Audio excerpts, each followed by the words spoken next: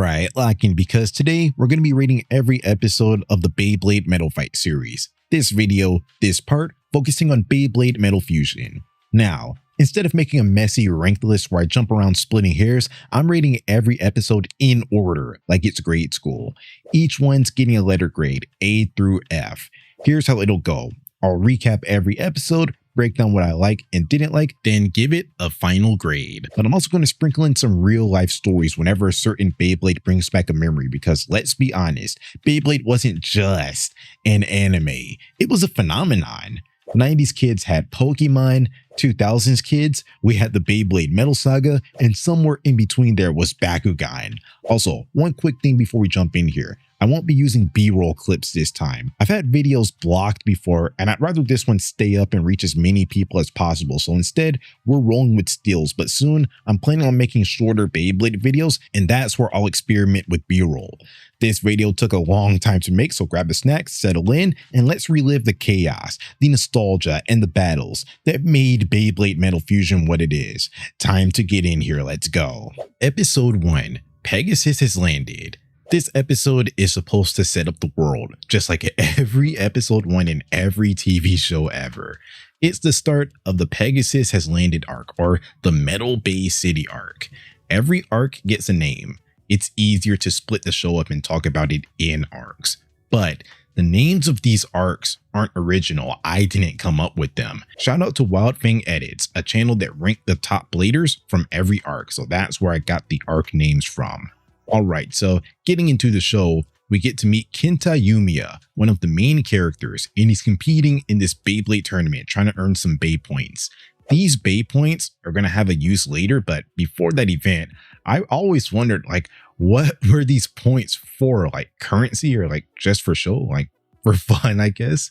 I don't know, but like, that is something that I always wondered. Anyways, simultaneously, the main character, Jinga Hagane, which after all of this time, I'm just now finding out that his name isn't Jinga, it's Ginga, but I'll just go with Jinga since like that's familiar, like that's what they decided to go with in the English dub, so like yeah. But yeah, while this was happening, Jinga enters the Metal Bay City and later on saves Kenta from Benkei Hanawa and the Face Hunters, which made the boss man upset, and that'll come into play later.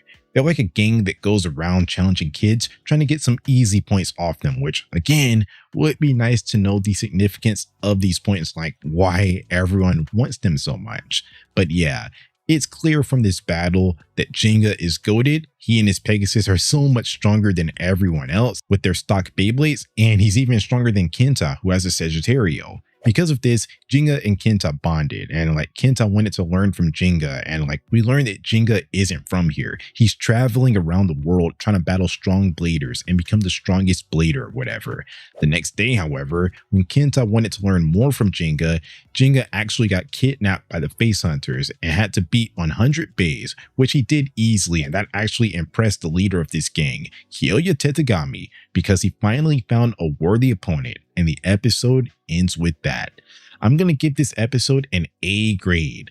I would say that the battles left a lot to be desired, but like that's understandable since we were following Kenta in this tournament with a bunch of like lower level bladers than Jinga and Kyoya. So like it's understandable why the battles outside of the 100 Bey battle were kind of lacking. But as a first like pilot episode, it's perfect. Like it's everything that I could have wanted. Obviously, more explanation of the Bey points would have been nice, but like it set up the world nicely, especially given the main characters like a Face Hunters group and Kyoya to go up against, like have a rival or antagonist to go up against in the future, just adding a sense of danger and intrigue to this world.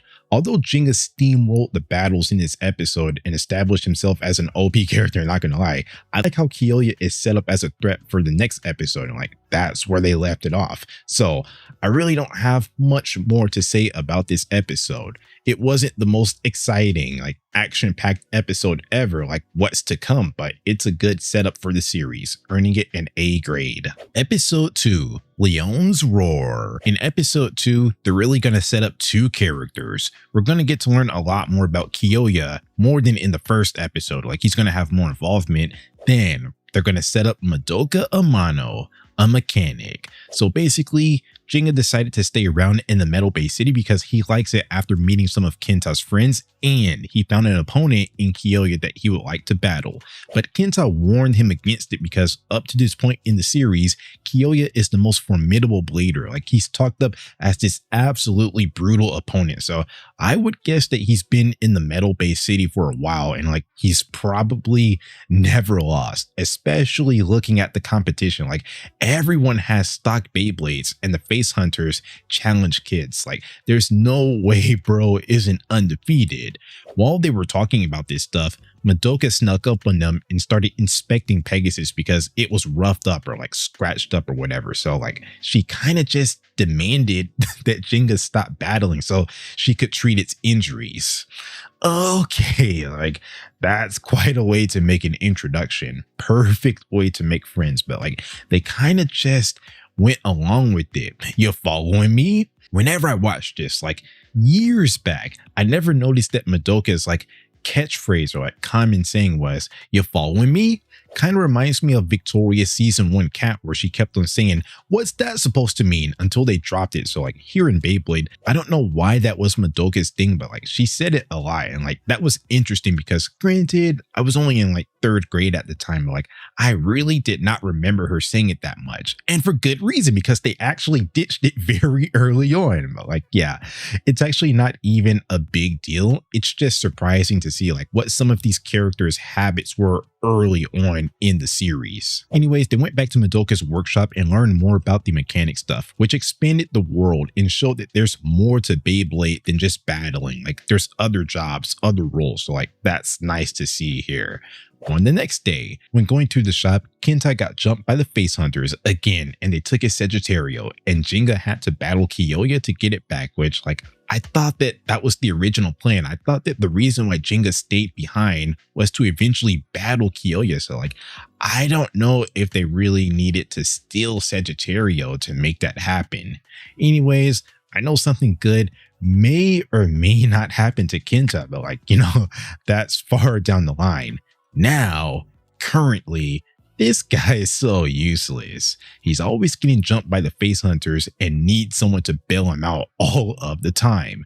This was problematic because Madoka wasn't finished with Pegasus, but like, they had to go anyways. When they got there, Jinga and Kyoya had a really interesting fight because it accomplished some things. It showcased a new type, a defense type, which came with a new strategy. And after being so dominant in episode 1, this is like the first time that like Jinga's meeting some resistance. He couldn't really attack Leon because it had good defense and they were up on a tower, so Kyoya could use the wind to his advantage and create an invisible wall around his Beyblade.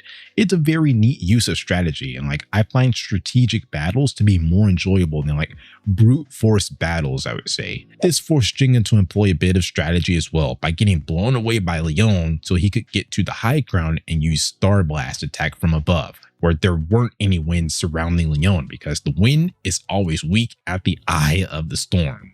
So they got Sagittario back and lived happily ever after. The trio became friends for life because of this experience. And then on the face hunter side, Kyoya was mad about the loss, but a mysterious figure, Doji, just asked if he wants to win against Jinga, setting up some intrigue for the next episode.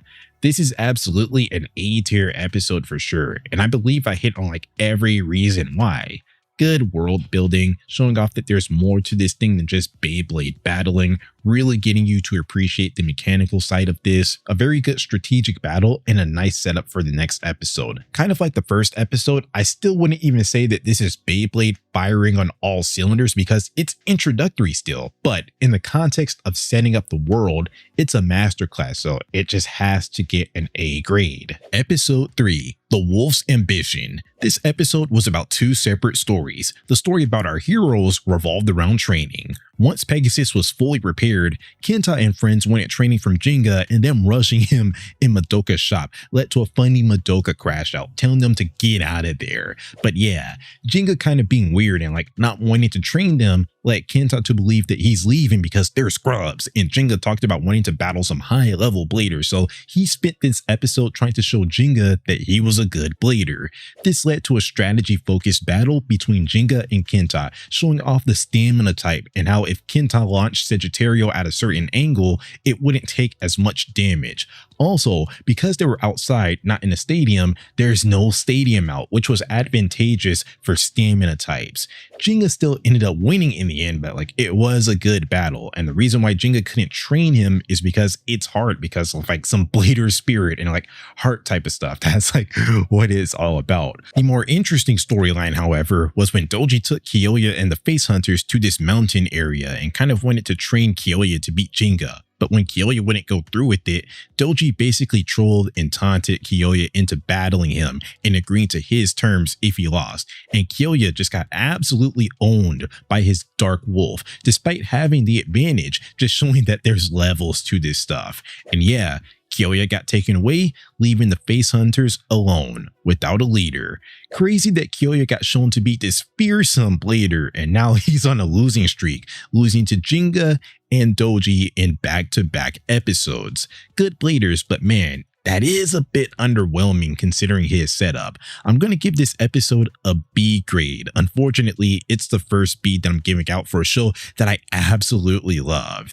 The Kyoya and Doji storyline was great. Like, that was such an amazing battle. It's just that I didn't really care for what was going on in the Metal Bay City, which was like very calm when compared to what Kyoya had going on. And like, it didn't really add that much value to this episode. Like, it was just Kenta freaking out over Jinga possibly leaving again, which already happened. That definitely weighed this episode down a bit, but like, it's still a B tier episode. Solid watch. Episode 4, Charge, Bull Power. This episode is basically all about the fallout of what happened in the previous episode. Kyoya got taken away to this training facility so he could get even stronger to beat Jinga. There's still a question of like, if Doji's so strong and has all of these facilities on his side, and like, why is he trying to train up someone else to beat Jinga? Especially since based on his power and like all of the battles that took place so far, I would say that the power rankings for people that have like actual Beyblades goes like Kenta in 4th, Kyoya in 3rd, Doji in 2nd, then Jinga in 1st. So it seems like Doji would have the best shot to beat Jinga, but like, he is a mysterious guy, so maybe there's a reason why he can't battle Jinga head on. So like, just have to watch the rest of the series, I guess. Anyways, because Kyoya got taken away, this made Benkei upset because Kyoya was like his best lad, and there was like this whole flashback showing their friendship and how originally it seemed like Benkei was the leader of the Face Hunters, but as he kept on getting beat so badly by Kyoya, he became a Stan basically after that. So in this episode, Doji gave him an actual Beyblade, a Dark Bull. Bull. It said if he could beat Jinga, he could get Kyoya back sooner. Like I said, the obsession with having someone else take out Jinga for him, like, bro's hiding something, definitely. Anyways, as Benkei tried to tame this raging bull, this new power, Jinga and friends were messing around. He was at this burger shop, and while he was messing around with that, Kenta and Madoka basically explained the Beyblade types and stuff like that. It's still the beginning of the series, and they haven't really touched on that much, so it's understandable why they're going over that stuff here. But like, yeah, that's all this segment was really for, just explaining the strengths of attack, defense, stamina, and balance types. Later on, Benkei challenged Jinga to a battle in which something that I noticed was that Jinga seemed way too overly positive about this battle, seeing as the Face Hunters had been a thorn in his side for 2 episodes, but like, I guess he just really likes battling. This kind-hearted nature got to Benkei and caused him to save Jinga from certain death, which Benkei didn't want to admit because Jinga's the enemy. He's the reason why Kyoya isn't there, but at this point in the story, he's showing signs that like he wants to change his life, basically. Anyways, Jinga won this battle because he's the main character, and the gang celebrated with some burgers. I'm gonna give this episode a B grade. It was really nice to get that Benkei and Kyoya backstory, considering that they're coming out of nowhere, really. Actually, like, everyone's coming out of nowhere. Everyone could use a backstory here and there, but like, it was nice to see that Benkei was like seemingly actually in charge before he met someone stronger, and that's how the relationship started, and that's how he became a fan. But I'm going to take off some points for part of this episode being an exposition dump of stuff that I already knew about.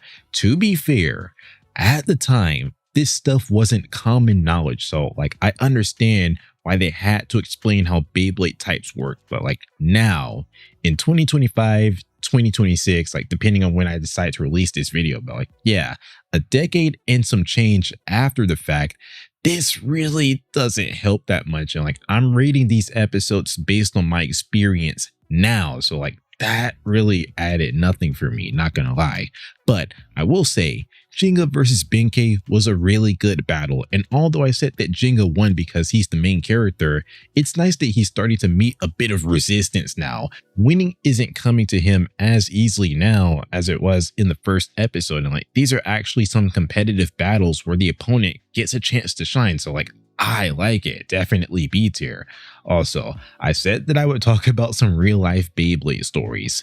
This one isn't really a story, it's more of a thing that just kind of like happened. But when I was in 3rd grade, like 2009, 2010 type of time, I would say that unlike the school that I attended the year following, everyone had Beyblades, and like Fridays were so fun because they would let us play outside, and one of the things that people would play with were Beyblades. Now, I'm mentioning this in the Dark Bull episode because there was this guy that had a Dark Bull. Like, I think he was a grade under me, I would say. So one day we were outside and we learned that he dropped his Dark Bull down a sewer grate. I say this is something that kind of like just happened because he wasn't necessarily one of my friends. So like, I didn't really have this big emotional attachment to the guy or anything, or like I didn't learn anything from it, but like, yeah, it was something that I remembered, and that probably had to hurt for him because he was really excited about that bull. Like, it was his favorite Beyblade, I believe, just by like looking at his usage of that Dark Bull and like the way that he talked about it. But yeah, like anyways, yeah, that's all I got. It's a B tier episode. Moving on. Episode 5, Vengeful Gasher. All right, so this episode is all about a small town scandal. So there's this guy, and his name is Tetsuya Watarigani, and he uses a Mad Gasher Beyblade, which, side note, when I was younger, I always wanted a Mad Gasher but could never find one. Now, I know that it and some other Beyblades in this season are light wheel plastic Beyblades, and they're like more so for collection. That's why, but like, man, all of them looked so cool, and it would have been nice to have like real deal functional Beyblades with those designs. Anyways, basically Tetsuya's thing is that he acts like a crab and plays unfair. I would say that he's worse than the face hunters. I think that they're somewhat on par, like they're both kidnapping people and forcing unfair battles, but the tactics that Tetsuya uses are even more cheap, and he's actually like breaking Beyblades. So this episode really revolves around him going into town, breaking people's Beyblades and such. Everyone's kind of weak, so the battles against like stock Beyblades like Osamu came easy. But when he had to battle the big boys in Kenta and Digya, he had to resort to underhanded tactics that only like a 5-year-old would fall for, like some "what's that over there" type stuff. And then when they looked away, he threw a pebble at Kenta's Sagittario. Tetsuya had such an elaborate plan because he took Madoka as a hostage and kept using her as leverage, like to get Digya out to that crab stadium and like saying if he lost, then he's never going to see Madoka again, like just making up all these rules, like the best out of 3 format and the crab stadium and the mud stadium, which made Kenta so mad. Like, that was so funny to see him crashing out like that, calling out his nonsense as Tetsuya just continued to troll. Technically, Digya takes his first loss here, which is noteworthy, but like I'm still waiting to see when he takes a real deal loss. At the very least, that was good because it added stakes to set up a winner take all round 3. Like, they're going to game 7 of the NBA finals here. In this match, I thought that the display of ideologies was interesting. Digya is all about the power of friendship, while Tetsuya is all about self-reliance. You see, in the past, after he took up for his best friend Ekison and faced Taraba for him, losing badly, Ekison ditched him, which started his descent into madness. The music here really makes the moment. I believe that it's called Crushing the Feet. Like, yeah, that's one of my favorites for sure. I feel like the show gives Digya this main character energy a lot, but I feel like in this situation, both of them are somewhat right. Of course, don't destroy people's Beyblades and such, but it's not necessarily a bad thing to be closed off like that and have like very little trust for friends, especially with what Tetsuya went through, where he risked everything for Ekison just for him to betray him. As a quiet, sort of like self-reliant guy myself, I like that they sort of found a way to get that off. Anyways, last episode, I said something about Benkei having a turning point. Well, he saved Madoka here, which allowed Digya to beat Tetsuya without the risk of never seeing her again. I like the turning point. Like, I like the continuation of Benkei's story. At the beginning, he was such a menacing guy, but like through his battle with Digya, he's finally turning a new leaf and like seeing the good in people, and like now he wants to play fair. I like it because it's some quick development, and now the big bad at the beginning of the story is now helping to save Digya, and they're rounding up a nice cast of characters here. I'm definitely going to give this episode an A grade. Episodes with a B plot aren't automatically bad or lesser, it's just that I didn't like what the previous two episodes had to offer that much. I'm not going to lie. However, this episode had a very focused story, and an interesting story at that. Like I said, small town scandal. I definitely felt the emotional weight of this situation when all of the kids were crying, and Osamu was crying when he got his Beyblade damaged. Like, that really made this feel serious. He might be a bad blader, but like I really felt bad for him when he was crying, because in this world, it's like your Beyblade is like comparable to like a pet or a family member or something. So like seeing that sadness from this innocent child really made me want to see Tetsuya lose. So they accomplished their goal there. It was also a good Kenta episode, wanting to stand up for his friends despite Digya saying don't challenge Tetsuya alone.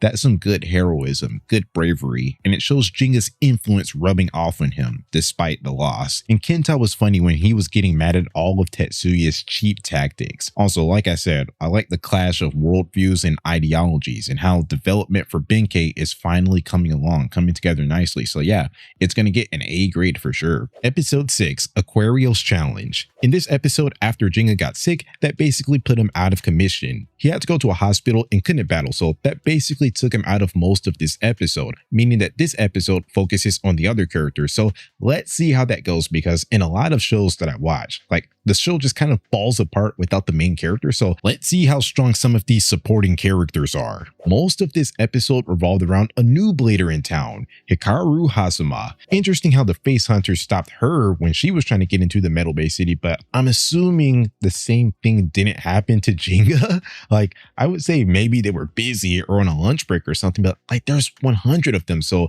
like no idea how they didn't catch Digya from the start. But like, I'll just go along with it. It's not that deep, just an observation. So after easily beating the face hunters generics with her storm or wind Aquario, like it's kind of like a Mad Gasher situation in that way, like different fusion world. But yeah, like after that, she talked about how she wanted to battle stronger opponents. So of course, Benkei knew of just the guy, Digya.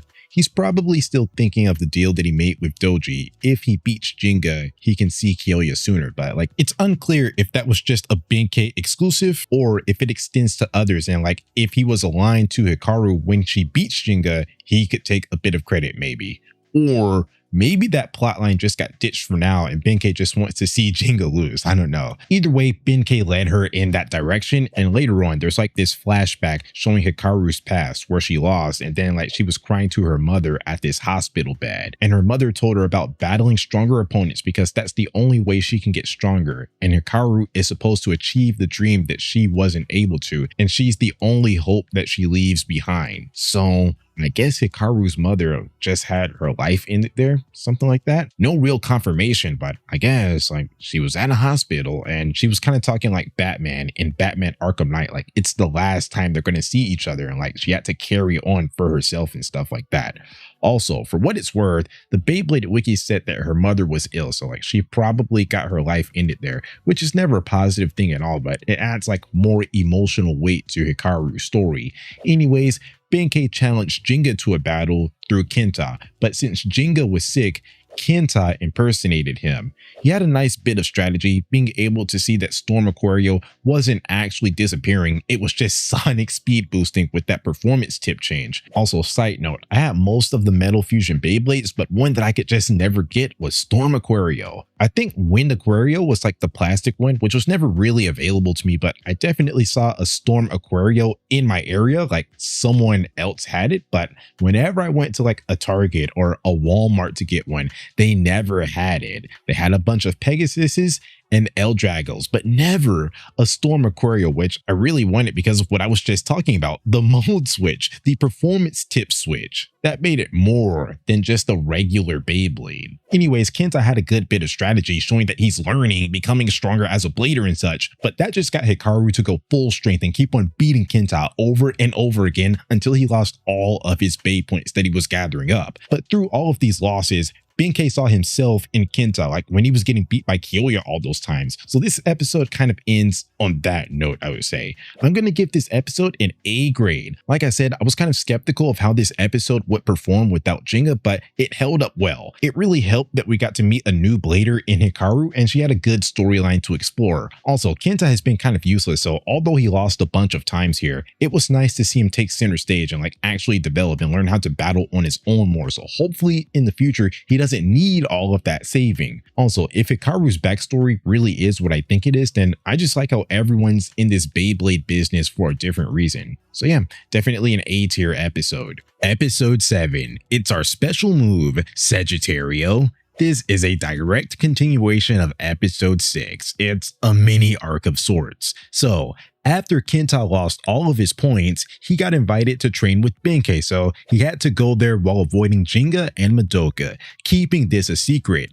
But he dropped his Bey pointer and they saw that he had no points left, so they knew that something was up. Kind of funny how this training was mostly physical, with Benkei just throwing Kenta around like, is this spinning tops or what? The training went well, however, Jinga and Madoka were watching, and more problematic for Kenta and Benkei, Tetsuya was watching, so he was able to mess things up.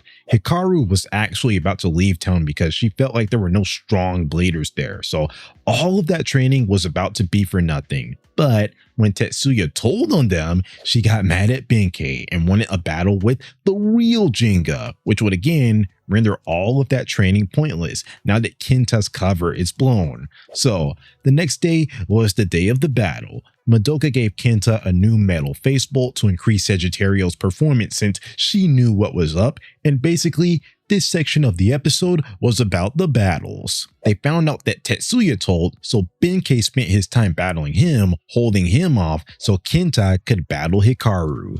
Then when Kenta got to Hikaru, he was able to defeat her with a new special move, Flame Claw. Let's go, my boy. He was able to develop this special move with his new face bolt and through his training with Benkei. So after all of that, they all lived happily ever after. Well, everyone except for Benkei. He got kicked out of the Face Hunters for hanging out with Kenta.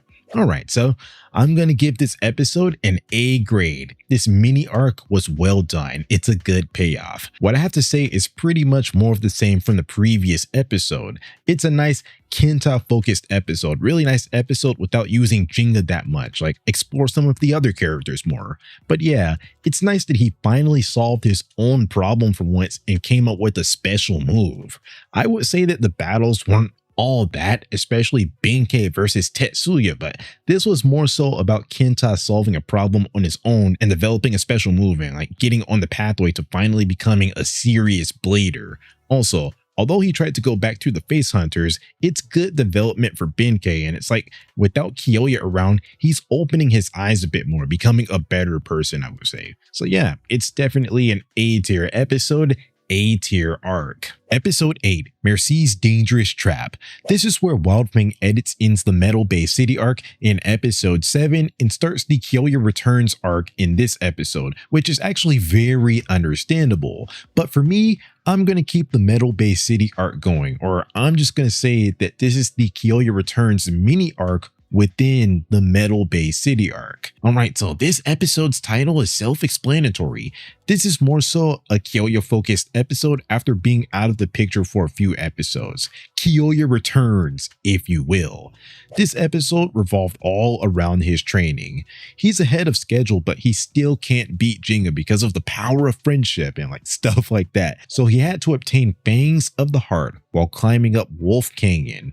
Also, Merci was sent to collect data on Digya and Pegasus. When Digya had to go to the bathroom, they kidnapped him basically and told him that he was on a game show, like he had to compete in all of these challenges, but really they were just collecting data on him and his Pegasus. Also, continuing the storyline of Benkei getting kicked out of the Face Hunters, he's basically joined the group here. He joined the good guys. I'm gonna give this episode a C grade. It's alright, but it wasn't really all that action-packed, I'm not gonna lie. There were no real stakes on Digya's end, like it was just a boring battle simulation. However, for Kyoya, it was nice to see that moment when he conquered Wolf Canyon, showing that he's determined and ready for anything. But yeah, there's not a ton to say about this episode. It's a slower episode. It's a less eventful episode. It's not like there's an interesting battle or a new character introduction or anything, not counting Merci. So like, while it's definitely not a filler episode, it is important, but like it's not the most exciting episode ever, which is why it has to get a C grade. Episode 9, Leon's Counterattack. This episode was mainly about the return of Kyoya, like that's what got the most focus. You see, he returned and disbanded the Face Hunters because now he's so strong that he doesn't need a gang. That training with Doji and Wolf Canyon taught him a lot and made him a much better blader.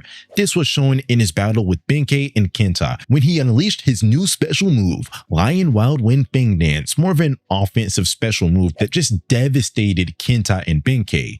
Good that he's finally winning battles after having that tough guy act at the beginning, like not really living up to it until this point. He beat Krabby Tetsuya at the beginning when he was trying to take over the Face Hunters, and he beat Kenta and Benkei. And not only is it clear that Leon is stronger, but Kyoya just turned into a complete savage while he was gone. He was trying to destroy Beyblades and show absolutely no mercy. He doesn't even consider Benkei a friend anymore.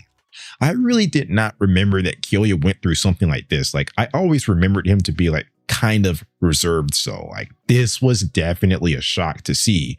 Then on the Digya side of things, he finally got to battle with Hikaru, despite Hikaru thinking that she wasn't worthy and needed to beat Kenta first before battling Digya. I'm gonna give this episode a C. It's a fine episode, but the problem is that they focused on the Kyoya plot like a lot. Understandably so, because like he has the episode title, Leon has the episode title, like it's his big return. But honestly, I didn't really enjoy seeing Benkei and Kenta basically just get dominated. They padded it out, but like this was really an annihilation that probably didn't need to go on that long. Meanwhile, a battle that sounded more interesting on paper, Digya versus Hikaru, got the short end when I think that it had the potential to be a much better battle than what was shown. And like I kind of wish that the screen time was swapped between those two battles, or maybe just like an even split. Also, she wasn't on my radar going into this rewatch because like I know that she doesn't play the biggest role in terms of battling in later seasons, but right now I am starting to like Hikaru. I like her closed off nature and like struggle with finding worth, I would say. Like that's so relatable and I like that. Although they didn't get the A plot in this episode, she's still having a decently sized role in these past few episodes. Dubs for Hikaru, like what a surprise. Never thought I would become a Hikaru fan. But yeah, C tier episode. This stuff could have been over with quickly, but it was kind of like drawn out and like kind of boring, which took away from a potentially interesting battle. So C is a good grade. Episode 10, Heated Battle, Digya versus Kyoya. After Kenta brought Benkei back in bad condition and told Digya about Kyoya going off the rails, this episode was about one thing and one thing only. It was about Digya versus Kyoya, and Digya trying to stop the rampage, stop this wild Kyoya, and show him that the power of friendship matters, you know? So that's what this whole episode was really about, a battle. It was an intense battle, sort of like a mini boss in the grand scheme of things, or like the final boss fight for the Metal Bay City arc. Kyoya really pushed Jinga to the brink. He had counters for everything, like when Jinga thought that he could just beat the Lion Gale Force wall the same way, but like, nah. Special move. Lion Wild Wind Fang Dance. Not enough for you? Well, guess what? New special move. King Lion Tearing Blast. Pegasus was even losing feathers and like almost stopped spinning. Like he was on the ropes. Closest that he's ever gotten to like a legitimate defeat because Kyoya put in that work and had counters for like everything. But main character is gonna main character. His friend showed up and like he talked to Kyoya about the power of friendship and how Kyoya was never alone because he had Leon and he was hurting him. So Jinga unleashed his new special move, Meteor Shower Attack, and won the battle while teaching Kyoya about the power of friendship and getting him out of that deranged state. This episode ended with Doji congratulating Jinga, to which Jinga knew of him, meaning that there was possibly a reason why Doji didn't want to take Jinga on himself, because he knew him and something probably happened in their past, maybe. Like, we don't know at this point in the season. But before any of that could get expanded on, the episode just ends, and that's the cliffhanger. This episode is definitely gonna get an A. I love that the story is pretty focused, like no side plots, and the whole episode is basically a battle, an entertaining one at that. Not necessarily like for Jinga, he was getting owned for most of this battle, but it was nice to see like just how strong Kyoya had gotten. And like I said, it felt like a final boss fight for this arc. Another thing that made it feel like a climactic conclusion to this arc is that everyone was there. Madoka and Kenta, of course, Kenta's friends in Osamu, Takashi and Akira, Benkei, Hikaru, Tetsuya, like some face hunters and more, like friend, foe, whatever. Everyone that we met throughout this arc was at this battle, rooting for Jinga to stop the rampage and save Kyoya. It was just so cool to see all of this stuff like finally materializing, and everyone that Jinga met along the way and like crossed paths with actually getting to play somewhat of a role in this battle, even though they didn't physically battle, like they were still there to support.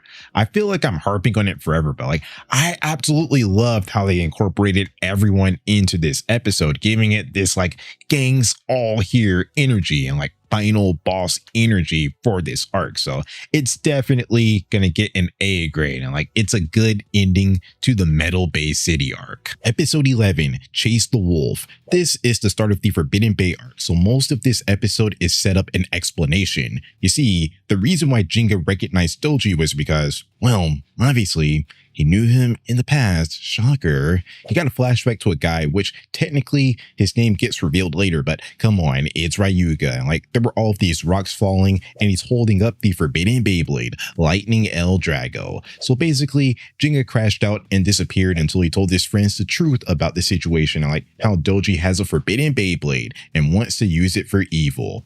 All while this was happening, Kyoya was listening in on their conversation and just disappeared after Madoka, Benkei, and Kenta got him right, got him to a hospital, like got him some snacks and fixed up Leon. This really could have been a turning point for Kyoya after snapping out of that deranged state and finding friendship and such. Like the good guys finally being nice to him, but he ditched them. So they spent some time looking for Kyoya, looking for clues as to where the Dark Nebula was, until this mysterious guy Kyoya just showed up in the night and gave them some vague directions, which they were eventually able to use to pinpoint the location of the fortress. Jinga, Kenta, and Benkei were getting overpowered by the defenses until Kyoya came in out of nowhere, and like they all used their special moves to bust down the door. And it was a race against time because earlier they were working on Ryuga and like talking about data and stuff and like trying to unleash the power of the Forbidden Beyblade, El Drago. So that's what they were up against, and the episode ended after they ran in the fortress. I'm gonna give this episode a B. The ending really saved it from being something like a C tier episode. I love the ending, Kyoya finally joining the gang. He says it's just because there's like unfinished business with him and Doji trying to be like Shadow the Hedgehog, but nah, he's part of the gang, at least for now, like at least for this arc. They're all friends, so like that's nice to see that the Jinga crew and the former face hunters are all on the same side for now. Also, it was cool to see everyone combine their special moves to break down the door. That's like some Grand Theft Auto 5, like Option C type stuff. But outside of that, this episode was kind of somber and boring. Most of it was set up in exposition dumping, and like there wasn't really much action until they went to the fortress. I guess no action unless I'm counting Doji versus Kyoya, but like that was over with quickly. Like that wasn't even a real fight. Also, me and Kyoya just can't catch a break. He has so many losses for being such a tough guy, but like that loss was somewhat understandable because like he was just coming off of an intense battle with Jenga. But yeah, it's a B tier episode. The ending saved it from being like kind of boring, kind of mid, not gonna lie. Episode 12, Infiltrate the Dark Nebula's Castle. This episode is continuing on, trying to stop the Forbidden Bay from being used by the Dark Nebula. It's an infiltration mission, Splinter Cell type stuff, Metal Gear Solid type stuff. So, in the last episode, they opened the door, and in this episode, it's a race to get to the top level of the castle before Ryuga awakens, which was a failure. I'm gonna give this episode an A. I thought that I wasn't gonna like this episode because it's another episode that has Merci in it, and the last time it had a big role, it was just Jenga competing in these uninteresting challenges to obtain some data. And while this episode was somewhat similar because it was a challenge gauntlet, at least the stakes were higher because like they were infiltrating a base. Also, they incorporated some real battles in there, like Kyoya versus Dan Soto and Reiki Soto, and Jenga versus Doji. Also, like I said in the previous episode, the team up aspect was nice, everyone having each other's backs, helping them defeat the obstacles, like Kenta and Benkei staying behind to fight, and then Kyoya staying behind to fight really enforces that camaraderie. And like, yeah, everyone had some importance in this episode, with Madoka hacking into the security like it was like a virtual Beyblade battle or something. Also, I like the strategy of Kyoya and Leon creating his own air current to use his special move to beat Dan and Reiki, just showing how far he's come as a blader and how the Dark Nebula training actually helped him become better. Also, maybe this could be another video, but Jenga was sort of offered to like join the Dark Nebula, like team up with them. So I kind of wonder what that could have looked like, because Jenga and Ryuga on the same team, that's Shaq and Kobe level dominance. If he joined the Dark Nebula, they'd be like the 2017 Warriors, but like, nah, because if that happened, there'd be no story to tell. Like, there'd be no Beyblade Metal Fusion because like they need some opposition. So as corny as his power of friendship type stuff is, it is necessary to have a series. But yeah, like I said, wasn't expecting to like this one, but it gets an A grade. Episode 13, El Drago Awakens. In this episode, it's basically just one long fight, Jenga versus Ryuga. But it's not like it was a competitive battle or anything, despite the battle being so long and drawn out, which is like nice when the focus is kept on the Beyblades, but like this was a very unentertaining, one-sided affair. Basically, Jenga's Pegasus couldn't make a dent in El Drago because this is the first time that like everyone's encountering a left rotating Beyblade that steals the power of right rotating Beyblades. Doji said there's only one left rotating Beyblade in the world. That'll be interesting to note. Obviously, at the time, they probably didn't know that they were going to make more left rotating Beyblades. But like, yeah, if he thinks that, he's in for something. That's what I'll say. But yeah, he's just so overpowered. This is like the first time that Pegasus' special move failed. Ryuga started talking down on Jenga's father. And like, by the way that he was talking about Jenga's father, that kind of implies that he's not alive anymore. Like, that made Jenga mad, and like by crashing out like that, it made everyone, especially Kenta, feel uneasy because he's going up against everything that he taught them, especially when Jenga beat Kyoya when Kyoya was in a similar state. Also, by continuing to attack El Drago, he's giving it more power, speeding up the awakening process. Jenga's finished off with a dark move, Dragon Emperor Soaring Bite Strike, handing Jenga his first legitimate loss very decisively, showing that he's not on top of the world. And as Ryuga and Doji were leaving, they talked about moving forward with the preparations for Battle Bladers, which it's not explained in this episode, but we're gonna find out in a few. And the episode ends with Jenga crying, apologizing to his father for helping Ryuga. I'm gonna give this episode a C. I guess this episode is nice for explaining the power of Beyblades. Like, I know that Doji had this big explanation of how like powerful they were, talking about how they can change the course of rivers and like beat armies and such. Like, that's good lore, W lore, but most of this episode was spent on an uninteresting one-sided battle. Now, I understand why it had to be one-sided: to establish the big bad, to knock Jenga down a peg, show that he's nowhere near the best and that he has a long way to go. which is going to set up like the next 30 or so episodes. That's actually very understandable, but it doesn't make it entertaining, especially to end the arc. The ending of the Metal Bay City arc was happy, with all of Jinga's friends and foes coming together, supporting Jinga, like Jinga winning the battle. That was fun. While the ending of the Forbidden Bay arc sees Jinga get destroyed, which doesn't mean that it doesn't work. It doesn't mean that it's bad. It's just not as entertaining as what came before. So yeah, that's why it's going to get a C grade. Also, I have a recommendation. So I didn't watch this series subbed. I watched it dubbed because I barely know any Japanese, and like it would be a lot to juggle reading the subtitles and like keeping up with the action and taking down notes simultaneously. But after watching the whole series, I went back to some episodes because like in anime, I always hear how subbed is better than dubbed, and like I just wanted to see like how or like why, like what makes it special. Way later on in the series, I'm going to talk about a moment that was kind of ruined by the dubbed version, but in this episode, I just thought that something that was interesting is that in the English dub, Ryuga sounds so crazy, but in the original Japanese version, he sounds kind of chill, like kind of reserved. I haven't decided which one I like more because like that was only one episode, but man, that was interesting to learn that like there was a different vision or style for Ryuga in the Japanese version, and like I would definitely recommend checking that out. Also, one last thing relating to dubbing. I am just now finding out that the English dub was done by Canadians, Nelvana, and somehow I never put it together that these voices sounded so familiar until now.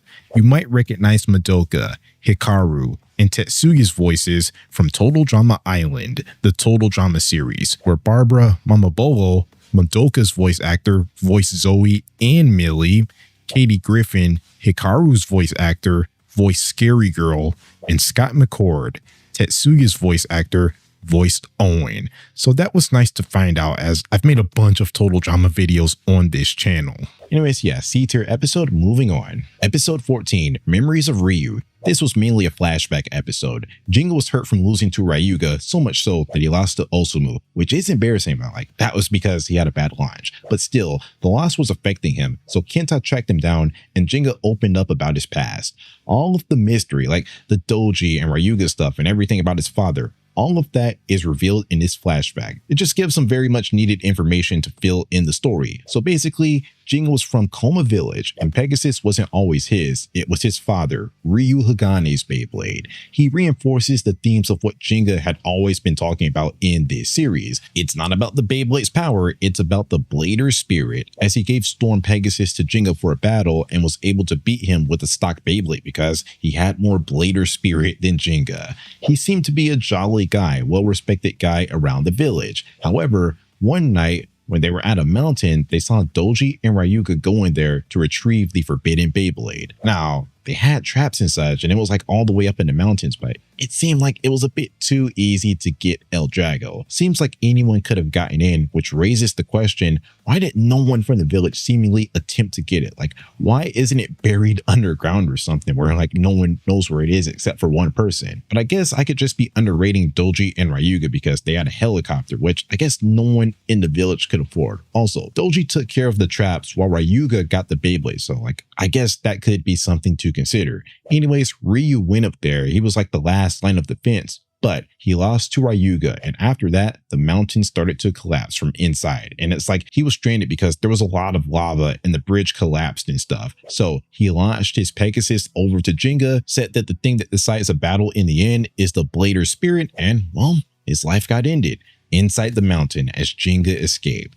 Very tragic backstory, but he got that off his chest. He told Kenta. They promised to battle the next day, and the episode ended with Jinga still sad and saying, "Sorry, Kenta," as he left ominously. I'm going to give this episode a B grade, which is like the highest grade that I've given any flashback episode and stuff that I've talked about and reviewed. I usually don't like them because I'm more interested in the present situation. Like, don't take me back to the past. But here, it's very much needed to tell the story that they've been trying to tell for like the past 4 or so episodes. I've got to say, they told the story well and left no questions unanswered. I lean towards liking the more action-oriented episodes. This one didn't really have enough action for me, but it is a very necessary episode in all of this, and one of the first times I actually liked a flashback episode. And it explains why Jinga even wants to battle strong bladers in the first place, why he's on this mission to avenge his father and defeat El Drago. So I've got to give it a B grade. It's a strong episode and it makes sense of everything. Episode 15, The Mysterious Hyoma. This episode is very much about what the title says it's about. You see, it's basically a Jenga-less episode. Remember how ominous the ending of the previous episode was? Well, that's because Jenga was always planning to leave and go to Coma Village, so he basically just had a few lines as he traveled to Coma Village in this episode. Then, when Kyoya, Benkei, Kenta, and Madoka found out, they followed him to Coma Village, or at least they tried their best to. No one really knew where it was.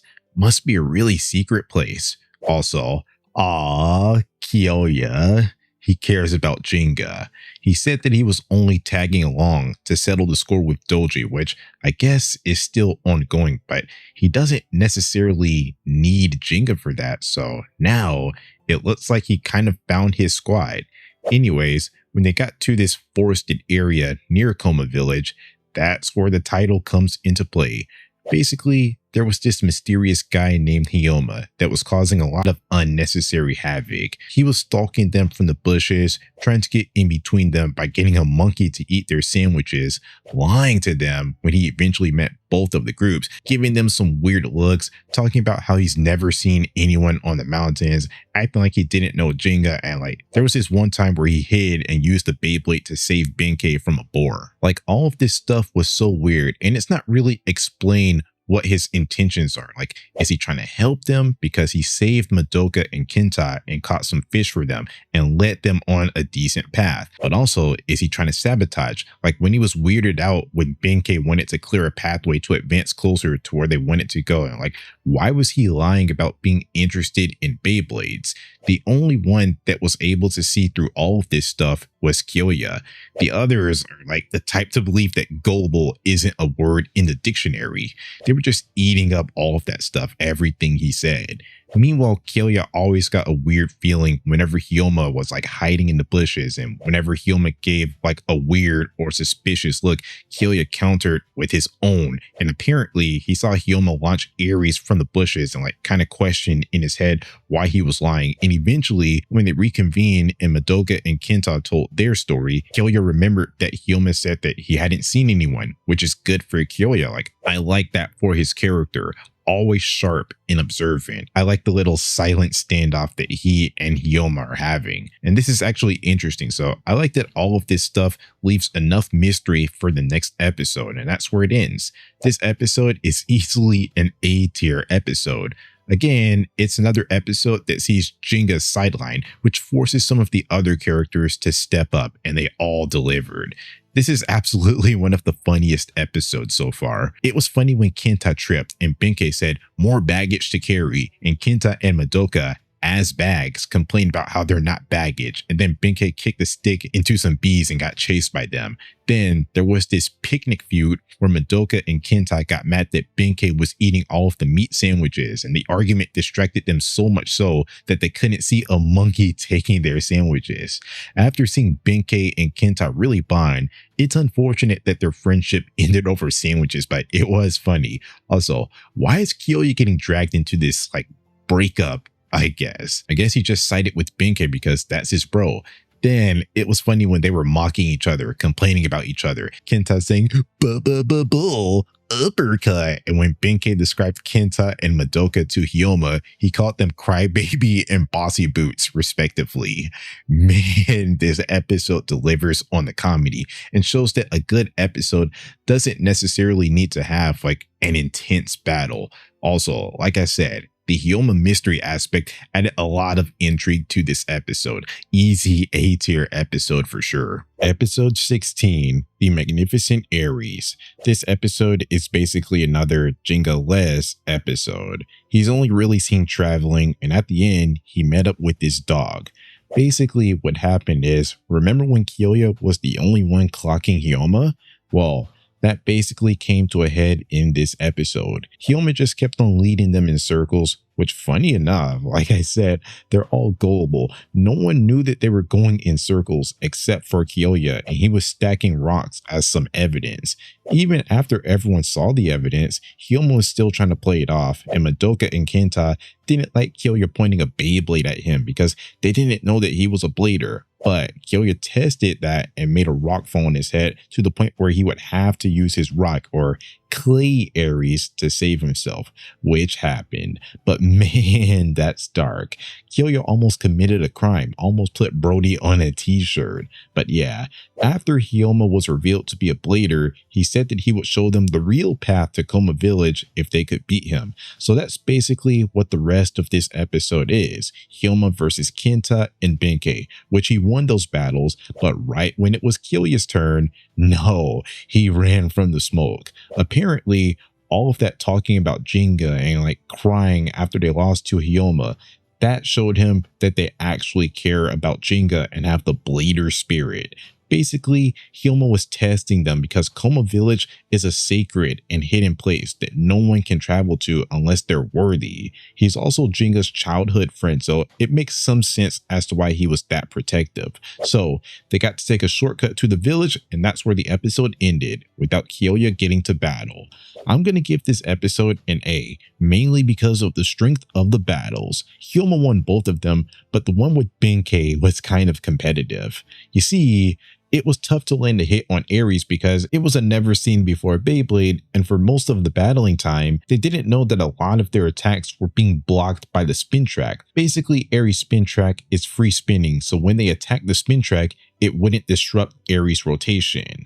Man, as a kid, I thought that was so cool. I had a Rock Aries Beyblade, and although it wasn't this frequent thing, there were times where like it would be at a certain angle and a Beyblade would hit its spin track and like, you know, you would sort of see the spin track stop a bit. Like it didn't necessarily have the power to move Beyblades to the other side like in the anime, but that was cool to see when it happened. Also, I was able to like pick it up sometimes by the spin track, so that made Rock Aries such a cool Beyblade. That spin track and the horn throw destruction special move caused a lot of trouble for everyone.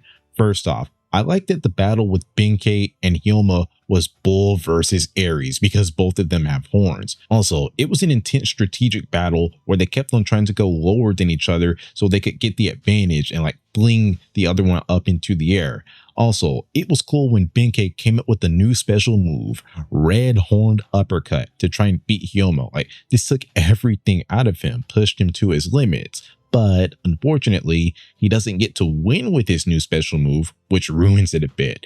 But I understand why they had to let Hyoma win these battles here.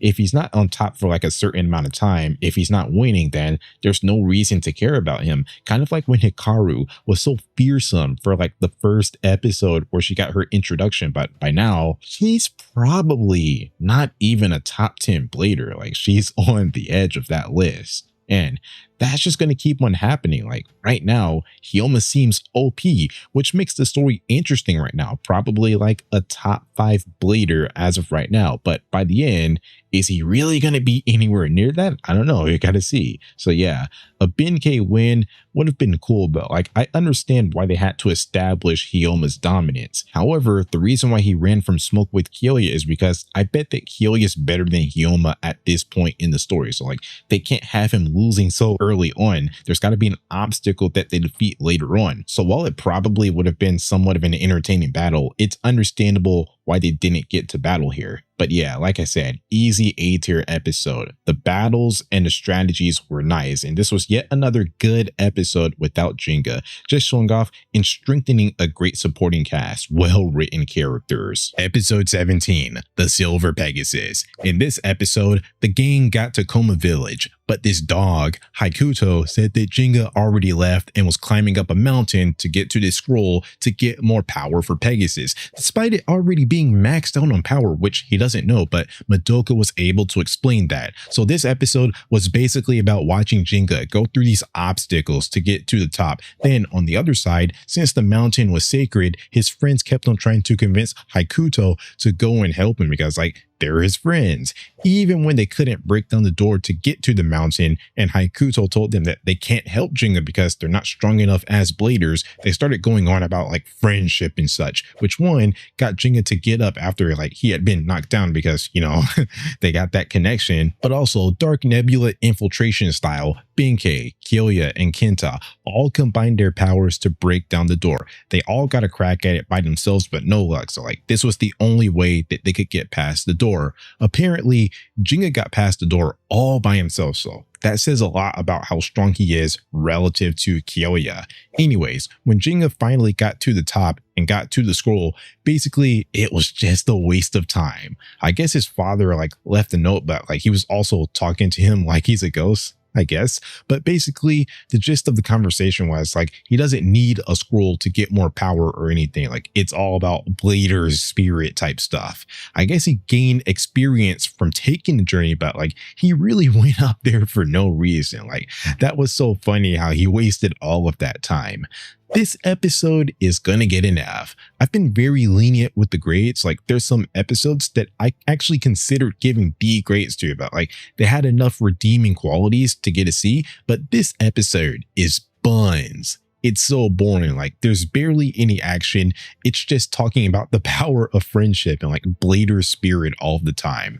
I wouldn't say that it's a filler episode. It's definitely very much necessary, as they met Haikuto and finally got to Koma Village. And I believe that Digya was supposed to gain experience, learn a lesson from that journey. But man, I'm just talking about this episode from the perspective of a third grade me in 2009 or 2010.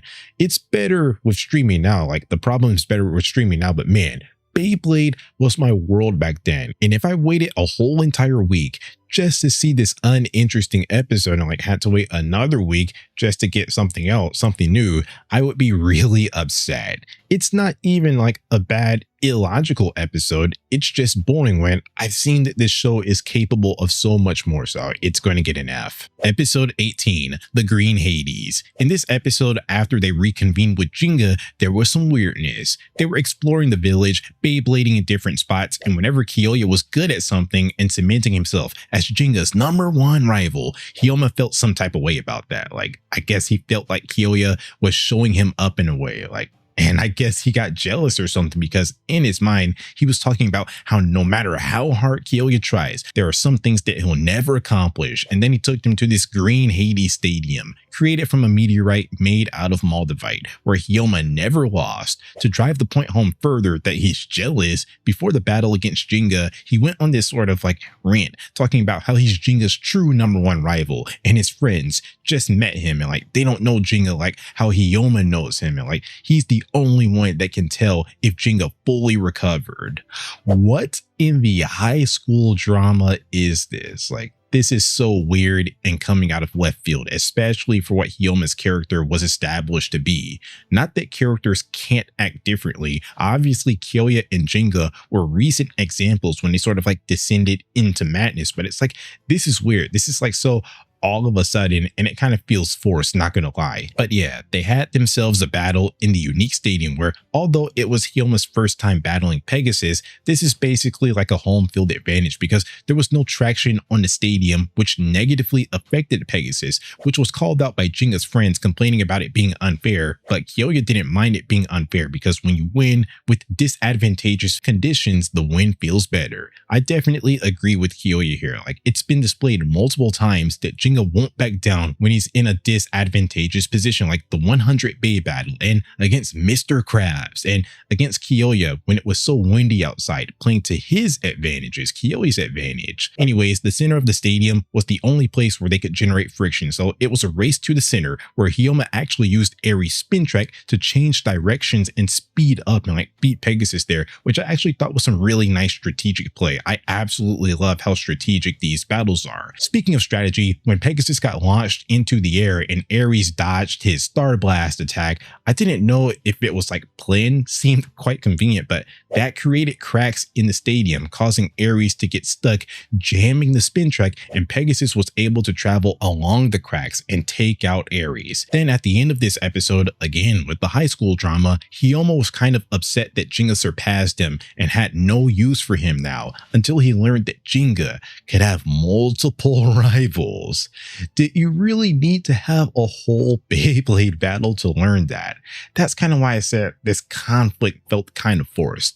I don't have a better answer, but yeah, that's just kind of weird. I'm gonna give this episode a B. It's a cool episode. It wasn't the craziest episode ever because the conflict felt weird and the battle was all right. Wasn't the craziest battle ever, but like, yeah, I definitely like the strategy used in the battles, and overall, the episode was all right. Definitely more action-packed than the abomination that was the last episode, and it was good to see Hyoma finally get beat after going on an ego trip, so yeah. B-tier episode. Episode 19, Conquer the Tag Team Battle. It's kind of the last episode of the Coma Village arc, even though it doesn't take place in Coma Village at all, like they just got back.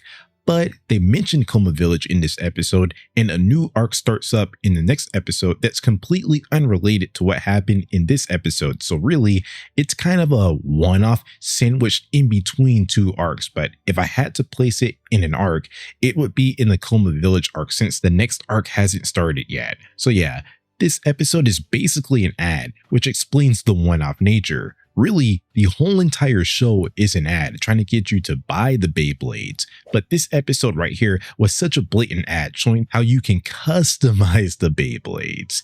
You see, when Madoka was cleaning up the Beyblades, something was wrong with Bull, so she switched out its lower half with Sagittarius' lower half, and at first Kenta and Benkei were confused, but when they finally learned about what happened, they liked it and just got obsessed with changing parts. There was a lot of explanation from Madoka, Benkei, and Kenta about how part changes work and what their advantages were. Like, yeah, I'm not even saying it's a bad thing that this was basically a 20-minute ad, but it was kind of funny how blatant it was and like how disconnected this episode feels. So anyways, Kenta and Benkei got into this tag team battle tournament where they were dominating until their parts fell in the water. But kind of undermining the purpose of this episode, Jinga inspired them to get back out there because it's not about the parts that you use, it's about skill and those two special words, Blader Spirit, you know? So yeah, instead of the part switching aspect, Kenta and Benkei embraced the tag team aspect to win. Like, yeah, that's basically all. I'm gonna give this episode an A. It was a fun episode. It's kind of cool to look at where Kenta and Benkei are now at this point in the series.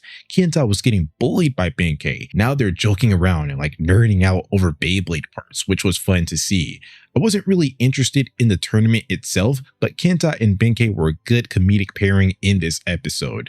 It wasn't the most story relevant and adventurous episode, but it was funny. Like, I had a good time watching it, and it brought back some memories from when I used to customize some of my Beyblades. So yeah, nice episode. It was a nice cool down, unserious episode after the intensity of the Forbidden Bay arc and parts of the Coma Village arc. So yeah, fun episode. It deserves an A. Episode 20. Begin the survival battle.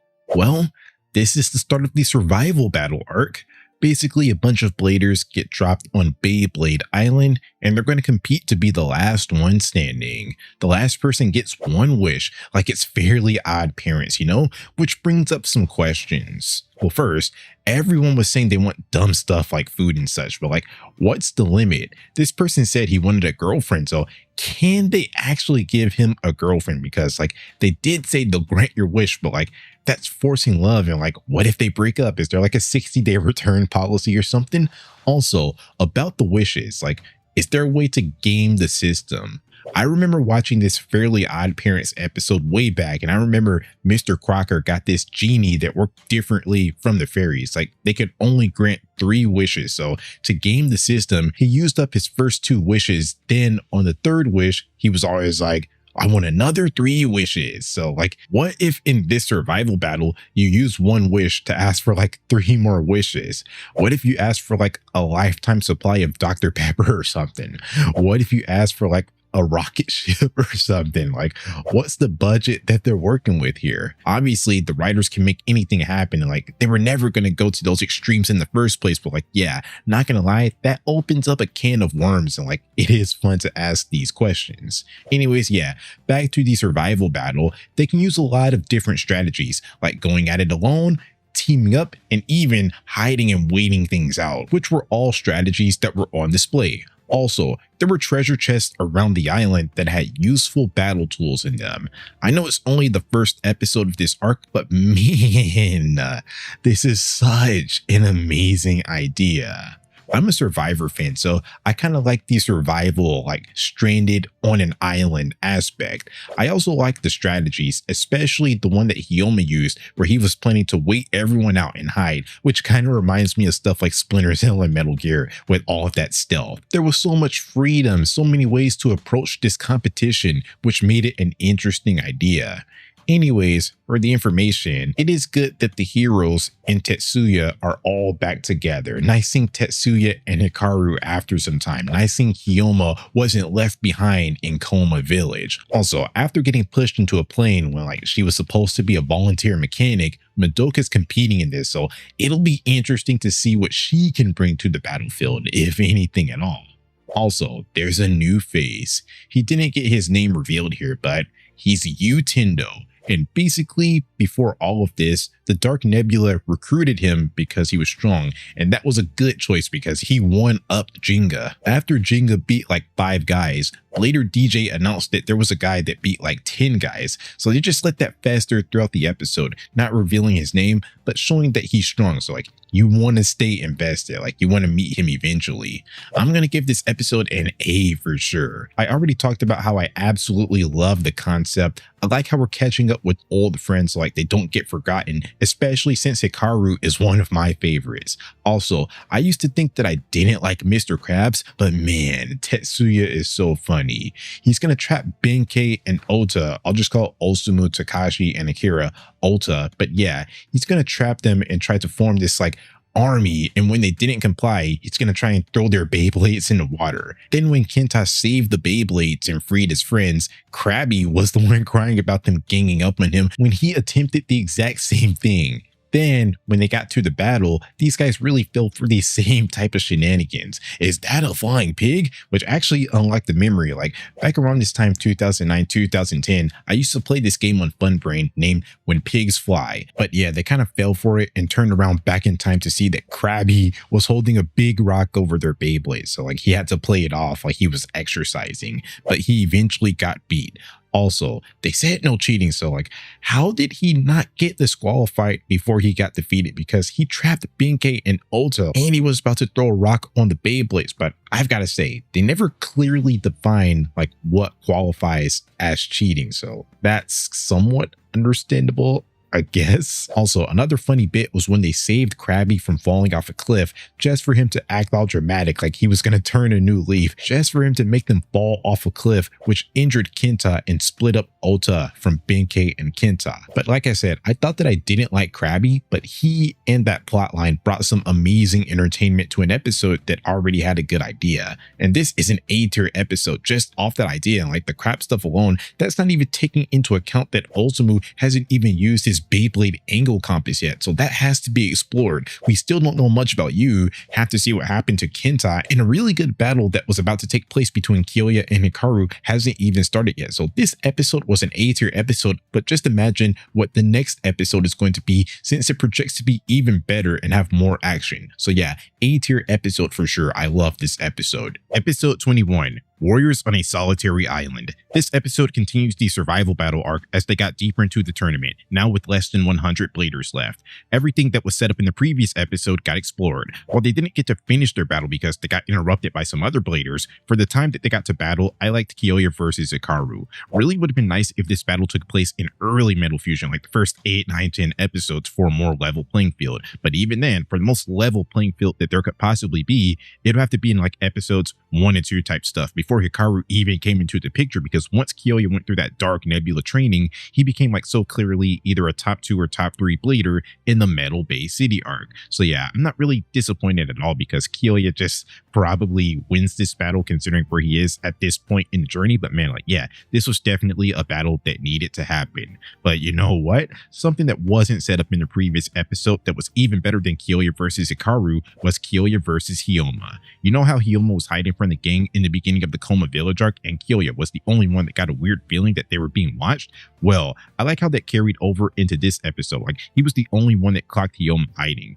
good thing that he got him out of there because this battle was really nice. I say the tag team tournament like customization episode is part of the Coma Village arc, but really it's kind of like a bridge episode between the two arcs because the customization that was shown off in that episode was shown off here in the survival battle as Hyoma switched to a semi-flat performance tip to help him better traverse the terrain. However, that ended up playing a part in how he lost as he didn't have enough defensive capabilities to stand up to Kyoya's final attack, which was funny because Kyoya started breaking down his hiding spots and Hyoma thought that he got Leon right where he wanted him, just for his Ares to be surrounded by tornadoes, and like he looked shocked, which is so funny because he was looking right at Ares right in front of him, so like how did he miss that? But yeah, we finally got the battle that we were waiting for when Hyoma ran from the smoke, and the reason why is because he most likely would have lost. Like I said, can't have Hyoma losing at that point in the story back there. But yeah, it was really nice how Jenga's two rivals walked away from this battle developing a respectful rivalry of their own, which is nice that there's interesting stuff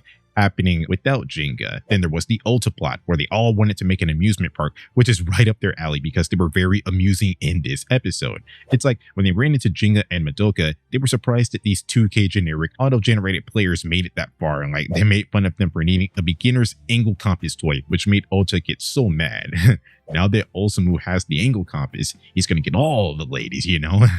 There wasn't much interesting to explore with that, but it definitely led to some good entertainment. Like this arc is so funny with characters like Mr. Krabs, Ulta, Kenji and Benben. Like they're all giving some good entertainment. Speaking of Kenji and Benben, this is where we finally get to like actually meet Yu, and he didn't want to battle them at first because Kenta was injured, so he took them to a medical tent, and then that's where we learned that Yu and Kenta are alike because they're both little kids and have flame fusion will stamina types. Yu has a flame Libra. You know, back when I used to have Beyblades, I always considered Libra to be a better Beyblade, but I just couldn't stand the fact that I could never find a Sagittarial, so most of my analysis was based on like YouTube videos to like have that opinion of Libra being better than Sagittarial. But yeah, the Eternal Sharp performance tip is better. Like it functions similarly to Ares' Eternal Defense spin track, but stylistically, I just like Sagittarial's claws better. I just felt like it was a more unique feature. That's why I wanted it more than Libra. Anyways, Yu was going to carry Kenji and Benben to the finals until Hikaru challenged them to a 4-way every person for themselves type of battle, which I'm all for. I definitely wish that the battle like would have been longer, but there was some good stuff in there. I like that Hikaru sort of got a 1-up on Kenta after Kenta figured out her special move all those episodes ago, showing that she's been putting in some work. But they were all quickly dominated by Libra's Antlion Trap into Inferno Blast combination, which they didn't say that Yu won. Like they ended the episode off on a cliffhanger, but come on now. So yeah, this is definitely an A-tier episode for everything that I just explained. The 4-way battle was probably the weakest part of the episode, then I'd probably put Hikaru versus Kyoya in third in front of that, but the Ulta storyline and Kyoya versus Hyoma were the absolute highlights of this episode. There was nothing bad about this episode, so it's going to get an A grade. Episode 22, The Fearsome Libra.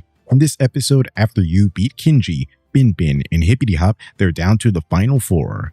Yu, Jingi, Yo-Yo, and I don't know what you would call Madoka. Like, I guess Madoki? But yeah, like they get to battle in this big stadium and everyone was watching them, which is nice that they didn't like all just go home or whatever. Like they all stayed to watch the grand event, you know? They want to see these guys get the daylight beat out of them by Madoka. But yeah, like it starts out with Kyoya underestimating this kid, but he got really frustrated when Yu was taunting him and like calling him Yo-Yo and saying that if he beat Jenga, then Kyoya can't face him. And of course that got Kyoya amped up to battle because that's his #1 rival. Like that's his #1 goal, to beat Jenga. So they all launched their Beyblades out except for Madoka. But yeah, like this battle was really kind of like 2 separate 1v1s. Like not technically, but these battles were kind of focused. Anyways, through these battles, we get to learn more about Libra, like how the Eternal Sharp performance tip prevents it from scraping on the ground a lot, and like it's able to recover, giving it an insane ability to just like survive, you know?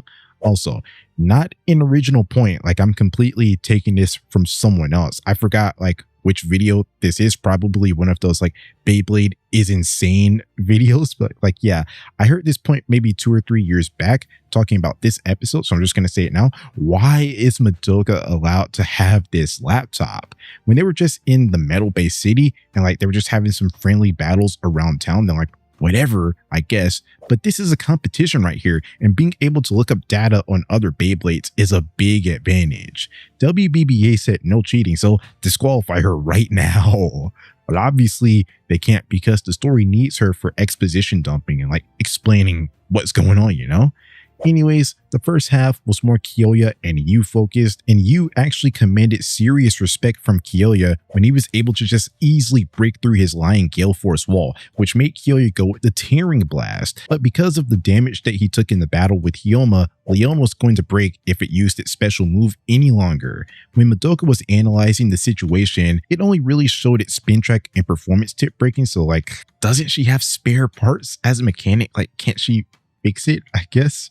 Or is Leon just like a special Beyblade, like it won't respond to other parts? That's why they need to save it. Like, I'm just wondering. Anyways, because of this, Madoka, the greatest blader ever, had to launch her Beyblade into the Tearing Blast and stop it, which I've got to say, wow, Kyoya has to be frustrated. He got 2 of his special moves broken through in the same battle, and his best special move got broken through by a mechanic that doesn't even Beyblade for real. That's tough, not gonna lie. But it's like, yeah, that got him to finally realize how dire the situation was, so unfortunately, he had to forfeit the competition, which was unsatisfying. I know we're gonna get Yu versus Kyoya later, like, you know, later on in the series, not this season, but like, man, I feel like Kyoya did everything right. He dominated, and his friends even talked about how he could get his special move off faster. No guarantee that he wins this tournament. Like, what if the Tearing Blast wasn't strong enough for Inferno Blast? But man, it feels like Kyoya got robbed here in a very winnable tournament. Like, yeah, this would have been really nice for him to win, not gonna lie. His resume isn't all that amazing, taking multiple losses in like the weakest arc of the show, especially very early on. So winning here would have been big for him, but that just wasn't in the cards, and it gives some validity to Hyoma's strategy of just like avoiding a lot of those battles, I would say. Kyoya's loss set up Jinga versus Yu, which is what I guess everyone was waiting for. He could either get a rematch with Kyoya or try to take down the new big bad, which are both good options. Anyways, Jinga and Yu were evenly matched until Yu used his Inferno Blast, and I've got to say, it's so funny how when Jinga used his special move, they were playing that Jinga theme song, the Pegasus theme song, and everyone thought that he won, just for Pegasus to get blown out of the stadium. Oh my gosh, that was so funny. Like, whenever you hear that music, you know you're in trouble, unless your name is Yu. It was a discouraging loss, but at least for some optimism, Pegasus left Libra wobbling some, which doesn't matter if it's an automatic stadium out or like sleep out when touching the Inferno Blast, but it is good to know, like it is something at least. Anyways, the episode ends with Yu proposing Battle Bladers as his wish, and the episode ends there. So just imagine, like back in 2009, 2010, you had to wait like a whole week to see what they were talking about, which is smart, but man, what a cliffhanger. But yeah, I'm gonna give this episode a B. I didn't find the battle or the episode to be quite as exciting as what came before, but it's still good. I liked how they showed off just how far that Kyoya has come. Like, he's gotten stronger for sure. Also, Madoka entering the battle was interesting. Never before seen aspect, making me wonder, like, how's that gonna work? Like, she has good aim. Maybe she should try real Beyblading sometimes. And I would say the overall battles against Libra, they were fine battles, like good enough. So this episode is going to get a B. Good episode, good arc. Episode 23, The Road to the Battle Bladers. It's the beginning of the Road to Battle Bladers arc. So basically, you proposed this Battle Bladers idea, which is a tournament between the strongest bladers in Japan, and to qualify, you need 50k Bay points. So look at that. The Bay points that were basically used for nothing in the Metal Bay City arc finally have a use. Everyone was basically rocking with this idea until Doji showed up and revealed Yu to be part of the Dark Nebula organization. And with Doji wanting to sponsor and manage the tournament rather than having the WBBA take full control and having Ryuga show up, it was clear that this tournament was only a way for El Drago to gain more power. Madoka complained about it, but the Road to Battle Bladers was already in action and tournaments were already set up. So the main four, Jinga, Kyoya, Kenta, and Benkei just had to find some positives in this situation and talk about how they're going to train hard to beat each other in this tournament because Jinga and Kyoya are rivals.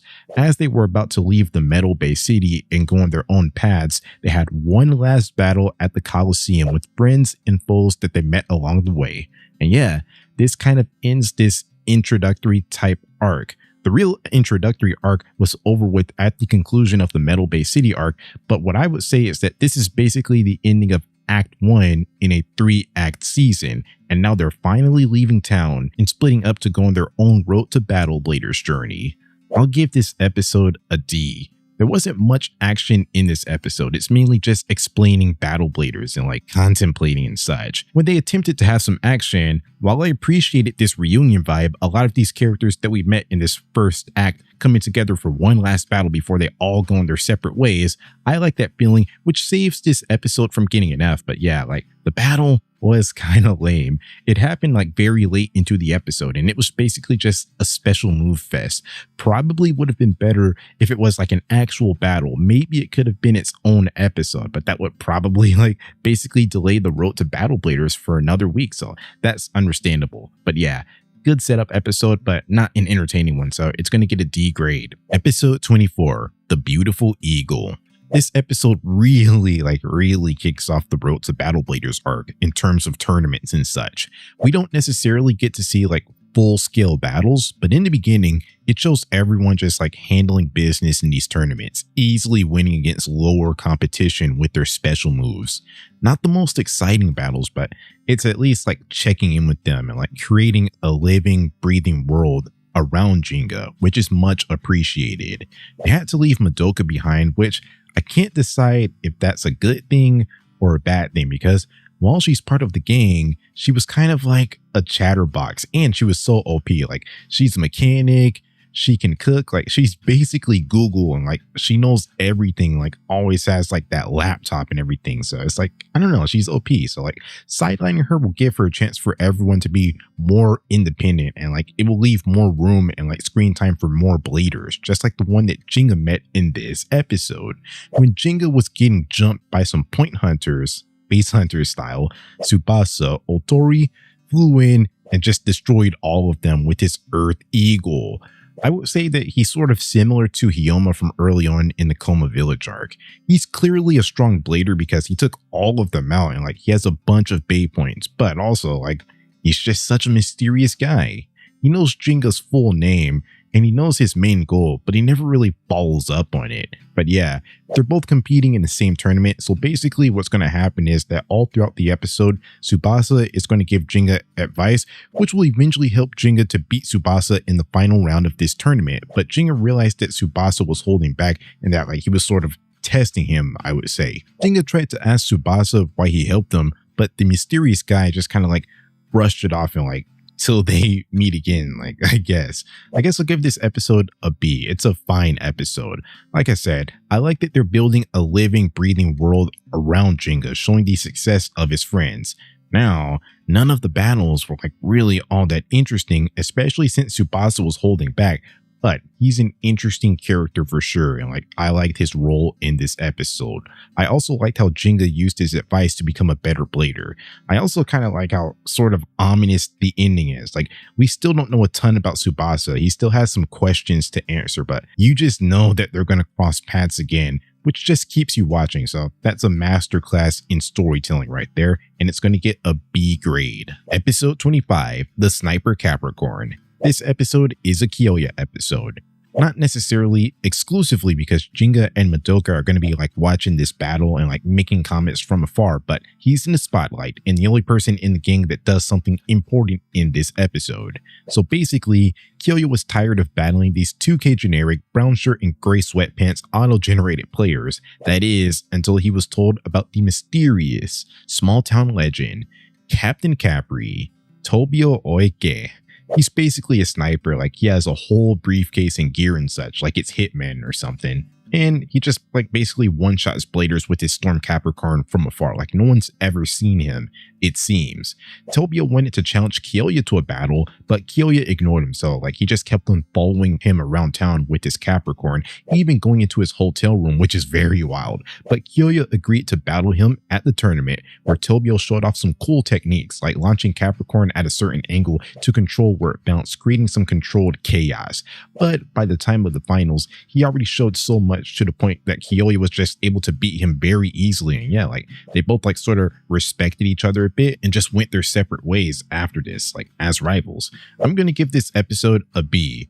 It's actually kind of like mid, but it gets points for creativity. It's basically a full episode without Jinga, only really focusing on Kyoya, which is nice to see because he's an interesting character, a strong blader, and like that deserves to be explored. He deserves to be explored. Also nice that the road to battle bladers isn't all happening off screen for the others, and like we get to see some of their journey, this being a full episode. I absolutely love that. However, it kind of fell a bit flat because Tobio was a weak opponent. Speaking of weak, when I used to play with Beyblades, Storm Capricorn was one of the first Beyblades that my brother and I got. First, we got a stadium, the Super Vortex battle set that included like special versions or like different colored versions of Pegasus and El Drago. Then I forgot like if we got it with the stadium or like we just went and got more Beyblades shortly after, like separately. But we did get a 2-pack which contains Storm Capricorn and Rock Gasher, which isn't an anime Beyblade, that Rock Gasher. I got the Rock Gasher and my brother got the Storm Capricorn. It's the Walmart version of Rock Leon versus Storm Pegasus. But yeah, Storm Capricorn was so garbage, especially since our stadium had walls. So like there was really no stadium balance, I would say. Both of the molds were kind of bad, and it kind of just bounced around until it got taken down, which was very easy because sure, attack types have low stamina, but this thing could like barely stay up. Like the only viable way to win would be stadium mounts, which we just didn't have access to. But yeah, that's just a memory. Getting back to the episode, Tobio just didn't provide that much of a challenge for Kyoya. So although Tobio's strategy was definitely interesting, like at the end of the day, he lost very decisively, and his battle with Kyoya like wasn't all that. I absolutely love the idea of a solo Kyoya episode and like him going out there and making his own rivals, which is why I'd lean towards giving it more than a C because of that concept alone, but the battle wasn't entertaining, so it can't get anything higher than a B. Episode 26, Tsubasa Flies into the Dark. It's yet another Jinga-less episode where he's just looking on. I always have to really mention that because I must say I'm just absolutely shocked at how good this show is at developing the supporting cast. A lot of shows that I watch just pick like a main character to just go with, even if it's an ensemble cast, but man, this show is special. I love how they're dedicating full episodes to see the journeys of others. Anyways, this episode was about the mysterious Tsubasa. You see, after winning this tournament and beating Kumasuke Kumade, a Dark Nebula member, he wanted to join the Dark Nebula for some reason. So Doji did all of this research on him and couldn't find much until at night, Tsubasa showed up at his headquarters and asked for a job. Basically, that's what happened, which Doji denied, so Tsubasa had to explain that someone could potentially disrupt his plans, and it's always good to have strong bladers on his side. So that interested Doji, and he tested Tsubasa. First, against the Kumade brothers, Kumasuke, Kumata, and Kumaji, and their Rock Orso Beyblades, which he defeated easily. Then he was matched up with Yu, eager to battle because Yu was going to have to wait a long time before he could battle again. However, this battle didn't go well for him because Tsubasa kept on calling him a little boy and had counters for like everything in his arsenal. His eagle could fly or glide over the sand that Libra created, and he was able to break through Libra's Inferno Blast and force a tie, although he revealed that he was not using his true power yet. That's a scary thought because if he tied with Yu, and Yu is only one of 2 bladers to beat Jinga in a legit battle, not really counting Mr. Krabs and Osamu, but yeah, then that means that right now, Tsubasa is a top 3 blader in the series, and apparently he was holding back. He didn't tell Yu, but he said that he was testing Jinga just like he was testing Yu, and he'll battle them for real someday. Because Tsubasa performed really well in this battle, Doji gave him the job and the episode ended there. I'll give this episode a B grade.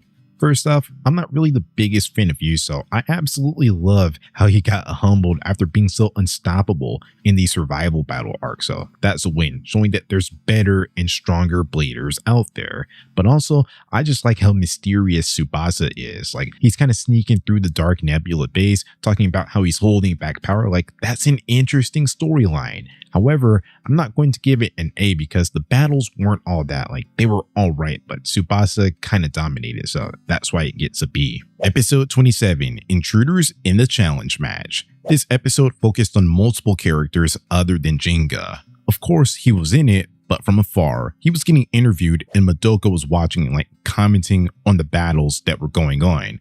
Later, DJ actually had a larger presence in this episode, commentating and announcing for the battles.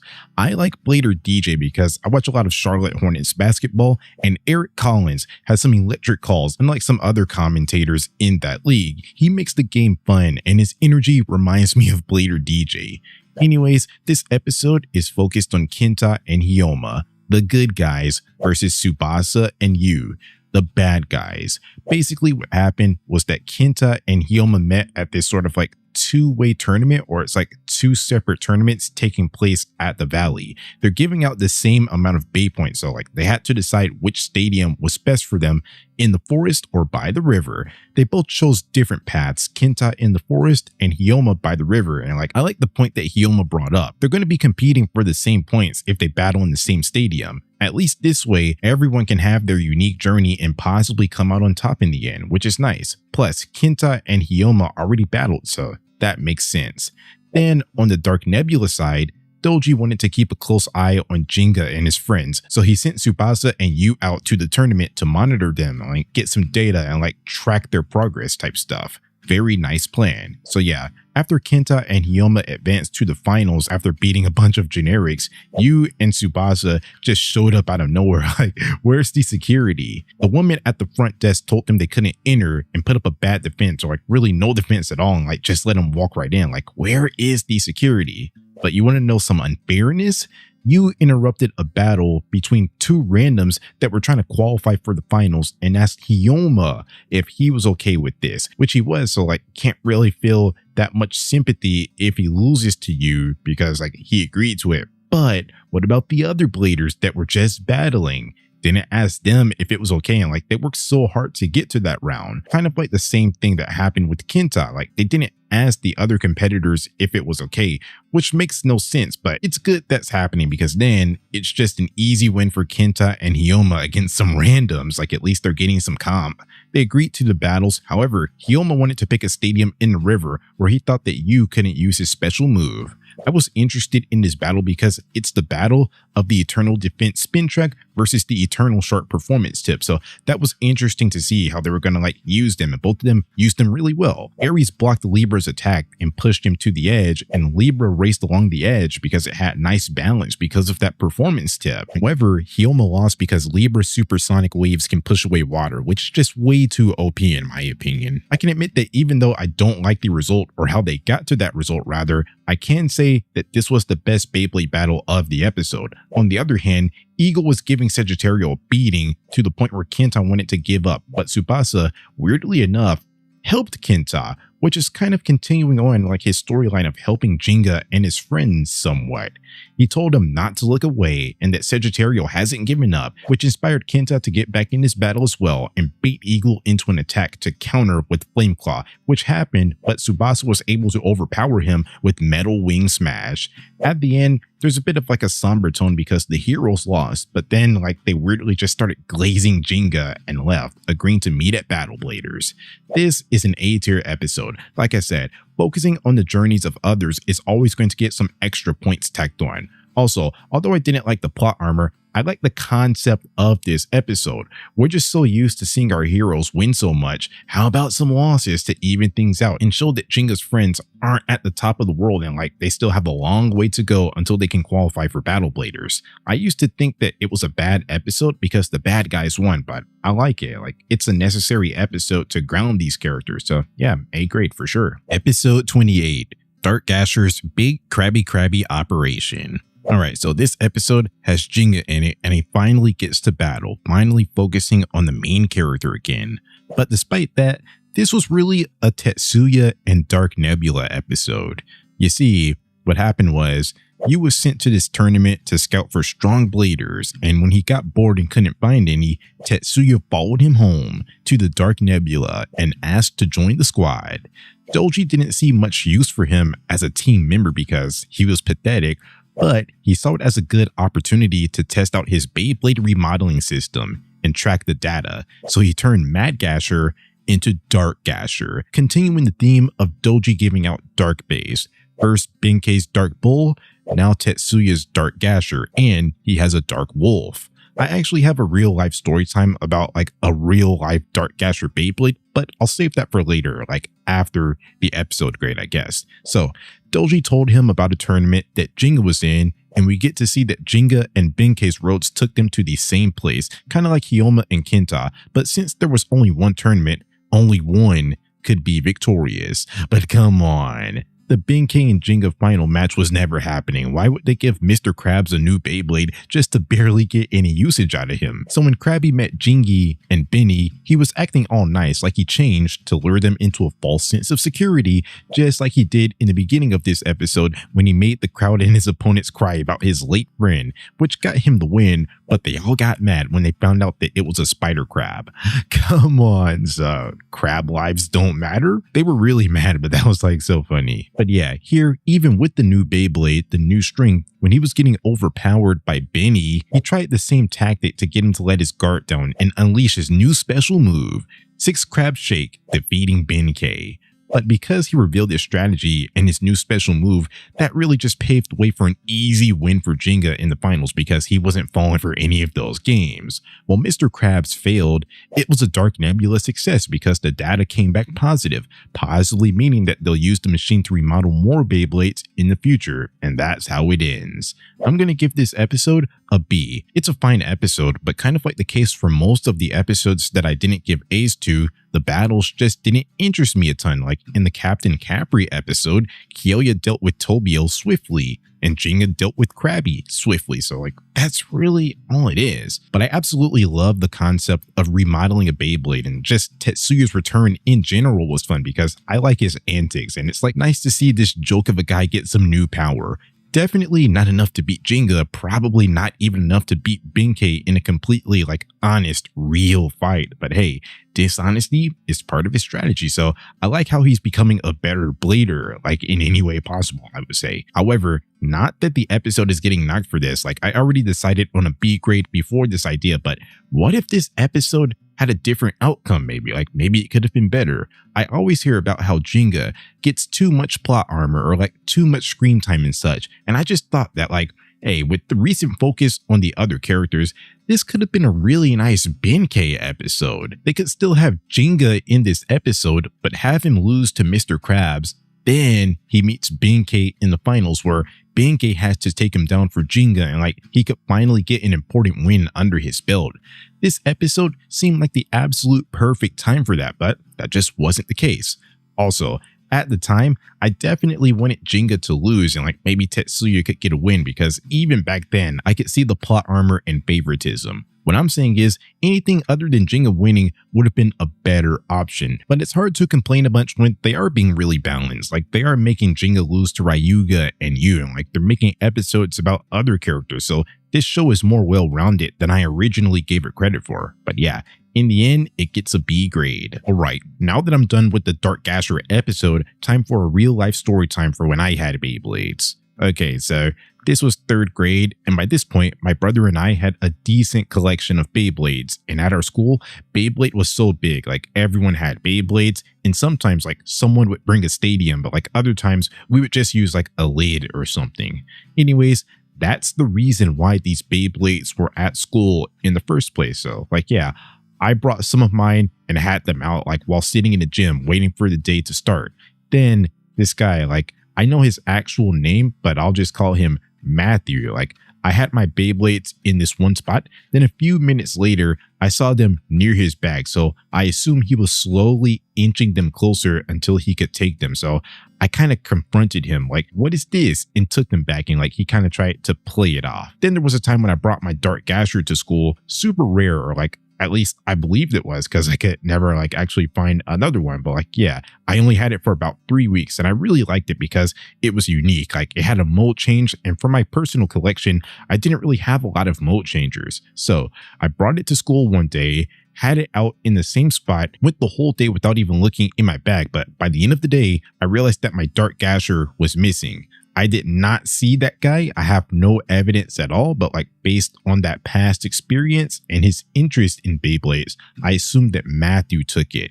So it was a tricky situation because I don't know if Beyblades were necessarily banned at the school. Like, why would everyone bring them if they were banned? But I think it was kind of like heavily discouraged or like not seen as legit, making the process tricky because if I complain, they could probably just shut me down by saying you're not supposed to have it anyways, and like they're not responsible for it. I ended up reporting it, and like we had to go to the principal's office and he said that he didn't have it. So like that was that.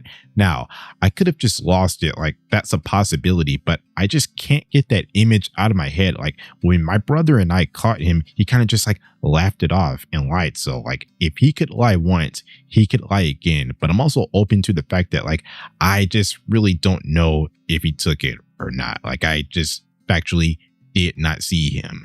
But after that, I made sure to be more cautious. Like I was always protective, but I had to dial it up even more. Like stop taking all of my Beyblades out and displaying them like it's a fashion show or something. Like only take them out like one at a time just for battles. And yeah, that's what happened. Also, remember how I said that Dark Gasher was rare, or at least like on my side of town? Well, because of that, I was not able to get another one, which hurt me because it was such a unique Beyblade. I don't know if they were selling these online at the time, but I only really had access to Target and Walmart and like maybe a Toys R Us later on down the line, like possibly the next year. But by that time, it was Metal Masters time. But yeah, it's not like I had access to the internet like that. And like, it's not like I could just get it on Amazon or something. If they didn't have a Beyblade that I wanted at the store, then I was just out of luck. And that's how I missed out on another Dark Gasher and Beyblades like Leon, Aquario, Wolf, Orso, Sagittario, and getting a bit ahead in this series, but I also missed out on Gemios. Really unfortunate because now I'm an adult, like I have a job, I can buy my own stuff, especially using the internet, but one, I'm not really interested in Beyblades anymore. Like I don't have time for Beyblade battles with my brother anymore since we're both busy and like I just don't have friends to battle with. But also because it's 2025 or like maybe 2026, depending on when I decide to release this video. But yeah, because of that, they're not making these products anymore. And like the only way to get one is like pay up big time or get a mid-fig. I don't know if I have a kid audience or like if a kid is watching this or like if anyone is watching this really, but just learn from my story. That's what I would say. Learn from it. I think it still applies today since I know that Beyblade Burst and Beyblade X exist. I have not watched any other generation of Beyblade other than Metal Fight. I have not looked into the toys, but like, yeah, be careful. Don't make the same mistake that I made. Anyways, yeah, that was a lengthy story. I gave the episode a B grade. Now it's time for the next episode. Episode 29, Kenta and Sora. Despite not being a Jenga episode that he was really in like that, it is about Jenga glazing for sure. So, everyone's well off into their Battle Bladers journey. Kenta's on a roll. He's competing in this tournament until a mysterious Sora Akatsuki entered the arena, which I've got to say, in the previous tournament that Kenta and Hyoma went to and Yu and Tsubasa broke in, no security guards. But in this tournament, there's security guards, which Sora easily beat, but like, yeah, where's the consistency? I can't even say that it's because the stadium is like bigger and more modern than the battles that happen in the Tsubasa and Yu like Intruder episode, because they're both WBBA tournaments at the end of the day. Like, this is so unimportant, but since I opened that door, I have to close it. Anyways, Sora went on yapping about how he's Jenga's #1 apprentice, which got Kenta's attention, and he used a Cyber Pegasus Beyblade, which has a different colored fusion wheel, and he calls it Cyber rather than its last name like the other Beyblades. When they eventually battled, he shocked everyone with a Star Blast attack. I think it's Star Blast attack rather than Cyber Star Blast attack, and he's just calling his Beyblade Cyber. That would actually make a lot of sense considering what's coming up later in this episode. But yeah, anyways, he tried to use Jenga's move, but turned into a laughingstock when it failed. Now this was so funny, like he came in so confident, then got embarrassed and ran away. Anyways, later on, Kenta found him practicing his special move, and the situation was explained that Sora isn't Jinga's apprentice. It's just that Jinga came by his town and competed in a tournament and inspired him to start Beyblading for real. So I'm guessing that this is relatively recent, like in the midst of this Battle Bladers arc when he started Beyblading. Even if it wasn't in this arc, Jinga looks the same, so this had to have happened like so recently that Sora's only been blading for real like for, I don't know what the timeline is looking like, but I'm guessing it's been like a month or two since the beginning of the show, maybe? That's not confirmed, but like just kind of vibes, I would say. But yeah, it makes sense why Sora, despite having a good Beyblade in Cyber, doesn't really understand his Beyblade because he's kind of new. But yeah, Kenta revealed that he's Jinga's friend and they bonded. Eventually, before the day of this tournament, when Sora was practicing Star Blast attack, now Kenta gets to take on a teaching role, take on the Jinga role, basically explaining to him that maybe Cyber has its own way of battling and he doesn't need to be exactly like Jinga to be a great blader. So when they got to the challenge the next day, it wasn't a battle, like it was more of an obstacle course race, which is a very good idea after seeing a bunch of battles. Like it's a nice change of pace. Anyways, through this challenge and getting pushed to the limit, when he and Sagittario had to push some logs, that got Sora to unleash his new special move, Avalanche move. And I'm like, really? I'm rooting for Sora, but come on. That special move sounds so lame in comparison to some others like Darkness Howling Blazer and King Lion Tearing Blast. But I guess the better you are, the cooler your special move sounds. Anyways, it's a completely original special move, check. But it ended in a stadium out, giving Kenta the win. After that, they agreed to go their separate ways because although Cyber was somewhat out of control, Sora wanted to learn his Beyblade and go in their separate ways, and hopefully they meet again as rivals. And like, that's the episode. I'm definitely going to give this episode an A grade. It's such a good episode that puts Kenta in a mentor position, which is great for his development and shows just how far he's come since the beginning to like even be in a position where he has a special move and like he's giving wisdom to someone else about creating a special move that fits his Beyblade style of battling. This is really nice for Kenta, and I like the concept of Sora. First off, in the beginning, like he's a good laughingstock, but I like the idea of him firstly like seeing the impact that Jinga left on the Beyblade world to like where someone wants to be exactly like him. But also I like the concept of him being a relatively new but growing blader that we might get to check in with sometime down the line and see his progress. Also, it's a good life lesson episode. Although Sora lost in the end, he was able to create a special move, so it's teaching you that you are unique and like you don't need to be a copycat to gain success, which I like. Like that's nice. Definitely an A tier episode. Before I get to the next episode, since it's the Cyber Pegasus episode, I must talk about real life again. So I had a Cyber Pegasus, but it wasn't the one that was shown in the anime. Like it was a blue one that looked more standardized. Same exact Beyblade, but like just with no paint job. But man, having a real Cyber Pegasus would have been so nice. Now apparently it comes with the DS game, but either I didn't get the special edition or like maybe I rented the game from this service called Gamefly, in which like it wouldn't come with the Beyblade, like just the cartridge. Both are plausible, but that's how I never got that version of Cyber. But it didn't hurt that much because like I already technically had a Cyber. Also, speaking of the games, I just didn't like the Metal Fusion DS game because like I was so bad at it. I preferred the Metal Fusion Battle Fortress game for the Wii over the DS game, and my absolute favorite Beyblade game was the Metal Masters one for DS. But man, just talking about the Beyblade toys and the TV series, and like they had the video games, like man, this stuff was on top of the world, and those were some good days for sure. Anyways, yeah, A tier episode, moving on. Episode 30, The Bewitching Pisces. This is the start of a mini arc within the Road to Battle Bladers arc that I'll just call the Glintsville City Tournament arc, or like maybe like the Battle Royale, even though like the Battle Royal happened at the end of this arc. But like, yeah, they said Glintsville City, so I'm just gonna go with it. But yeah, it's a big family reunion of sorts as all of our heroes reconvened at this tournament.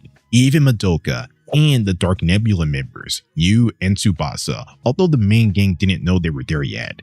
I guess Ota just aren't relevant anymore, but like, yeah, that's kind of expected. They're beginners, and now everyone's getting stronger, and we're meeting new characters like Tsubasa, Tobio, and Sora, so like, I guess they're just gonna get lost in the shuffle. It's crazy to think about how like they were top tier bladers in the first arc of the show, and now they're probably like barely top 20 and just like forgotten about basically. Imagine if they made a spin-off for them and a whole new tournament idea called Baby Bladers, where like if you get say like 20k points, you qualify. Just an idea. Anyways, they're in this city for this big tournament that'll grant 10k points, to which Digya and Kyoya both have 40k plus points. So this is basically a Battle Bladers entry tournament for them, because if they win, they'd get the 50k they need to qualify for Battle Bladers, which made Benkei mad that Digya was competing in such a big tournament when he didn't even need all of those points. After everyone but Kyoya reconvened, they saw this fortune teller guy, Rutaro Fukami, you know, fortune telling and such, and like wanted to get a reading until Kyoya showed up, talking down on it, saying that you don't believe in yourself enough if you need a reading from someone else. But it was funny seeing this guy Kyoya, this tough guy, going his usual spiel about wanting to beat Digya. Then these guys wanted him to shut up so they could hear Rutaro. That's so funny because he's such a menacing guy, and it just ruined his little like over dramatic speech. But yeah, they meet the guy Rutaro. They're all impressed because this Pisces is magical. Then when they get to the battle the next day, he had to battle Digya, where he was falling victim to all of his magic tricks, but eventually broke through because it wasn't magic. It was just Pisces changing the airflow and air pressure. So Pegasus created a vacuum and took the air away. This won Digya the match and advanced him further into the tournament. I'll give this episode a C. I just love the family reunion of it all. That's the only reason why this episode is passing. I just don't like Rutaro. I don't like the fortune teller stuff, and he's boring. His battle style is boring, and the battle was less of an action-packed battle and sort of like a strategic, psychological battle, like something like that, I guess. It went to this sort of like special sort of thermal Pisces world, and most of that time was spent with the main characters explaining what's going on and Digya just kind of like standing there hurting. I'll definitely give this episode a C, which is a little bit unfortunate. Like that's how I'm ending my day. I watch these episodes in sets of 5. I watch 5 every day, so it's unfortunate to end on a kind of mid episode. But good thing it's part of a mini arc. So while this episode was kind of mid, the next few episodes are really going to define how I view the overall experience. Episode 31, The Twin Gemios. Alright, so this episode is basically a bunch of battles, 4 battles to advance in the tournament. Before getting into the battles, I would say some things of importance would be that in the last match, Digya didn't know that he created a vacuum, and like they kind of harped on it for a bit, so that little move might be important coming up later, like you never know. Also in this episode, the main gang finally found out that the Dark Nebula and Yu and Tsubasa were there, and like they were surprised to find out that Tsubasa was part of the Dark Nebula, which painted Digya's battle with Tsubasa in a whole new light because he knew that he held back. Now he had an idea that Tsubasa was testing him for the Dark Nebula. Anyways, getting to the battles, I guess I'll rate them. The worst battle was Yu versus a random. Like it was barely even a battle. Yu was looking away at the other battles. Really would have been a nice time for him to get humbled, but nah, he still has that Dark Nebula aura around him, like this mini boss type of energy. Like he's still only taken one real loss to Ryuga and tied with Tsubasa, so they still have to keep this perception that he's a strong character, that he's this fearsome Libra, so it's more satisfying when he's eventually taken out later on down the line. I would say that in third place, it's Benkei versus Tsubasa because at least they got to use their special moves, but like that was over with quickly as Tsubasa won easily. I thought this was going to be a more competitive battle, but nah, like it just showed the skill gap. Benkei was top tier in the Metal Bay City arc. Now he's getting like own. But like I said in the Gastro episode, it didn't have to be this way. He could have had a major win going into this if he beat Krabby, so this loss wouldn't feel as bad or like a letdown. But no. But yeah, anyway, so yeah, those 2 battles were nothing burgers. In second place, it's Hikaru versus Kyoya, a rematch from the survival battle, which at the time of writing that stuff about the survival battle and harping on them like not getting a real match, I actually did not know that they actually would get a rematch. I've not really watched Beyblade since like maybe 2013, maybe 2014, I would say, because like I have vivid memories of watching a little bit of Zero G. But yeah, that's still like more than a decade, so I don't know everything. Of course, I still remember some very memorable battles from this series, but not every battle, so this was definitely a pleasant surprise for sure. Unfortunately, the battle wasn't like the cinematic experience that I was hoping for, because like they had to juggle 3 other battles in addition to this one, and now at this point in the story, Kyoya is just so much stronger than Hikaru, but at least she made him work a bit. Like she was able to somewhat dodge the King Lion Tearing Blast with Aquario's illusions and push him to the brink of a stadium out. But that was the closest that she got. Lion Gale Force Wall for the win. Speaking of Kyoya's special moves, what happened to Fang Fury? Like, what happened to Fang Dance? Bring him out every once in a while. But yeah, the best battle was Kenta versus Dan and Reiki, which at the time when like I first watched this in like 2010, I had no idea that these guys were the same exact guys from the Dark Nebula like headquarters invasion from the Forbidden Bay arc. I guess because they have like slightly different outfits and like they had 2 Beyblades back then, that made me think that they were like different characters. Like when watching that again, I realized, oh, these are the Gemios twins. Let me pay attention to how they got their evil Gemios. So yeah, it turns out that they took their lost 2 Kyoya to heart and started working as a team to cover up their weaknesses. And that Beyblade remodeling machine that Doji used on Matt Gasher to create Dark Gasher, he used it to create evil Gemios, just continuing that trend of like sort of dark Beyblades, evil Beyblades, I would say. Doji has a Dark Wolf. He created Dark Bull, Dark Gasher, Evil Jimio. So I wonder what type of evil name he could come up with next. We're just gonna have to stick around and like find out. But yeah, they got matched up with Kenta in the tournament and got to control the Beyblade together, which brings up the question, like, is this even fair? It's one Beyblade, but like you're going up against 2 minds. There was kind of a similar, like not so similar concept in the season following of Bladers that like always wanted to battle together, but they both had separate Beyblades and wanted to team battles. Like that's more fair than what Dan and Reiki had going on. Anyways, Evil Gemios was an interesting Beyblade because it had great stamina, but also the fusion wheel had an upper and lower part that served different purposes for defensive and offensive purposes. Man, I wish I had a Gemios. Like this is the coolest Beyblade so far. But the battle started to unravel for the Gemios twins when they argued over the strategy, either stalling or attacking, which left an opening for Kenta to get the best of them. I like that when he was trying to get up and like inspire himself, he talked about how Sagittario hasn't stopped spinning, so he won't give up on it. Kind of similar to what Tsubasa told him in the Intruders episode. And when he won, Tsubasa looked kind of proud of him from afar. I like that detail that like I finally realized this time around, and it shows that we still might not know what Tsubasa's really up to. I'm going to give this episode an A grade. Of course, the U battle and like the Benkei and Tsubasa battles were like nothing burgers, which was really unfortunate because I thought they could have got a little bit more out of Eagle versus Bull. Like I thought that Tsubasa and Benkei were like some really strong bladers, but I guess Tsubasa's just on another level, and like they had to get some of those battles done quickly to focus on the real action. Pretty much Kyoya versus Hikaru and Kenta versus the Gemios twins carries. Like that's the only reason why this episode is getting an A. While the Aquario versus Leon battle wasn't like what I really wanted, it was still good enough, and the Kenta battle was the best because he's becoming stronger, finally beating serious opponents and using advice that he gets to become a stronger blader. Also, I have a twin, so I really enjoyed the Gemios twins like style of battling in this episode and in the previous episode that they battled in the Forbidden Bay arc, the Dark Nebula infiltration arc. So yeah, nice rebound from the previous episode, definitely an A tier episode. Episode 32, the Stormy Battle Royal. This is the final episode of this mini tournament arc in the Road to Battle Bladers arc, what we've all been waiting for. A couple of things to say before getting into this really. Kenta and Benkei saw Yu being so happy and questioned how a guy like him could be part of the Dark Nebula, so that's going to be a bit of a storyline.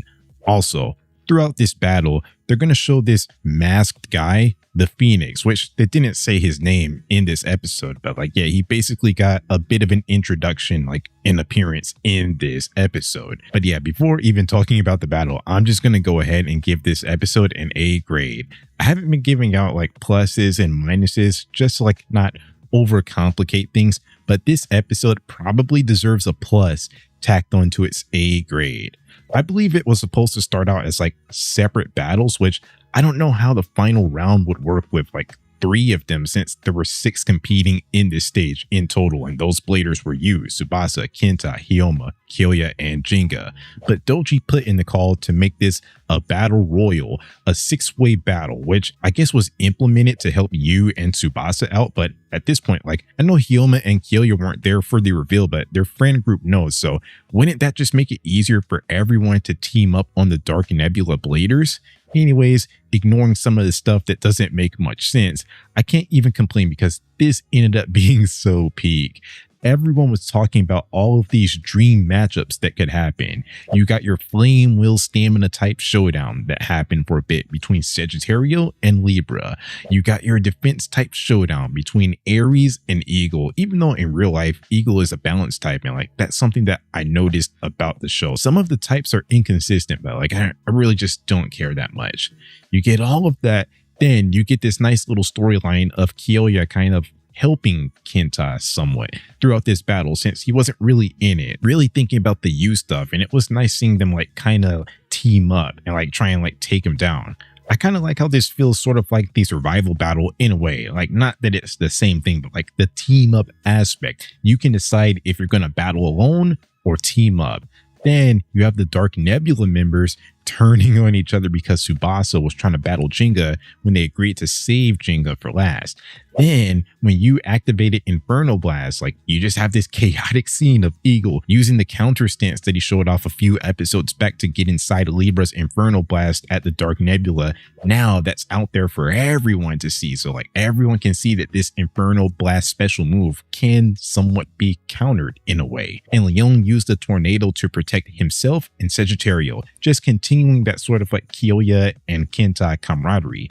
Then this stuff seemingly pushed Jinga to the brink of coming up with a new special move. It doesn't have a name now, and in terms of winning, it was unsuccessful, but the same vacuum attack that he used to beat Pisces was used to destroy Libra's almost unstoppable Inferno Blast. Like, we have seen it kind of get broken through by Tsubasa twice, but the first time ended in a tie, and like this time we're seeing it live. It's like whenever he used his Inferno Blast against Jinga the first time and Hyoma, it's just so unstoppable. So being able to just cut through it and erase it was very huge at this point in the show. But it ended in all 3 of Eagle, Libra, and Pegasus losing and Leon and Sagittario surviving. That was so nice of Kyoya, but it was so funny when like he said too slow and finished Kenta off before he could use Flame Claw. And with that, the episode ended and Kyoya became the first blader to qualify for Battle Bladers. Whoever would have thought that Kyoya or anyone other than Jinga would be the first to qualify for Battle Bladers. Unexpected, but like I just love how unpredictable this story is. Like, it's been a while since I've watched a show quite like Beyblade. I must say, with this big battle royal, they really outdid themselves for sure. Like I said, tacking on pluses and minuses like overcomplicates things, but I just have to make a special exception and give this episode an A+. Like, it's just so peak. Make another one just like it. Epic battle between what I would say are all of the top bladers in the show right now, minus Doji and Ryuga. Perfect ending to a good match, much needed tournament arc. Like I said, family reunion vibes, get to see everyone. So yeah, they just knocked it out of the park on this one. Episode 33, The Oath of the Phoenix. Boy, if you don't get your Order of the Phoenix rip-off looking self out of here, man, you're not Harry Potter, mate. Nah, just messing around, but I actually think that the Oath of the Phoenix would be a great title for this little arc in the Road to Battle Bladers arc. I thought about leaving it unnamed, but actually, this arc is really important. Alright, so the episode started with Kyoya getting his points, announcing that he qualified for Battle Bladers. They agreed to meet each other at Battle Bladers and went on their separate ways, leaving this big tournament arc in the past, unfortunately. Anyways, after this, Jinga and Madoka started talking about this new little like vacuum move that Jinga was using and how Pegasus needs to be in control more to like make a special move out of it. This made Jinga think that he needed more launch power, so Madoka gave him a digital power launcher, which kind of like the customization episode right here, like they're definitely trying to sell you something.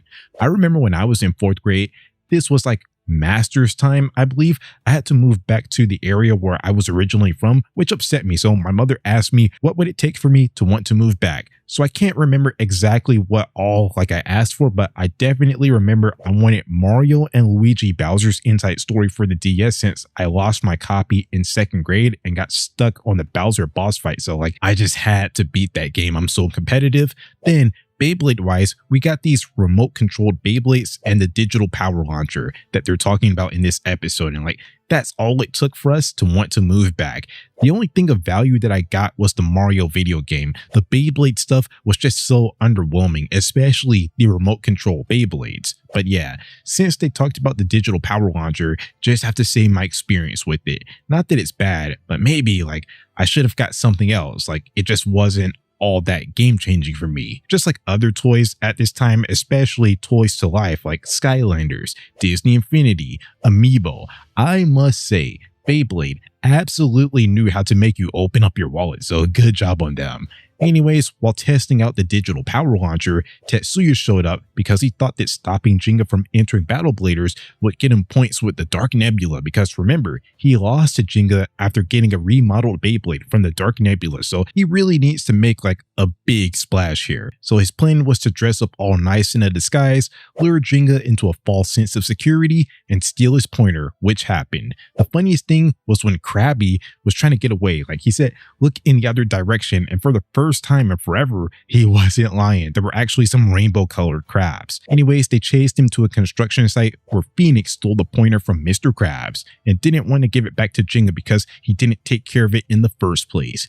Jinga agreed to battle against his burned fire blaze for the points back, in which the whole battle, at least the speaking part, was kind of a lecture and critiquing how Jinga goes about Beyblade, always smiling in defeat, and his will needs to get stronger. When Jinga's new vacuum attack wasn't enough to beat Fire Blaze, he lost and got his pointer destroyed and promised to never lose again, and Phoenix just flew away. I'm gonna give this episode an A. I was skeptical and didn't know how they could follow up such an amazing tournament arc with something better or of equal quality, especially since that was the family reunion, That was all of our heroes and some villains that we grew to like all in the same place, How can they follow up the Battle Royal? Well, they succeeded in that. I wasn't really feeling the first part. I thought this episode was going to be kind of normal. I actually thought that it was going to be kind of like the customization episode, but Phoenix really turned this into an A-tier episode. I love the construction site, atmosphere, or location. It made for an exciting battle, especially with how this interesting burn fire blaze Beyblade was using the environment, melting the metal, and kind of parkouring or bouncing off the walls and such. Also, some of the music that played while this battle was going on, I believe it's called Burning Rebirth. That's one of my absolute favorites for sure. I already knew the result of this battle, but it was fun seeing all of that and Jinga thinking his special move worked just for him to get crushed, showing that he's no longer on top anymore.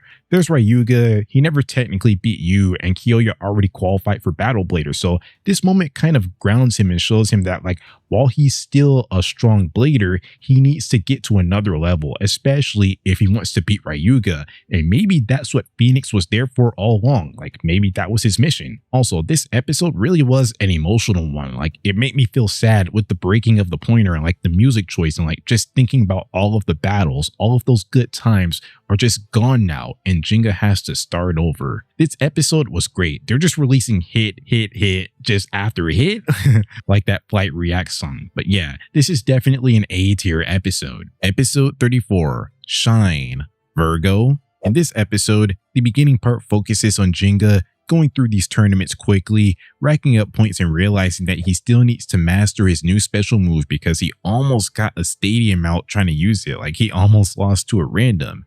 Then he sees Hikaru getting beat by a new blader that he ends up meeting later on in the night, and apparently this Teru Saotome guy wants payback and to battle at the tournament the next day. So predictably, they got to the finals where Jinga got to face his Earth Virgo Beyblade, and Teru told him his story about being a ballet star, but because of an ankle injury that hospitalized him.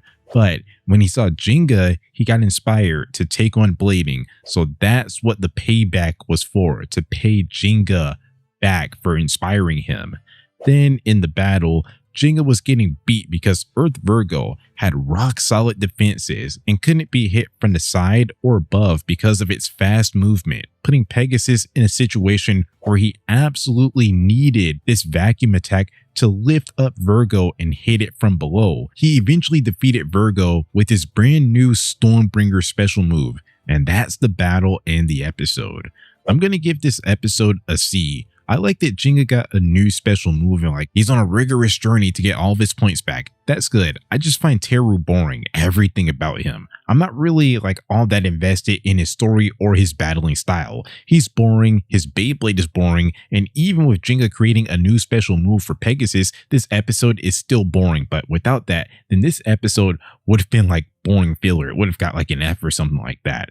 It's an all right episode, but definitely not one that I'm like rushing back to rewatch. Definitely not one of the best, especially after coming off the peak, the absolute peak of this season with the Battle Royal and the Fireblaze episode and such. So this episode is going to get a C grade. Episode 35, El Drago on the Move. Not gonna lie, this is basically a Ryuga is him episode. He went to this 100 Beyblade battle that Benkei was in, which is a nice sort of like callback. Like he said that he was in one of those before. He was so confident that he would beat Ryuga, but like he just one-shot everyone. So yeah, Benkei is basically a joke. Like he's being put on the back burner for sure. He's not a joke because like he couldn't beat the best blader ever, but it's like because he's not really getting much, like I said, the Tetsuya battle would have been a nice time to have him actually win an important battle, but like he keeps on losing. This is happening while someone like Kenta is winning important battles and like getting development and like taking past advice to become a stronger blader. Very expected, but Benkei just isn't that important anymore.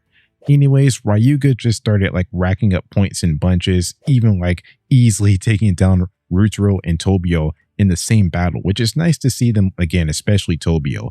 But you can tell just how powerful Ryuga is when compared to Jinga. Like this distortion drive that took a bit of time for Jinga to figure out was just so easy for Ryuga because El Drago's left rotation disrupted the airflow and Tobio just isn't that good. So like that was an easy dub. But you know, while these battles were taking place, Tsubasa was suspicious, questioning El Drago, and his real intentions got exposed here. Firstly, before getting to that, it was funny when Doji had Tetsuya locked up for questioning. He thought that stealing Jinga's pointer would gain him favor with the Dark Nebula, when actually it did the exact opposite, because if I'm getting this right, with Jinga getting stronger and learning a new special move and such, Doji wants Jinga at Battle Bladers so Ryuga can take all of that power. That then brings up the question, if he could change the tournament in like the Battle Royal just like that, then what's stopping him from giving Jinga the points? Although by having him grind for another like 47k, 50k points, Pegasus is going to get even stronger, which is good for El Drago because it's going to take all of that power. Anyways, we finally get to know what the mysterious Tsubasa is actually up to. He lured the Dark Nebula into a false sense of security so he could at one point infiltrate when Merci, the computer system, was down for maintenance, and tap into the control room and see what exactly makes El Drago the Forbidden Bay, which he eventually got his answers. He watched Jinga's battle with Ryuga and heard that whenever it's attacked, it gains power. When he was about to leave, he was caught by Yu and Doji. Like it was all a setup, and they sent basically all of the Dark Nebula members, like some training guys, the Gemios twins, the Orso brothers, and like they even let Mr. Krabs free to take on Tsubasa. But just like this could be called the Ryuga is him episode, it can also be called a Tsubasa is him episode because he beat everyone kind of with ease until Ryuga showed up at the end of this episode, and the episode ended there. This is an easy A tier episode. It's a Dark Nebula focused episode. They felt like the main characters, which is interesting. I'm not gonna like name shows because I can't think of them off the top of my head, but I always liked episodes where like they kind of show you a different perspective. Like they show you the episode but through the villain's eyes. So like I absolutely enjoyed that Fusion had an episode like that, just adding to its arsenal. Like it has episodes that focus on Jinga's friends and bad guys. Like it's becoming such a well-rounded show where we really get to know about everyone for real. Also, It's nice seeing Ryuga battle for like the first time in a while. Sure, the battles are a bit like uninteresting because he's so overpowered and like they're over with quickly, but the visuals are always nice, I have to say. And the main reason why I liked it is because of the Dark Nebula infiltration. I've talked about Splinter Cell and Metal Gear a few times here, so like I've got to say the infiltration gave off those vibes, which I'm all for. And it was nice to finally learn what the mysterious Tsubasa's intentions actually were. Like it's all coming to a head. And of course, the battle at the end, Tsubasa versus everyone, was entertaining because one, he finally showed off some of his true strength that he was holding back on, and although he was dominating everyone, it was fun, especially when he outplayed the Orso brothers, the Komade brothers, and got the Gemios twins to attack Mr. Krabs. This is definitely an A-tier episode, and it's a nice rebound episode after coming off a kind of mid episode that was the Teru episode. Outside of the Teru episode, this show has been really peak lately, starting in the middle of the Glintsville City tournament mini arc, so hopefully it stays that way. Episode 36, Broken Wings. This episode picks up right where they left off, with Ryuga showing up to the party. Yu and Doji wanted to take Tsubasa on and not have Ryuga get involved with such nonsense, but Ryuga wanted Tsubasa all to himself, so they battled. It's here where we learned that apparently regular attacks have no impact on El Drago really. That's why Eagle started off with a special move, Metal Wing Smash, because Tsubasa got the data and like he knows all of this. However, this wasn't all that useful to Tsubasa because like he's just not strong enough at this point in the story, and he may never be. Like that's a real possibility. It's like Ryuga's El Drago wasn't affected by anything, and all throughout the battle it was absorbing Eagle's power, which came as a shock to Tsubasa, but I thought that he already learned that when he was looking around in the Dark Nebula headquarters. Anyways, when he was about to get utterly destroyed by El Drago, Mr. Phoenix came in to save him and they flew away. That brings up the question, like, where was bro all of this time? We still don't really know of his intentions at this point, like good, bad, anti-hero, whatever, but why couldn't he have saved Jinga when he and Ryuga battled in the Forbidden Bay arc? I guess then, like, you just don't have a story at that point, or like you have to change it. But that really got me thinking, like, where was this Phoenix guy all of this time?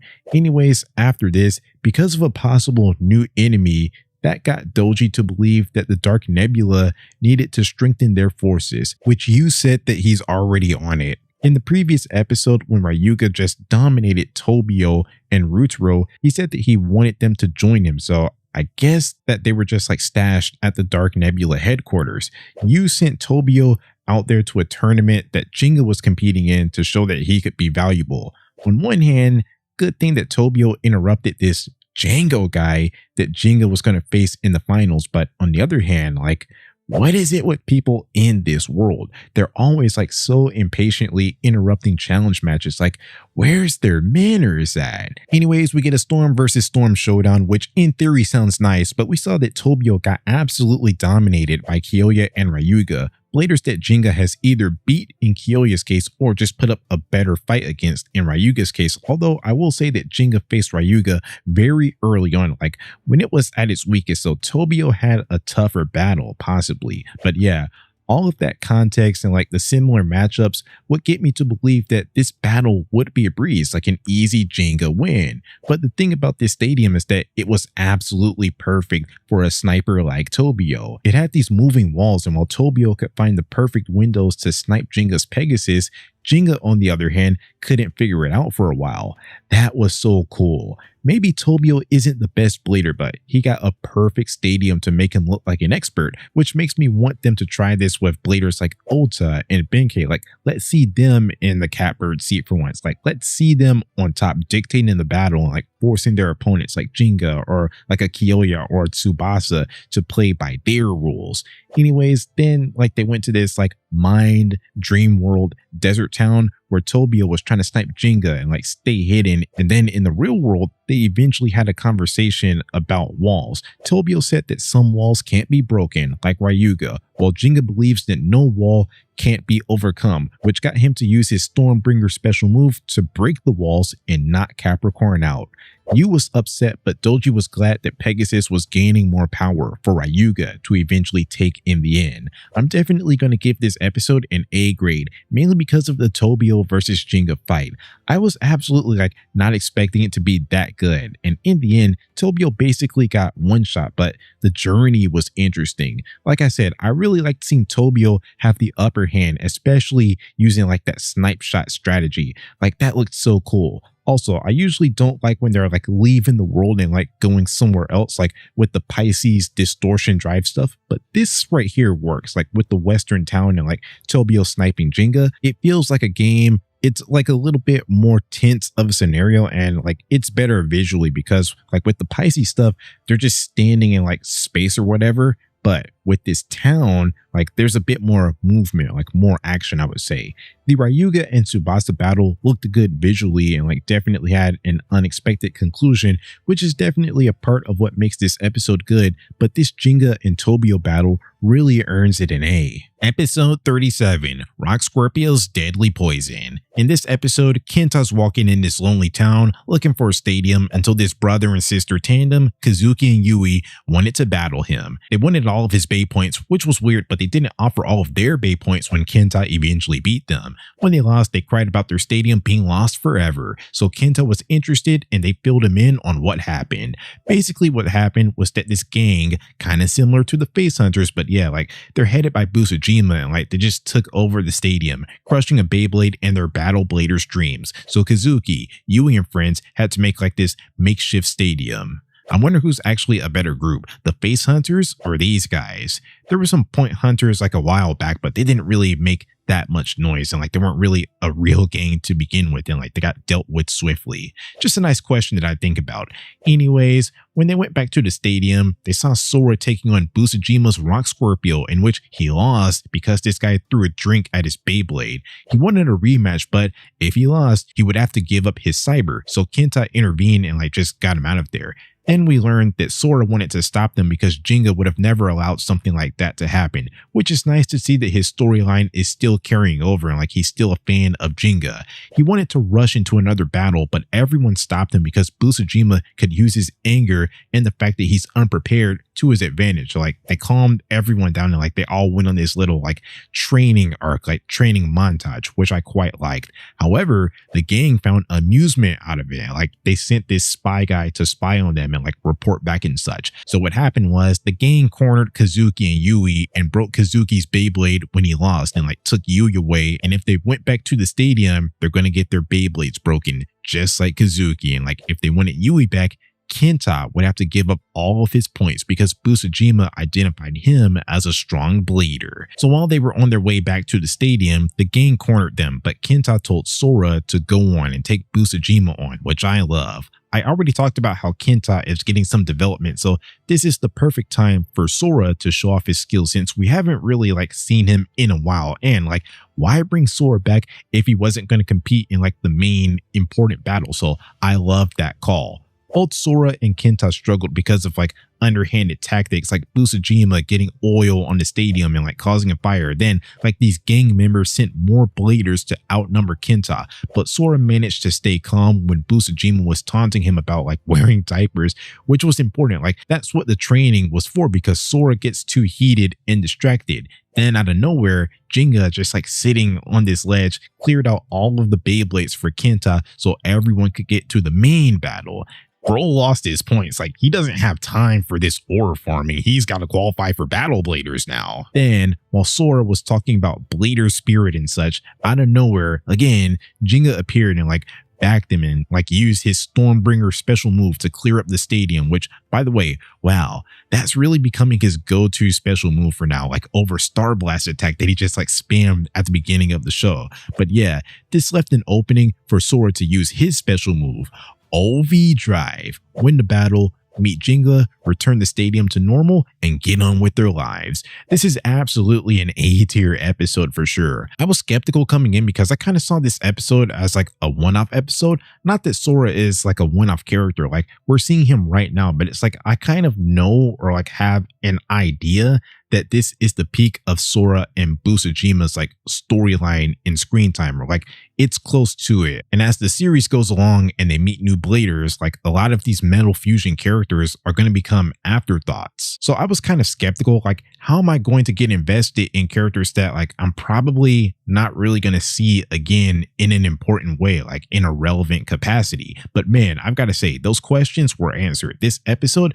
made me feel emotion. Like I was actually trying to hold back tears because this episode was so powerful. They made me invested in the story by making it relatable. Bullying, I would say that most of the time I was on the wrong end of it. So it really made me tear up seeing these kids get bullied and like get their Beyblades broken, which in this universe, your Beyblade is kind of like your best friend or like your sibling that like you live all of your life with, experience everything with. So it's like tough to see them get broken. But the training scene was inspirational. I like that little engine that could vibe, seeing all of these kids with stock Beyblades training to stand up to the mighty Busajima and like get their stadium back. Like that was nice. Then I absolutely love the payoff at the end. We got to see Sora idolize Jinga to the point where like he tried to use his special move, but eventually Kenta helped him to grow as a blader to where he can still idolize Jinga but be unique in his approach and like stay true to Cyber's battling style. So it was nice to see that payoff where he is a solid blader because of Jinga's influence, and like he finally gets to meet him and like they beat a bad guy together, in which Jinga let him finish him off with his special move.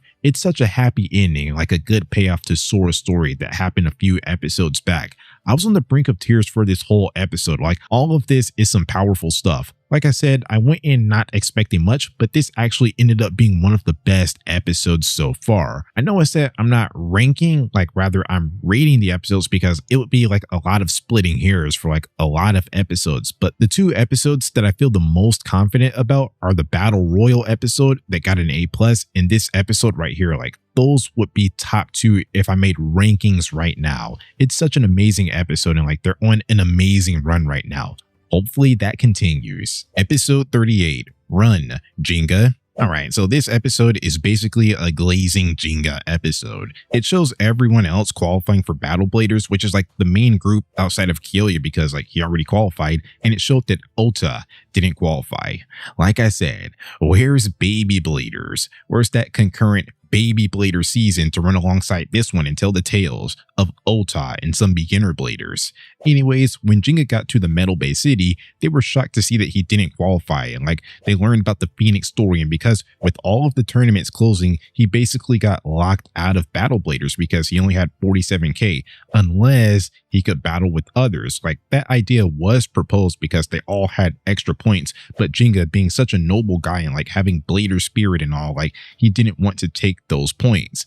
If that were me, I'm taking those points right away, but like then there's no show, like there's no intrigue, so that's smart. However, here comes the plot armor. Just so conveniently, a tournament reopened giving out 3k points, the exact amount of points that Jinga needed at the absolute perfect time, with Battle Bladers only being 2 episodes away. So they tried to go there, but along the way, Tsubasa stopped them and revealed that he's not part of the Dark Nebula anymore, but still wanted to battle them, to which his friends took him on.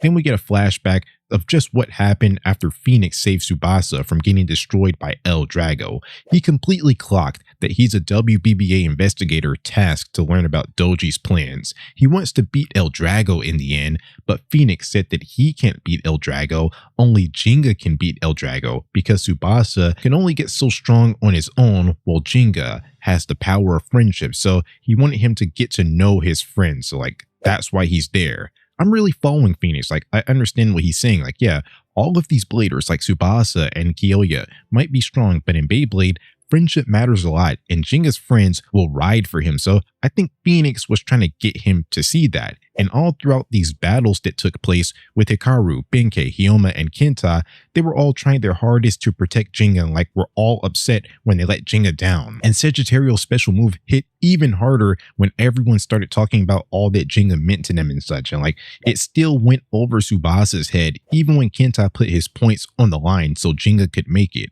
Good thing for him, Jinga interrupted that battle and didn't actually go to the tournament because he couldn't let his friends down. And just reinforcing what I'm thinking, Phoenix came in and got mad at Tsubasa because all of this stuff was right in his face throughout all of the battles, but he still didn't understand. But he told Tsubasa to battle so he could understand, and back at the Dark Nebula, Doji traced the Phoenix back to Mount Hagane, Koma Village, so I wonder who Phoenix is. Considering that we know it's not Jinga or Hyoma, it's not Hoikuto, possibly so, the only other person of importance that we met in the Koma Village arc is, well, you know, I've already seen this series, so I'm not like saying that it's so obvious on a first watch because like, as in like 8-year-old, I didn't actually know. So it's kind of cool to rewatch this again and like pay more attention and take a bunch of notes for each episode and see this moment and go like, oh, so that's where you get a clue that this Phoenix guy might be someone that you already met before, like you already saw.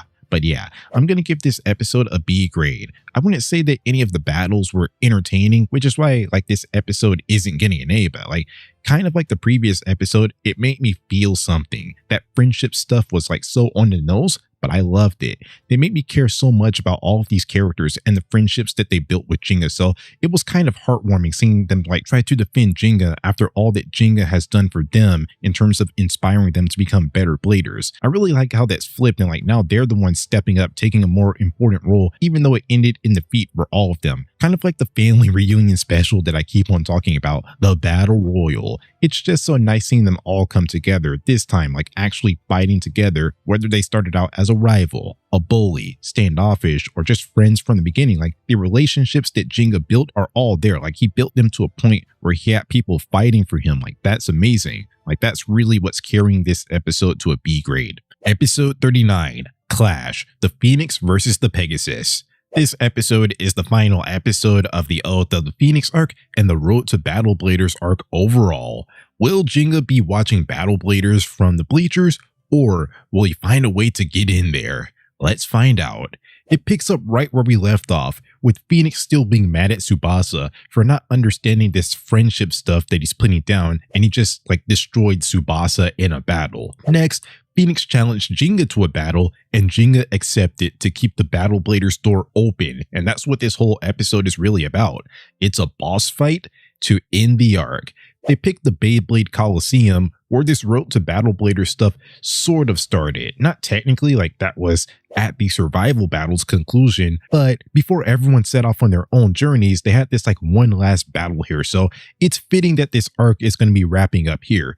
Anyways, I've got to say, this battle was so peak. It's like Phoenix had counters for everything, even Jinga's new special move, Stormbringer, that he tried to use at first. Then you had Tsubasa looking on trying to figure out what Phoenix was talking about. Then you had Kyoya just appearing out of nowhere and cheering Jinga on, like sort of. So the gang's all here. Then something that was so cool was Jinga using all of his friends' techniques, like sort of a gale force wall like a Leon, or like dodging like Ares, or even flying like Eagle, which really got Tsubasa to catch on to what was going on there as he was about to walk away, as he believed that he had seen the limit of Pegasus and he was the only one that could beat El Drago, until he started seeing Jinga and Pegasus take back control of the battle by using his friend's techniques, which is what Phoenix was trying to teach him all along. The battle ended with Jinga outsmarting Phoenix, using a Star Blast attack that Phoenix could counter, but then on the ground, with Stormbringer, he was able to counter Phoenix while he was in the air and take him out.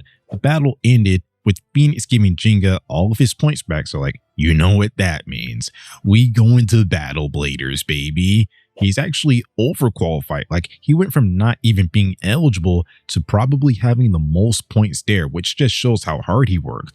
Before he left, Phoenix told Jinga that he showed him his strength, which got Jinga to kind of like see his father in him, like remember him sort of. But Phoenix got away before he could be questioned. Then Tsubasa told everyone his deal, that he's working undercover for the WBBA and that he's on their side and wants to fight alongside them, so like they let him into the friend group. Meanwhile, on the Dark Nebula side, we see Doji and Yu searching around Koma Village for evidence. This episode ends with everyone that qualified for Battle Bladers being announced, which is such a surreal moment, as like that's what everyone was working up to, and it's like finally here. I've got to say, there's just absolutely no choice. This episode has to get an A, like not just an A, it's getting an A plus. I'm trying to limit A pluses to like keep the value of an A plus. but this episode totally deserves it. Like, it wasn't even a real decision. Like, halfway through this episode, I knew that I was watching absolute peak. It's actually amazing that I feel this way about this episode right now. Like I said, I watched this show before and some episodes were more memorable than others, so even though I was always open, I kind of had an idea of like what I was expecting for some of these episodes. But this is an episode that I didn't really like know all of what happened in it, just that Digya was going to qualify for Battle Blader. So like, while other episodes probably had like more of a nostalgic backing, this episode only had like 20 minutes to really sell me on it, and it accomplished that for sure. Like I keep on saying with these get-together episodes, like family reunion vibes, gangs all here type vibes, that's very much appreciated, especially with the final boss vibes that this episode was giving off. Phoenix is the final boss of this arc and the Road to Battle Bladers arc overall, and Digya had to use everything that he learned along the way to defeat him. Didn't matter where they came from, what terms they started off on, or whatever. He's taking from his childhood friend Hyoma. He's taking from Kyoya, someone that was a big antagonist for him in the early days, but like they became friendly rivals. He's taking from Tsubasa, someone that he's unsure of at the moment, but like he still had some good memories with him. He took everything that he learned throughout this series up to this point and channeled it all into this one battle, which was such an amazing payoff, like such a satisfying conclusion to the pre-Battle Blader story. And with this, you know that Digya is ready, like he's locked in for sure. Also, I love Tsubasa joining the squad, like the more friends, the better, as they combine their strength to hopefully beat El Drago one day. But yeah, about that battle, I just wasn't expecting it to be that amazing. It's totally up there with the Battle Royal, maybe even better. Like that was just such a flawless battle. Everything was amazing with this episode, which is why it gets an A+. Episode 40, Go Battle Bladers. Finally, we're at the Battle Bladers arc, 56 pages into my script. I had all of that to say about the pre-Battle Bladers portion. Now that Battle Bladers is in action, the show is only going to get even more chaotic, like the best is yet to come. Alright, so there was an opening ceremony and they showed the first round matchups, which were all Dark Nebula Bladers versus heroes, or like just non-Dark Nebula Bladers, which was something that Doji set up.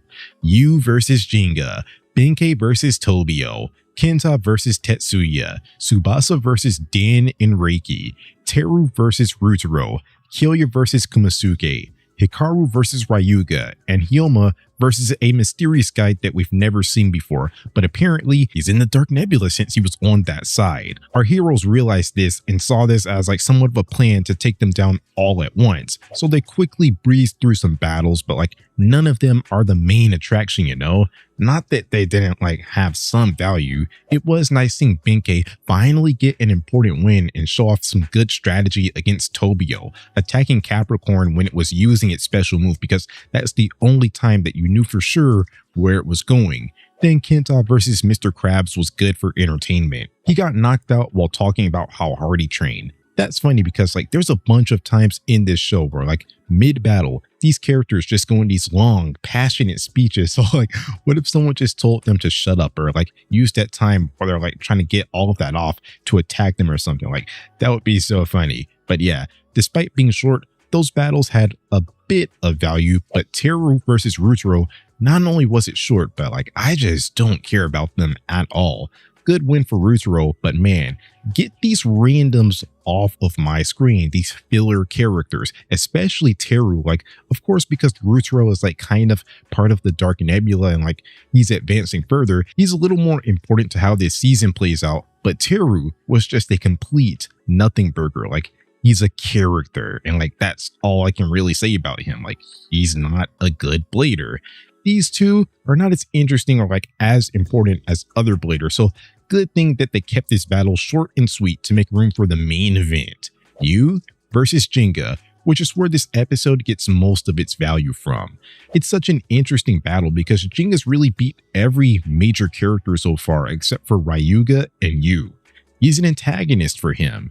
His loss to Yu is why this Battle Blader stuff even started in the first place, so it would be very interesting to see just how much Digya and Yu have grown since that survival battle, and they definitely showcased that here.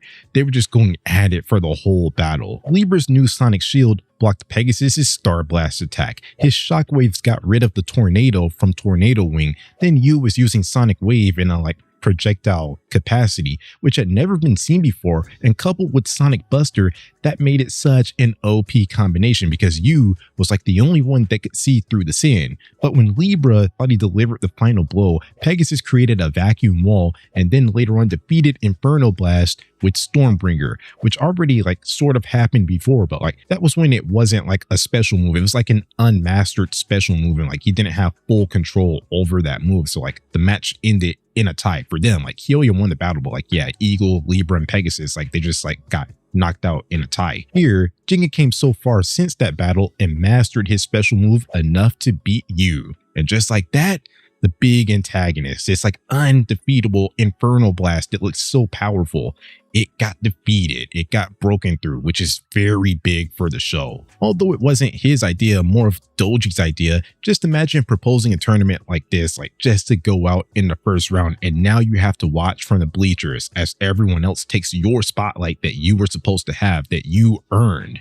Anyways, after the battle, Jinga congratulated Yu, which finally got Yu to see what Kenta saw in Jinga, just being an overall nice guy, which is something that like he was a bit frustrated with in this episode. He wondered why Kenta liked Jinga so much when Ryuga was better, but it was in this moment where like he was able to figure out why. After this, Doji revealed that Yu was never really like part of the plans and talks about how nasty the Dark Nebula can be, with the mysterious guy finally getting revealed, but no name yet.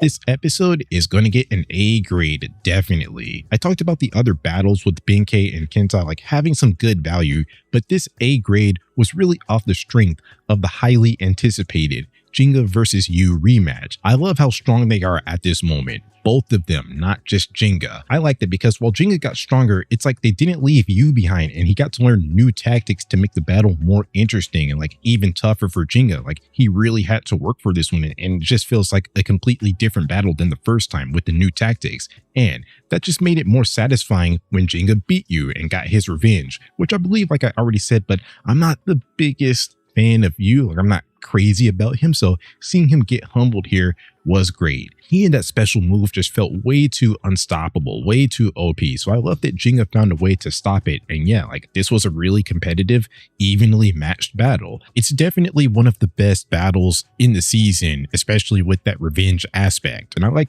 evolving Yu's strategy so we're not just watching the same battle, like the same tactics. So it definitely deserves an A grade. It's a strong start to Battle Bladers. Episode 41, The Serpent's Terror. Well, you're not going to like this one if you're rooting for the good guys. First, they're going to show some unimportant easy battles like Kyoya beating Kumasuke and Tsubasa beating Reiki. Just Reiki, as Dan watched on from behind, which brings up a question like that I already asked. Why is it mattering now at Battle Bladers when I assumed that they were like both using Jimios before this, especially since Doji is running the tournament, and based on something that's coming up and like previous events, like he can bend the rules of these tournaments. So like, why wouldn't he allow the Jimios twins to battle together? Or was it just their own call? Like they made that decision on their own because the last time they battled together on screen, it didn't go well. Anyways, getting off of that, this is basically a torture episode, I would say. Like imagine Grand Theft Auto 5 type stuff. This is a you should fear the Dark Nebula episode. You see, after everyone in the friend group won their battles in the first half, they just thought that they were going to steamroll. They thought it was all nice. That is, until it was time for Hyoma's battle and they met Reiji Mizuchi and his Poison Serpent Beyblade. There's no data out there on him, but he's part of the Dark Nebula. So there goes Doji manipulating the tournament. I wonder if he like stole someone's spot or like there was just an uneven amount of bladers that qualified for Battle Bladers. So like he would fit right in. Anyways, Hyoma and Solid Snake, Reiji battled, and Reiji's tactic was poison and torture. At first, Serpent appeared weak, but then as his attacks got stronger, it was revealed that every time Ares attacked Serpent, it was getting poison, injecting some poison into it. So although Serpent definitely was holding back power, like which he was able to show his full power at a point in this battle. But yeah, before that, it wasn't that Serpent got stronger, it's that Ares got weaker, and like it was kind of chipping away at Ares. As the battle goes on, Reggie starts his torture tactics, making Serpent attack Ares up into the air, never giving it a chance to land while he almost crashing out and crying. When Reggie was done playing around, he unleashed Serpent's dark move, which shocked everyone because only Ryuga has a dark move. I guess it's Venom Strike, which I'm just now learning. For my whole life, I've been calling it Serpent Venom Strike, kind of like Cyber Star Blast Attack. Also, fun fact, that's just a dubbed, censored name for this move. I'm not sure if I can say that word, but search up Venom Strike on the Beyblade wiki sometime. But yeah, it broke Hyoma's Beyblade and he cried so much that they had to put him in this room to calm down. Also, earlier in this video, I said that I was going to talk about a moment that was ruined by the dub. Well, this is what I was talking about. In the English dub, when Hyoma was crying, it sounded so weird. So I definitely recommend the Japanese version for absolute sure, man. Just for this one scene, as it captures the emotion and the weight of the moment better. Stuff like that makes me wish that I could experience the show in its original form, the original vision. But learning Japanese sounds scary. Trying to learn hiragana, katakana, and kanji. That's a beast for sure. Anyways, after this, it didn't get much better for the Jenga gang as Hikaru matched up with Ryuga. And as much as I love Hikaru, come on now, they never gave us a reason to believe that she would beat Ryuga or even put up a fight. I know that she qualified, but she literally hasn't done anything impressive since beating Kenta all those times in the literal first arc of the show. And that continues here. She just got dominated by Ryuga's dark move so badly that everyone ran away. It broke some of the stadium and it gave her PTSD basically. I am getting ahead in the series, but she sort of quit Beyblade. Now, I have not rewatched Metal Masters at this point. I see that she fights in one battle, so I'll definitely have to check that out. That's going to be next. Rating every episode of Metal Masters, I'm hoping that's the next video that I make. But yeah, that's really kind of it for Hikaru's journey as a blader. Ryuga ended her career, which is so unfortunate considering her backstory with her ill mother. I'm going to give this episode a B grade. Despite this episode being a victory for the villains, I was sort of willing to give this episode an A. I love how atmospheric and immersive the Reggie battle is. Even though I wasn't rooting for him, I would have to say that the episode made me feel emotion. It made me feel weirded out by Reggie kind of stalking them, and the music choice created this really mysterious and somber vibe to the Hyoma versus Reggie battle. That was really good. That's immersive. Reggie is so iconic because whenever I hear someone talking about things like poison and toxins, venom and stuff, I always think about him. So they succeeded in that regard. But man, I sort of know how this series plays out, and that's with Hikaru giving up Beyblade basically, or switching roles. And she's one of my favorite characters in the show. So I can always thank this episode for sort of ending her journey. Not that it's terribly written, it's good for Jenga, more ammo for Jenga. But man, it came at the expense of one of my favorites. So that makes me feel a certain type of way about this episode. Plus, the battle wasn't even entertaining. But I will also say, not that I'm changing my grade, but it is interesting to see the long-term, long-lasting effects of how the dark power made someone quit Beyblade, which makes it feel a little bit more real, I would say. But yeah, anyways, a B grade is good for this episode. It's a solid episode. Episode 42, The Dragon's Punishment. This episode was a Dark Nebula focused episode. We learned that the tournament organizers are checking on Hikaru and that the original matchups for the final 8 bladers left are Kyoya versus Ryuga, Jenga versus Reiji, Tsubasa versus Rutaro, and Benkei versus Kenta. Also later on, Tsubasa was kind of sneaking off and trying to beat Ryuga by himself because he just couldn't watch anyone else fall victim to Ryuga after seeing him put Hikaru in a hospital or whatever, she's out of commission. It led to him getting caught by Kyoya, and Kyoya went on about how that's an insult to him as a blader and he'll face anyone head on. So since they're in this tournament, let it play out naturally, which got Tsubasa on the same page. That was a really nice passionate speech that I like. It was a good moment between Tsubasa and Kyoya, clashing ideals and ultimately showing off why Kyoya is such an amazing blader. Anyways, outside of that, it's just punishment. The dragon's punishment. You know, this whole tournament was just a setup for El Drago to get power, so it was going to get power one way or another, but the guys that lost became food for El Drago. They were forced to battle with him, and when they lost, like, he kind of broke their Beyblades and like took all of their power, their spirit, and you would happen to be on the loser side. Yeah, basically Yu's gonna learn that he was never part of the real plans for the Dark Nebula. Like, they basically just used him to win the survival battle to like put this whole plan into action. Dolgi seemed to be a little concerned that Yu was happy after losing, and Yu talked about how Jinga was influential and made Beyblade fun. After watching all of the losers get their blader spirit or like their power taken by Ryuga, Dolgi matched Yu up with Serpent, with Reggie, to help Reggie warm up, which is more favorable than battling Ryuga, someone that he lost to, like very handily, all the way back in the survival battle arc. If Yu wins this battle, he can stay or leave the Dark Nebula, but by the way that Yu was sounding, he was going to leave no matter what. They battled, and Reggie used the same playbook, just chipping away slowly, like slowly poisoning and breaking Libra, then waiting for the perfect moment to really go on the offensive and use his dark move. All while the torture was happening, you remembered his interaction with Jinga and how he made Beyblading fun, in contrast to this situation where he was getting tortured and like crying because it wasn't fun. Even his biggest hero, the guy that he spent the whole season glazing, Ryuga, wouldn't even save him, turned his back on the kid. Then when he was about to get finished off, he remembered what Jinga taught him, which gave him the strength for one final attack, and the episode ends on a cliffhanger.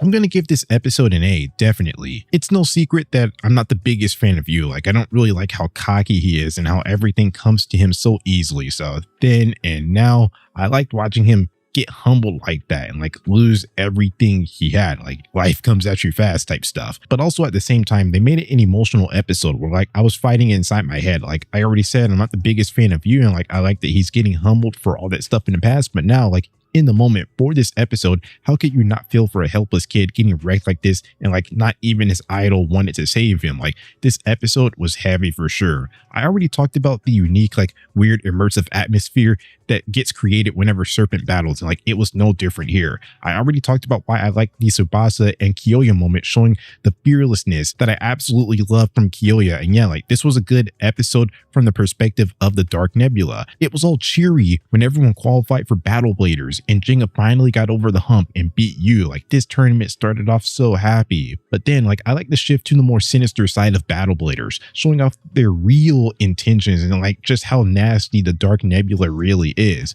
They needed this episode, like they needed it all to themselves to show the nastiness and really get us to root against them even harder and inspire our heroes even more in the final few episodes of this show. So I'm going to give this episode an A. It was a good episode. Episode 43, The Deck is Stacked. This episode picks up at the very end of the battle where we learn that Yu used its final move to basically escape, like it gave him a chance to get out of there. Next, we learn that Dolgi changed the matchups to Benkei versus Kyoya, Tsubasa versus Ryuga, Jinga versus Ryutaro, and Kenta versus Reggie. Jinga and Kyoya complained about this cheating, which like they have a right to, because like if you spent all of that time training from one opponent, then like you have to change your strategy all of a sudden to fit another opponent. Like that seems very unfair. But Dolgi flexed that like he's in charge, so like they just have to accept it. So this episode had two battles. The first one was Kyoya versus Benkei, and the second one was Jinga versus Ryutaro. I've been calling Benkei kind of garbage because like before Tobio, he hasn't really beat like a relevant blader since like the survival battle, and like I think it's clear that he's not like on the top level, like he's not on the level of the big boys. He's kind of like in that Hikaru, Tobio, like Tetsuya type of tier. But man, he put up an unexpectedly good fight against Kyoya. They say that Kyoya was getting pushed to his limits, which like I don't necessarily believe, but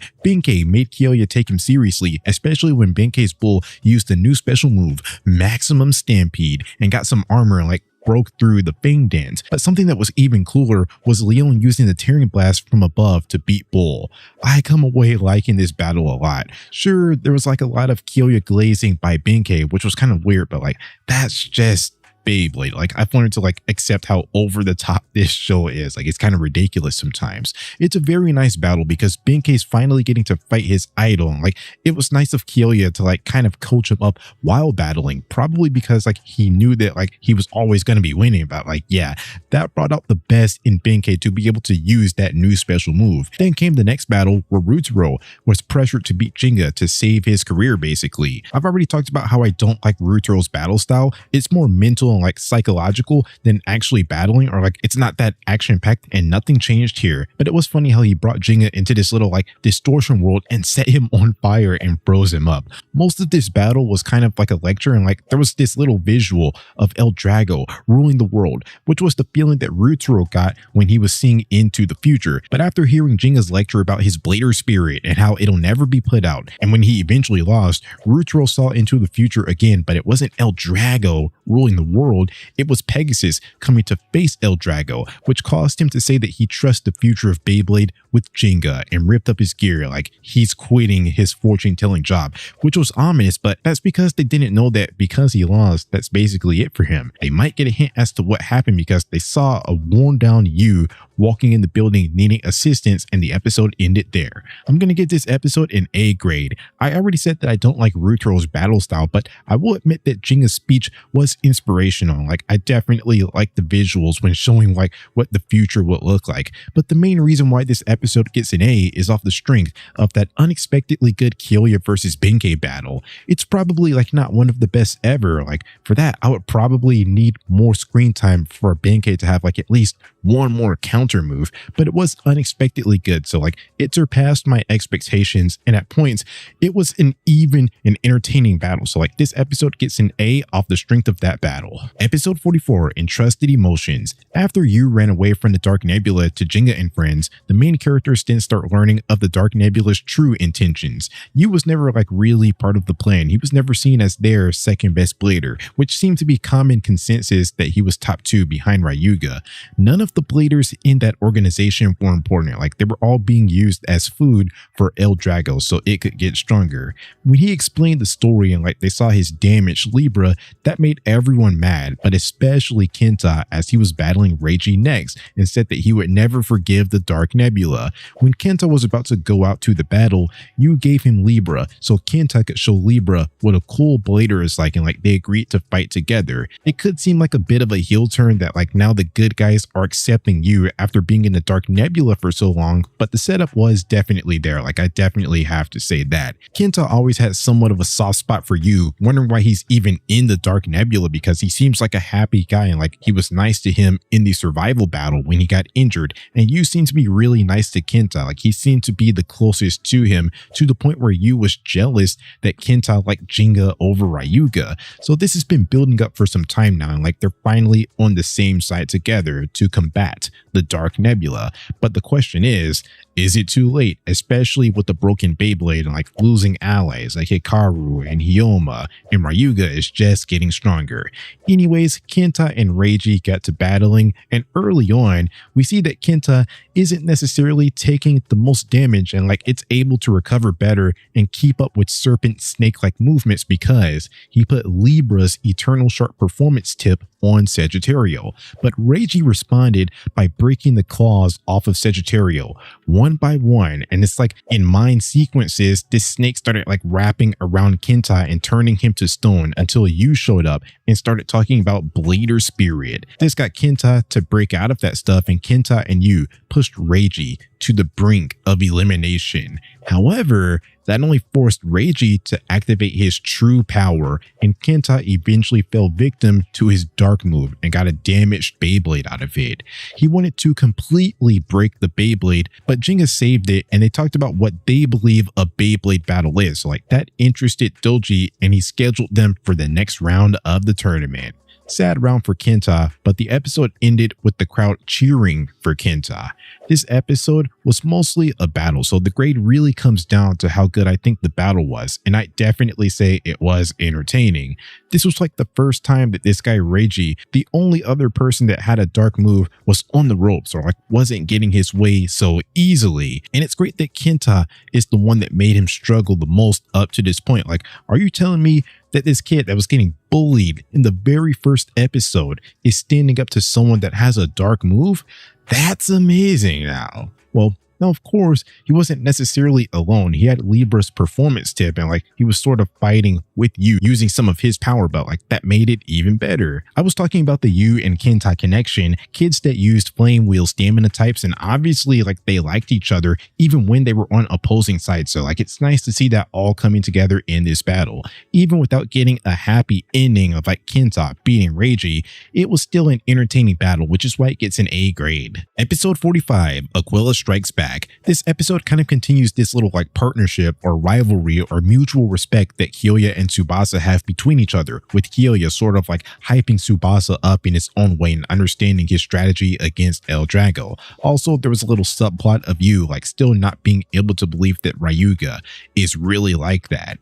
Anyways, just like the previous episode, this episode is basically just one big battle. So my liking for this episode comes down to how good that I thought the battle was. Basically, Tsubasa was trying to use what he learned in his previous match against Ryuga. He showed off his full strength and his best tactic right away in that match. Now he wants to save his power for the right time and use it to block Ryuga's dark move, because he believed that he would only have a chance at beating El Drago if he could block the Dragon Emperor Soaring Bite Strike.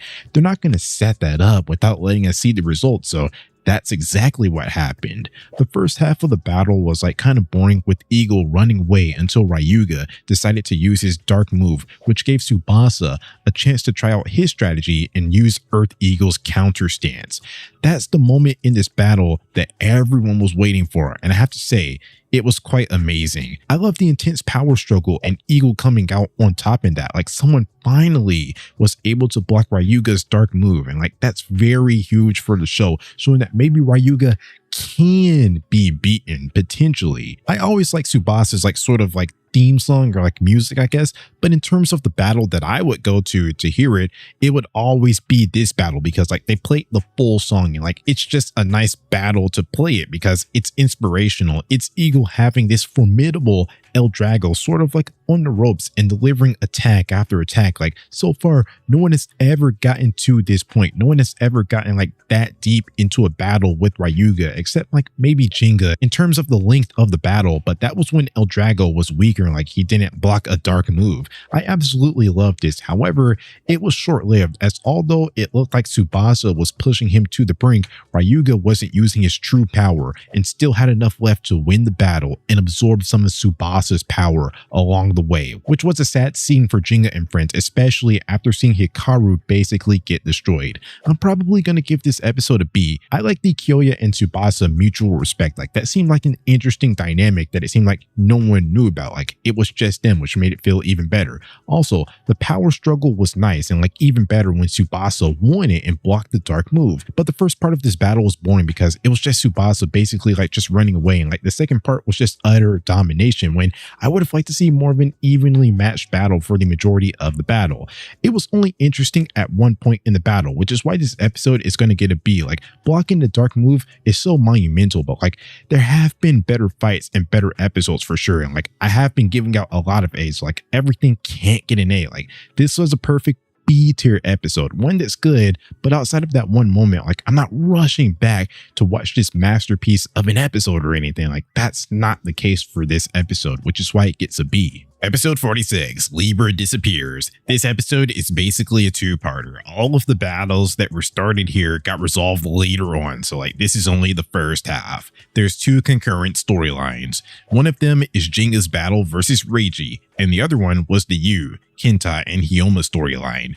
Basically, from the Jinga storyline, it feels like every time Reiji battles, we learn that Serpent wasn't using its real power, and the same thing happened here, where now, apparently, off-rip, Serpent is using its absolute maximum strength, its true power. For most of the battles, Serpent was defensive leaning, but by flipping the spin track, now Serpent is more offensive leaning and using its true fangs. But I would say that the more interesting storyline for this episode was the Yu storyline. Basically, Doji went after Yu and took him away because they made a deal and Yu ran away from the battle. This is where Doji's planning was kind of off, because like if the main goal was to make Ryuga powerful, then why waste Yu's battle on a warm-up for Reiji? Yu has more power than everyone that Ryuga was beating there, so like why not just take his power first and use like a Mr. Krabs or a like Captain Capri for Reginald to get a warm-up on. Anyways, that's why Doji was taking Yu back, and since Kenta and Hyoma saw this, they went after Doji by themselves because like they didn't want to interfere with Jinga's battle. Hyoma took the lead when it came to battling because his Aries made a full recovery, like Madoka fixed it up really well, while Sagittario was still badly damaged. Like I guess Madoka didn't have enough time, like she couldn't get around to it, so like he was using a stock Beyblade. He was still good when using that Beyblade as they were able to beat some Dark Nebula generics, but he got one shot by Doji and was about to fall victim to him until Hyoma saved him. But Hyoma was no match for Doji because like he already used up a lot of power, which forced Kenta to use his damaged Sagittario to save him. And interestingly enough, a piece of Sagittario's fusion wheel got lodged into Wolf's fusion wheel, so we'll see what that leads to.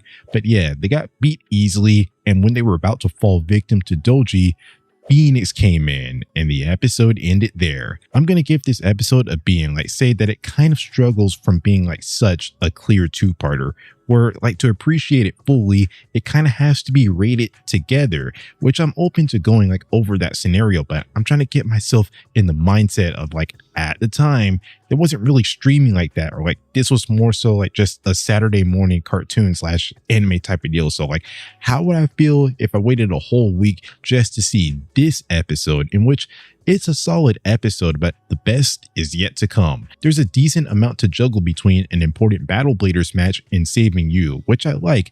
In theory, like they are interesting storylines, but the Battle Bladers storyline didn't get as much shine as it could have gotten because there was a bigger focus on the saving Yu storyline, and none of them really got a satisfying conclusion here because like they're both setup type storylines, like they're both setting up for an amazing finish. So that's why I would give this a B grade. It's interesting, but I have seen better, and the best is yet to come. Episode 47, Bonds of Steel. This episode is the conclusion to all of the battles that took place in the previous episode. I was actually surprised with the Jinga and Reiji battle because I remember Jinga struggling a bit more. Like he literally got his special move like sort of blocked and got turned into stone by Medusa, and he had Reggie all in his mind saying generic bad guy dialogue and such.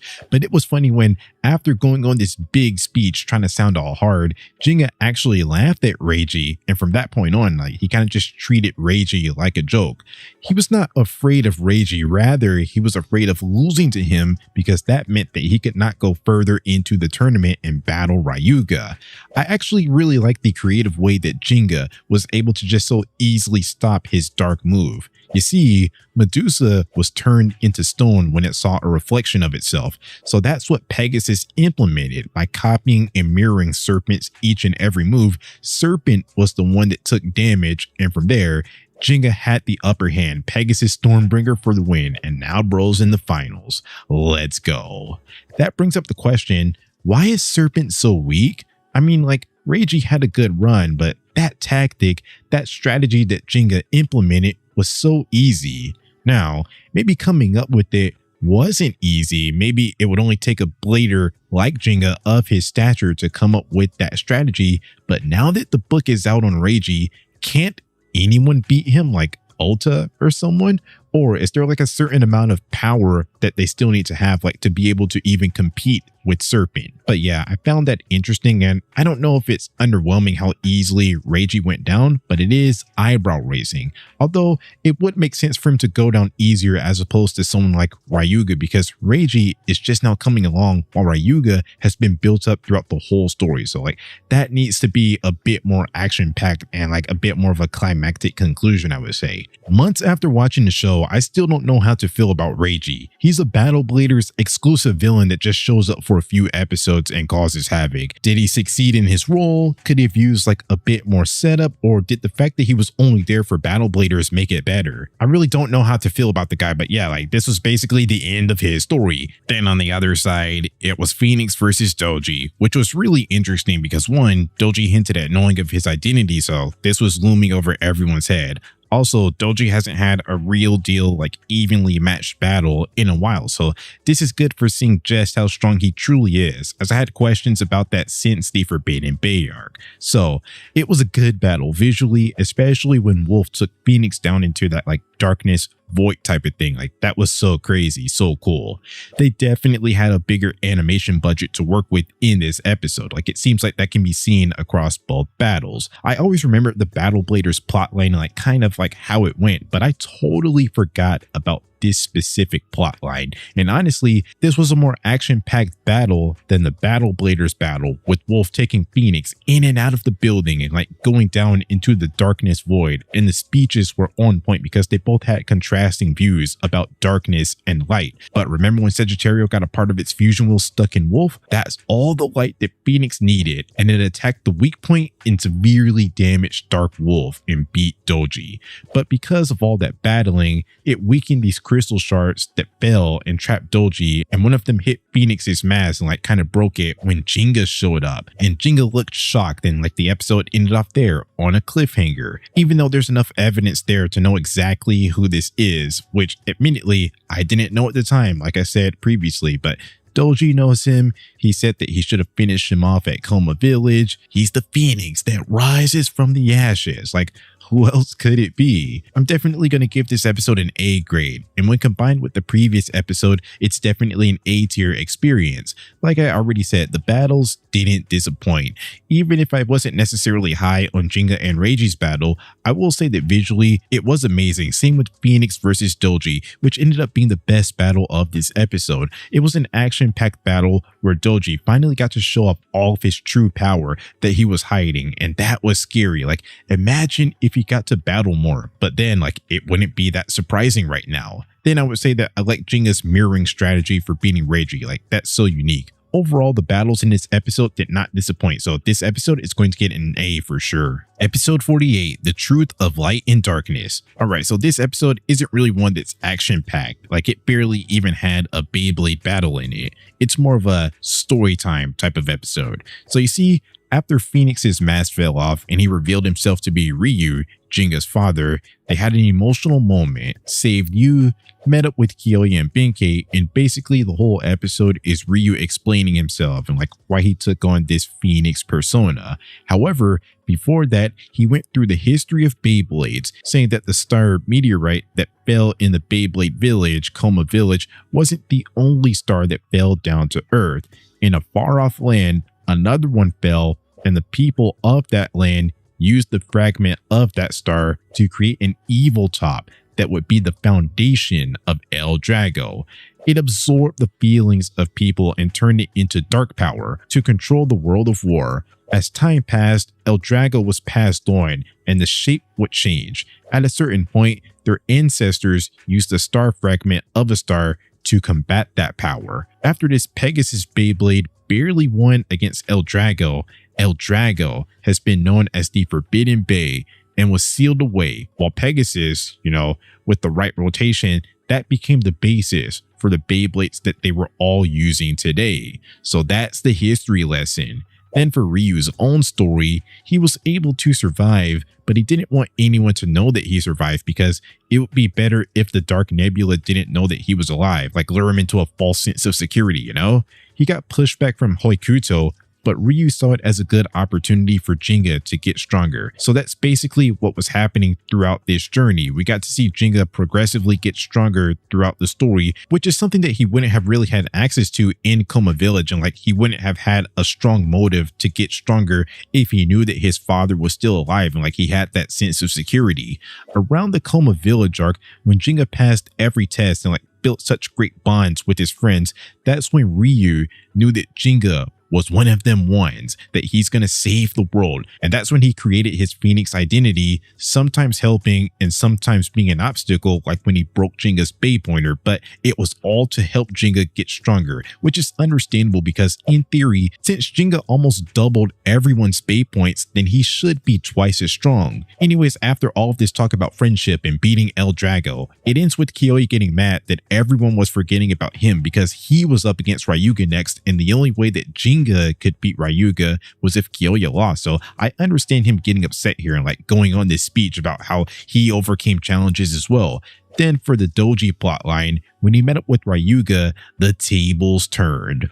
All throughout this Battle Bladers run, Doji was basically telling everyone that they had an expiration date, just for him to have an expiration date, as Ryuga turned on him, broke his dark wolf in half, and took his power, his soul, which he thinks will be enough to beat Jinga, meaning that he thinks Kyoya is sort of a joke. So like, come on, man. Kyoya, you gotta teach him a little something in the next episode. I'm gonna give this episode a C grade. It's a fine episode, and like, it's nice to know all of the history and like know what Ryu was even up to, even though I kind of got the sense as the story was going along, like, yeah, he was testing him. I already kind of knew this.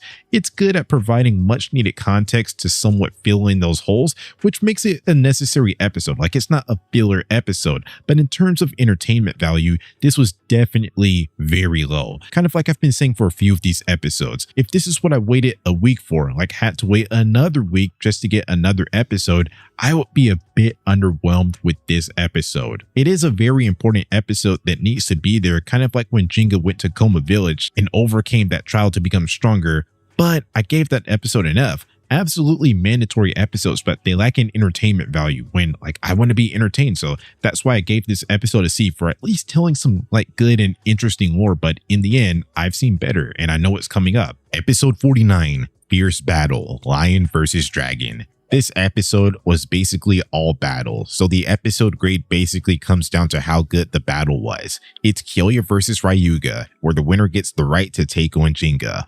Both would be really great battles because if it's Jinga versus Ryuga, we get a chance to see Jinga possibly take down this dark power and someone that he's never beaten before. Then if it's Jinga versus Kyoya, then Kyoya finally gets a chance at redemption, as even though like he was the last one standing in that battle royal, he's never really beat Jinga 1v1. And when going through Kyoya's memories and like history with Jinga, that wasn't really highlighted as a win that he cared about. Clearly not, because he still wants to beat Jinga, and the only thing standing in his way of that is his battle with Ryuga. Ryuga already gained more power from Doji, but to make things harder, he destroyed the stadium, forcing them to battle on a terrain that was possibly more advantageous for him. But they went through with the battle anyways, which ended up being a back and forth affair. It was cool how Kyoya was using the rocks from the battlefield that Ryuga created to attack El Drago, and how Ryuga tried to crush Leon into a wall. Like, this battle was so unique because like they were both using the stadium, or lack thereof, to their advantage. Kyoya even got Ryuga to only attack with his power alone, which was such a risky play for Ryuga, but it made the battle feel more legitimate. I like the stylistic clash, like the ultimate defense type against the ultimate attack type, and how Kyoya didn't waver from his strategy, being able to take multiple hits, the most that anyone has ever taken from El Drago. Kyoya pushed him so far to the brink that I believe Kyoya was actually going to win this battle, or at least like maybe tie, until El Drago kind of sensed that it was in danger of losing, so it gave Ryuga more power and kind of turned him into like a beast. It possessed him, and even Ryuga was kind of shocked about like what was happening to him. So like, this really is the Forbidden Bay, like for a reason for sure. They both came up with new special moves, or like dark moves, for this occasion. King Lion Furious Blast Shot, and Ryuga used his new dark move, Dragon Emperor Soaring Destruction, showing how serious this battle was, as they needed a new tactic, new power to try and beat their opponent in this final hit. But in the end, there was no way that Kyoya was beating Ryuga in that state. Like I said, like he probably had this match until Ryuga turned into a beast. That's when he basically lost it. So Kyoya lost and got his energy drained by El Drago. He got his soul taken. And that was all. I'm going to give this episode an A, definitely. The battle went crazy, and that's really all I have to say for this episode. They used the unique battlefield to their advantage. They had counters for everything, so it was very competitive. There were high stakes, and Kyoya and Jinga actually fist bumped before this battle. Like, Kyoya was fighting for revenge on the Dark Nebula, and so that he can get revenge on Jinga from so early on in the series. And that's the sense of urgency that he was blading with, which is why he didn't hold back and ended up using a new special move and was on the brink of actually beating Ryuga possibly. It's just a very intense battle, so this episode is going to get an A for sure. Episode 50, The Furious Final Battle. This is what we've all been waiting for. This episode kicks off the two-part final battle. After Digya learns of the true nature of battle bladers and how it was only to get fuel for El Drago, he felt terrible because he basically kickstarted El Drago's awakening in the Forbidden Bay arc, and by getting his friends involved, they just got stronger, making them a tastier meal for El Drago. After seeing all of the destruction that El Drago caused and basically putting Hikaru, Tsubasa, and Kyoya in a hospital, taking their soul, he decided that he couldn't put his friends in danger anymore, even after hearing this heartfelt encouragement by his friends talking about how they inspired him. He went to face Ryuga alone physically and decided to carry his friends with him in his heart to keep them out of danger. When he went to Ryuga, he prepared a special stadium in the sky so Digya wouldn't have access to probably the only thing that could help him beat Ryuga, his friends. They started the battle and Digya was getting destroyed, that is, until he heard his friends rooting for him. But they weren't just his friends. A bunch of people showed up to watch this final battle, which brought out the sun. That gave Digya the strength that he needed to counter El Drago and actually damage it a bit. It seemed like Digya had the upper hand, just like Kyoya had the upper hand for a moment when he battled Ryuga. But just like that time, when El Drago sensed that it was in danger of losing, it gave Ryuga even more dark power, it possessed him, and turned him into even more of a monster. And that's something that Digya has to deal with in the next episode, while also figuring out what the missing element of his plan was that Ryu was talking about. The episode grade is tough because, by the way it's structured, it's definitely so obviously meant to be a two-part experience.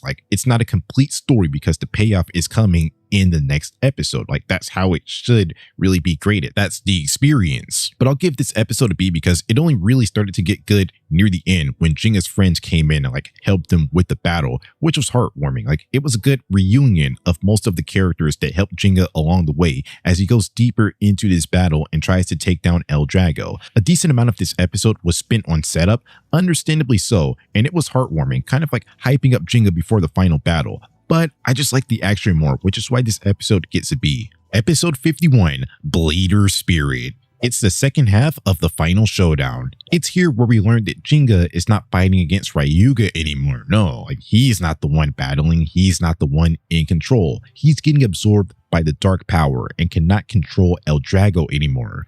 Digya is now fighting against El Drago and the dark power. We learned that El Drago was kind of just like Pegasus in the way that it was created and came to be.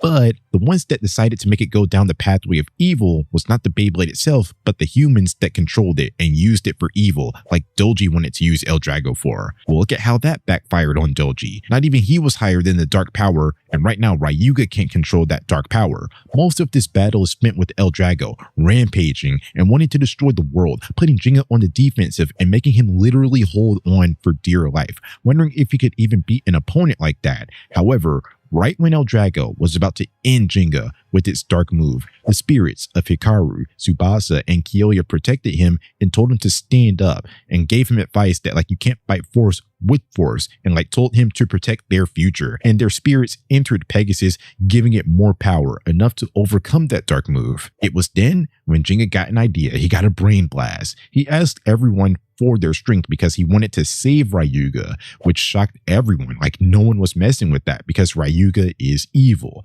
But no, Ryuga isn't evil. Rather, people like Doji are evil, and El Drago, the Beyblade, is evil because of how it was used and shaped in the past. And Digya explained that if he abandoned a fellow blader, then El Drago wins. That's a dub for the dark power, and it will not feel like a victory against the dark power if they don't take care of one of their own. He wants to beat El Drago, not just for the good guys, but for everyone, because at the end of the day, everyone is a blader and the future should be wide open for everyone. That's some powerful stuff, and this is exactly what Ryu was waiting for Digya to understand. Digya only had a 0.03 chance to win, but everyone got behind him and his Pegasus, and he went all out. And he and El Drago even took the battle to outer space, which is so crazy, and they both used their special and dark moves. El Drago used its dark move, Dragon Emperor Soaring Destruction, to counter Digya's brand new special move, Galaxy Nova, which ended the battle against El Drago. But that wasn't all.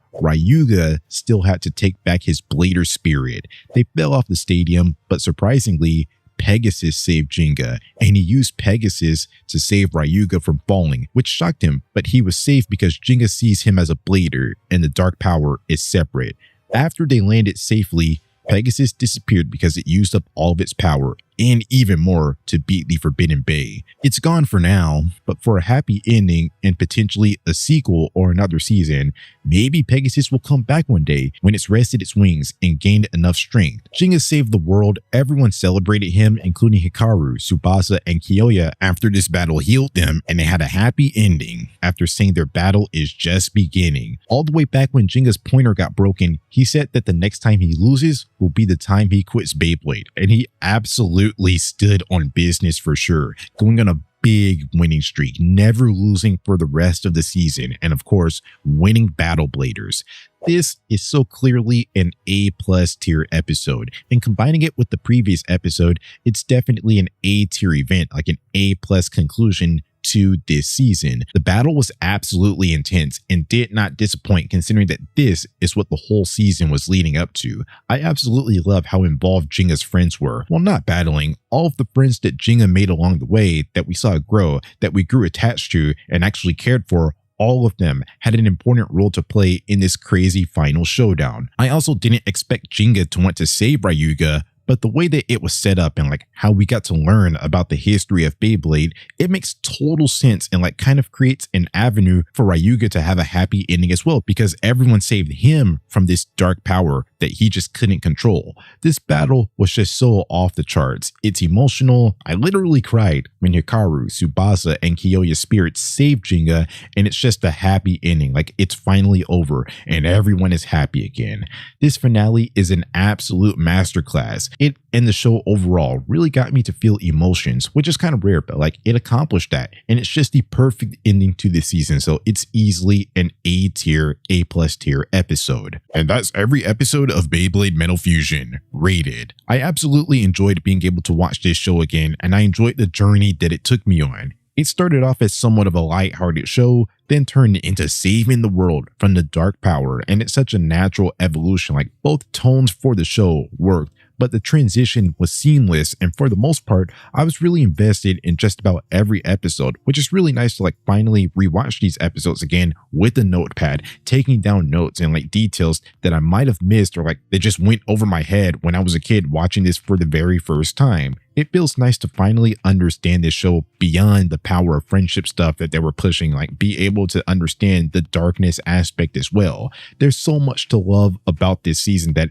even though I have not rewatched Metal Masters yet, I made a couple of videos ranking the Beyblade Metal Fight seasons based on nostalgia, and after seeing Fusion now, I feel so bad that I just keep on placing it in second place behind Masters. And while it's still very well may like end up being below it when I end up watching Masters again, I've just got to say Fusion is so good. I love the journey that it took me on. I love those humble beginnings. I love how unique it is like in comparison to the other seasons, because it is like introductory in nature and it's fairly grounded in its approach, but it was still an amazing season that you can take some good lessons away from. But yeah, I enjoyed Metal Fusion so much, and I'm looking forward to Metal Masters next. See what that has in store, along with some other Beyblade videos here and there, because there's a lot to discuss just about Metal Fusion alone, like some what ifs, like rankings and such. Like I definitely have more videos planned for Fusion in addition to talking about Masters next at some point. But yeah, that's all I got for now. Thanks for watching, and remember, stay strong, stay brutal, because above all else,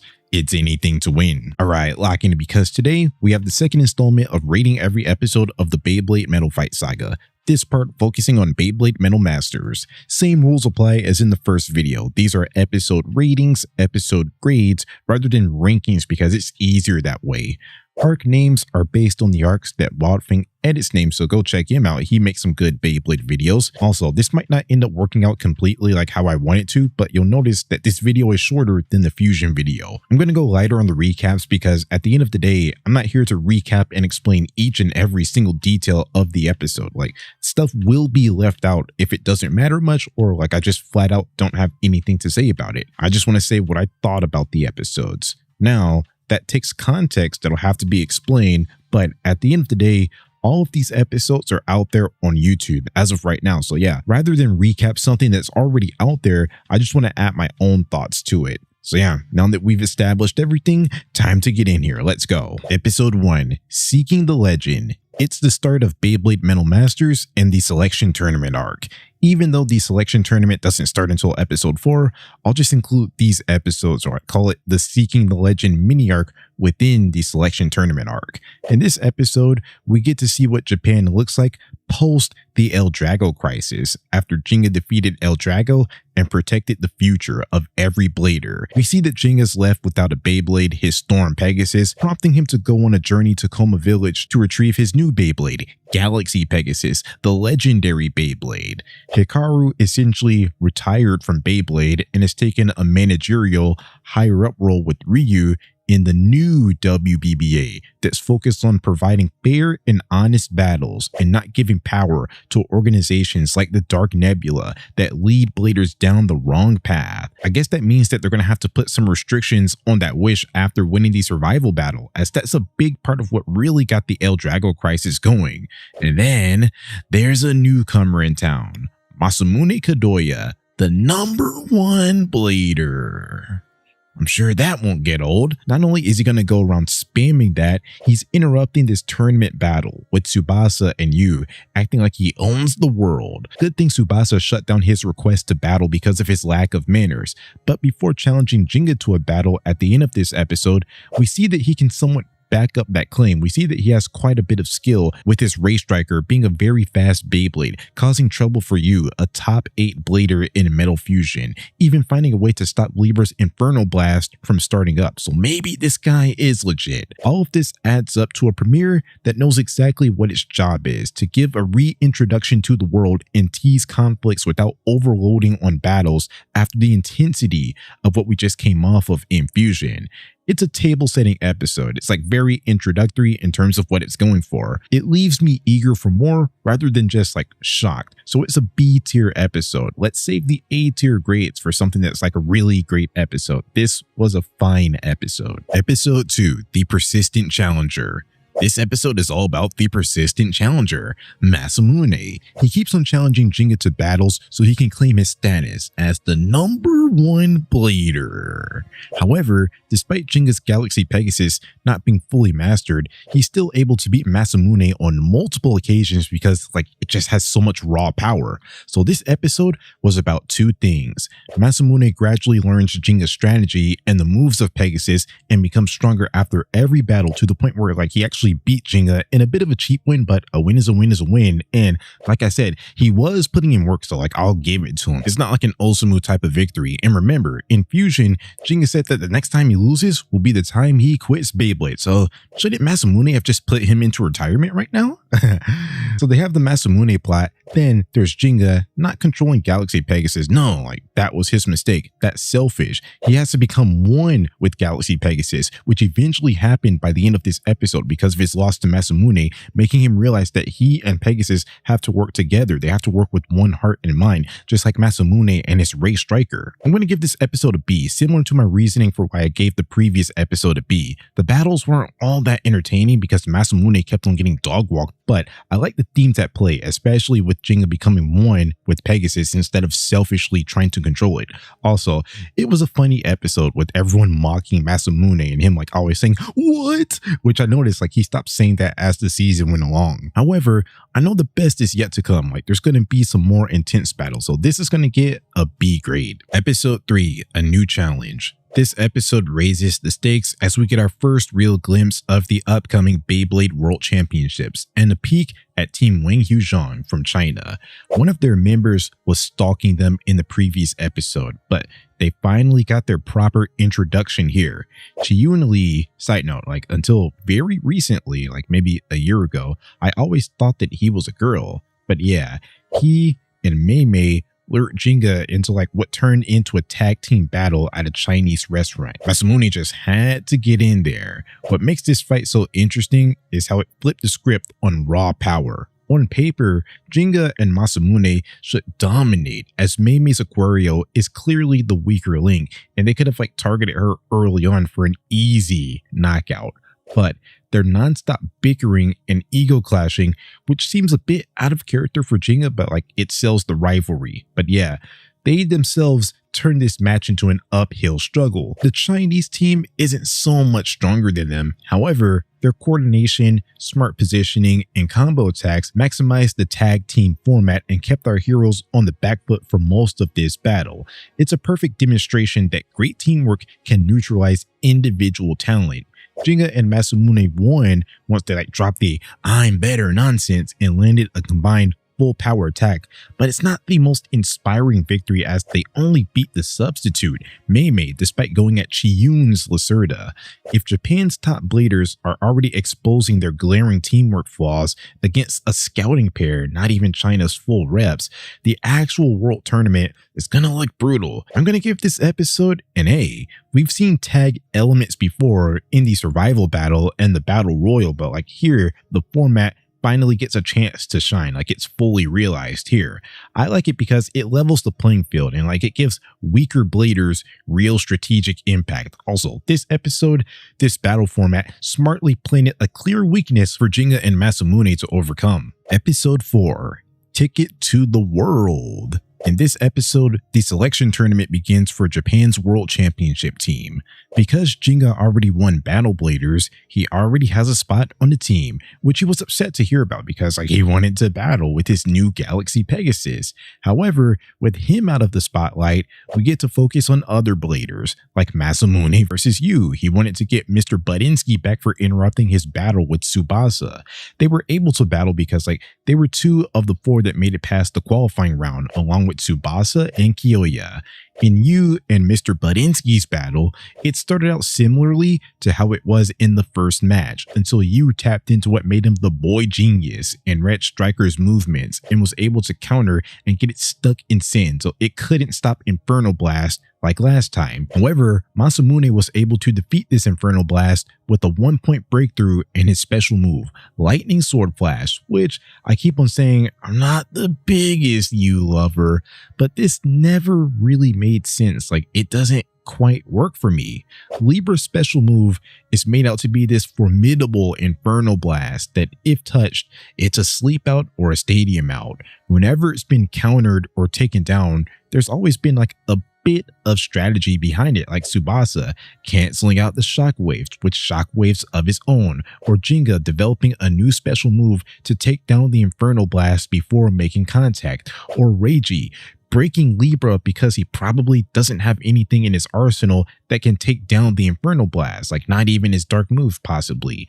Even Hyoma, while not beating Yu, he brought him to a stadium where he thought that Yu couldn't use his Inferno Blast. So you see, you need the right strategy to beat this move or stop it from even happening in the first place. All of those times that the Inferno Blast was beaten, it made strategic sense, but this time, seeing it get beaten by brute force, brute string, that opens up the doors for someone like maybe Benkei and his maximum stampede special move to beat it. It seems like now there's no strategy to it and anyone can beat it as long as their Beyblade has equal or more strength than Masamune's Ray Striker, which is probably going to be like everyone, like a good majority of bladers in this season because of power creeping. Masters characters are typically stronger than Fusion characters for the most part. And I'll say this right here, Yu doesn't get much stronger in this season. I like that they're balancing out Inferno Blast because it is OP. You can't be at the top forever, especially since we need to focus on Masamune and some other bladers that will meet in the future. However, the way that it got beat here doesn't really make sense for what it was established to be. Anyways, because of this, Masamune punched his ticket to the World Championships, and we'll see the results of Tsubasa versus Kyoya next for the last Japan spot.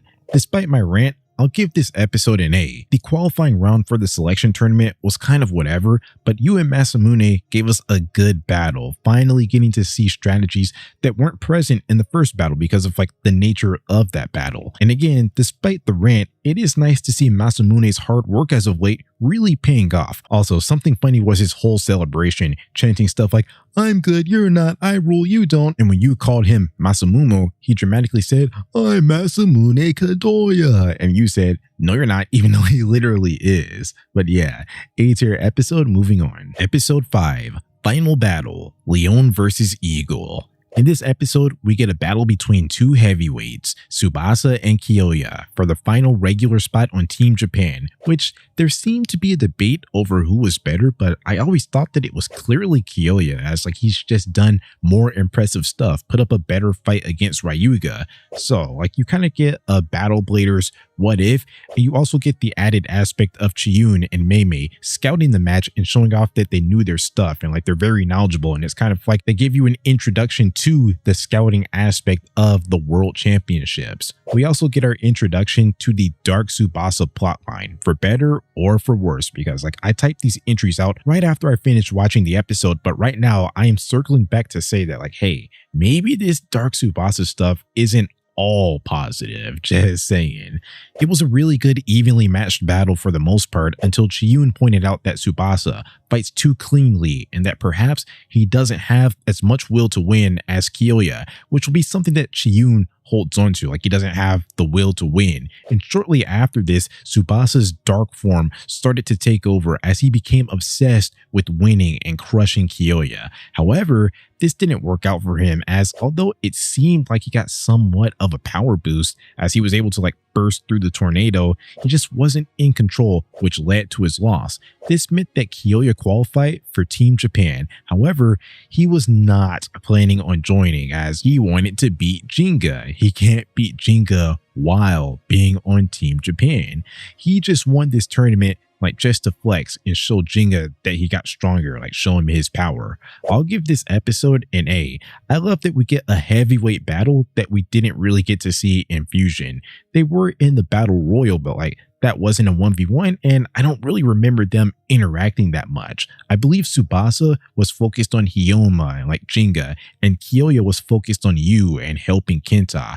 It was a fun battle as they seemed to have counters for everything, and like Chiyun said, it came down to Kyoya having a bigger will to win. So yeah, A tier episode. Moving on. Episode 6, Soar into the World. Because of Kyoya's departure, that left an extra spot open on Team Japan, which set up a final match between Yu and Tsubasa, where they both made the team, but this battle was to decide the regular and the sub member, which is kind of crazy. We already saw how weak Meimei was relative to the Metal Masters power creep. Like she's kind of a liability if she's not competing in a team battle, and even then, she doesn't have a lot of power. So if Team Japan is getting Yu or Tsubasa on their team as a sub, their worst member, then that's fine. Like that's an embarrassment of riches because they're both top 8 bladers in Metal Fusion. It's not like they're getting a Tobio or a Busujima or something, which is like the caliber of blader that I think about when I hear the word substitute. So this was a stacked squad, like they should definitely dominate.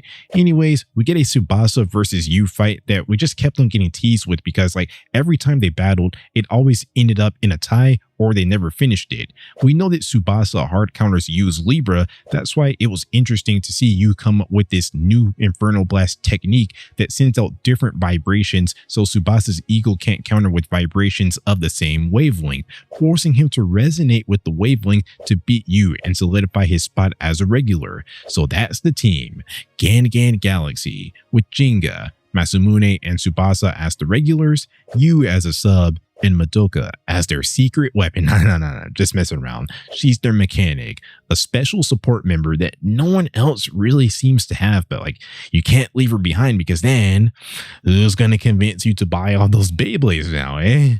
Ah man, like wish she was much more, especially as a female character, as they don't really get much in this anime, especially with the sidelining of Hikaru and making her a manager. But like at the end of the day, Madoka is a mechanic, so it's not like she's like trying to be something outside of her role. But yeah, I'm gonna give this episode an A. Like I said, we got that Yu and Tsubasa battle that they kept on teasing us with, and even though we know that Libra can't mess with Eagle, I like how a new strategy was employed to add more intrigue to the battle. It was such a colorful battle, it looked so good.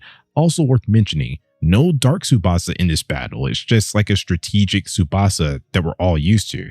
Anyways, yeah, A tier episode. Moving on. Episode 7, the Balin Temple in the Sky. This is the start of the China arc, the Wang Huzhong arc. Now that they're in China, I've got to say, it's crazy how they're all speaking the same language and can understand each other. Is it Japanese, Chinese, English? Are they like bilingual or polyglots? Or is it just an unserious anime and I should just go with it? Anyways, this episode was all about gaining intel on both sides actually. We got to meet more of the Chinese team. Wang Yuzhong, we met the leader, the Shine Wang at the Bailin Temple, this intense training ground where the best Chinese bladers train. So Digya and Masamune got to go through some training, then the Shine tricked Digya into a battle with his Rock Zurafa, as Digya hasn't battled for real in a while. I don't really count the Kenta and Benkei battle from the previous episode when like they were just trying to lift up his spirits for the world championships. Digya didn't get to battle in the selection tournament and he no-diff, low-diff Masamune a bunch of times, so it was a really easy sell because the Shine's the best comp Digya has faced since Ryuga. However, the Shine's intentions were to get as much information on Pegasus as possible, which was going to happen as Digya used his best move, Pegasus Star Booster attack, after not being able to really affect Zurafa because of its rubber spin track. However, Masamune clocked this and entered the battle, stopping the special move clash before Pegasus could connect, saving their advantage, that unpredictability that was going to be foiled had Wang Yuzhong got to see the full power of Digya's special move. Remember this moment, like I'm going to circle back to this moment like a lot later in the series, but like just remember this right here. Like this is going to be kind of important, I would say, when I want to like call out a little bit of a plot inconsistency. But yeah, I'm going to give this episode a B grade. First episode of an arc, so it's introductory, it's an establishing episode. The battle was alright, but the training wasn't all that interesting. However, I will say it was interesting to see like just how another country goes about Beyblade. Japan doesn't really have something in place that's like this structured, I would say. Not even the Dark Nebula could hold a candle to what they have going on. So yeah, this world tour will be nice for expanding the world and seeing new strategies and like new ideologies, I would say. So yeah, B tier episode. Moving on. Episode 8, The Third Man. In this episode, we finally get to meet the third man, the third regular member of the Chinese team, Chao Xin. He's sort of the black sheep or like wild card of the group, as we're just now meeting him right now. He wasn't in Japan scouting with Chiyun and Mei Mei. He wasn't at the Bailin Temple with all three of them. Chiyun, while acknowledging his strength, doesn't speak of him highly, and this is all because he doesn't take Beyblade seriously. He never battles seriously, which Mei Mei lost to him, so that says a lot about how bad she is and a lot about how good Chao Xin is, that he gets by on raw strength and talent. They went in a different direction with this, which will be revealed in the World Tournament, but maybe a way to go about this story was having Mei Mei potentially surpass Chao Xin and become a regular in like a hard work beats talent when talent doesn't work hard type of scenario, especially like since she could be an important female blader, which we don't really have a lot of, I would say. But yeah, anyways, yeah, it's apparent that Beyblade to him isn't something deep. It's like just a way to look cool and like get girls, which Masamune discovered firsthand as they had a battle in this episode. They battled on the Great Wall of China, which is actually insane. Like, how did they have the idea to have them battle there? Like, wow, I love it.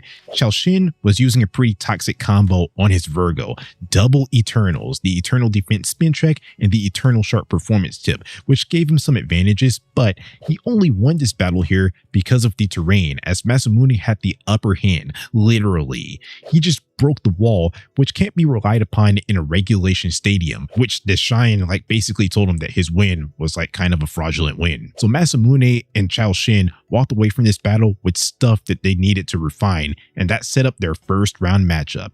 In this episode, there was a whole debate about which person was going to be the advanced guard, second in command, and commander, which they all typically battle in that order, which Masamune wanted to be the commander, of course. He's number 1. But after his loss to Chao Xin and seeing that he's the advanced guard of the Chinese team, Masamune's got to get some revenge, you know?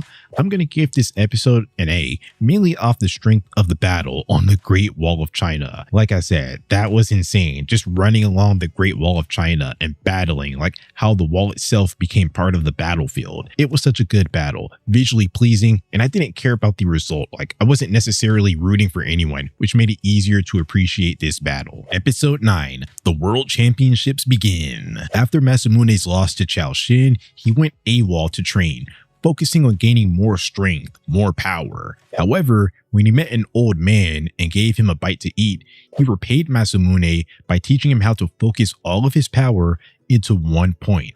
This is a strategy that would later help Masamune in the first match of the World Championships against Chao Shin.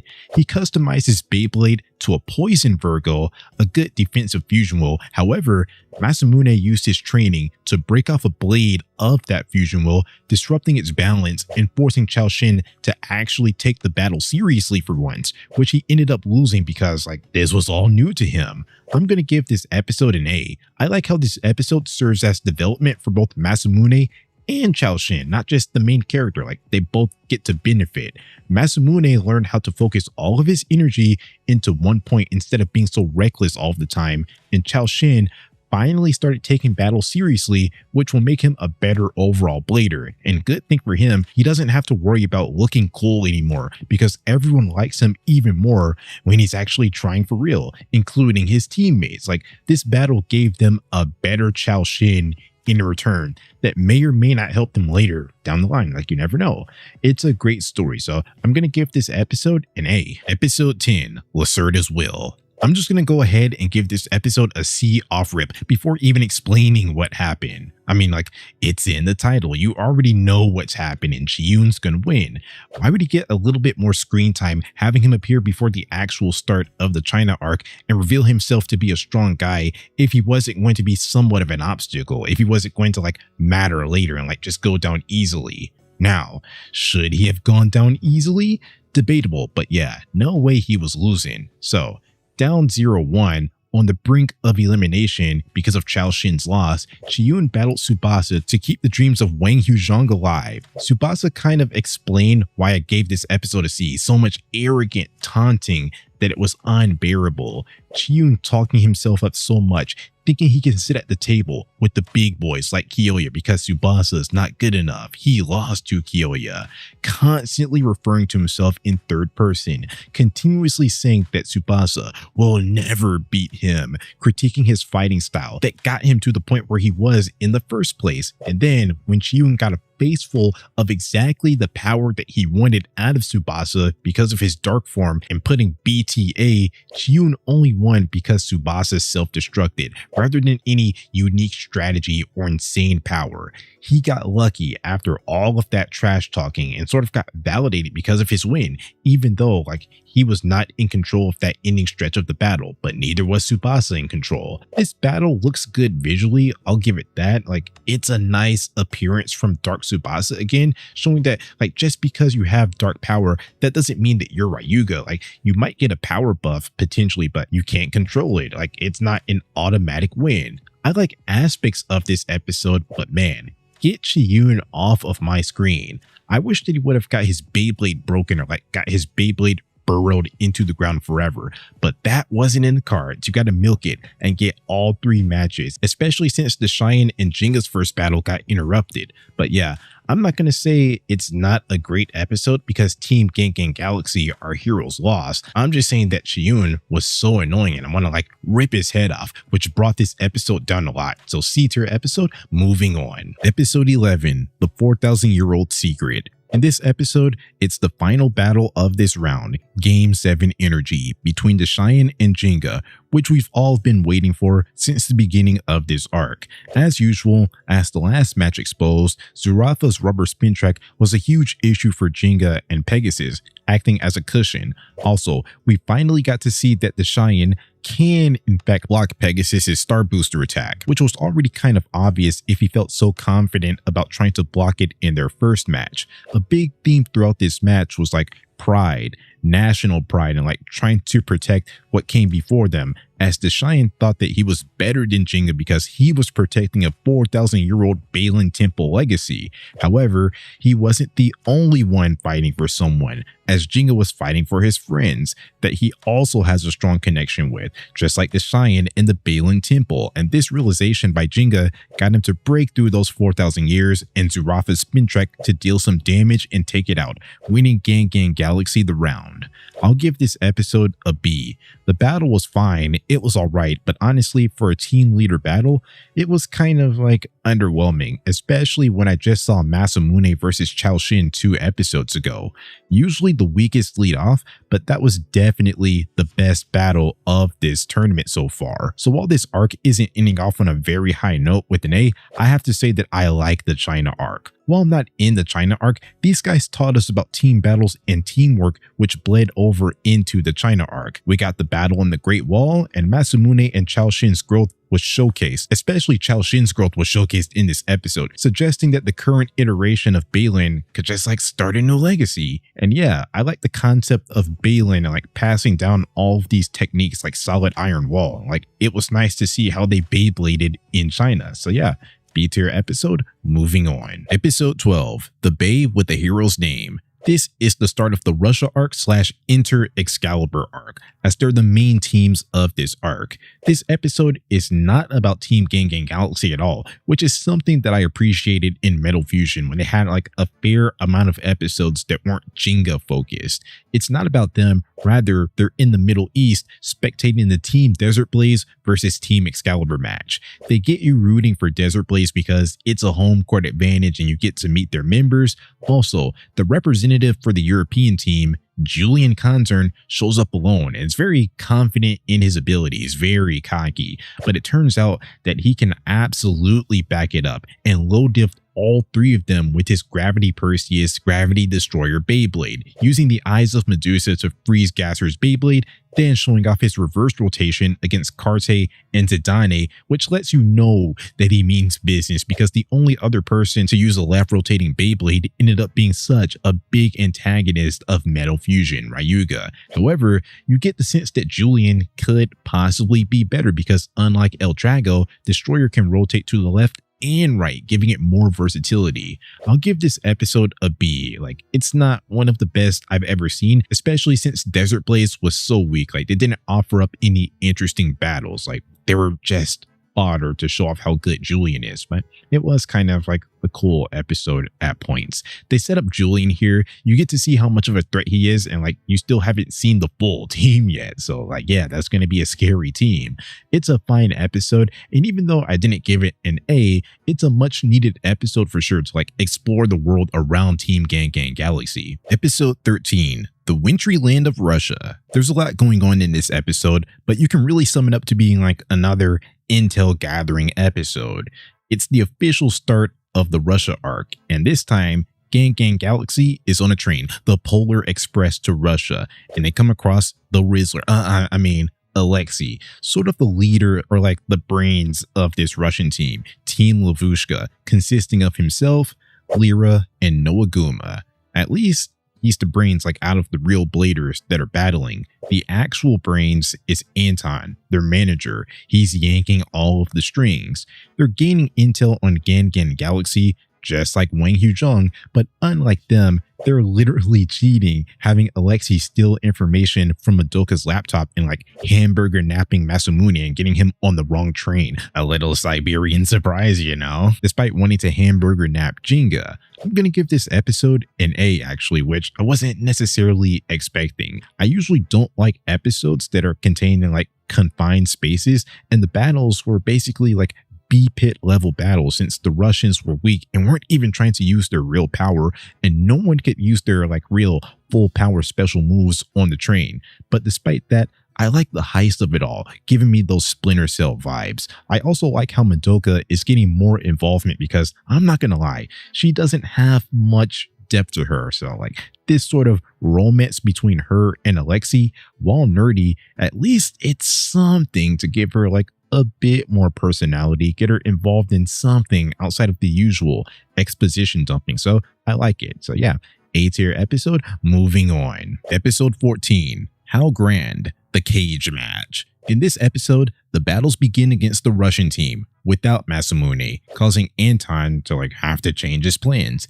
Basically, he has all of these rigged stadiums, so this time, because he knew that Jinga was battling, he made an electric cage stadium that would stop Pegasus from reaching the skies to use its Star Booster attack.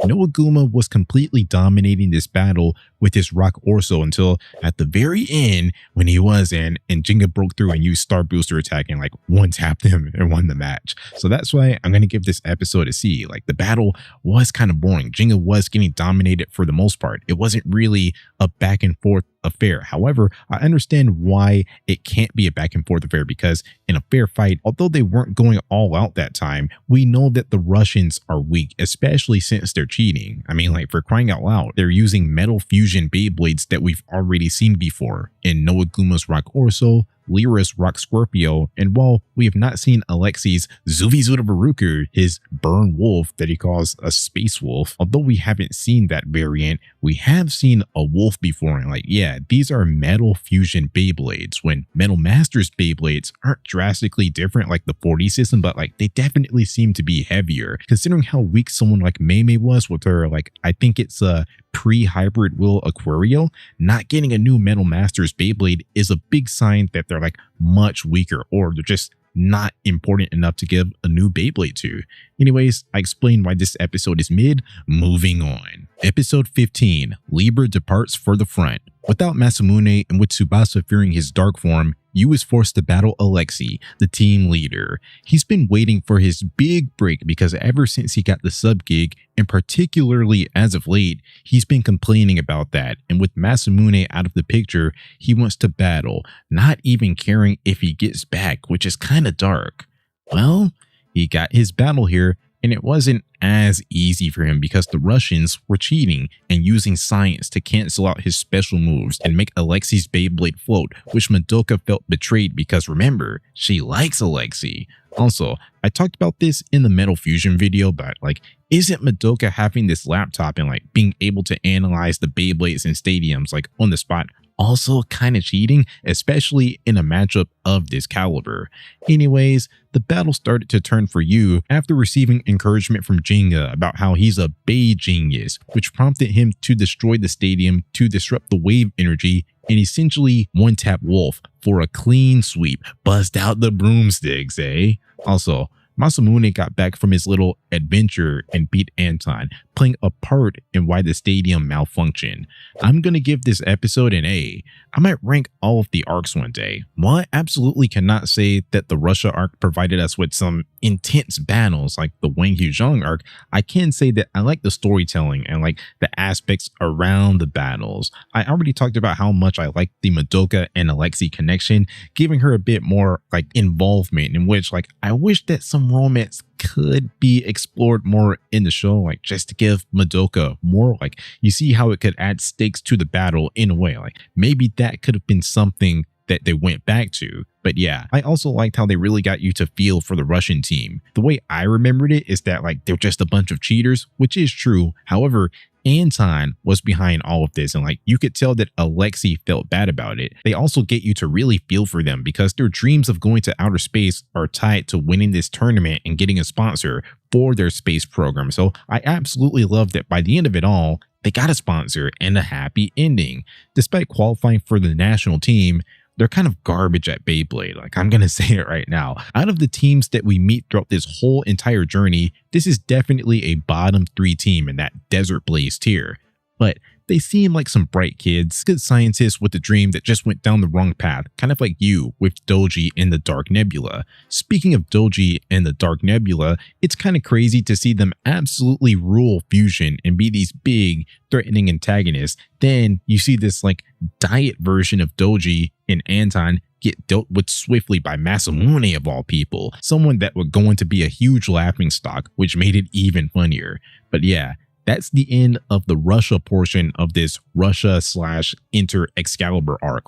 that's the end of Lavushka's story in Metal Masters, as we're not going to see them again, really. They're the only team that Gan Galaxy faces that doesn't play a role in the big endgame of this season, making their World Tournament battles feel like kind of a filler arc. Like nothing that Gan Galaxy did or learned here really had an impact on this season. I think it's filler, but it's not terrible filler. Like there's a lot to love about the Lavushka part of this Russia/Inter Excalibur arc. Anyways, A-tier episode, moving on. Episode 16, The Festival of Warriors. This episode takes the gang to Greece as they'd like to spectate the Festival of Warriors, where they send the best blader or like a few of their best bladers from each European Union country to compete in this ceremony event, which seemed like somewhat of a qualification tournament to represent Europe's team, Excalibur. This is not an original point. I actually got this from a YouTube video. Check out a guy named Kai and his Beyblade Metal Saga retrospectives. Like, man,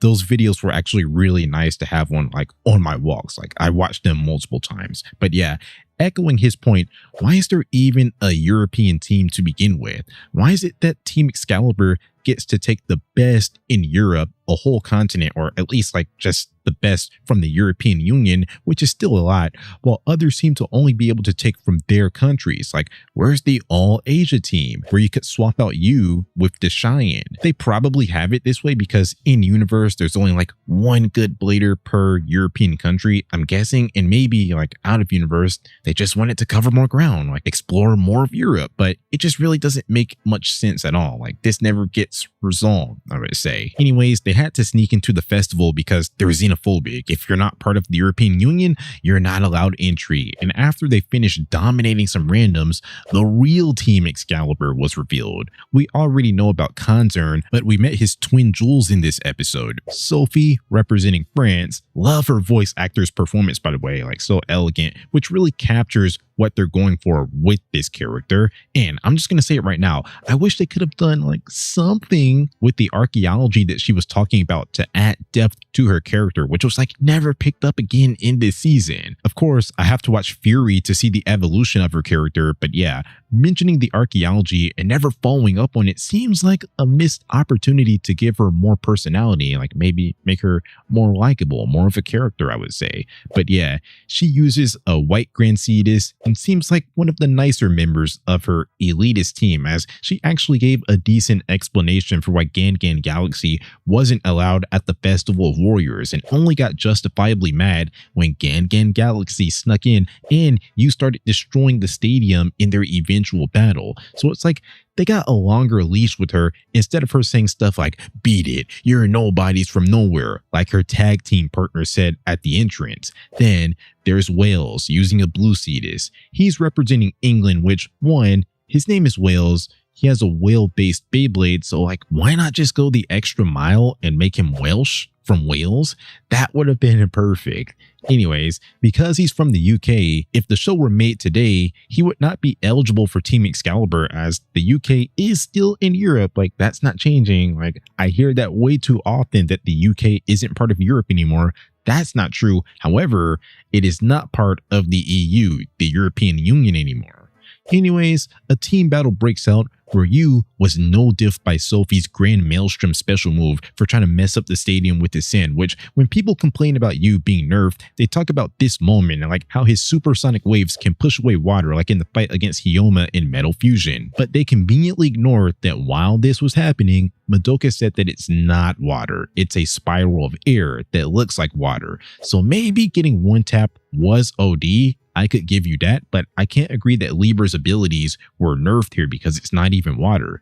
Anyways, despite Jinga and Masamune's teamwork being better than it was at the start in the Chiyun and Meimei battle, it could still use a bit of work, especially against Wales and Sophie that have their very own joint special move, Grand Decalion, combining their Grand Fleet and Grand Victoire special moves respectively. Despite being able to get past their tidal wave, which the twin Jules made it their mission to protect Julian, as no one has ever made it past them. So at least Masamune pierced an opening in their tidal wave and created an opening for Digya to get to Destroyer. However, Digya just wasn't even able to scratch Destroyer. They just used up so much energy trying to get past the Twin Jewels, which lost them the match. And considering the left rotation and no diffing Team Desert Blaze that we've seen out of Julian, and what we've seen here with the Twin Jewels having rock solid defenses with their Grand Cetus Beyblades and having a joint special move and beating Gan Galaxy so easily, this actually sets them up as the antagonist of this season. Now, will that hold? By the end of it all, will they still be the best team or a top 2 team in the World Championships?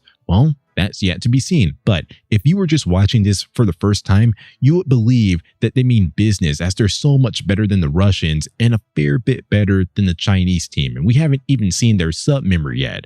Also, you just want to see them get taken down because they all have a cocky attitude and they're xenophobic. But they're right, because Gan Galaxy interrupted their special European festival, and they can actually back up their talk as they've shown in this episode, low div. So you just want to see how Gan Galaxy gets over this hurdle, a much more formidable hurdle than Team Wang Huzhong. And you see, it'll take more growth to beat them. I'm going to give this episode an A. I definitely liked it. I already went over why I liked it so much. I liked how sacred and grand this felt, where only EU members could meet, and whenever they lost, they felt like they were letting their country down. Which is why I like the World Tournament, seeing that national pride and how other countries treat Beyblade. I also like the lightheartedness before the battles, where Madoka just wanted to enjoy boring stuff while the guys just wanted to enjoy guy stuff, and she kept on getting mad at them for talking about Beyblade all the time. I like the uptick in Madoka content as of late and giving her more of a personality. So yeah, definitely an A tier episode, fun battle. I absolutely love the Twin Jewels and their joint special move, and yeah,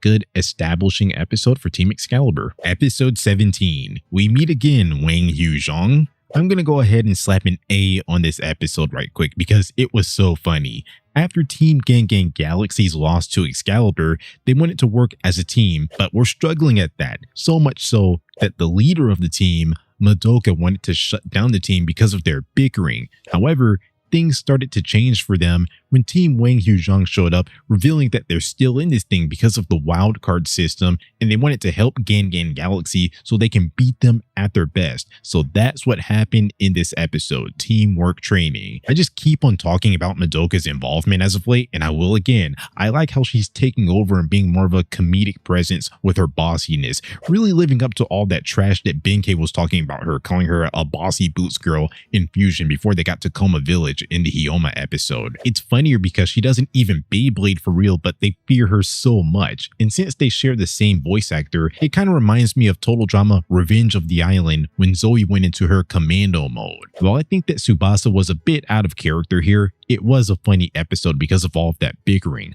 Also, I will say it's a good payoff to the team battle introduction all of those episodes ago in Japan, giving that battle a lot more importance actually.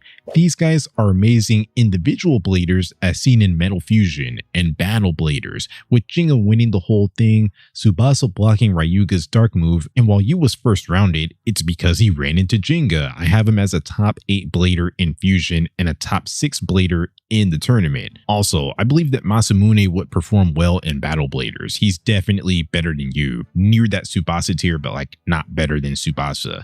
They're all amazing individual bladers, but they have absolutely no teamwork, which is unacceptable on the world stage.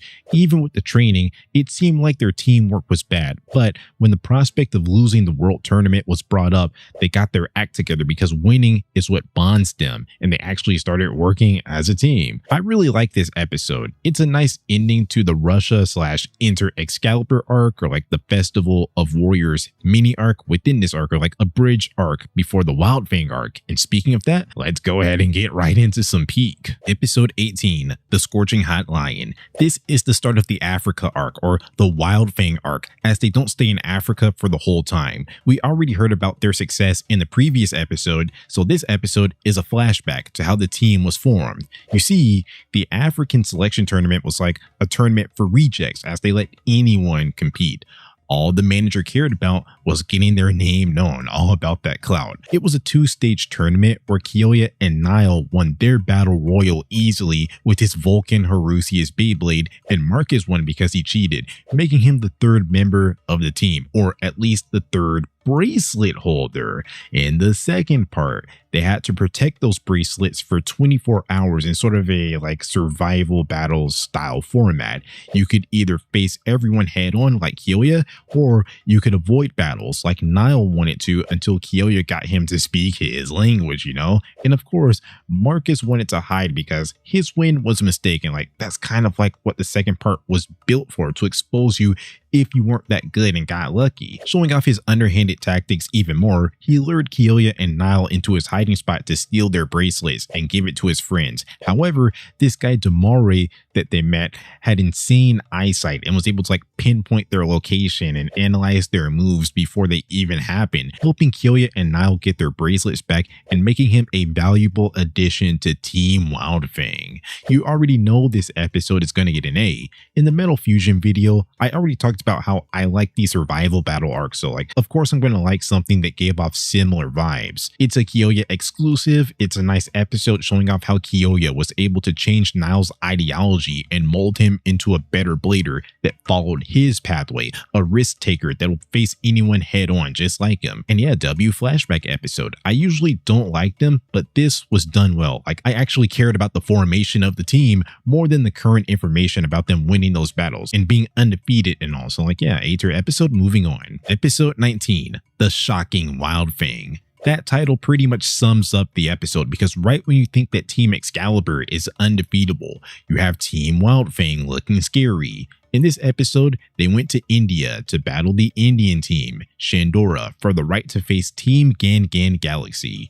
The reason why Team Wildfang was undefeated and remained undefeated is actually out of necessity. They lead off with Niall, then Kyoya battles second to finish things off for the 2-0 sweep, because they're really front heavy. Like they're not working with much outside of them. You saw Demare in the previous episode, probably a bit better than the average blader because of his eyesight, but at the end of the day, he's only working with the counter Scorpio, and his strength level is probably like more in line with the Russians, maybe even worse because Noaguma was kind of strong. Then you have Benkei, the Masked Bull. That was clearly like definitely a Kyoya pick, giving off massive like service goon, water boy, coach's son, like cheerleader type of energy. Borderline top 10 blader in Fusion, but definitely nowhere near there right now thanks to the Metal Masters power creep. Like there's sub members that are better than him, which he is a sub, but like yeah, like he's probably like lower tier of those subs. I bet that Mei could give him a good fight, one of the lesser Metal Masters bladers, but probably would have been like borderline top 10 in Fusion, just like Benkei. Because Benkei isn't good enough to keep up with the world competition, then he's relegated to being like a hype guy, like just like a number to have, like break glass in case of emergency type of guy. No emergency here, as Niall and Kyoya low diff their competition, and Kyoya even showed off a new strategy that was like, well, it was framed as new, which I guess it is. When he used an aerial tornado against Benkei and Battle Bladers, Leon was on its side. This time, however, it flipped over upside down, which was framed as a Jenga counter.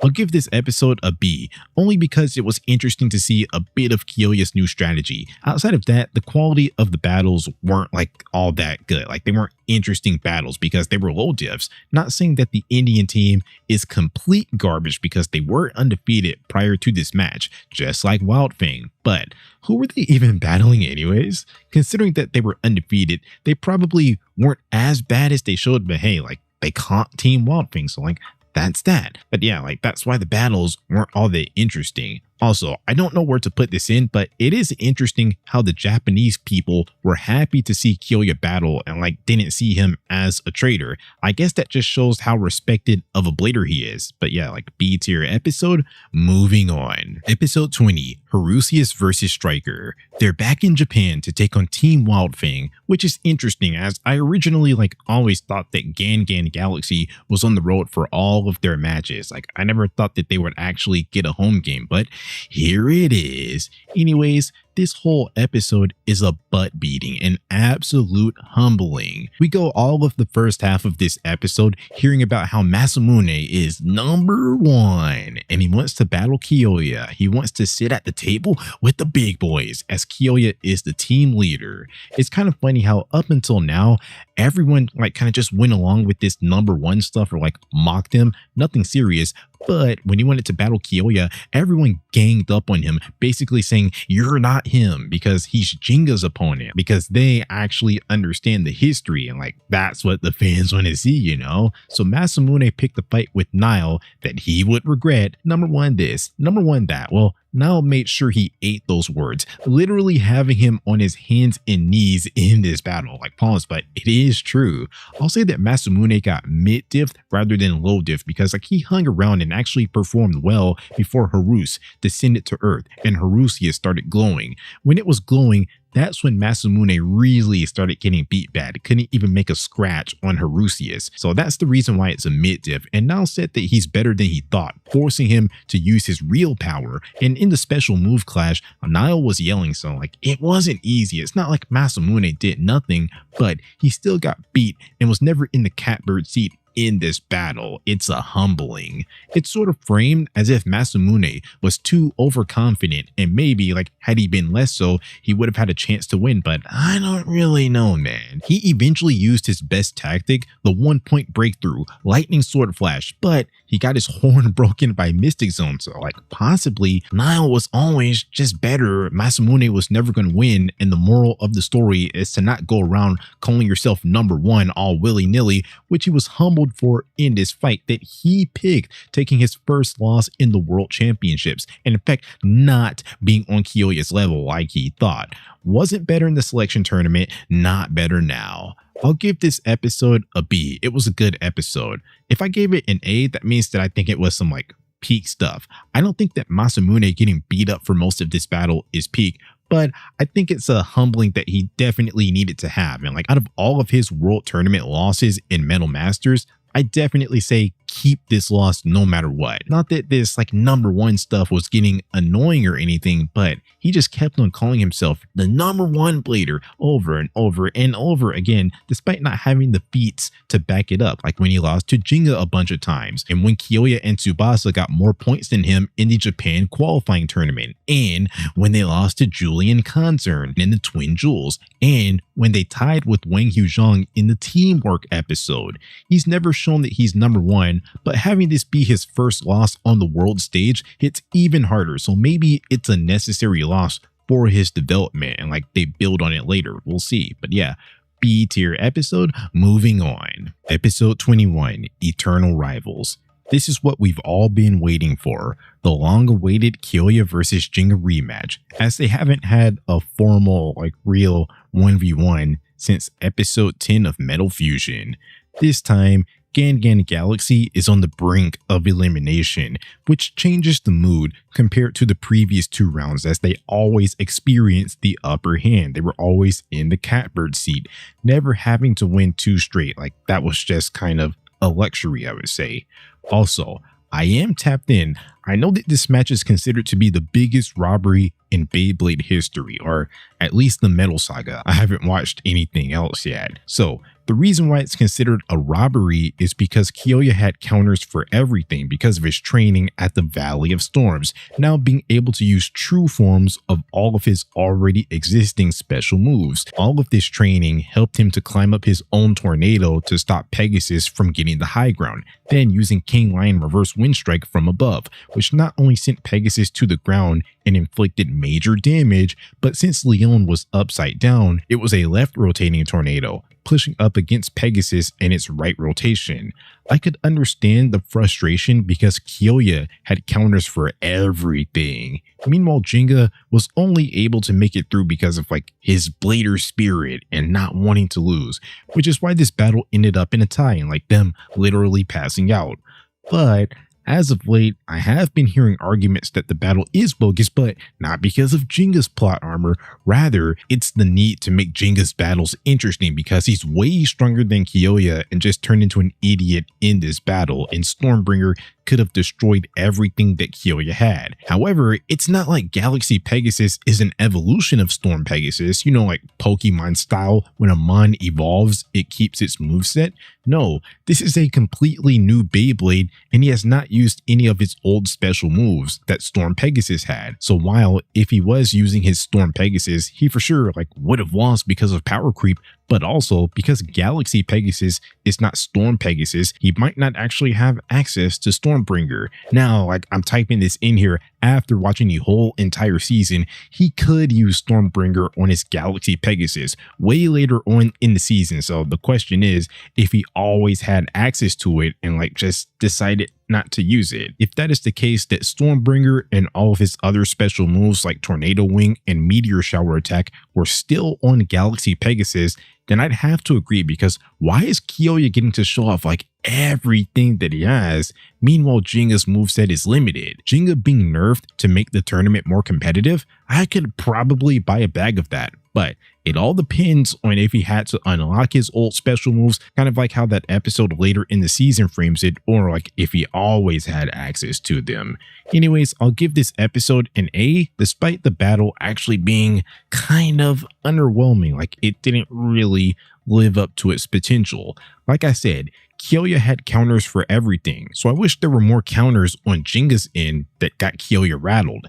That's why it was underwhelming, but at the end of the day, it's Jinga versus Kyoya. Now, this isn't their best fight, but it was cool to see how far Kyoya had come, to the point where Jinga's Pegasus doesn't rule the skies anymore. It's his Leon, so it's just nice to see how far Kyoya has come, which is the main reason why this episode is going to get an A. It was an intense battle. Episode 22, the third match, On the Edge. You got to go this episode without Jinga and Kyoya and rely on this B team of sorts and others to fill in the roles of the leaders. Because of the tie, basically nothing happened. Gen Galaxy is still in a winner go home scenario.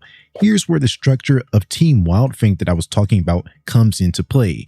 Because Benkei and Demore are weaker, break glass in case of emergency type of bladers, and we already saw Benkei get beat by Yu and Tsubasa in Fusion without seemingly surpassing them, Nile taking over as the leader suggested a team battle, which Yu accepted because he would get to battle. However, that would be somewhat of a mistake.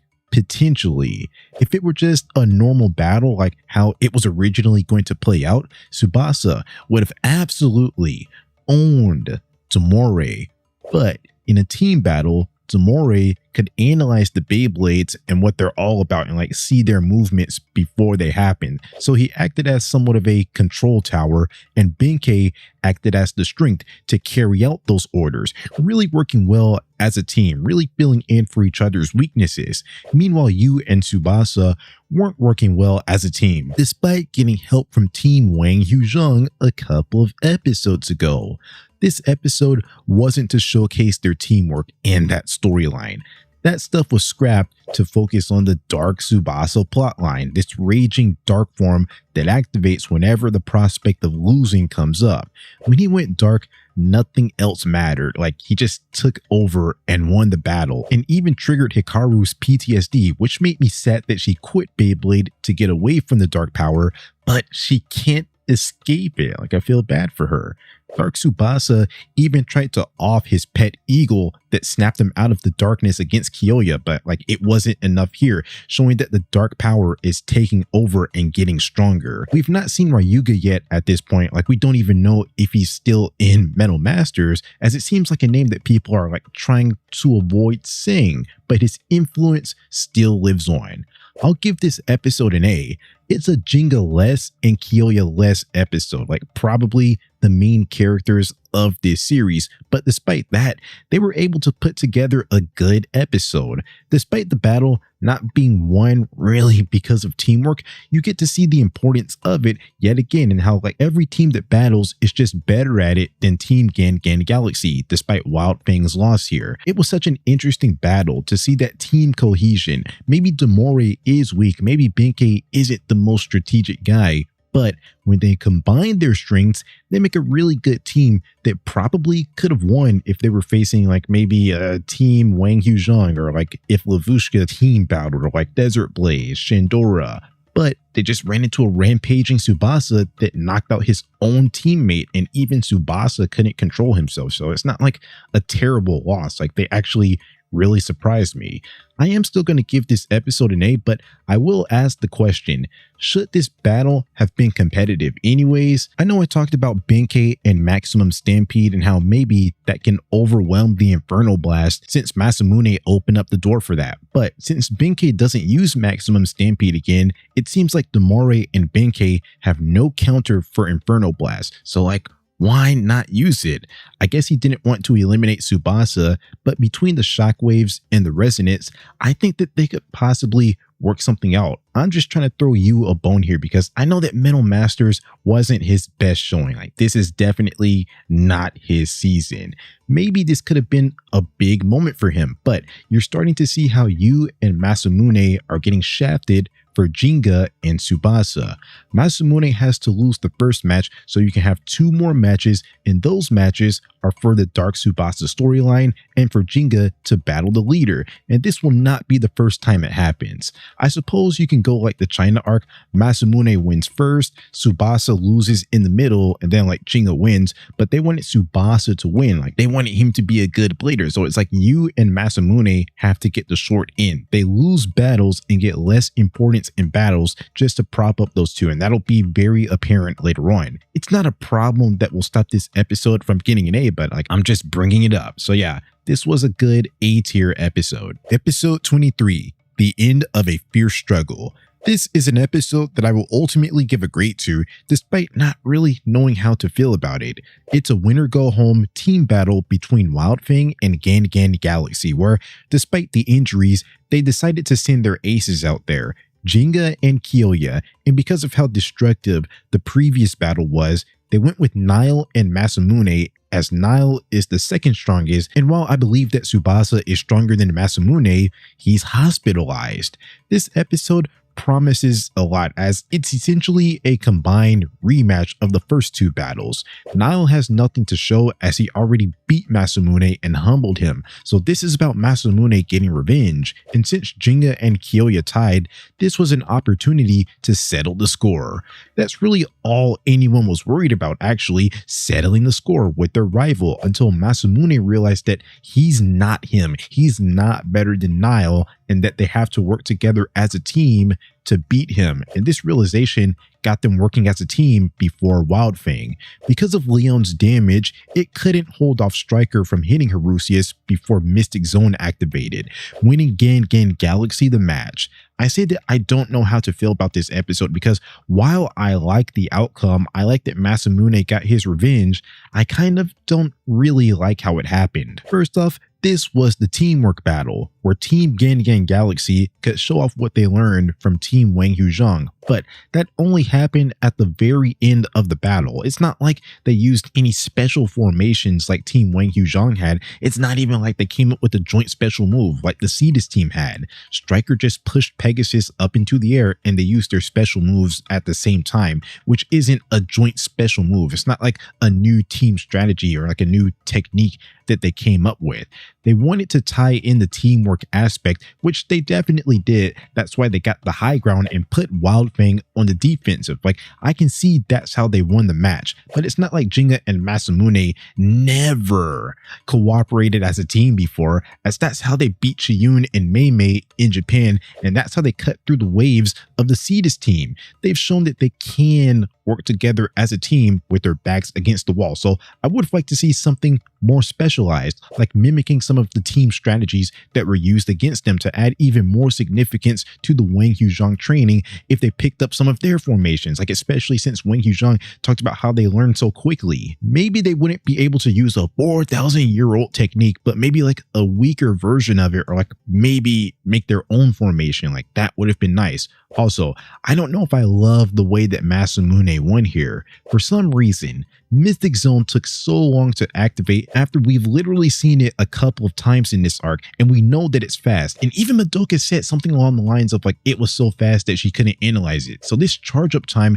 makes absolutely no sense. Maybe if Digya and Kyoya needed extra time to charge up their special moves, that's understandable because of their injuries. But Nile mid-diff Masamune, and this battle was taking place on another day, so like there's really no excuse for the charge up time unless maybe Leon's tornado somehow interfered, but that didn't seem to be a problem when they beat Marcus, so like I can't even give that to them. Digya versus Kyoya gets talked about as a robbery, but what about this battle? Also, I don't know if I like Masamune needing help. On one hand, I like that he got humbled and is realizing that he's not number one and could use some help. But are you telling me that after seeing how quickly he learned Jinga's fighting style and the 1-point breakthrough, he couldn't find a way to beat Mystic Zone on his own? It's like you're taking a step forward by making him have the humility to realize that he's not number one, but you're getting in the way of him being number one by winning under shaky circumstances, where the only reason why he was able to win was because Harusius didn't get off a Mystic Zone that took uncharacteristically long to charge, and he only got there because Leon was damaged, meaning that in a normal battle, he's not beating Nile without help and ridiculous circumstances. I don't know, man, like there's stuff to like, stuff to dislike, but I'll go ahead and give this episode an A. Masamune got his revenge. He came out on top, and yeah, clap it up for the Wildfang team, a team that was kind of put together on the fly, consisting mostly of bladers that aren't even native to the region where the tournament was taking place. But man, like they caused some major damage in these world championships and gave us probably the best and like most sitting on the edge of your seat type of arc in the show so far. So yeah, A tier episode. Moving on. Episode 24, The Creeping Darkness. This episode is the end of the Wildfang era for now, as they split up and went their separate ways, as there's nothing left for them because like they went too far into the tournament. There's no wild card round to save them. They just lost and like they can't compete anymore.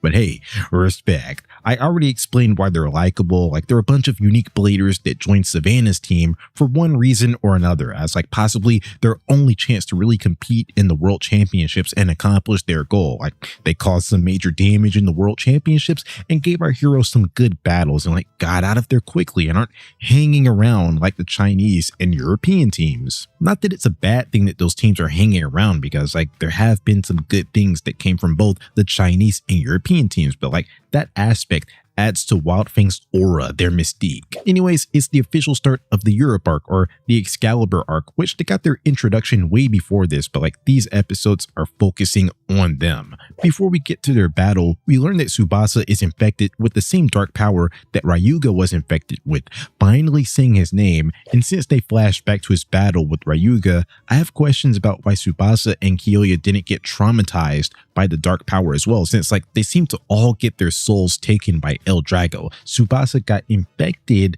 with the dark power, but he's not traumatized like Hikaru. He's still blading. Maybe it's because they're stronger bladers and have like stronger will, a stronger passion for the game, or like maybe they're just guys and like they're seen as tougher. I don't know. But yeah, because of the destruction that the dark power created and like how this new WBBA is committed to making sure something like that never happens again, they tossed out the idea of disqualifying Tsubasa from the team, but agreed to find Ryuga and use the WBBA's resources to help Tsubasa after the team got upset at that. Then for the battle, first, I had a question about why the European home court is in France, Sophie's home country, when the leader is from Italy, Julian. But that got answered later, like they alternate, seemingly. However, they shouldn't be playing in any of these countries. Despite all of the representatives being from Western Europe, it seems like a bit biased that the home courts that we see are all in Western Europe rather than somewhere like in the middle, you know? Like what if an Eastern European wanted to see their battles? How about Germany, where Klaus is from? Anyways, Wang Yuzhang won the consolation tournament, and they can clinch their spot in the A block finals to face Gan Gan Galaxy again if they beat Team Excalibur, but like, that was never happening. But yeah, we finally get a true team battle between the twin Jules and Chaoshin and Mei Mei, where it felt like everyone competing was committed to teamwork from the jump. Unlike the battles in the Wildfang arc where the Tsubasa and Yu battle, like they didn't even work as a team, and Masamune and Jenga only worked together like at the very end, but like from the jump, these guys were committed to teamwork, which should have led to an interesting battle, which at points it kind of was. Like, it was nice to see the teamwork, and they had to see this team surprised at a point or two, but Wales and Sophie low-diffed them, giving us a visually pleasing battle, but it was uncompetitive. Like, they're only getting like 4 minutes of battle time in.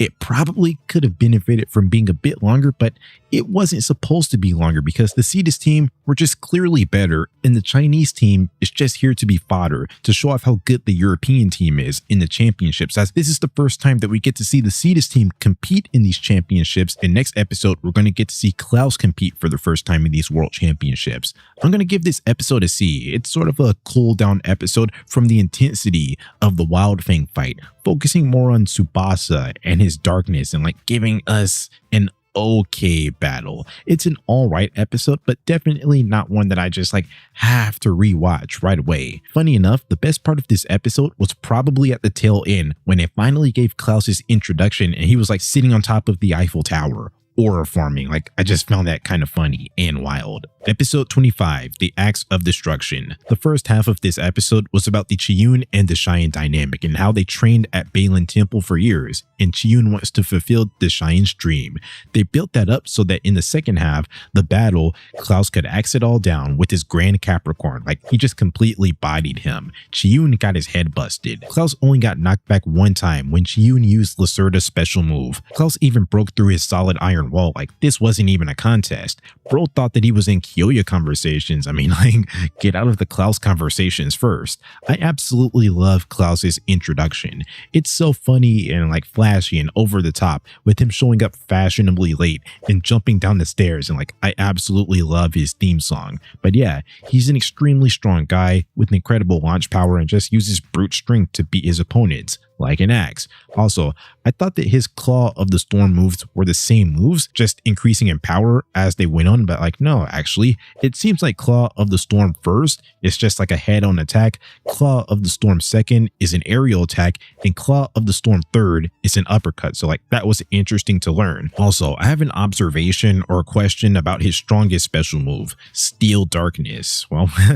why darkness? When I think about darkness, I think of Doji's Dark Wolf and his Darkness Howling Blazer special move, and like the Dark Nebula and Dark Power. Klaus is on the antagonist team, but like, they don't seem to be evil. Actually, as he gets more development, he actually seems to be a decent guy and probably the second nicest on his team behind Sophie. So his Steel Darkness special move kind of feels out of place here. But yeah, I'll give this episode a C. Like, the battle was kind of meh. I thought that I would have absolutely loved to see Chiyun get humbled, which is nice that it's all coming back around because he was really power tripping in the Tsubasa fight. However, like, ever since then, we aren't getting a face full of him like we did in the China arc, and he's actually been chilling since then. Like, in the China arc, specifically the Tsubasa battle, I don't know what was in the water that he was drinking, but like, yeah, he was moving like a god. He implied that he thought that he was on the same level as Kyoya, but he only won against Tsubasa because he self-destructed. So it looks like that narrow win kind of humbled him. So because of that, and like, because he stopped power tripping, I didn't really need to see him get humbled as much as I thought I did, which kind of takes away from this episode a bit. The battle was kind of mid because Chiyun got easily dog-walked. Actually, none of these battles were supposed to be amazing. Like I said, Wang Yuzhang was kind of just fodder, like just a punching bag to continue showing off how great Excalibur was, especially for Klaus's big introduction. So like, you know, he's got to be a powerhouse in his introduction, just like every character is when they get their introduction. But yeah, that's all I can really say. It's a C tier episode. Moving on. Episode 26, The Dragon Emperor Returns. Come on, you know they weren't going to leave him out of this season. Here, we get a sweet episode, a non-Gan Galaxy episode outside of Tsubasa. You see, in the background of the main stuff that's been going on, Hiyomo was looking for Ryuga, and Tsubasa Tsubasa went missing and his journey took him to Italy, Julian's home country, where the A block finals will be held, which just goes back to my point from before and adds more confusion. Like, how is this stuff decided? Like, are they alternating between the 4 countries after every round so everyone gets a chance to see their representative? I don't know, but like, it would still make more sense to have a central stadium in Germany, maybe like slightly more east, but yeah.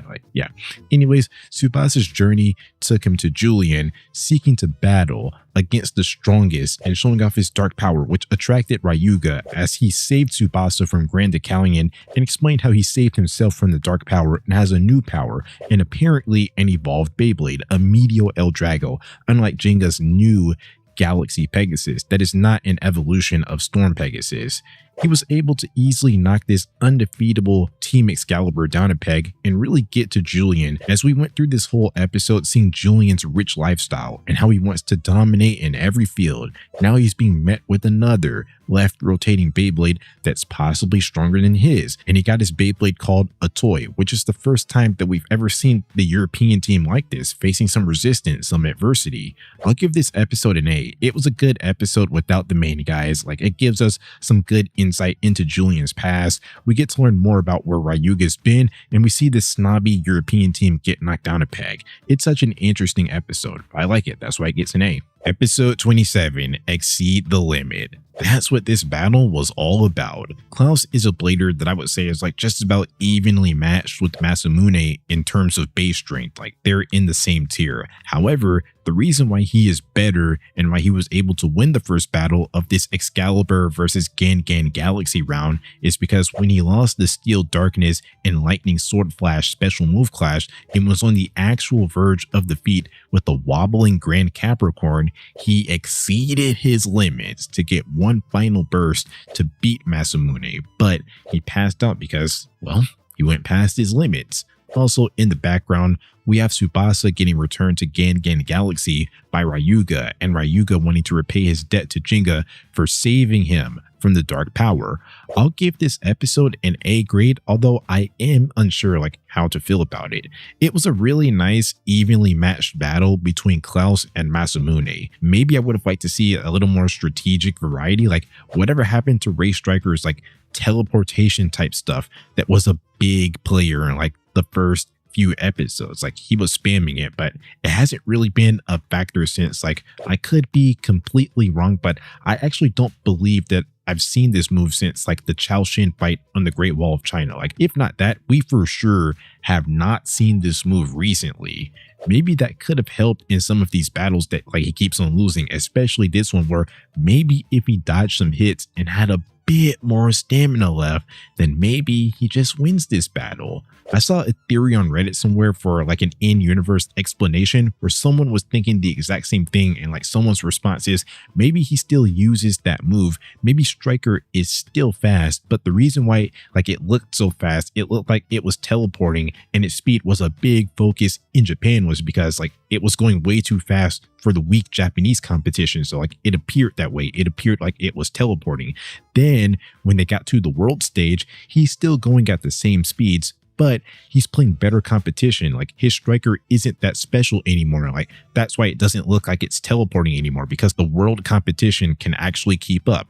I don't really know if I can buy a bag of what they're selling as like he was teleporting against you and Jenga. Fresh, new, out of control Galaxy Pegasus Jenga, but like it was still very strong. So like I can't really buy a bag of that, but I like it more than the writers forgot or the writers nerfed him.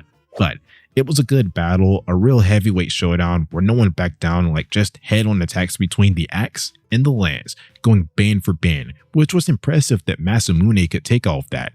The only time that someone even thought about running away was when Klaus exceeded his limits and Striker used up all of its power to the point where like it just couldn't take another hit. However, I don't know how to feel about this because Masamune pushing Klaus over his limits was framed as a positive. Like Sophie, Wales, and Klaus definitely respected him, and the fact that Klaus exceeded his limits means that he high diffed, extreme diffed Masamune. So like we get the idea that Masamune is probably a good bit stronger than Chiun, like someone that Klaus didn't even break a sweat against. But Masamune still lost here, and like I'm just considering Masamune's record in 1v1s down the line. Like I already know about his whole entire record, so like is this a good thing?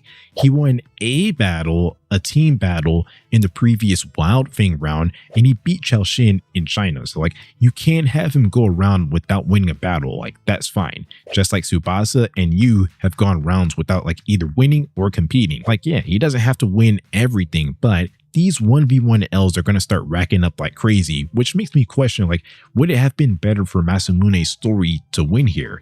Getting ahead of myself, spoiling that there will be a third battle, but like, it kind of feels like he was the sacrifice and like just tossed aside because we have more important things to worry about, like Dark Tsubasa and like Julian, Jinga, and Ryuga storylines. So like, you just needed Masamune to lose here to make those battles happen. Maybe you could have had you here in like the Klaus battle and lose, then have Masamune in the upcoming team battle with Tsubasa, but that doesn't work because Masamune usually leads off in the first battle and you and Tsubasa are always partners in team battles. So how about a tie? You get an intense battle that Masamune technically doesn't lose, so like, you can feel good about that. Then the rest of the battles can play out normally. You still get those guaranteed 2 battles. The only thing you don't get is the pressure aspect of Gan Gan Galaxy trailing the series and like Julian versus Jinga being a winner takes all match, because instead of being tied in the series, Gan Gan Galaxy would be leading and Excalibur would be trying to push it to a 4th match.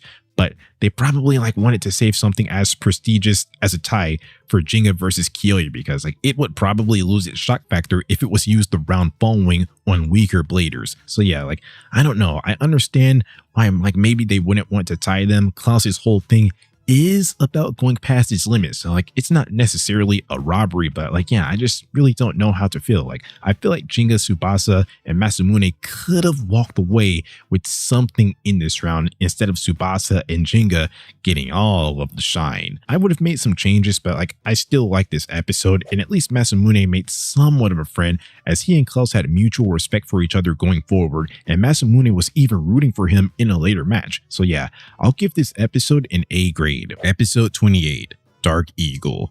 This episode was all about Tsubasa trying to overcome the dark power in his and Yu's match against the twin jewels. It's like all of this time he's been trying to fight against the dark power instead of becoming one with it, like Ryuga suggested. And we get this nice little backstory of his childhood and how he got his ego and like how this kid cheated to beat him. But instead of fighting unfair, he fought fairly to win. This got him to defeat the dark power and come up with a new Shiny Tornado Buster special move that surprisingly just easily knocked out the Cetus Beyblades, meaning that right now he's really strong after overcoming that dark power. Then on the Jinga side of things, he didn't necessarily lose to Ryuga, as Ryuga called off the battle when he got his point across, but really Jinga kind of lost. Like, he was never in a winning position because it was one-sided, and the purpose of that battle was for Ryuga to repay his debt and get Jinga to realize that he hasn't fully mastered his Galaxy Pegasus yet, which is why he would not beat Ryuga here and would not beat Julian in the next battle in this current unmastered state, which was important to Ryuga that Jinga beats Julian because there can only be one left rotating Beyblade. Julian's toy is not a real Beyblade to him. I'll give this episode an A. It was a well done episode. I really liked being able to explore more of Tsubasa's childhood, his past, and yeah, like, it was really satisfying to see him overtake the dark power that's been a really big issue for him and everyone around him for the first half of this season.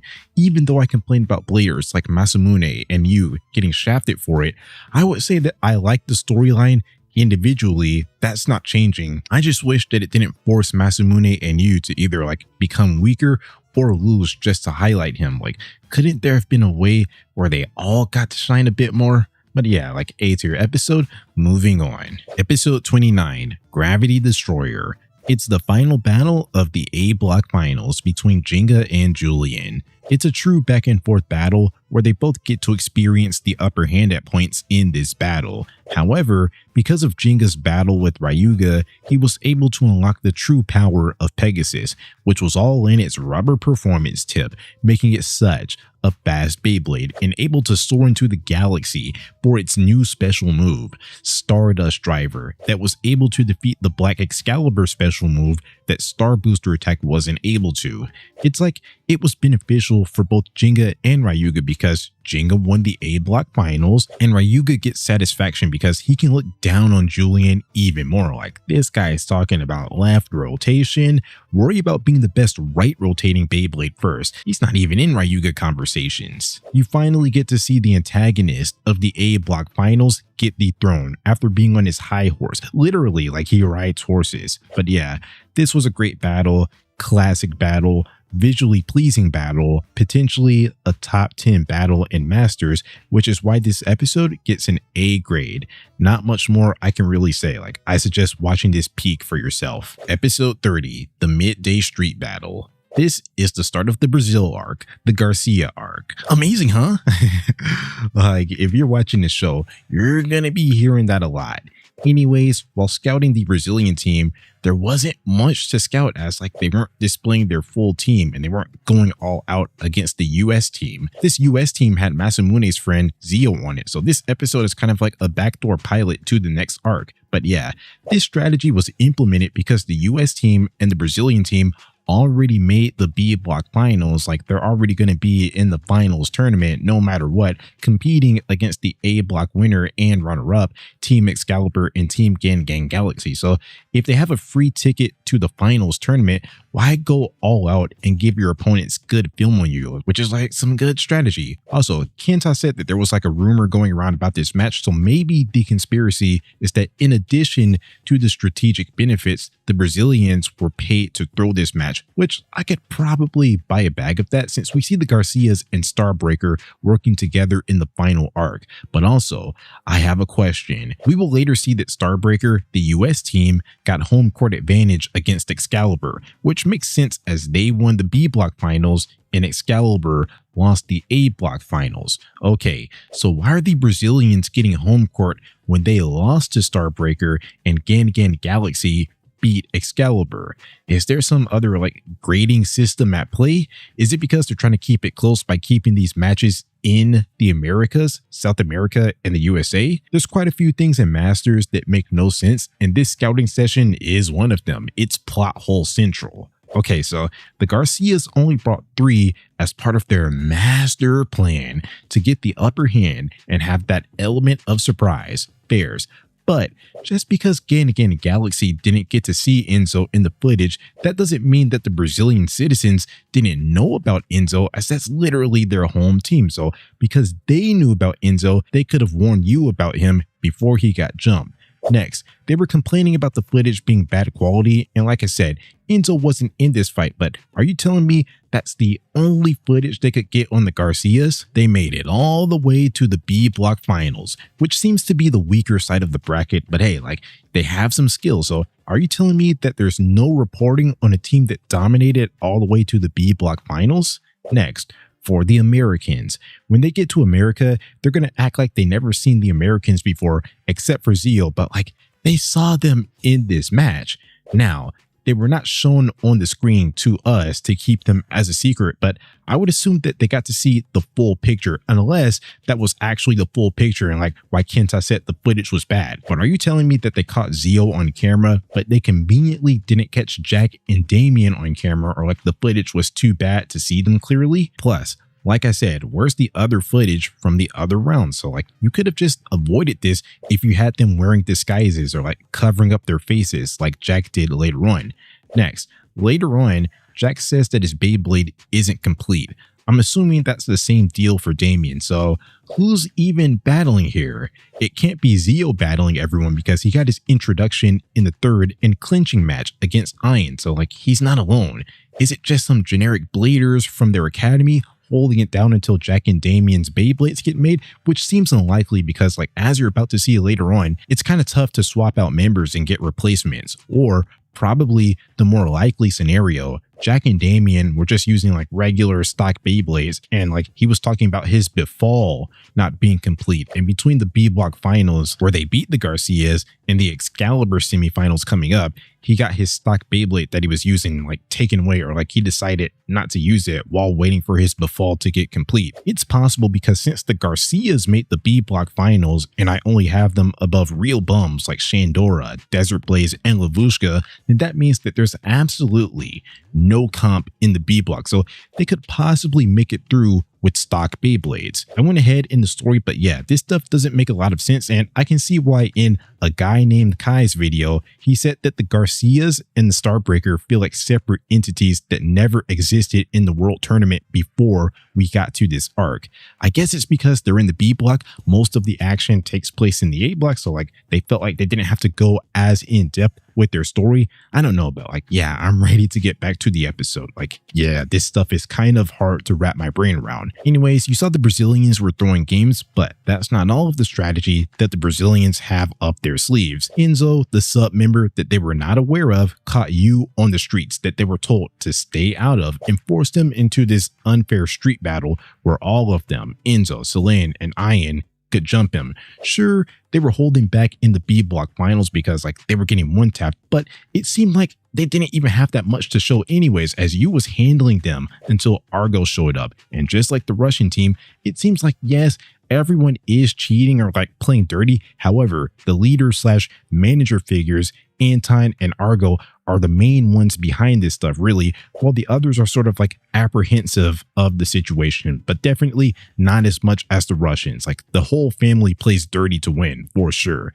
Anyways, that's how this episode ends, with you getting jumped and getting his Libra damaged badly before the match, which again, in an episode where I've been critical and complained about a lot, I have to say, the moment that you realized that he was getting ganged up on, he should have recalled this Beyblade immediately. He didn't, because you need Gan Galaxy to be underpowered for this team, which you will see when they get to the battles. I'll give this episode a C. It's like, all right, there's a lot of weird plot stuff, but I like some of what was at play, like the mystery of this Zio guy and like the change of pace. Sure, the Excalibur team was snobby and elitist, but they fought fair and square. No hat tricks, no theatrics, just like Wildfang. It's good that we're revisiting the idea of cheating and dirty play that we haven't really seen since the Russians. Differing styles gives more variety, more personality to these teams, which is something that I talked about earlier in the China arc. Like, yeah, it's nice to see different approaches to how Beyblade is played in different parts of the world, for better or for worse. Like, let me just see it. So it's an all right episode, but let's just wait for some more intense battles or like deep moments until we can start handing out B's and A's. Episode 31, The Brazilian Trap. In this episode, we get to see the long-term effects from the street battle, as Enzo was able to beat a weakened Yu in the first battle of this new formatted battle, sort of a continuous knockout battle, heightening the chances of all four bladers getting to battle, as there's no breaks. Like, you just launch your Beyblade in when your teammate gets defeated and the last one standing wins. You can't really feel bad for Gan Galaxy if they end up losing here, because like they contemplated calling the WBBA to get the Brazilians disqualified. So like they could have gone that route, but you wanted to battle so badly to get some payback that never actually came. And it seems like they didn't even have to agree to this knockout battle, knowing that you wasn't in good condition to battle, unless like the home court team gets the power in deciding the rules. So it seems like they're creating their own adversity here for the sake of plot and like entertainment, I would say.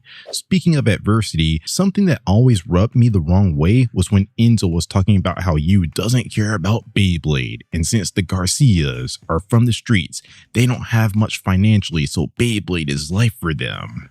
Okay, like, yeah, it may be true that Yu probably lives a more privileged life than them, but everyone in the world championships had a tough road to get there, not just the Garcias. And like, just because they're impoverished, that doesn't inherently mean that their road was tougher. Like, remember when Masamune got hamburger napped? Remember the Dark Tsubasa plotline? And like, just think about Metal Fusion. Like, they had to deal with the El Drago crisis, so their road to get here wasn't like easy, I would say. Like, they have to go through hardships as well. That's something that rubbed me the wrong way, but I understand why they felt that way. And like, this is adding diversity. Like, all teams aren't going to battle the same. Like, they're fueled by different motives, which I absolutely said that I wanted to see, so I can't really complain too much. So maybe a non-issue, but something that really rubbed me the wrong way was Masamune getting dogged by Selene like that, falling for Tetsuya type tactics.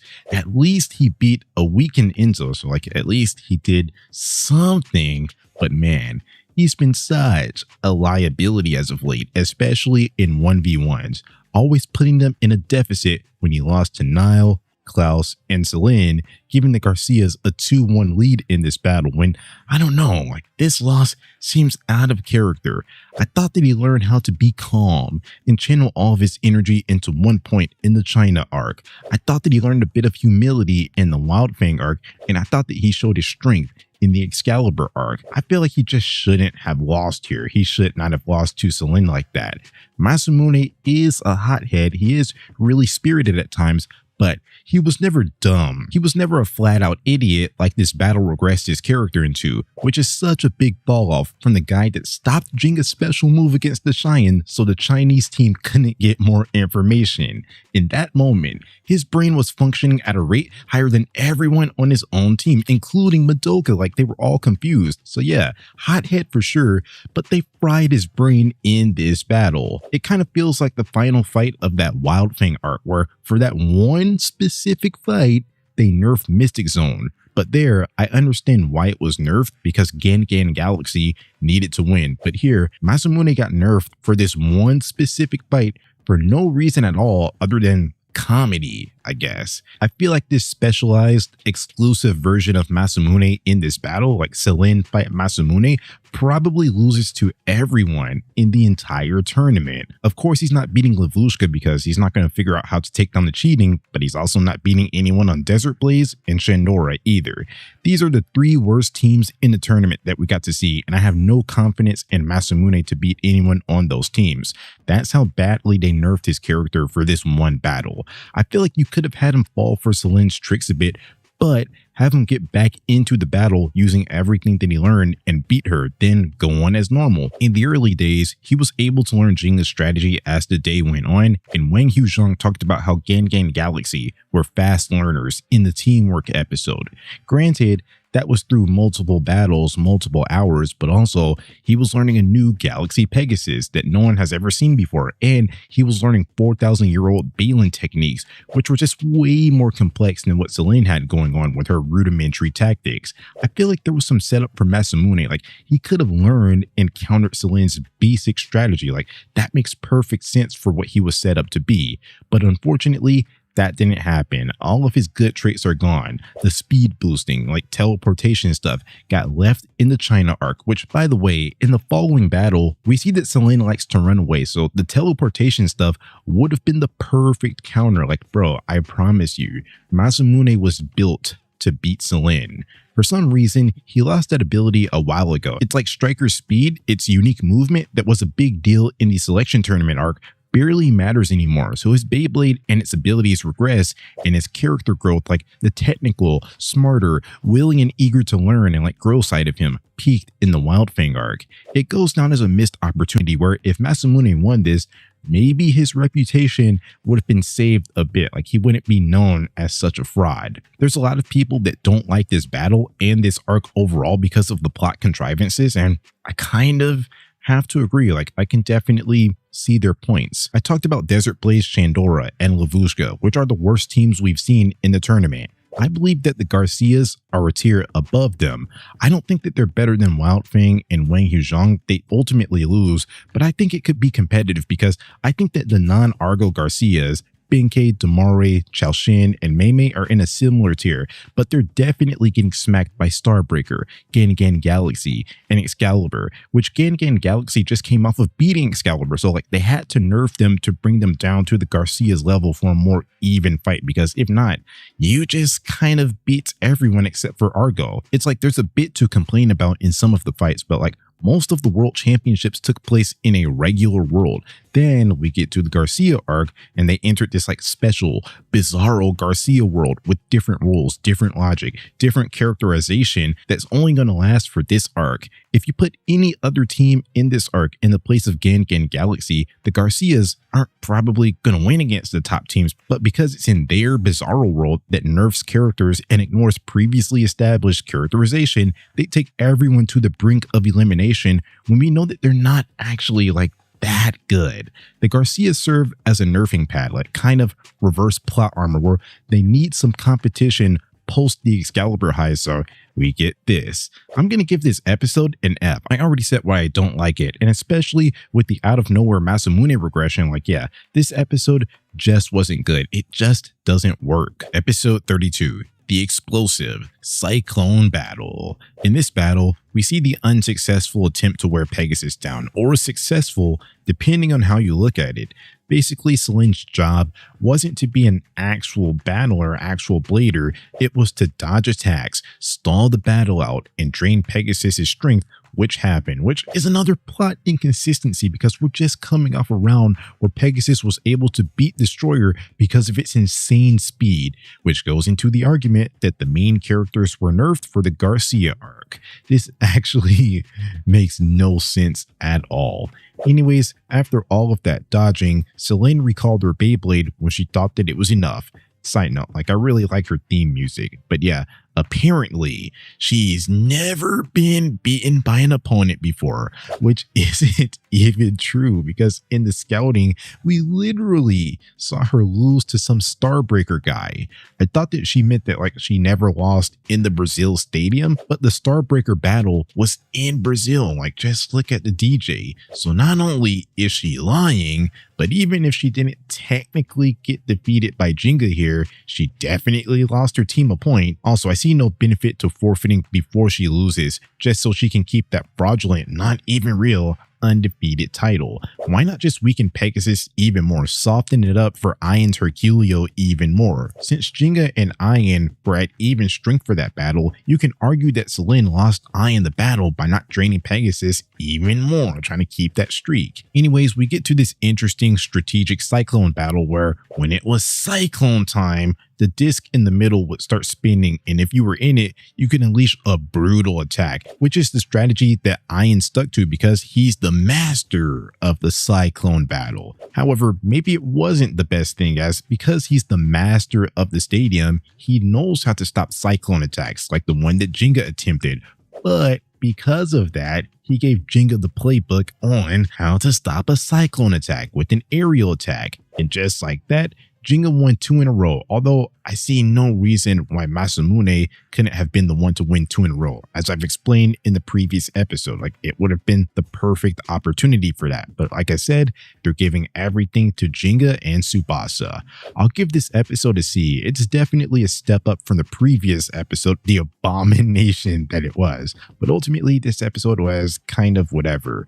There's still some glaring character derailments, but I like the strategy of the Cyclone battle, like for sure. That was interesting. And even if I debate the semantics of Celine's battling style, I get what she was going for, and like it was a good use of the format. So like you can see how this knockout battle format is coming into play, making it different from a normal battle. Episode 33, Charge, Ray Gill. I don't have a lot to say about this, but before I get to the battle, this was the iconic episode where Ryuga handspun his Medio El Drago and it actually stole spin, which works in real life. Now, I haven't seen it win a whole lot, like it usually stops like a second before the other Beyblade, but it's still cool. Anyways, the reason why Celine's strategy was a success and a failure is because she failed at softening up Digya for Ian. Maybe that was a missed opportunity. However, she and Ian got Digya so weak to the point that he got one-tapped by Argo. So maybe the strategy did work because now their leader is eliminated and they have to rely on Tsubasa. I wouldn't say that Tsubasa is a straight up liability, but he is sort of a wild card. Like, is the dark power like actually completely out of him? I don't know.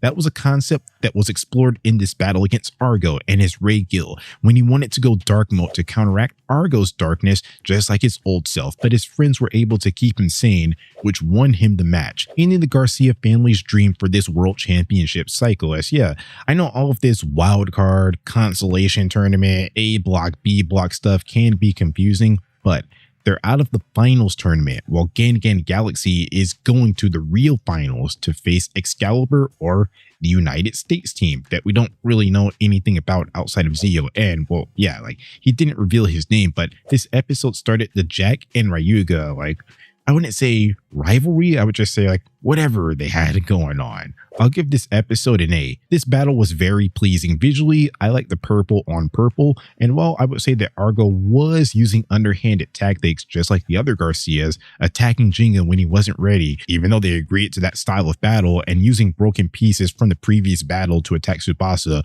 while he was using underhanded tactics, I felt like this was the closest to a true fight. It's like all of the other battles, there was some element of surprise or like cheap tactic that Gan Galaxy either struggled with or like had to learn or lost to, which happened in the Argo battle. However, the other Garcias relied so heavily on their gimmicks, like we already know they're weak. Meanwhile, for the most part, this battle felt like it was just based on strength because Argo isn't weak like the others. He is the leader after all, so he can rely a little bit more on brute force and the absolutely amazing attack power of Ray Gil. Man, I wish Stryker could have been as formidable as Ray Gil, especially since they were talking about how good the Ray Fusion wheel is, but like, yeah, that's not really working out for him. But yeah, I like the battle. I like that we get a full battle of purified Tsubasa where he didn't give in to the darkness, showing that he's here to stay and he's on the level of team leaders now. Like, that's amazing. I think they wanted to make Masamune sort of a rival or like equal to Jinga, but man, it's Tsubasa now, clearly. He's actually the second in command. I always thought that he was better since the qualifying tournament, since he got more points, but it's just so clear now, and I'm happy for him that he overcame the darkness and was able to continue blading, unlike others, unfortunately, in Hikaru. This Dark Tsubasa storyline was peak, so yeah, A tier episode. Moving on. Episode 34, the friend's name is Zeo. This is the start of the USA arc or the Starbreaker arc, and they'll stay there for the remainder of the season. I think you can split it up a few ways, where this is the USA / Dungeon / HD Academy arc. Then when Starbreaker starts battling, that's the Starbreaker arc, or like just include Starbreaker's first fight in the USA arc and create a separate arc for when, spoilers, they face Gan Galaxy. I'm just going to refer to it as one big arc until we get to a certain point. Anyways, in this episode, Masamune is back in America. It seems like he was born in Japan, but trained a lot in America. In this episode, everyone takes a backseat as we learn about the Dungeon Gym and Masamune's friends, Toby and Zeo, and how they used to Beyblade together. However, when Toby got sick one day, they basically wanted to carry on his legacy and their goal, which explains why Masamune departed for Japan after seeing Jinga's Battle Bladers match with Ryuga. Later, this will be seen as going rogue, like Assassin's Creed. Even though Zeo did the same thing, he went rogue and built on the Dungeon Gym for HD Academy and didn't tell anyone where Toby was getting transferred to.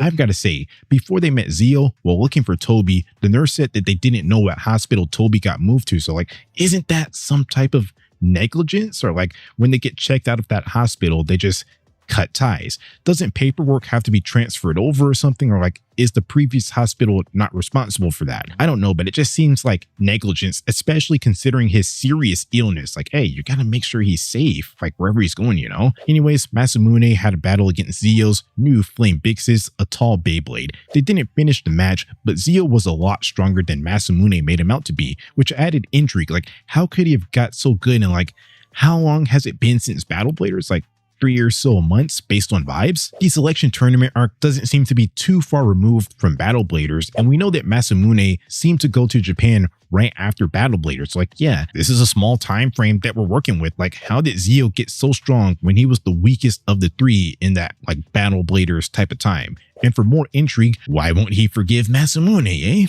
I'll give this episode a C. There's a lot of interesting aspects at play, like Masamune's childhood, Toby, Zio's flame bixes, and his grudge with Masamune, like HD Academy and such. Like a lot of interesting stuff got an introduction in this episode, but there's little payoff and they like need to be explored more. This is why it's better to rank the show in arcs, because clearly this stuff needs more time to breathe and materialize. Like it can't be done in one episode. But this is the episode that we got, which was all right, but ultimately left me with more questions than enjoyment, setting up the next episode rather than trying to be a spectacular episode itself. Episode 35, our slogan is #1. So this is basically an exclusive flashback episode, sort of like what they tried in Metal Fusion in the Forbidden Bay arc, showing how Doji and Ryuga stole El Drago. However, it seems like Masamune was much younger in this. Basically, it's showing how he's new to America and playing on American stereotypes, like how everything is bigger and the food is sweeter. But yeah, they showed the Masamune, Toby, and Zio backstory of how Masamune became a member at the Dungeon Gym, and they trained together and beat these bullies in a tournament and like vowed to become #1. It's their origin story. I'll give this episode a C and like say that it's a tough episode to grade. It gives some context, like you get to see firsthand that Zio was as bad as they say. You get to see that he's a liability. And you also get to see Masamune's experience in America and why Toby means so much to them. So that fills in quite a bit. However, the battles were kind of low leverage in this because like just about everyone was using a stock Beyblade. Like these weren't the best battles, especially amid a world tournament where we're seeing like such high level battles every round. So like it sort of feels like this episode takes a step back, a necessary step back to fill in the details, but like still a step back. And I definitely remembered watching this live at the time and like kind of being underwhelmed. That's why I'll give this episode a C. It's an episode, all right, I'll say that. Episode 36, The Plot Thickens. This is another episode that sidelines Team Gangan Galaxy. This time, all of them, including Masamune. It's sort of a Ryuga is him episode, and an episode focusing on the new big bads at HD Academy, where you finally get to learn a bit more about them. You see, Julian Concern and Excalibur, as you're about to learn, like yeah, they were the fake out antagonists of this season, while Dr. Ziggurat is more like it. He's the real deal. He gives off very strong Anton and mainly Doji vibes, having this like big headquarters and all, and creating Beyblades and giving bladers arrangements to draw out their hidden potential and use it to the fullest. Zio's just the guinea pig in this game, being one of the rare people that's compatible with the arrangement system, which is his end of the deal so Toby can get the elite care that HD Academy provides. Just like the moving from the other hospital stuff, is this even legal or moral?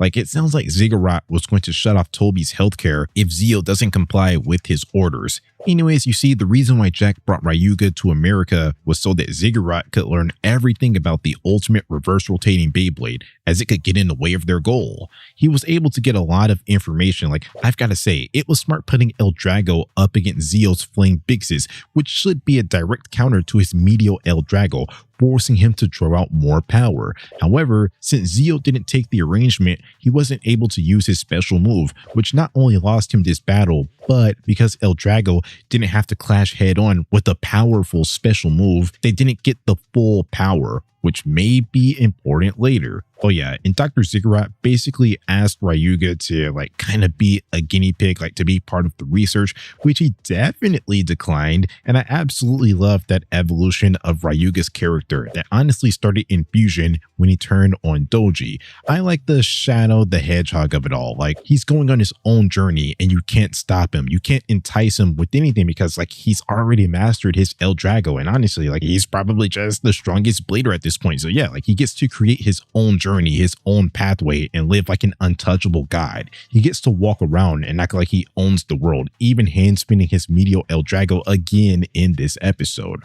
I'll give this episode a B. Like, I quite like it. The only reason why it's not getting an A is because maybe I wanted like a more competitive battle, but like it is nice to see Ryuga getting to battle more after being absent for a large portion of Metal Masters. Like I said, I like where they're taking his character, and yeah, like very nice to get much needed information on this Starbreaker HD Academy arrangement stuff. So yeah, like the stuff that was presented to us in the first episode of this arc is starting to add up, which again is why it's better to rate based on arcs. Like I'm definitely considering making another video on that for sure. Since I started rating every episode, I want to see that through all the way to Zero G, but like covering the show in arcs is definitely the way to go. But yeah, B tier episode, moving on. Episode 37, The Compass of Fate. Fixes. It's continuing the HD Academy Starbreaker coming out party. Zio now having more power from the arrangement and now having a new blader on the scene, a member of Team Starbreaker, Damien. They were tasked with getting Ryuga back, which failed because bro didn't even have to like hand spin his Beyblade this time. He just showed it and like destroyed all of those generics. This episode is just kind of like what they've been building up to. Zio's mad at Masamune because he's a traitor. He went rogue by going to Japan to be #1 all by himself. Zio thought it was supposed to be more of a collaborative team thing, and after he left, Toby's condition got worse, so that's why he took the HD Academy gig. I'm gonna give this episode an F. Like, I just hate the illogical, conjured up drama. I'm completely on Masamune's side. Like, he didn't ditch Toby, or at least that wasn't the intention. He was just carrying on their dreams of being #1. Like, it didn't matter who became #1 as long as one person became #1. Like, it was a team win, and it seemed like Toby felt the same way because he was rooting for Masamune, and I kind of understand why he departed for Japan. Toby couldn't battle, he's out of commission, and comp-wise, it looks like all of the comp is in Japan. Like, outside of Starbreaker and their fake bladers, there doesn't seem to be much in the States. So how is Masamune supposed to get stronger training with someone like Zio that wasn't really that good before the arrangements? This drama is so conjured up and illogical, it makes me hate Zio. I kind of understand his side of the story, and I think that he can be mad, but it's like he blamed Masamune for Toby getting worse when maybe, I guess like emotional support could be nice, but like that's kind of messed up. Why is Masamune supposed to halt his journey to be #1 to sit around waiting for Toby to get better when like I feel like that's counterintuitive to their mission statement? So I hated watching Digya and Masamune not lose, but like they were in a losing position against Zio. Then not necessarily mad about it, but remember the Garcia fight? You and Tsubasa's Beyblades got roughed up from that arc, so they spent all of this time repairing their Beyblades just for Damien and his Hades Kerbix to destroy their freshly repaired unstable Beyblades when they weren't even ready for battling. This episode really gets you to hate the US team, which maybe means that it should get an A, like it was successful with that. But my problem is with Zio's logic or lack thereof, which makes him so insufferable. Episode 38, The Wicked Peacock. Befall. With you and Tsubasa out of commission for the finals, the prospect of disqualifying Starbreaker got raised, but since Digya didn't want to win like that, the search began for a replacement member because like they just have to add more adversity, just like the Garcia round.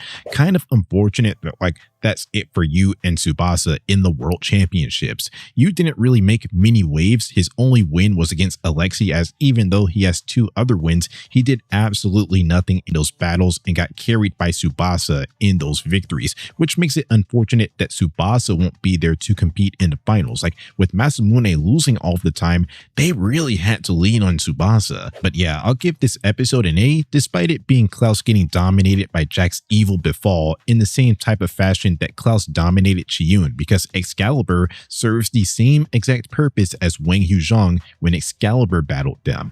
They're just there to get smacked in the face to show off how strong the bad guys are.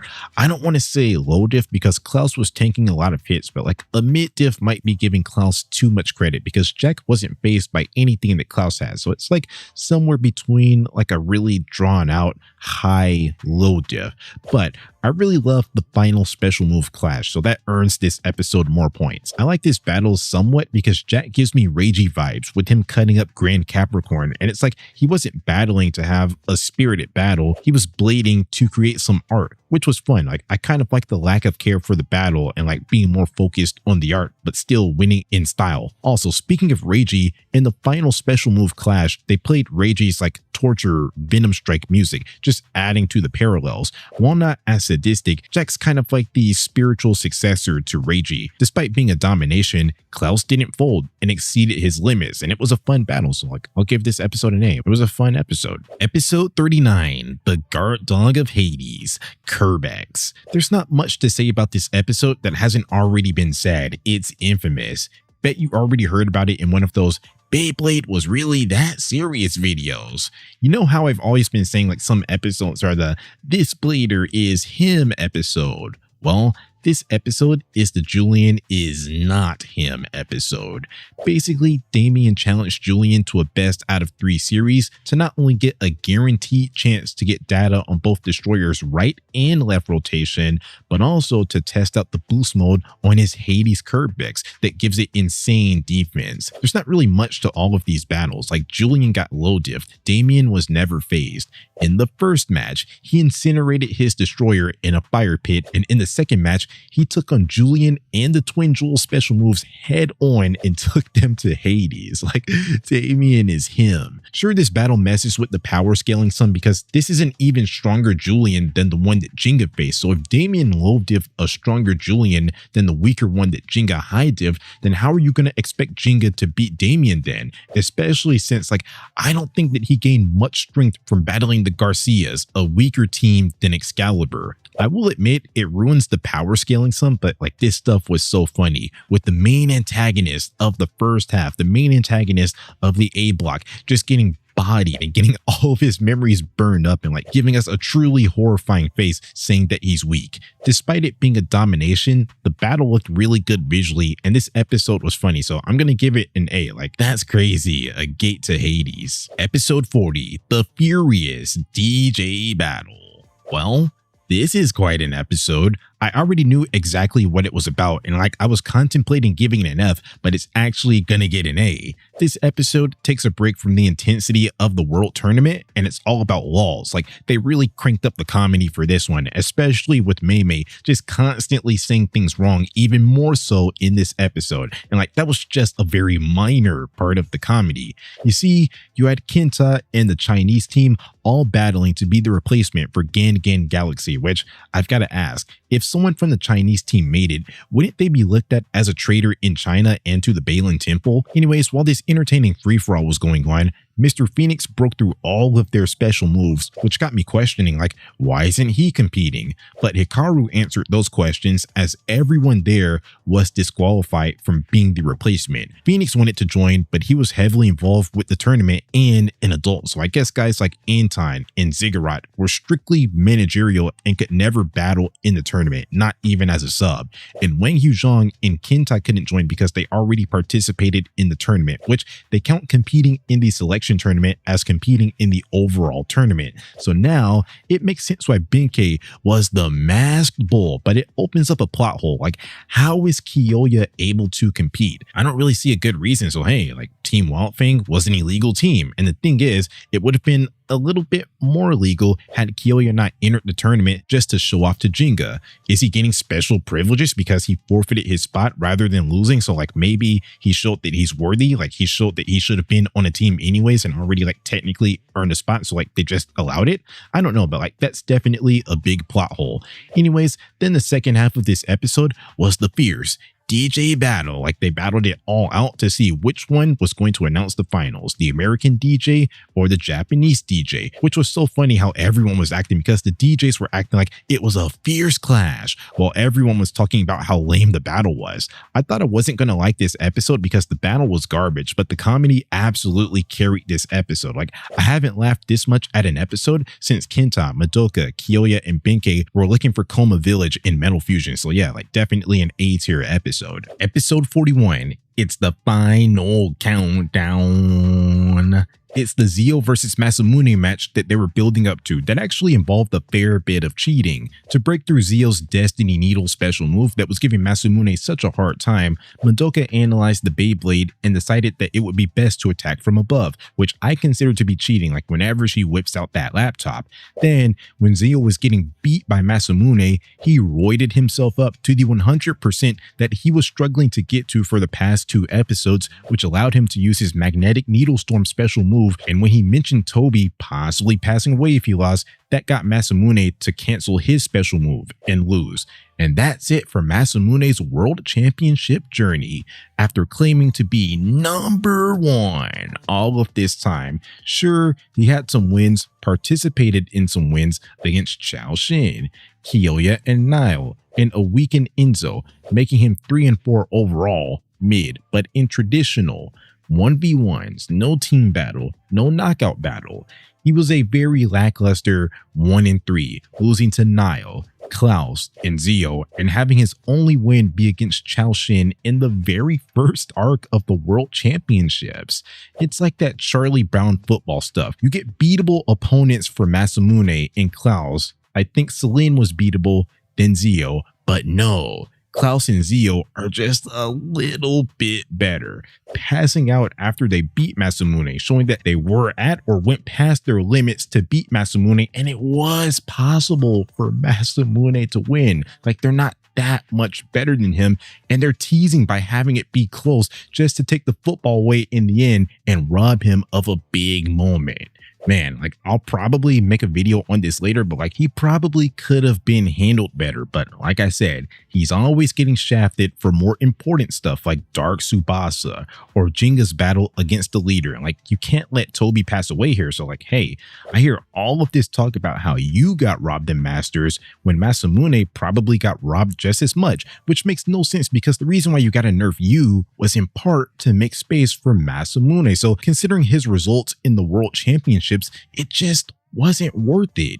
Anyways, I'll give this episode a C. Like, it was a fine episode, but nothing really special. Like, we've already heard about the Toby stuff so much to the point where like there's not much left to say. And like, they're just bickering over the same stuff. And like, the battle itself was okay, even if Masamune were able to win, like, regardless, it was just an all right battle. The only thing that I really loved about this episode is at the tail end, when we're thinking about the Japanese team's replacement, they show Ryuga in sort of like a Sonic movie post-credit scene type of way, like they're advertising the character that's going to be in the next movie. So like, I quite like that. But yeah, C tier episode. Moving on. Episode 42, The Dragon Emperor Descends. Well, you know what it is. With Team Gang Gang Galaxy being very depleted, they have to rely on Ryuga back to settle the score with Jack, and they just had to like go along with it as they have a common goal. They both hate Starbreaker, and if they didn't accept, then Jenga would have to battle twice. Also, not that the replacement had to be Japanese, but Ryuga fits right in because he's Japanese, so like that makes it feel more personal, representing their country, fighting against Starbreaker together after being rivals, enemies in Fusion, and maybe he would get some redemption for the El Drago crisis in the eyes of the Japanese people if he helped them win the World Championships. Also, side note, something that I'm not understanding is why did Hikaru's PTSD trigger? I understand why she got bent out of shape seeing Tsubasa's dark power because that's dark power. That's what we're led to believe that she's traumatized by. However, it triggered when Ryuga showed up, which doesn't make sense because now with Tsubasa purifying himself and Ryuga beating the dark power, there's no dark power left. All of that power is Medio El Drago's own power. So like, am I wrong? If Ryuga fused with the dark power, is that supposed to mean that like, even though it's Medio's own power, it still has dark elements because it's not gone? It's just a fusion? Or is Hikaru possibly traumatized by the dark power and Ryuga? Just something that I wanted to touch on. Anyways, this was such a funny battle because Ryuga just let Jack beat up on him and carve this perfect picture just to get the tables completely turned on him so badly and get all of his spin strength stolen, and his befall was made the missing piece of his own peacock carving. I'm gonna give this episode an A just for that. I already knew the outcome of this battle. Maybe it's not one of the best battles ever because like of the one-sided nature as they took turns dominating rather than having like a good competitive battle. with counters and such, but it was so funny. So like this episode is going to get an A. Episode 43, Spirit's Last Battle. This is yet another example of why it's better to rate the arcs rather than the individual episodes, as this is the final battle of the World Championship spanning across 2 episodes. So while the overall battle may or may not end up being worthy of an A, I would say that this episode doesn't get an A because we were left with this boring introductory half of the battle where Jinga's attacks just couldn't make a scratch on Copyrigh's. Outside of that, what we were left with for most of this episode was the main gang finding out like sort of what we already knew, that Ziggurat is kind of cheating, but like, is he really cheating? Because that power that Zio, Jack, and Damien are displaying is power that's definitely in them for sure. Like they can be that strong if they work for it. It's just that Ziggurat is speeding up the process with his science and like bringing that power to the surface instead of going through all of that rigorous training. I understand why it's murky because like that is their potential. Like they have that inside of them, but I say that it's cheating because you have to work to achieve that. But yeah, this left everyone shocked because the new WBBA was trying to prevent these organizations from taking over Beyblade and like leading bladers down a dark path, just for an organization with Dark Nebula ties to go unnoticed until their investigation and cause a lot of damage. I'll give this episode a C. It's not garbage, but it's kind of just like sitting there explaining stuff that we could already piece together somewhat, then seeing Jinga get dominated. So like there wasn't a ton to gain from this episode. So like yeah, C tier episode. Moving on. Episode 44, Showdown, Jinga versus Damien. This is the much better second half of the battle, where instead of getting dominated, Jinga actually had counters for everything, like when he put out the Flames of Hades drive with Stormbringer, which I guess opens up another potential plot hole. I gave him a pass for not being able to use his old moves all of this time because Galaxy Pegasus is a new Beyblade, not an evolution, but apparently that didn't matter. So like I'd say it's a plot hole if he always had access to it and just decided not to use it. Like this stuff could have been really helpful in the Kyoya battle to counter the reverse wind strike or like all of his wind-based moves. But if he only unlocked it in this battle after saying that passionate speech and like going through all of that adversity, then like fairs, I guess. But I'll give this episode an A because I absolutely love the style of this battle. Instead of it being mostly a Beyblade battle, Copyrigh took them to Hades and like they battled with their spirits or like avatars of the Beyblades in a very hostile Hades environment where Jinga got chained up and like he had to avoid flames and such. And the special move clash to end the battle was so intense. Like they definitely went all out for the finals of the world tournament. I thought that I wasn't going to like it because I remembered it being like kind of preachy, and while there were some moments when Jinga had to let Damien know that arrangement bladers are fake and they don't have the blader spirit from having intense battles with their friends, at least that stuff didn't like overstay, and like most of the focus was kept on this amazing battle, just amazing visually. And yeah, just like that, the final boss of the world tournament goes down and Masamune can finally claim that he's #1, which was a great conclusion to the Starbreaker arc, potentially even a great conclusion to the season if they went that route. Episode 45, The Miraculous Spiral Core. This is the start of the Spiral Force, Spiral Core, Hades City, Flying City arc, where the beginning started out so funny and lighthearted, with Jinga and Masamune having a soda fight against Team Wang Huzhong. Also, silly question, but is Ryuga eligible for a championship ring? He only battled once, but hey, like, I don't think that Gang Galaxy wins if Jinga has to go through Jack. Then he would be tired for Damien. Madoka got a medal without even battling, so send one of those Ryuga's way. Not saying that Madoka is completely useless and did nothing, like she repairs the Beyblades and analyzes the Beyblades and comes up with strategies and such. Like she clearly has the blader spirit, but hey, like would you consider Ryuga to be a world champion?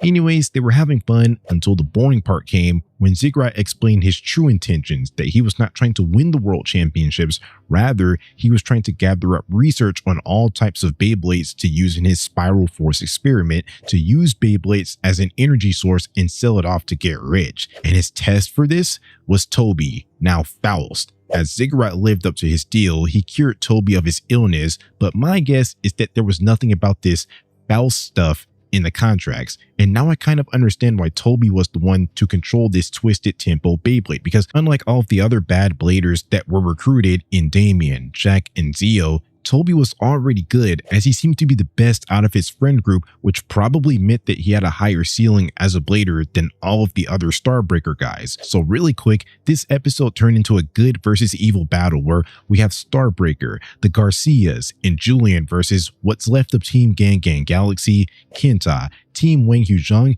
and Wild Fang started trickling in as the battle started taking place, which is nice. Like, I actually thought that they disbanded, but it was just Kyoya going off on a training arc, and now they're back to fight the good fight. It's just such a chaotic episode because you have a ton going on. Jinga, Jack, and Damien running through the streets battling and like breaking through windows and like seeing these nice team ups, and Nile blocking Black Excalibur and seeing Kyoya save Jinga from Hades Gate. I've always had my critiques with this arc, but I will say that it was fun seeing most of the teams that we met along the way pick a side in this fight, and maybe they'll get a chance at redemption to avenge their loss in the World Championships. Of course, the Garcias were framed as evil, and since money was on the line, it was a no-brainer. Also, like I said, because of the collaboration here, they were probably paid off to throw the B Block finals. Then you have the Chinese team here. Like, they've always been in Gan Gan Galaxy's corner even before the China arc even began, and it seems like we were always getting to check in with them after every like arc or two, so like they were a no-brainer as well. Kyoya's there because he got weird vibes from Ryuga helping Jinga, and like we still don't know why Julian is there, which leaves some intrigue for the next episode. I'll give this episode a B, only because the middle section dragged it down with some much needed exposition, but yeah, like it was kind of boring when compared to the lighthearted celebration and the intensity of the short battles at the end. Like, these weren't long enough battles to be anything really special, but they provided some good chaos. Episode 46, Charge, Hades City. This episode was all about charging towards Hades City, the center of Hades City, to try and stop the Spiral Force crisis. After meeting resistance from Ryu, Hikaru convinced him to let them go, and the rest of Excalibur joined the fight, on the good side. Before they could get to the city, they were ambushed by the Garcias and they were split up from each other. To make matters worse, the city started to fly. That put them on a serious timer to where they had to sacrifice some people, like make them stay behind so the others could get to the city. I would say that the people of most importance went. Madoka repaired Yu and Tsubasa's Beyblades just in time to save Jinga, so all of Team Gan Gan Galaxy went. The twin Jules went over Klaus because we knew of them a good bit before Klaus, spent a bit more time with them, and they seem to be more important to Julian, and like they're just stronger as a team than Klaus individually. Kyoya and Deshayan left their entire teams behind, and unfortunately Hikaru got left behind, which was unfortunate because she battled in this episode. Like, finally, like hearing Aquario Infinite Assault was music to my ears. You know how much I like Hikaru, and it was good seeing her rise above her struggle and finally picking up a Beyblade again, but it's understandable why she was left behind. Just not a relevant blader this season. I'm assuming she hasn't gotten any stronger, probably doesn't want to get too involved in another major crisis after what happened in Fusion. I'll give this episode an A, kind of continuing on what they built in the previous episode with the team ups and like everyone helping each other. I like the sacrifices that everyone made, like all of these characters that we grew to love throughout this story, sacrificing their spot in the big conflict to make sure their leader got there, which were emotional departures for sure, but it made the situation feel more serious, like everyone can't go. Episode 47, The Fallen Emperor. This episode is mostly a fight between Deshayan and Julian that I'm going to go ahead and give an A to already. After Julian lost the World Championships, he lost everything. Dr. Ziggurat and Hades Inc. took over his businesses, and like he's only working with them to keep his name intact. So he's one of his 3 elites tasked with protecting Hades City and Tempo. After beating his friends, Sophie and Wales, this prompted a fight between Julian and Deshayan that not only looked good visually and was great to see, as this could have been a potential world championship match, but Deshayan's team let him down. So it was not only good visually, as it was a true, like serious heavyweight team leader battle, bringing out all of the stops, but I like the themes at play. Like, I like the themes that were touched on in this battle, from Deshayan giving out such an amazing speech, calling out Julian's treachery, talking about the contrasting ideologies of him, Deshayan, someone that put his whole life into Beyblade, while Julian only sees Beyblade as a tool to gain power and money. And like, just because you lose, it's not over for you. Like, you can always get back up and fight with honor, which is the lesson that Deshayan learned with his loss to Digya, and it's the lesson that he's trying to teach Julian right now. Despite the loss to Deshayan, he eventually got back up and realized that he still had his friends, and he's going to start a new history for Team Excalibur, just like Deshayan and his friends started a new legacy, a new history for their generation of the Balin Temple. It's kind of a slept on aspect of Julian's character arc, because the body bag that Damien put him in was so tremendous, and like, you're kind of just in shock seeing this big antagonist getting taken out so easily and like crying when he finally started losing. So it can kind of overshadow this development that he's having right now. His character arc really came full circle in this Spiral Force arc, giving these extra sort of last few episodes at the end of this season more meaning, like giving us entertaining battles that we didn't get to see and completing character arcs like Julian's and Deshayan's. Like, it's well done. I've got to give it to him. Episode 48, The Falls Trap. Continuing the theme of giving us matchups that we never got, this time we got Tsubasa versus Jack, a battle that didn't happen because you and Tsubasa got jumped, so they were out of commission for the finals. Like, they didn't even know Jack, like they'd never seen him before, even though, going back to the Garcia scouting session rant, if they didn't see Jack in that battle, then who were they watching, or like, were the cameras really that bad? Oh yeah, and you got stuck in an arrangement pod. That was his final battle. He just flat out doesn't get a conclusive battle for Masters. Not in the finals, not in Hades City, which I just find hilarious. And it's like the latest example of how Masamune and Yu were shafted for Jinga and Tsubasa. I don't agree that Yu got nerfed terribly, maybe some, but Masters characters are just stronger. But it's like with him getting stuck here, they just showcased that they don't really care about the guy. Like, they never really had anything planned for him in Masters. Anyways, it was an alright battle. It's always funny to see Jack's artwork get messed up, but if the bar for an A-tier episode is what Deshayan and Julian's battle looked like in the previous episode, then this was definitely a step below that. Like, especially since these guys weren't team leaders, definitely not a heavyweight showdown. The episode grade comes down to how good the battle was, since that consumed most of the episode. So like, it gets a B. An entertaining battle at points, another good worldview clash, a much needed battle to settle the score, but I've seen better as the previous episode set the bar so high. Episode 49, The Wild Beast Unleashed. It's the final mini boss type of battle against Ziggurat's elites. It's another exclusive, another one of those like tying up loose ends type of battles that we never got between a roided up Damien fresh off an arrangement set to be stronger than Jinga, and he's facing Kyoya. It's not necessarily a battle that we were robbed of. Wildfang and Starbreaker never crossed paths in the World Tournament, but they set up Kyoya versus Damien at the beginning of this arc, and maybe this should have been a battle that happened in the World Championships, as Wildfang was absolutely a finals caliber team, probably a top 4 team off the strength of Kyoya and Nile.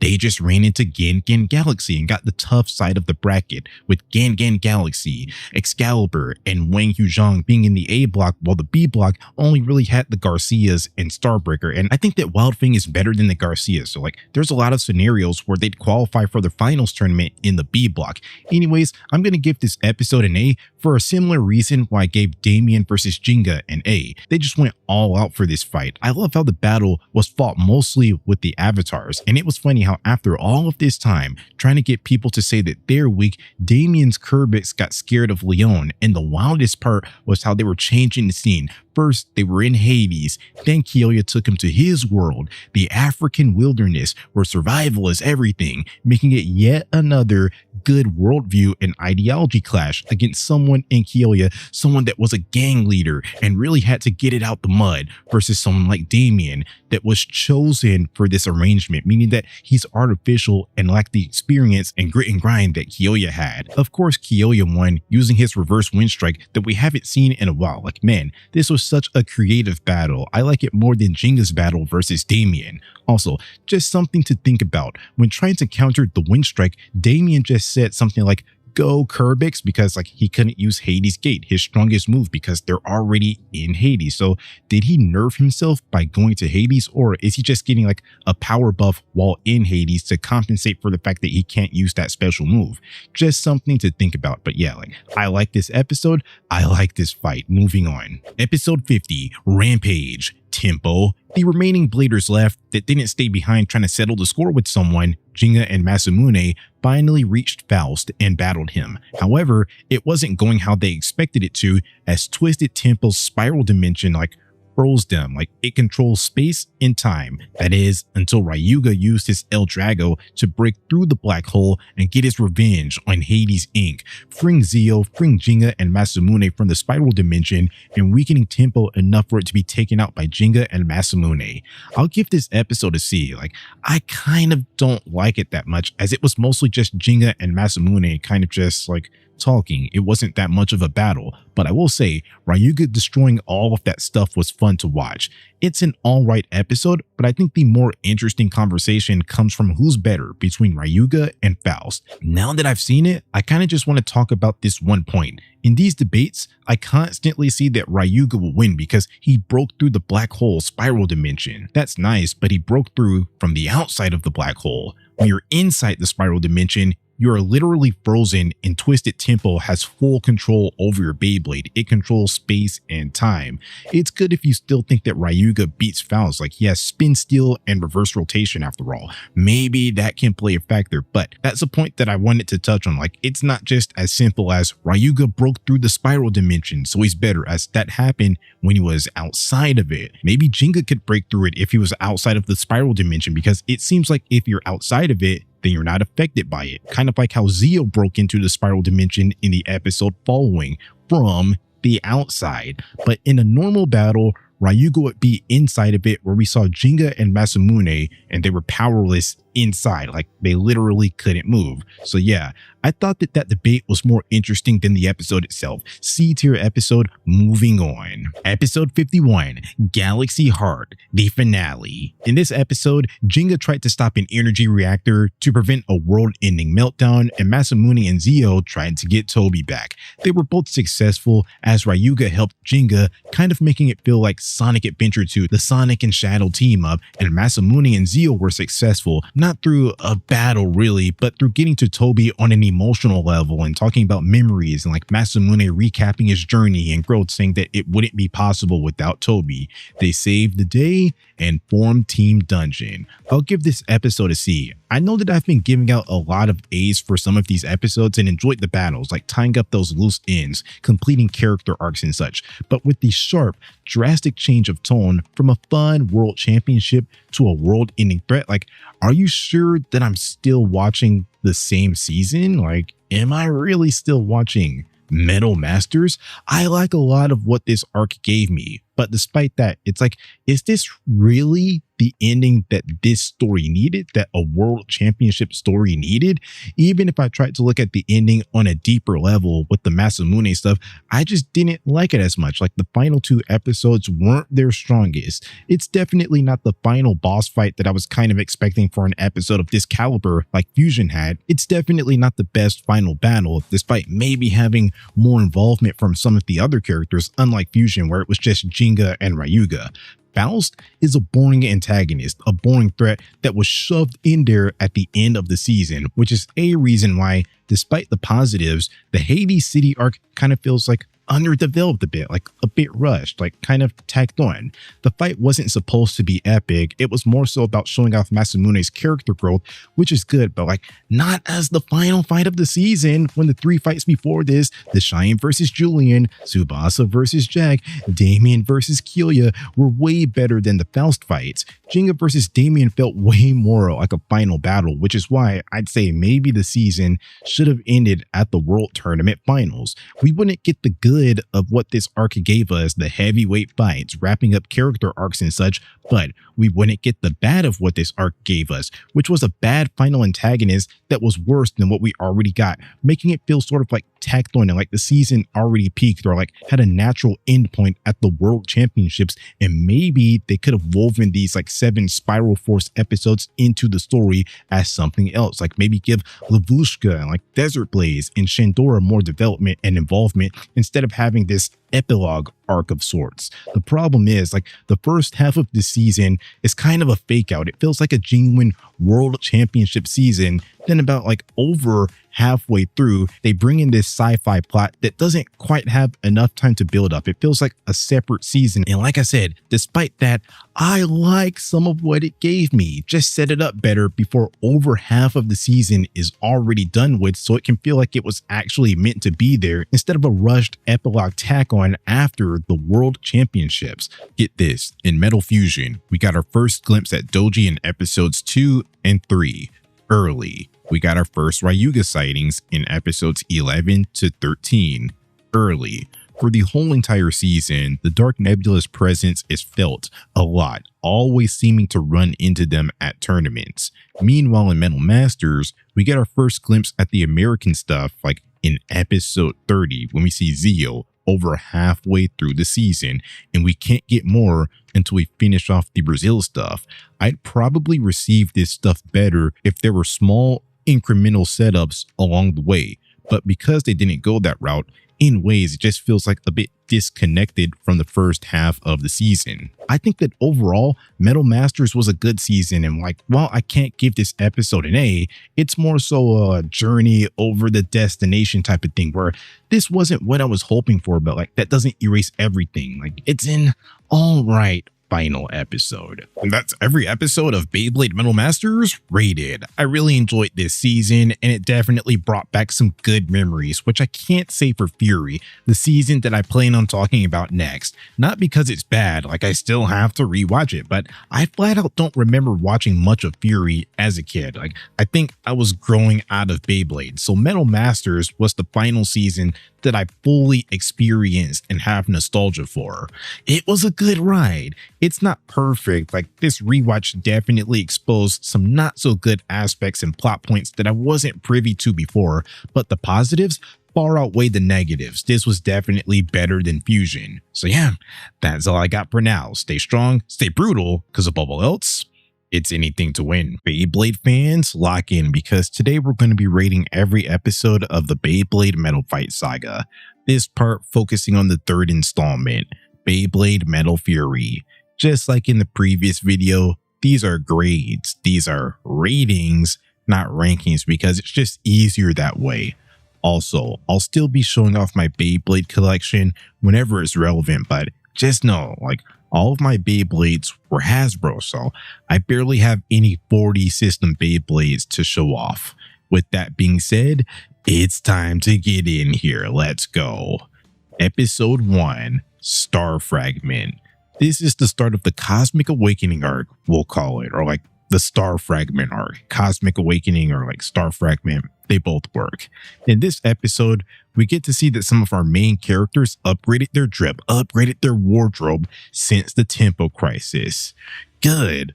About time. Like they've been wearing the same stuff for 2 seasons. I bet dumpsters would fear the smell of those clothes. But yeah, in this episode, we get the sense that this season is going to be far larger in scale than the other seasons. It's aiming to be more grand and make the other stories seem more grounded in their approach. We see that these star fragments just disperse in all of these different directions, like it hits some Beyblades, and in Digya and Kiyoya's rematch, we later learn that it's something that has to be awakened.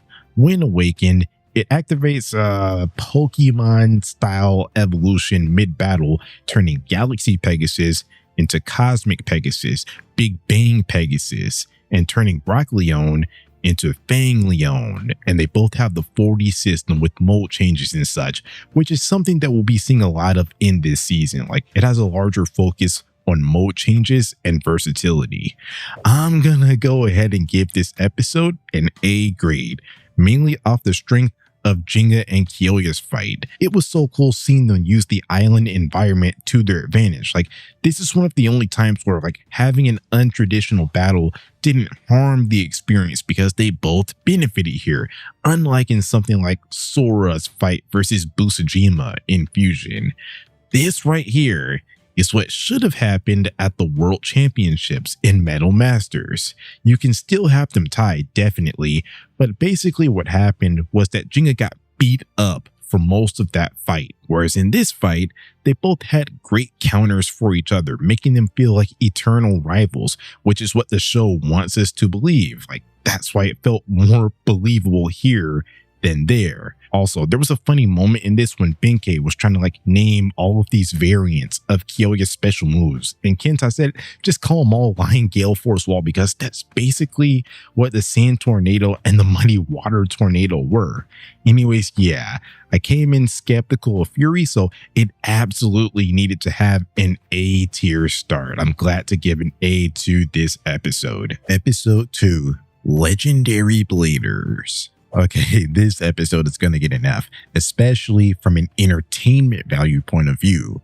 There was one funny moment when Johannes was putting BTA on Yuki, and Kyoya said something along the lines of, "You're a blader, take care of it yourself," which sort of feels out of character for Kyoya. Like, we're not in the Face Hunters era anymore, but it was funny. But yeah, basically this episode is one massive lore dump, exposition dump, basically like in a long-winded way saying that the star fragments have dispersed and like they're setting up the sides. There's people that want to stop Nemesis and the Black Sun's revival like Yuki, and there's people that are in favor of Nemesis's revival like Johannes. There's light and dark sides in another world-ending threat scenario, and Yuki wants these specially chosen legendary bladers to lend him their strength. I understand that we need to know all of this information, but like maybe spread it out some, like between a few episodes. I mean, like I was hoping that now that we got all of this out of the way, like they got all of this off their chest, they can stop all of that yapping and like focus on other stuff in the following episodes. But that wasn't the case. I wasn't really feeling this episode, and in an already shortened season, I feel like you just don't have like an abundance of time to waste on this stuff. Like, just give me the basic plot beats of the Nemesis stuff and like, let's move on. Episode 3, Lynx, the Monster Cat. I'll give this episode a B. It's a fine episode where we get to check in with some old friends, Masamune and Team Wang Huzhong after the World Championships and Tempo Crisis. We see Tsubasa getting back to his WBBA agent ruse, getting his Sam Fisher Splinter Cell double agent on. And I would say there was an interesting strategic battle between Digya and Johannes's Beat Lynx, where they both traded being in the catbird seat by luring each other into advantageous battlegrounds. However, Kyoya said something that I was thinking, like, why is Digya wasting his best tactic on this Tetsuya wannabe, like Tetsuya with the 4D system?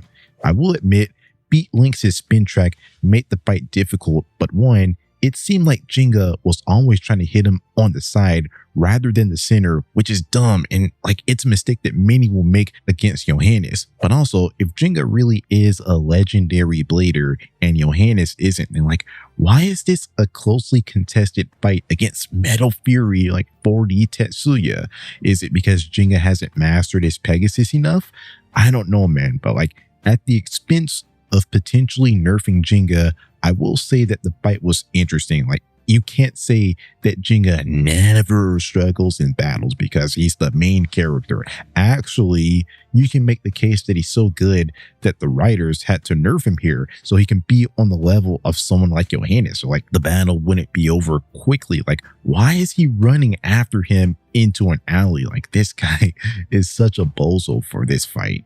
Anyways, I circled back to Fusion a few days ago, and I liked how there's sort of like a callback. When Kyoya saved everyone at the Dark Nebula Castle, everyone was happy to see him, thinking that he came to help them, but he was like, well, I owe a much bigger debt to Doji, trying to sound so tough and edgy, not wanting to fall into this like power of friendship stuff that the show is all about. And Madoka said, you just can't be friendly, can you? Speaking the truth, by the way, not gonna lie. Well, in this episode, When he came back to help everyone find the legendary bladers, he told them that he's not on their side. He just wants to beat all of the legendary bladers, and going with them is the fastest way to accomplish that, which Madoka said, man, he can never lighten up, just calling out his curmudgeon-y ways. So like, I thought that was a funny callback. Similar scene and a similar gang actually, because we have everyone from that fortress break-in plus Yuki going on this adventure. And yeah, we get the Digya and Kyoya team up that we were robbed of in the World Championship. So like, let's see what that looks like. Like, how about that? Episode 4, El Drago Destructor. It's the start of the Zarkin Island arc. Like, I believe that's what it's called, or it's like, it's Indonesia, something like that. I'm not going to call it the village arc because like there's another village. So like, I guess we're just going to call it like Zarkin Island or Indonesia. But yeah, like anyways, speaking of Metal Fusion callbacks, something that reminded me of Fusion was when Madoka got her bag stuck and Kyoya said nothing changes with her, always slowing them down, which reminded me of like when they were trying to find Koma Village and Benkei called her and Kenta baggage, which made it even funnier that Benkei helped Madoka here, acting superior to Kyoya in this moment. Like he didn't once think that Kenta and Madoka were liabilities at a point. But like, I guess it's just showing his growth and Kyoya's lack of growth or regression as a person. This scene was left in here for no other reason than to amplify Kyoya's meaner side that he's showing off in this season, which is something that's like kind of coming out of nowhere really. Like there's nothing to explain this. He's meaner to everyone as he split up from the group when like they were just wasting his time. But I don't know like why he's always had it out for Madoka, my glorious goat, Madoka Amano, the leader of Team Gan Galaxy. In Fusion, he slammed Madoka's Beyblade in her hands despite saving Leon from breaking, and she repaired Leon a couple of times before that. So like, justice for Madoka. She's unproblematic. She doesn't deserve this harsh treatment. She's the MVP of the Beyblade Metal Fight Saga. She even showcased why here, customizing Sala's Earth Fire Blaze so it could perform better. But yeah, basically the premise behind this episode is that Ryuga hijacked this island for his training, which made everyone of the village fear Beyblades because of one person, which is kind of dumb. But yeah, this stuff halted our heroes' progress of finding the legendary bladers because like they had to hide from the angry village people, Splinter Cell type stuff, you know, Metal Gear Solid type stuff. Maybe they could have stayed hidden if they were in a cardboard box, you know? Anyways, it was only when Kyoya and Benkei split off from the group that they were able to find that blader, Ryuga, and his new El Drago Destroy, El Drago Destructor, giving us the rematch that we went all of Metal Masters without seeing. I'll give this episode a B. It's a fine episode.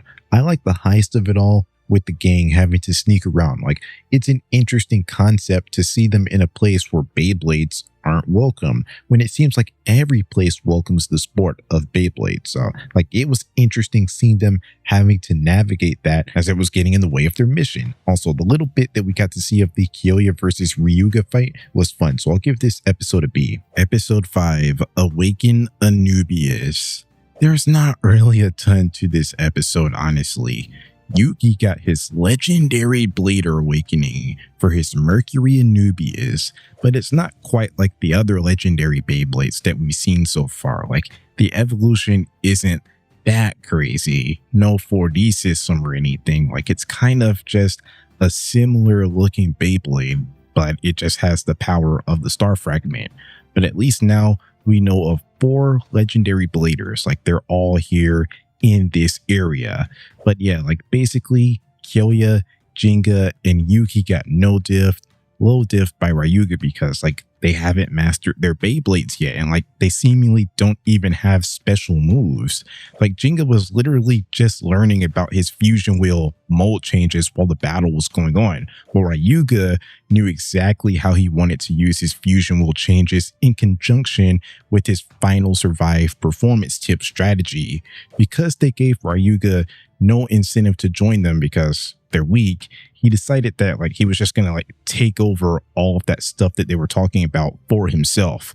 The best battle was definitely Digya versus Ryuga, getting to show off a bunch of mold changes. But yeah, I'll give this episode a C because like it wasn't all that fun seeing everyone get low diff, especially for some really hyped up rematches in Kyoya and Digya's case. The person that gave them the most difficult and competitive fight of their life just handles them easily. So, like, that's underwhelming. Like, even if they haven't mastered their Beyblades like that, they have been battling a bit, and like it hasn't been that long since the star fragment fell. So like, are you telling me that Ryuga just got so much stronger than Digya and Kyoya in that short amount of time?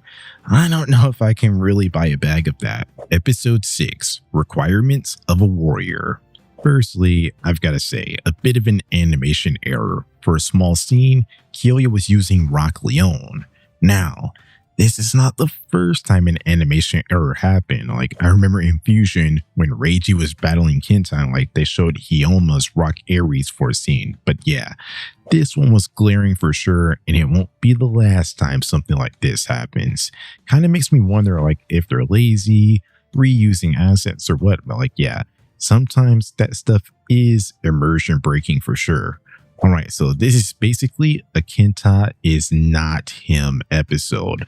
After some legendary blader training, Kenta was so upset that he wasn't a legendary blader and kept on losing to Yuki, someone that probably isn't even a better blader than Kenta, honestly, but he's a legendary blader. He has the power of the star fragment in his Beyblade, so like it just doesn't matter. A legendary blader is not losing to a generic, like it just flat out never happened in this season. Not even Yuki lost to a non-legendary blader. Kenta's situation was exacerbated even more when the 3 legendary bladers saved the village from a volcano eruption, which Kenta like just had to sit back and watch. It's because of this why he split up from the group, so he wouldn't continue to be a Digya cheerleader and like he could gain his own strength. I'll give this episode an A. It was nice to see Digya and Kyoya finally training together after going their separate ways in the Road to Battle Bladers arc and the World Championships.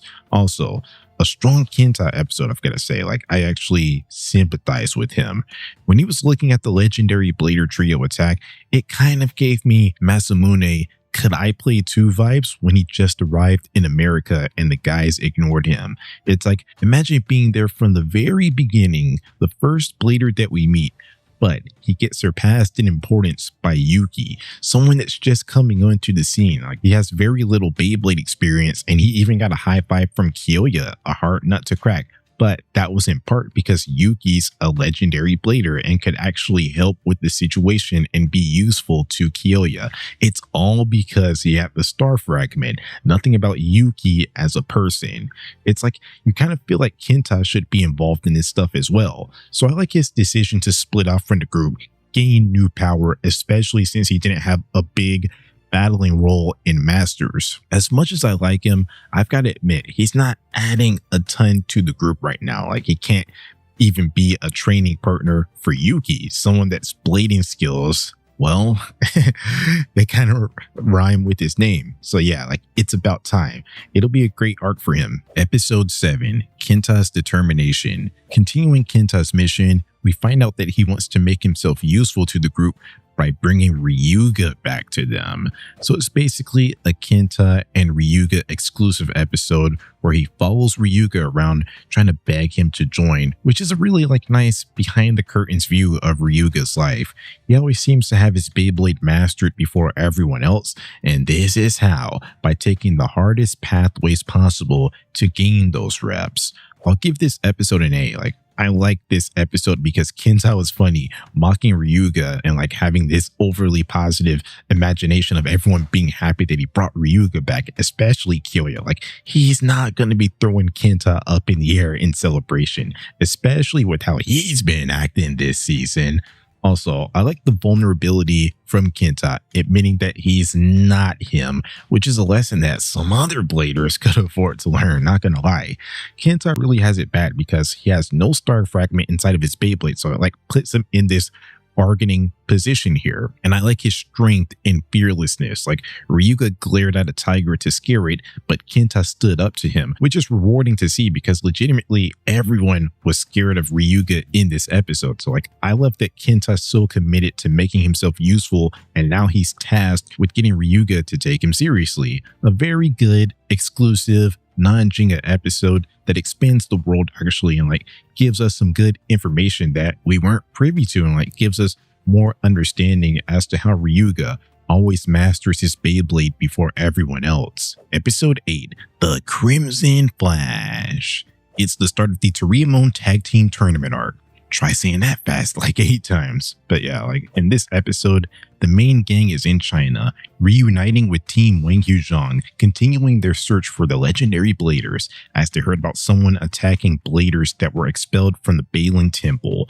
Johannes had the same idea as well, which led to a decently competitive fight with him and the Cheyenne before he forfeited, so maybe Catboy is better than I thought.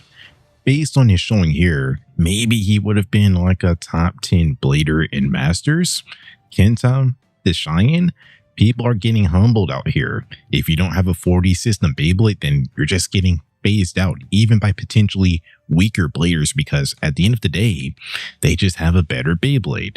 Now, if they wanted to make Johannes more formidable, they should have like shown him beating the Cheyenne here, giving him a major win. So like that feels like a missed opportunity to make Johannes more terrifying, more menacing, instead of being a Tetsuya with a 4D system. I don't know if the goal was to make him be a threat to be taken seriously, but losing/running away from these battles as like sort of the main antagonist for right now, the main antagonist that we have for the time being, doesn't make him that threatening. Anyways, I'll give this episode a B. It's a cool episode that relied so much on the fight, but like it was a solid fight. We didn't really get the full cast experience because like despite going along with the group, this Kyoya guy is so impatient, always wanting to get things done his way. So he split away from the group for a bit and trained with Benkei to get ready for the tag team tournament, even though maybe learning some 4,000-year-old techniques could have helped, especially since while not having the premier tag team pairing, I'll give that to Sophie and Wales, Team Excalibur, but the whole entire team Wang Huzhong is good at team battles, as shown in the teamwork episode of Metal Masters when Gang Gang Galaxy met Wang Huzhong again and they helped them become better as a team. Kyoya lost in the World Championships because of his lack of teamwork, so maybe he could have learned something from them, you know? But yeah, it's a good B-tier episode. Moving on. Episode 9, The Greatest Tag Team Tournament. It's the start of the tournament.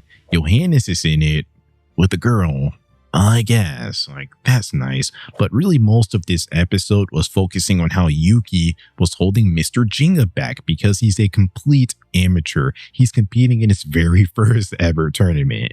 If you're Kenta, you're ripping your hair out right now, like that a guy like Yuki was selected as a legendary blader, someone that never competed in a tournament before. Meanwhile, Kenta competed in the best tournament of its time, the rigorous Battle Bladers.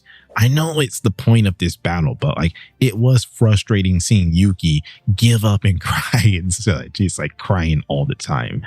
Like, is this really the guy that got to be a legendary blader over some more deserving bladers that would have put that star fragment to better use? It was so frustrating seeing Mei Mei and Chao Shin completely dominate this fight strategically. They were absolutely the better team in this tag team tournament, but they couldn't win because they're not legendary bladers. It felt like maybe this would have been a good opportunity to humble Jenga, ground them for coming to this tag team battle unprepared.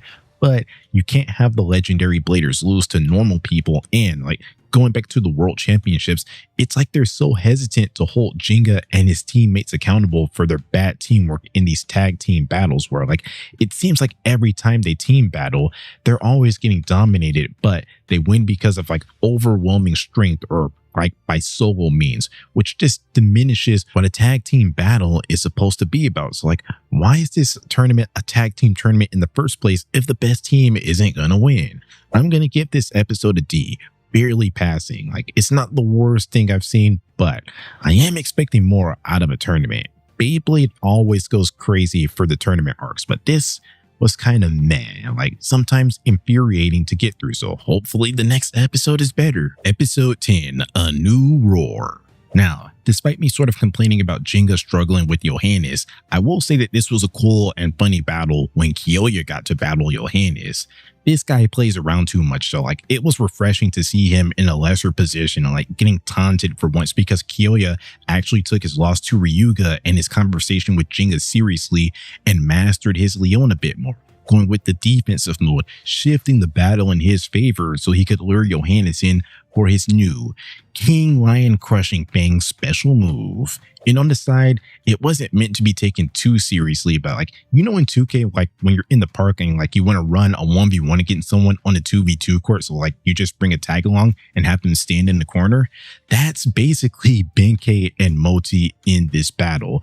They were just told to sit there until Benkei sort of went rogue. The Benkei and Moti battle was funny, but like also a bit unfortunate that we see Kenta's going on this serious journey. Meanwhile, Benkei is relegated to a sidekick that's not even allowed to battle for real. Like he's not even in the real battle, and he's having difficulty with the girl, which in real life, that's a bad thing to say, but in the Beyblade Metal Fight Saga, that matters. Like that's a big deal because you just got to call it like it is.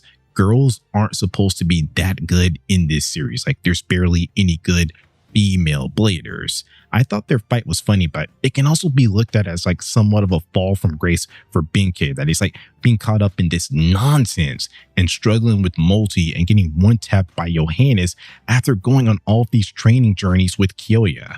Oh yeah, and like throughout this arc, they've been worrying about this Crimson Flash, which finally got revealed in Bao and Aguma's battle. And we finally got to learn about some Balin history and like how a group named the Balin Fist formed within the Balin Temple and like tried to take over the temple, but lost and like split off from the temple. And these cloaked guys are like what's left. They're like the ancestors. That's some really nice lore, but it feels like there could have possibly been more, especially after this tournament arc, as we only hear about the goals of the Balin Fist, not the Balin Temple. This is a cool story, unlike the lore that we were presented with in episode 2. So maybe like just maybe you could have had somewhat of a flashback episode to show more of how this Balin Fist revolt started, you know, like which could add more and recontextualize Team Wang Huzhang's journey in the Metal Masters World Championships. I know they tried to keep the involvement of previous characters kind of low-key because like they already had their time to shine, but I feel like Aguma trying to revive the prominence of the Balin Fist just calls for Team Wang Huzhang and the Balin Temple to be a more integral part of this Metal Fury story, as like they were in direct competition with their school. But that's just not possible with a shortened season. But whatever, like this is definitely an A-tier episode.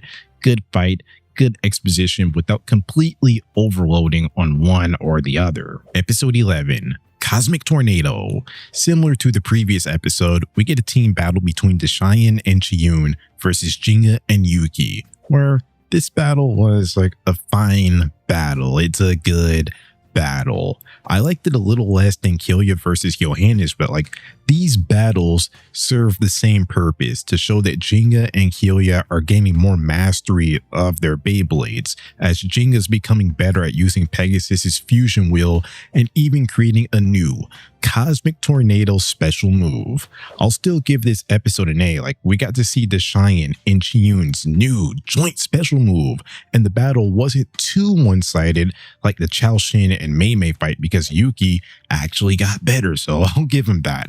But really, I just found the ending to be more intriguing, as we finally saw that Bao was a fake out and that Aguma was the legendary blader, just one-tapping Kyoya and Benkei, which the reveal was interesting, but the result was underwhelming because, like, I don't know, man, Kyoya's not the type of guy to get one-tapped. Like, I feel like he deserved a full episode-long battle, but with the shortened season, this is the type of stuff that has to happen. Also, I just want to say something like kind of unrelated, but like just relating to prep time. I hear that apparently in Fusion, Yu is better than Reiji, and like if he would have known about the poison, he would have approached Reiji differently. Maybe true, but like everyone could be better with prep time, and this battle right here is a clear example of that. Kyoya and Benkei were cross-matched because they didn't know which one of them was the legendary blader. Even if they don't win here, they still most likely would have like put up a better fight. So it's like, of course, everyone could be better with prep time, but it doesn't make sense to only point that out when maybe Reiji benefited from it, but like not pointing out when you benefited from it at the survival battle. Like if everyone knew about him, they probably would have just jumped him right away. So yeah, like I'm just using this Kyoya and Aguma battle to get that off. Everyone can go about their situation differently with prep time, and it's a clear situation here where prep time played a factor in this loss, and that definitely gets validated later on in this season for sure. Episode 12, the God of Saturn, Kronos. It's the finals of this tag team tournament, Jinga and Yuki versus Bao and Aguma. Then we're going to go ahead and give an A grade to already. Not only was the battle actually nice and competitive, getting to learn more about Aguma's Scythe Kronos, but also not letting Aguma completely dominate because he's the new character. Jinga and Yuki's teamwork has gotten so much better, and Yuki did some impressive solo stuff against Aguma, which is shocking considering how bad Yuki is and considering that Aguma one-tapped Kyoya and Benkei. Like, wow, this was actually a really battle, which I already had a feeling like I knew the person that was going to win, but like they did a good job at not making it a complete domination for most of the match. So not only that, but I like all that's at play with the Balin Fist coming up with their own offensive leaning techniques like Iron Wall Fist to counter ones of the Balin Temple, like Solid Iron Wall, which just adds more lore to their story. Like, wow, like sort of a rebel group that split off from the main school and like uses their power in a different way, like uses it for evil. Like that's an interesting concept.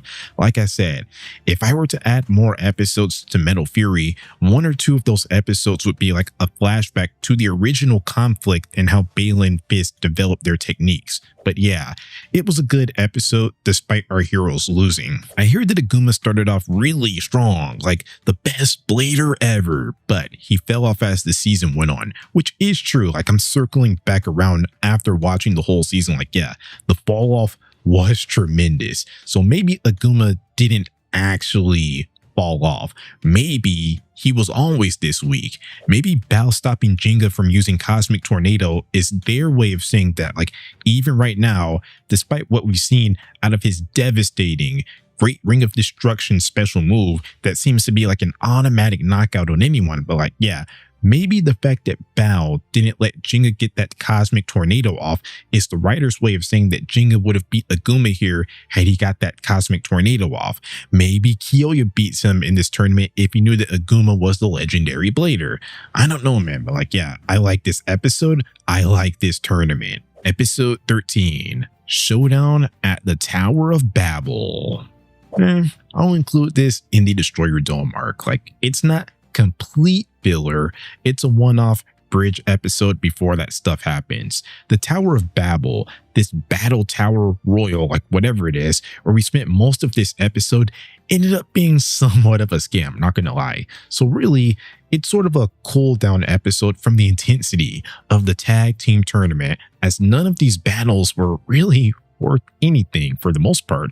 But it's a nice episode, like where we get to check in with Kenta and Ryuga, see how that's going, which is actually going really well for Kenta. It's here where their storyline and Tsubasa's WBBA agent investigator storylines intersect, and Kenta actually put up a good fight against Tsubasa, which, like, he was never going to win against a world champion, but he forced Tsubasa to use his real strength, which shows that he got better and like why this journey was the right path for him, because Tsubasa was talking to Kenta like Jinga was his dad and Madoka was his mom.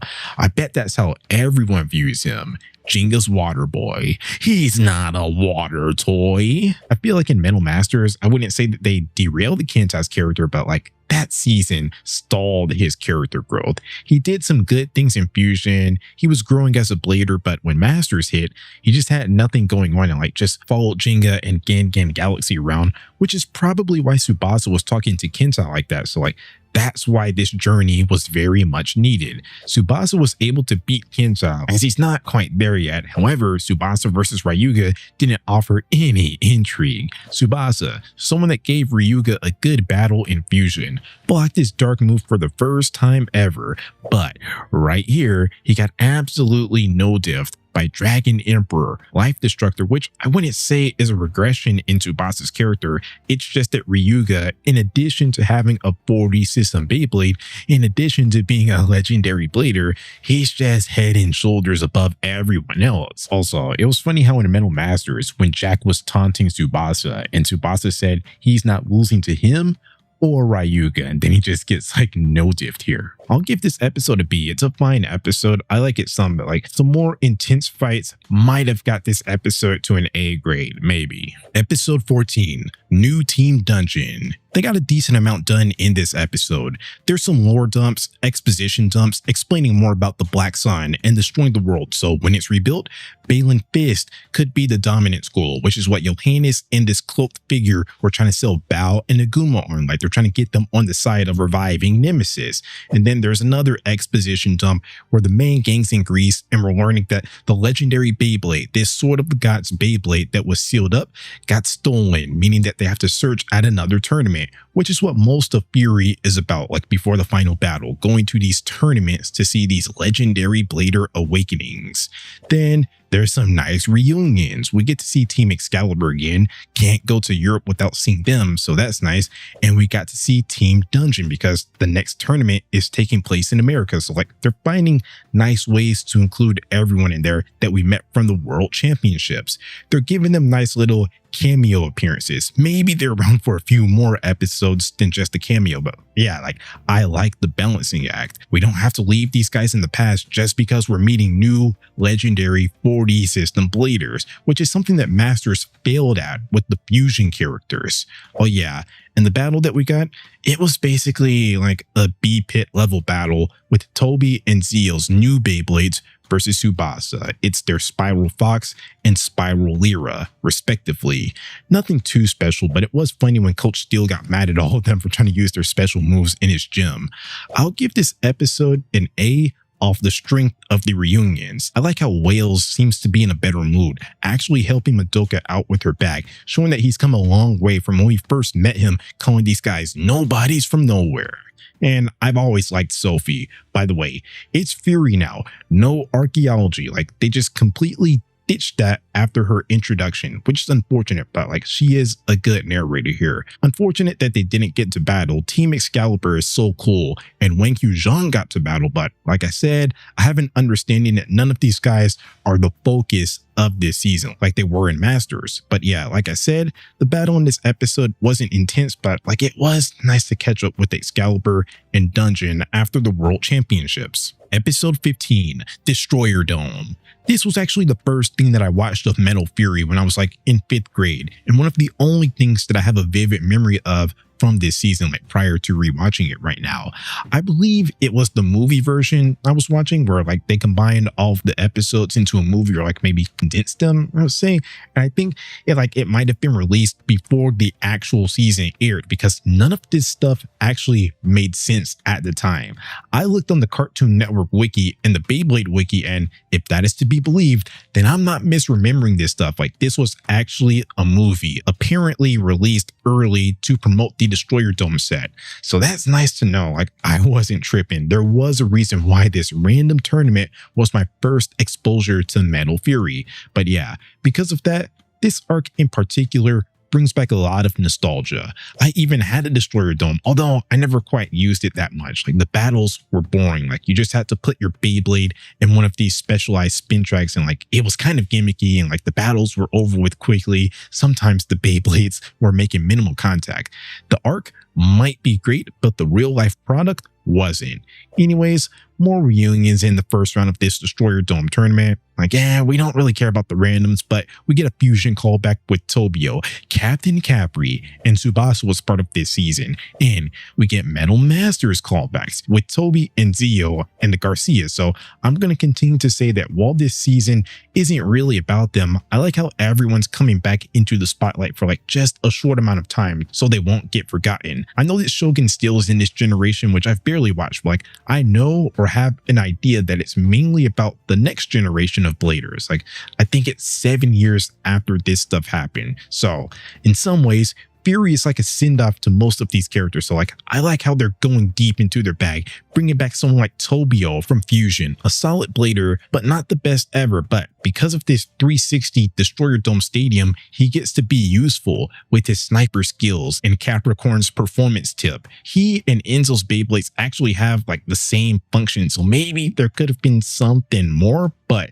they didn't go for it because the Garcias had their own plot. Most of the intrigue from this episode came from the fake out Garcia family breakup to get everyone to let their guards down so they could gain the upper hand, which was unsuccessful. Tsubasa, Toby, and Zio are just better, but I like it. Also, I have a question.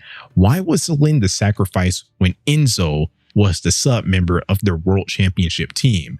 Kind of seems like they're making their road harder, unless this is the writer's way of saying that like they're relative, or Enzo actually surpassed Celine since the tournament, or maybe they just don't care about women that much, which isn't like all that surprising for this show. Like there's barely any good female bladers, like I've said before.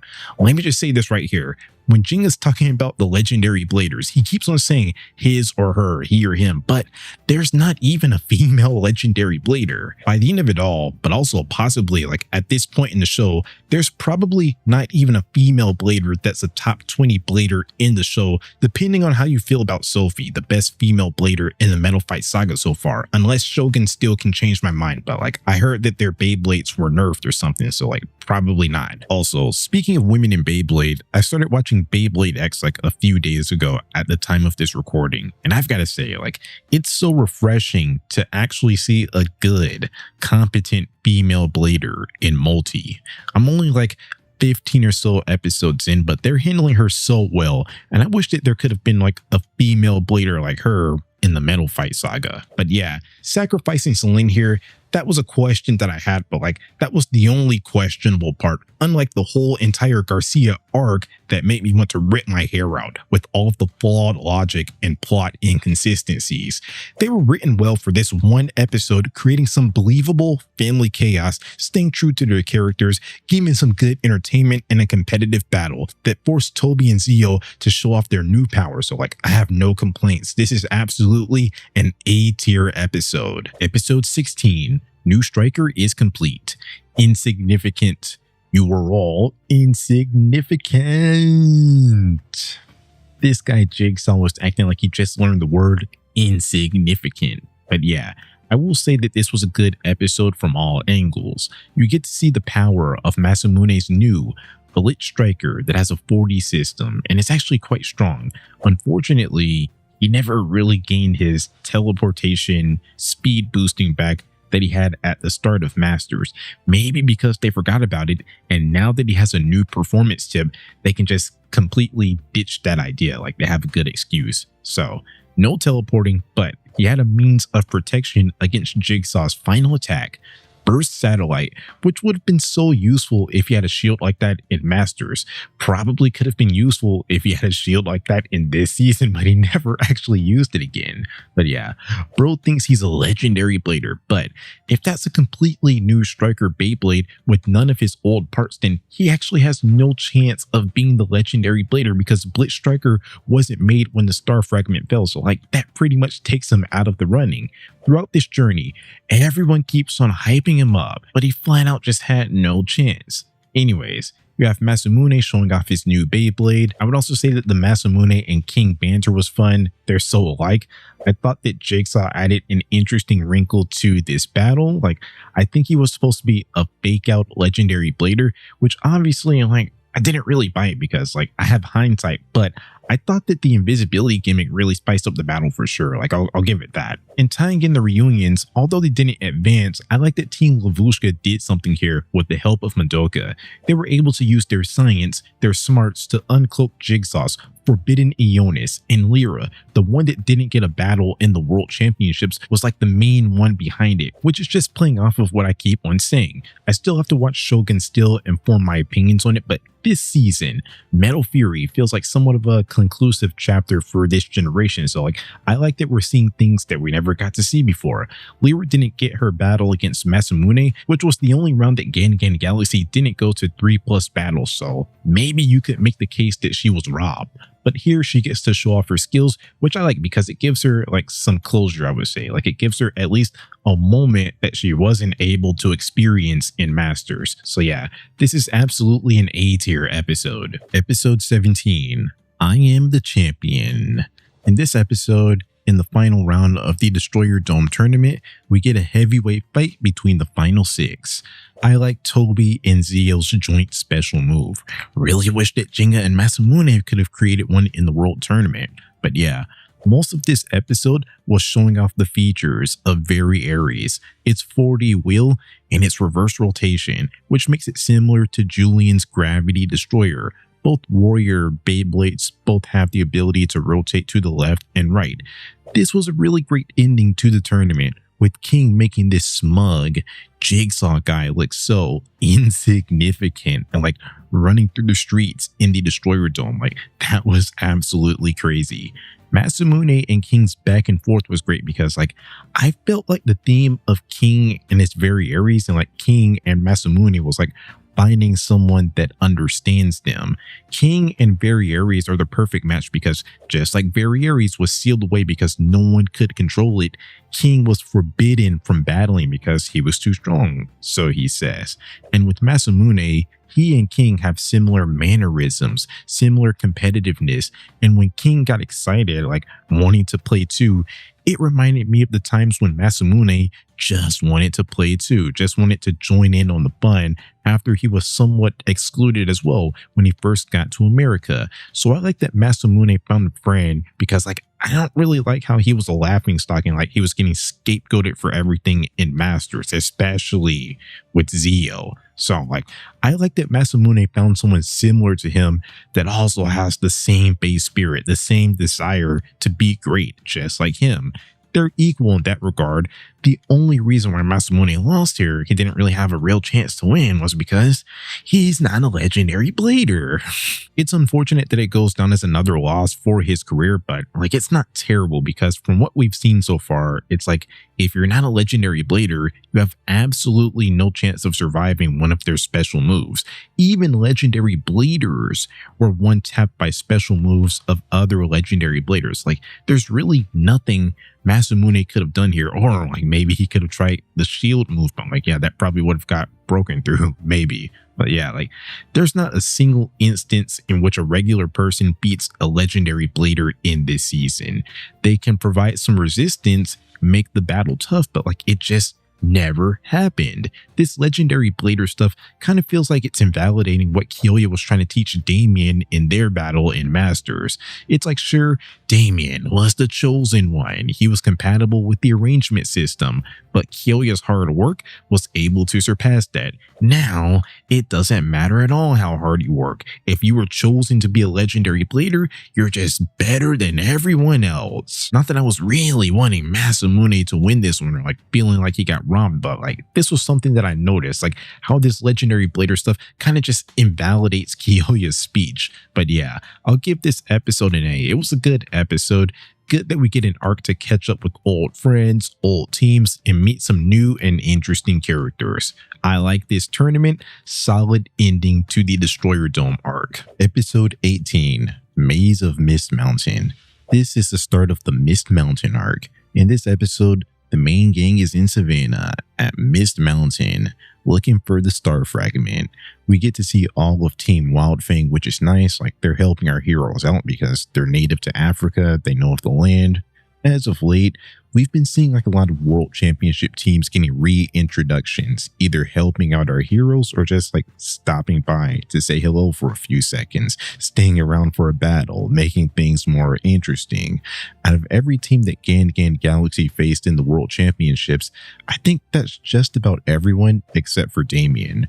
I didn't really mention Jack in the Destroyer Dome arc because like he was kind of just there, like quick cameo, beat up a random, then picked the fight with Jigsaw and got one tap because like he's none of the arrangements anymore.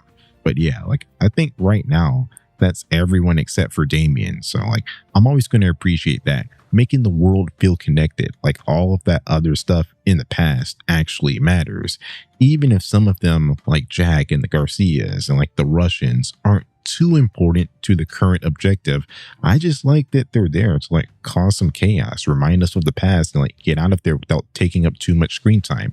However, for this episode, I'll give it a C. Like they're kind of just walking around a lot, and Jinga's battle with Ryoto wasn't like too interesting. They didn't even explore or try to make Ryuga connections with his name being similar and having a dragon Beyblade.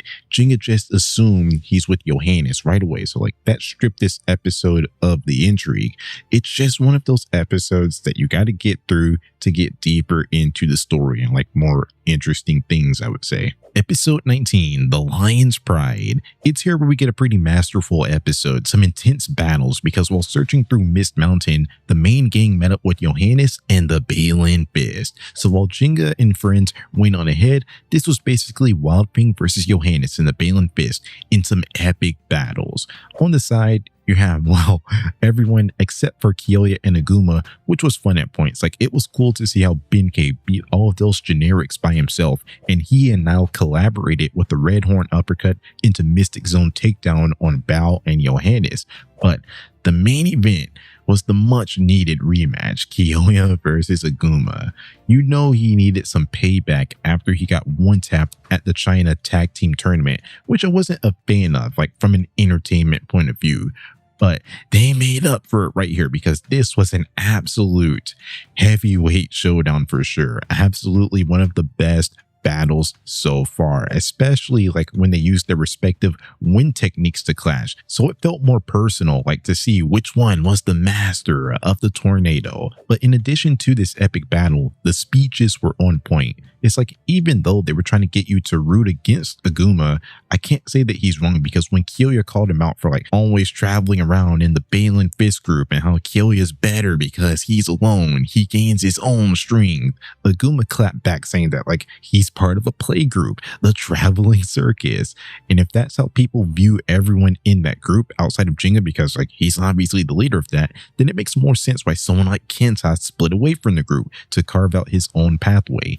Maybe it's not a bad thing that Kyoya is going along with the group to help save the world, but like he definitely can't claim that he's this wild beast loner anymore, like he was fighting against in this episode. Never really could claim it, because he's been in stuff like the Face Hunters and like Team Wildfang. It's cool that he beat Aguma with his own strength, because like he had more determination. But maybe Aguma's right. No one can accomplish anything all by themselves. Like, how did Kyoya get stronger? Strong enough to beat Aguma here? Because of his training with Jinga, and by extension his loss to Ryuga signaled to him that he needed to train and master his Beyblade. So Aguma was making some good points actually, which is why that actually got to Kyoya. Now, should it have gotten to Kyoya considering that he won? Probably not, but this is definitely an A-tier episode, despite it being the start of this like kind of pointless Kyoya arc, I'm gonna say. I feel like he's out of character here, but like I value the battle more, so like that's why this episode is gonna get an A. Episode 20, Guardian of the Temple, Dynamis. After the intensity of the previous episode, they're cooling it down a little bit, focusing on comedy with Jinga, Kyoya, and Madoka getting mad at each other and like bickering, which isn't a good idea on Jinga's end, because like it looks like Kyoya's contemplating leaving the group. Then we get this kind of like boring section with them trying to get into the temple by connecting pillars. It was supposed to heat up when they battled Dynamis' Jade Jupiter, and while like I will admit it was funny, like his special move was literally just throwing a lightning bolt, I will have to say the battle wasn't all that entertaining, especially since it was Ryoto battling over Kyoya. This battle was just another one of those fights to show off the legendary bladers and like establish that they're better than the regulars. I'll give this episode a C. It's an alright episode with some good comedy at points, but that's really it. Like I'm definitely not rushing to rewatch this episode anytime soon. Episode 21, The Legend of Nemesis' Revival. Alright, so this episode was a little bit of a battle between Jinga and Dynamis, which was alright. Jinga used some good strategy that probably would have worked if Jade Jupiter wasn't in defense mode. But I'm not gonna lie, most of this episode was a lecture. a history lesson where we learned about the Nemesis crisis of the past that Hades started, and like how right now we know of 4 of the 5 descendants of those solar system legendary bladers: Dynamis, Yuki, Aguma, and King. And they're tying the Dark Nebula and Hades ink into all of this stuff. Like every time the fight between good and evil happens, Nemesis was absorbing the evil power to fuel its revival. Also, Dynamis was the one that split up this star fragment so it wouldn't like all be in one place. And like there was like a lot more to this lore dump. I believe I got the important bullet points across. I'll give this episode a D grade only because it's giving us some useful information. Like I feel like we need to know some of this stuff, but this episode was a slog to get through. Kind of like the second episode. Yes, give me all of this information, but not all at once. Like split it up some, balance it out instead of having like a whole entire section to lore dump. Like spread it out, keep the focus on the battles, the action. I made a TikTok/YouTube short ranking the Beyblade Metal Fight seasons, and although like I hadn't seen Fury in over a decade, this is the type of stuff that I had in mind for why I ranked it low, because like I'm not really here for all of this lore, at least all at once. I'm here for the battles. I'm here to be entertained and maybe like have 3 or 4 minutes of lore sprinkled in there over the span of a few episodes. Like that's more my speed. Episode 24, the 4-season bladers. We get another lore dump, learning that unlike in the past fight against Nemesis, Zeus split up Gaia's power into 4 parts, and that's how the 4-season legendary bladers come into play: Ryuga, Jinga, and Kyoya for right now. And there's thoughts and ideations of potentially Benkei that no one really took seriously, but like everyone like automatically thought maybe it's Masamune or maybe even Tetsuya. Like that was a brief idea. Mr. Krabs being the winter constellation legendary, even though like it's clear that none of them were the legendary blader, because Tetsuya is Tetsuya. Not only is he clearly not a legendary blader, but like I just find it funny how Johannes took his role in this series and like basically replaced him. It's not Benkei because like he was there when the star fragment singular hit Kyoya's Beyblade. I'm assuming that the star fragments arrived at similar times, not too far apart from each other, and Benkei and Kyoya were in the same location, so like he was kind of just ruled out when there was only like 1 star fragment for Kyoya. Then obviously Masamune's not the guy because this guy got a new Beyblade after the star fragment fell. Like if he had a star fragment, it's in his Ray Striker, not his Blitz Striker. They're continuing to hype up Masamune when that's just clearly not the case. Like he's clearly not a legendary blader. I don't know why they're hyping him up so much. Anyways, because the Hades bladers or like Nemesis supporters were following the main gang, we're treated to sort of good versus bad free-for-all with a bunch of random battles, but like they clearly put the spotlight on Kyoya and Aguma because Aguma really got to Kyoya in their previous match, despite Kyoya winning and being on his way to another win in this match. So like I don't even know why he's so upset and actually taking Aguma seriously. Like Aguma lost. He has no power over Kyoya. Kyoya's way is better than Aguma's way. This is so out of character for Kyoya to take someone that he beat so seriously and like care so much. This Kyoya didn't care if they were an enemy or an ally, or if he destroyed the temple because of what Aguma said. A person that by the end of it all is definitely near the bottom of the legendary blader power rankings. I have not seen Kyoya act like this since Beyblade Metal Fusion like episode 9 and 10 when he got back from Wolf Canyon. Kyoya got rage baited into a rampage and left the group, which is just playing into the bad guy's hands, causing that division. Now there's one less blader that they have to worry about stopping the revival of Nemesis. I'm gonna give this episode an F. We got a lore dump and an uninteresting battle, uninteresting battles against people that we've like already seen before. We've seen Johannes lose or get like outclassed a bunch of times as the antagonist, by the way. Like, he's becoming so predictable and unthreatening. We've already seen Kyoya versus Aguma a few times when maybe I would have preferred seeing Jinga get a rematch instead. He probably beats Aguma, but that probably could have been a bit more interesting. Also, I just don't like that Kyoya was rage baited into leaving the group, because it still just makes absolutely no sense why he's taking Aguma so seriously. Like, why is he leaving the group to be a loner, going back on his development that he had in Metal Masters, where he was able to put his rivalry with Jinga aside to stop the tempo crisis? Actually, it's going back on the development that he had in Fusion, when in their episode 10 rematch, Jinga taught Kyoya that he was never alone because he always had his Leon, which was a big moment for Kyoya's character and like actually got him to join the good side.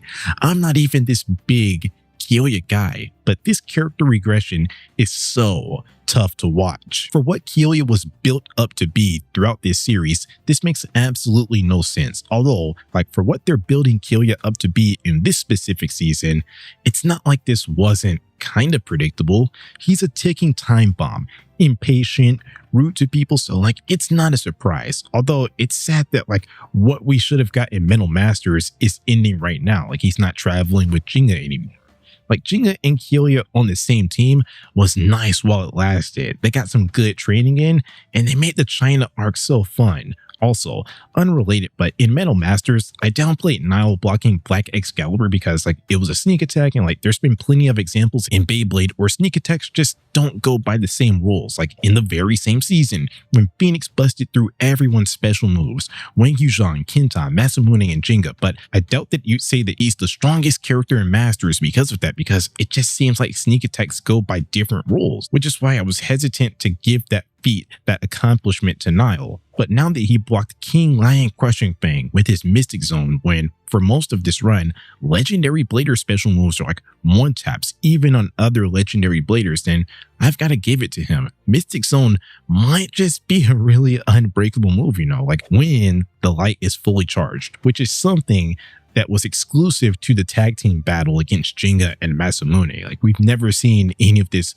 charging the light stuff ever again. So I'm just going to assume that this is like a really unstoppable move. Anyways, moving on from this disaster class of an episode. Episode 23, The Battle of Baster Island.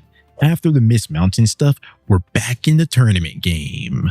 It's the start of the Baster Island tournament arc, and by now, you know the deal. They're going to these tournaments to see if anyone's going to have like a legendary Blader awakening. Minus a few people, this episode really gives them like gangs all here type of energy. Like, most of the relevant Bladers that we care about, whether they're good or evil, are all here at this tournament, which gives us a lot of possibilities. Like, maybe I want to see Jinga catch up with Kenta, which he tried, but Kenta ran away. Let me see how good Bao is, which, like, I don't know if I'd say that he's garbage. He was good enough to beat up some weaklings at least, but like, this battle, or like the lack thereof, just shows how good Masamune is, because like they barely even got a battle. Crimson Flash, eh? Nah, Flash of Lightning for the win. Get out of here. So maybe I'm intrigued with this King versus Aguma matchup that we have going on. We know that Aguma's not better than Kyoya, which probably means that by extension, he's not better than like Jinga and Ryuga. So like, he has been lapped. He looked so unstoppable in China. So we know that despite all of these guys being legendary bladers, they are not equal. There's like a hierarchy. So like, let me see how he fared against King. It was an interesting battle where King got to show off more of Varieris' functions and like how it had 3 performance tips: attack, defense, and stamina, which makes it the ultimate warrior that can battle in any conditions. Maybe I actually wish that the battle was longer, which is another downside to the rushed 39 episode season. But for what it was some good fun and alright, fine legendary blader showdown that left some to be desired. Like, I just think a fight of this caliber, a legendary blader showdown, is worth like almost an episode's worth of runtime. That's all. Aguma losing is fine, just add more length to the battle so like I don't walk away feeling a bit robbed, I would say. And with this loss, Aguma just keeps on going down on the list of legendary bladers, and like this once formidable, Balin Fist group is kind of losing their aura, not gonna lie. Maybe that's where they went wrong with the Guma. With guys like Ryuga and Julian, they barely lost. It took until the final episode of Fusion for Ryuga to lose, and for Julian, the antagonist of the A block, it took him until like halfway through the season to finally lose. Although Julian fell off after that, he really did feel like an untouchable antagonist for the first half of Metal Masters because he never lost. However, here, Aguma, one of the main antagonists of this season, at least for right now, already took 2 losses. I feel like because he's losing a bit too much early, he doesn't really have the same impact, the same effect that the other antagonists had. So while I enjoyed the fight, I question like if it was the right move to prop Aguma up as an antagonist and like just have him lose so much. Anyways, I'll give this episode an A, but not solely because of the battle. That's like a B tier battle between King and Aguma, but like I really enjoyed the King and Masamune banter and like the reunion vibes. I would say it's like nice to see all of these stories intersecting or like setting up to intersect at this tournament. So like, yeah, it's a good episode. Episode 24, 2 big fierce battles. We got 2 solid battles here. Of course, none of them get the sole spotlight. Like I can only imagine how good a left rotation showdown or like a Jinga versus Kenta full-length battle would be, but like I think these battles were actually quite fine. We get that left rotation showdown where, although it didn't lead to a win for King, he was able to give Ryuga like a bit of difficulty because of the shield and the performance tip switches, and the fact that Very Aries also rotates left counterclockwise means no spin stealing, which is kind of what Ryuga's whole entire Beyblade career is carried by. King gave Ryuga some difficulty, but like it's never really like he was going to win for real. So if King was the absolute perfect Ryuga counter and still lost mid-diff, then like that makes you really question like just how strong Ryuga really is now that he was able to ground King, someone that's definitely on the stronger side of the legendary bladers, definitely not in that Aguma and Yuki tier. Then we get a battle, Jinga versus Kenta, that I'm kind of indifferent on because again, I love that Kenta gets to show off his strength from taking the path of the Dragon Emperor and even halfway developing a new like diving claw special move for himself. I like it for Kenta, but also like still, why is he giving Jinga so much difficulty? Like, did he really get that much stronger, or was Jinga nerfed to make this happen, to make this fight difficult? My best explanation is that his power wasn't nerfed. It's just that like he wasn't taking Kenta seriously because like he never thought that Kenta could get that strong. And at a certain point in this battle, he talked about how he's going to use his full strength to respect him and like respect his hard work, which means that he wasn't using his full strength in the first place because he didn't see him as like worthy, which is why we're in this predicament right now where Kenta had to leave Jinga to get out of his shadows so he could be respected more. Despite the loss, mad props, and in a way, it's kind of nostalgic to see these guys battle as like they're some of the first named characters that we met in this show. Like now the good old Metal Bay City days are over. Like considering the Nemesis crisis, this battle holds so much more weight than their first battle in Metal Fusion. So like they came a long way for sure. This wasn't just like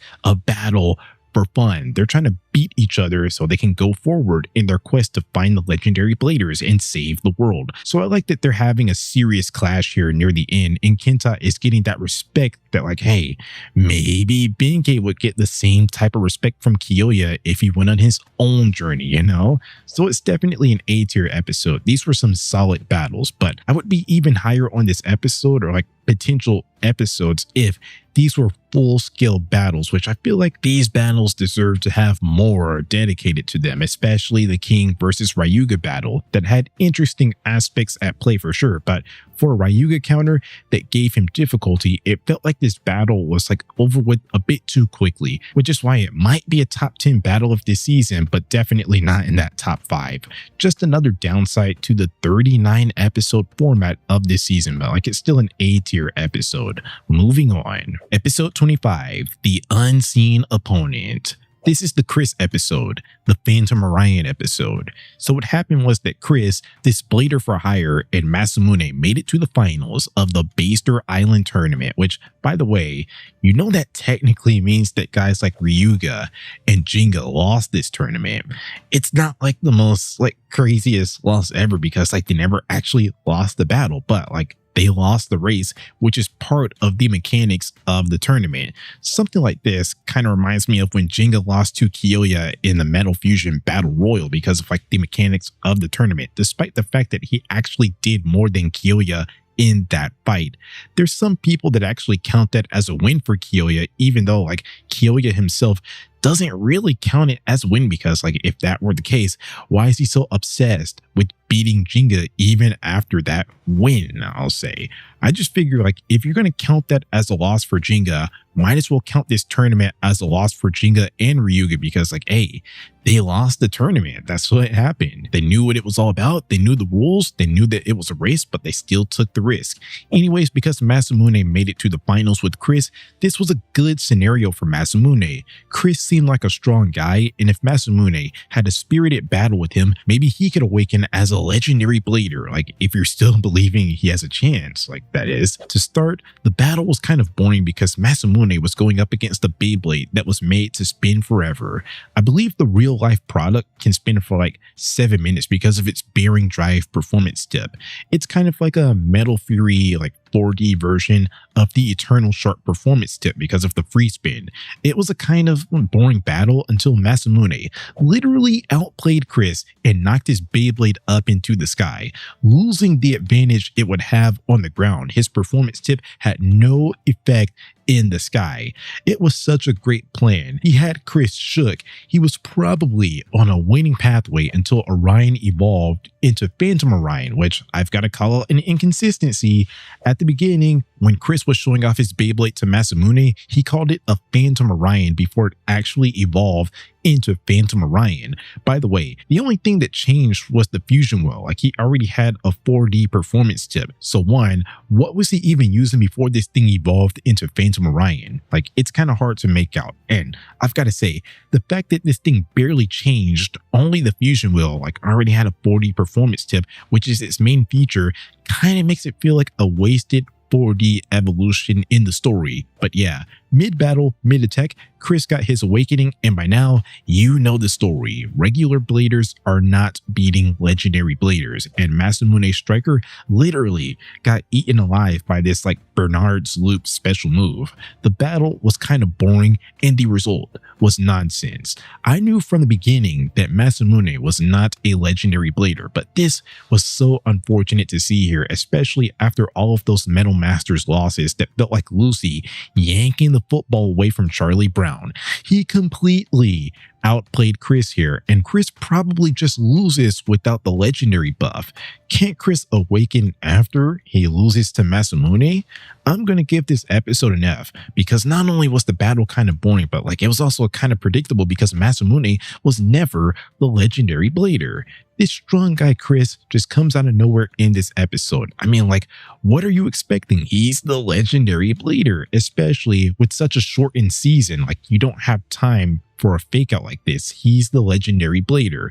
Also, from a real life perspective, why would Striker get 2 evolutions in the same season? Like, it wasn't that good of a Beyblade to get that treatment. So like once he got that Blitz Striker, it was completely over on all fronts, real life and story wise. Also, it kind of felt like we were robbed of a nice like feel good moment because of this random that didn't even exist in the story, didn't exist in this tournament until this very episode. So like I can understand why he's a hated character, just coming in out of nowhere, stealing Masamune's spotlight. Also, I don't like his voice. In the English dub at least, like it sounds like it hurts for him to talk. Masamune didn't even have to be a legendary blader. Like I don't care about that because like despite barely seeing this season, I had years to accept that fact, like whatever. But at least let him get a big time win under his belt, like something to feel good about, like winning the Baster Island tournament. That would have been a good solo win for him. But no, he couldn't get it. Episode 29, Orion's Whereabouts. I guess this episode is supposed to serve as like catharsis for those that wanted Masamune to be a legendary blader. There's a lot of pro Masamune sentiment with King battling Chris because like he kept on making fun of Masamune. Like then there's the end of this episode where Masamune was clearly upset about not being a legendary blader, not just for himself, but like he felt like he let his friends down because like they really believed in him. I can understand how he feels, definitely. In Masters, the the number one thing was a far cry, but Masamune trained so hard that like he was on par with a pre-awakened Chris that we'll later find out that around that Masters time, like he was so strong that he was kind of pushed out of the Beyblade community. So this is some comp. Masamune has come a long way being able to keep up with Chris. I kind of feel bad for Masamune because he's always put in situations where it feels like he's a liability, like when he kept on losing in the world championships and like right here where everyone believed in him, but like he just wasn't the legendary blader. So it was nice of King to like pep talk him up and like, yeah, I'm really living for this King and Masamune friendship because like they're so alike. King's a real friend. Jinga, Madoka, and Yuki to an extent aren't because they hyped Masamune up knowing that he wasn't even the legendary blader. Jinga and Madoka saw that he had a Ray Striker at the time of the star fragment falling, meaning that this new Blitz Striker had no chance of having a star fragment inside of it. At the Destroyer Dome, Yuki told Masamune that it won't make a difference if he updates his Beyblade. He needs to have a star fragment inside of it. I keep on harping on this, but it's like, I don't know, man. They want me to feel like Masamune was robbed of being a legendary blader when like that was never even a possibility, and Jinga and Madoka should have known this. You knew right when he got his Blitz Striker, it was never going to happen. So like this Baster Island tournament, while giving us some good fights, I will say that it failed at what it was like trying to go for. It's the last big tournament. And when Chris gets that legendary spot, they want you to feel shocked and like feel bad for Masamune, but you kind of like already got over it if you were paying attention in the Destroyer Dome arc, or if you were like paying attention to the rules of how this legendary blader stuff works. So this tournament, like this shocking revelation, kind of loses the impact that it was going for. Like it almost feels insulting that Jinga, Madoka, and Yuki were shocked at the result when, based on the pre-established information that they have, their belief in Masamune was illogical. It's not that I feel angry towards them, but like when I see King pep talking him up, I always just think like, that's nice, but like this mess was something that Jinga and Madoka caused. They hyped him up just for him to get the wind taken out of his sails, which was so preventable. Anyways, yeah, like most of this episode was a chaotic good versus bad fight where at first King got mad at Chris for calling Masamune a monkey boy, so like they fought, but Jinga interrupted because they need Chris for their cause. Then Johannes recruited Chris for his team, promising him anything that he wanted, trying to leverage the Nemesis crisis. And since Chris was a blader for hire and Johannes had something to offer and Jinga didn't have much to offer, then he accepted Johannes' offer. So we get a chaotic battle between like a bunch of legendaries. There's some new bladers that are added to this mix, but like the core is almost the same. Jinga, Yuki, and Benkei to an extent versus Johannes and the Balin Fist guys. It feels like we've seen this matchup before, like quite a bit. Run-ins with Johannes and the Balin guys are like starting to lose their luster. They're kind of feeling like Johnny Test racing episodes or like Johnny X episodes, where in the later seasons of Johnny Test, if you just took like a 5-episode set, there's a good chance that a racing episode or a Johnny X episode, maybe even both, would be in that set. Seeing these guys kind of feels like oversaturation at this point. Like we have so much of it that it's not special anymore, especially since these guys only got the upper hand once in the Toriumon tournament. Every other run-in with Johannes or the Balin Fist guys ends in a loss or them like running away with no outcome really. They're really not that amazing. Knowing that fact, it's almost like they had some guys chilling in a cave for like most of this story that could have helped the villains be more intimidating, like add a bit more diversity to these matchups, eh? Anyways, the new dynamic, a new factor in this rivalry was sort of a neutral party in Ryuga, intervening, trying to steal Chris's star fragment, which I guess was some Masamune catharsis for those that hate Chris and like wanted Masamune to be the legendary blader. So like right after the match, you just get to see Ryuga be a complete and utter counter to Chris. It was an interesting concept because since Orion spins forever, it'll get its power drained forever. I like the chaos that this episode was going for, although like it kind of fell a bit flat because like we've seen this matchup before and like it's kind of just a random free-for-all where no one matchup gets a lot of focus. Like it's just a lot of randomness. It's all right, but like with this many strong bladers there, this was supposed to be the best fight ever up to this point. So like it really fell flat. But ultimately, I like how Masamune has people that are actually like in his corner, recognizing his hard work. So like, yeah, I'm going to give this episode an A, mainly because of the Masamune of it all. Like it was a fun episode. Episode 27, The Lion in the Wilderness. It's the start of the Beyblade village arc, or like just wrapping up Kilya's little like storyline journey. In this episode, we get to check back in with Kilya after he went rogue like Assassin's Creed. He found himself in this like village town accused of being a monster, but when they found out that he wasn't the monster, he went looking for the monster. And in this search, you and Yo-Yo crossed paths and battled until they found the actual monster, Tithy. I actually quite like this episode. The battle helped, like it was a decent rematch of a battle that definitely had more to give. You and Kilya battled in Metal Fusion, but because of damage to Leon, Kilya had to tap out of the survival battle. They didn't cross paths at Battle Bladers. You wasn't good enough to be a team leader in Masters, so like they're settling the score here for sure. On one hand, it's very impressive how Yu's Libra used Final Infernal Blast to survive a Crushing Fang, which is some serious stuff considering the power, the one-tap ability that these legendary Bladers special moves have. But this was not the same Crushing Fang that destroyed Aguma, no. The English dub advertised it as that, but actually, it's this King Lion exploding waves move that Kilya never used before or after, taking away from this feat as you didn't survive Kilya's bread and butter special move. But this was a good fight where you really showed off his skill set. It's almost like you wasn't nerfed in Metal Masters. It's almost like he just coasted on talent and his Inferno Blast special move for most of his career, like Alexi called him out for. And on the world stage, the Bladers were just better and able to like counter his moves. So just look what happened to you when he actually locked in and went on a training journey. Now with this buff, he'd probably be like a top 5 or like 6 character in Masters. Like that's just showing that he wasn't nerfed. Everyone was just better than him in Masters. They took the World Championship seriously. So the battle was a solid battle, but unfortunately, it didn't get a conclusion. But since a regular Blader never beat a legendary Blader, I'm just going to assume that Kilya would have beat you with some difficulty, more difficulty than he was expecting, as he was shocked that his special move wasn't a one-tap. Solid fight, but what I liked the most about this episode was the personality clash between you and Yo-Yo, just polar opposites, which made Yo-Yo so mad at points. And yeah, like because of their lack of crossing paths and like being on a team with each other and such, it's such a funny and like underrated dynamic that you don't really see until now. I'll give this episode a B. Like, I don't think it was among the elite episodes, but like it was some good fun, taking some time to focus on Kilya and you. Episode 28, The God of Venus, Quetzalcoatl. I just really want to say ditto, like just copy everything over from the previous episode as it's more of the same thing. You got to show off his entire arsenal and actually put up a good fight against Tithy, and just like Masamune losing to King and Chris, I truly believe that you was on par with Tithy. This was yet another time where his final Inferno Blast helped him to survive a legendary Blader's special move.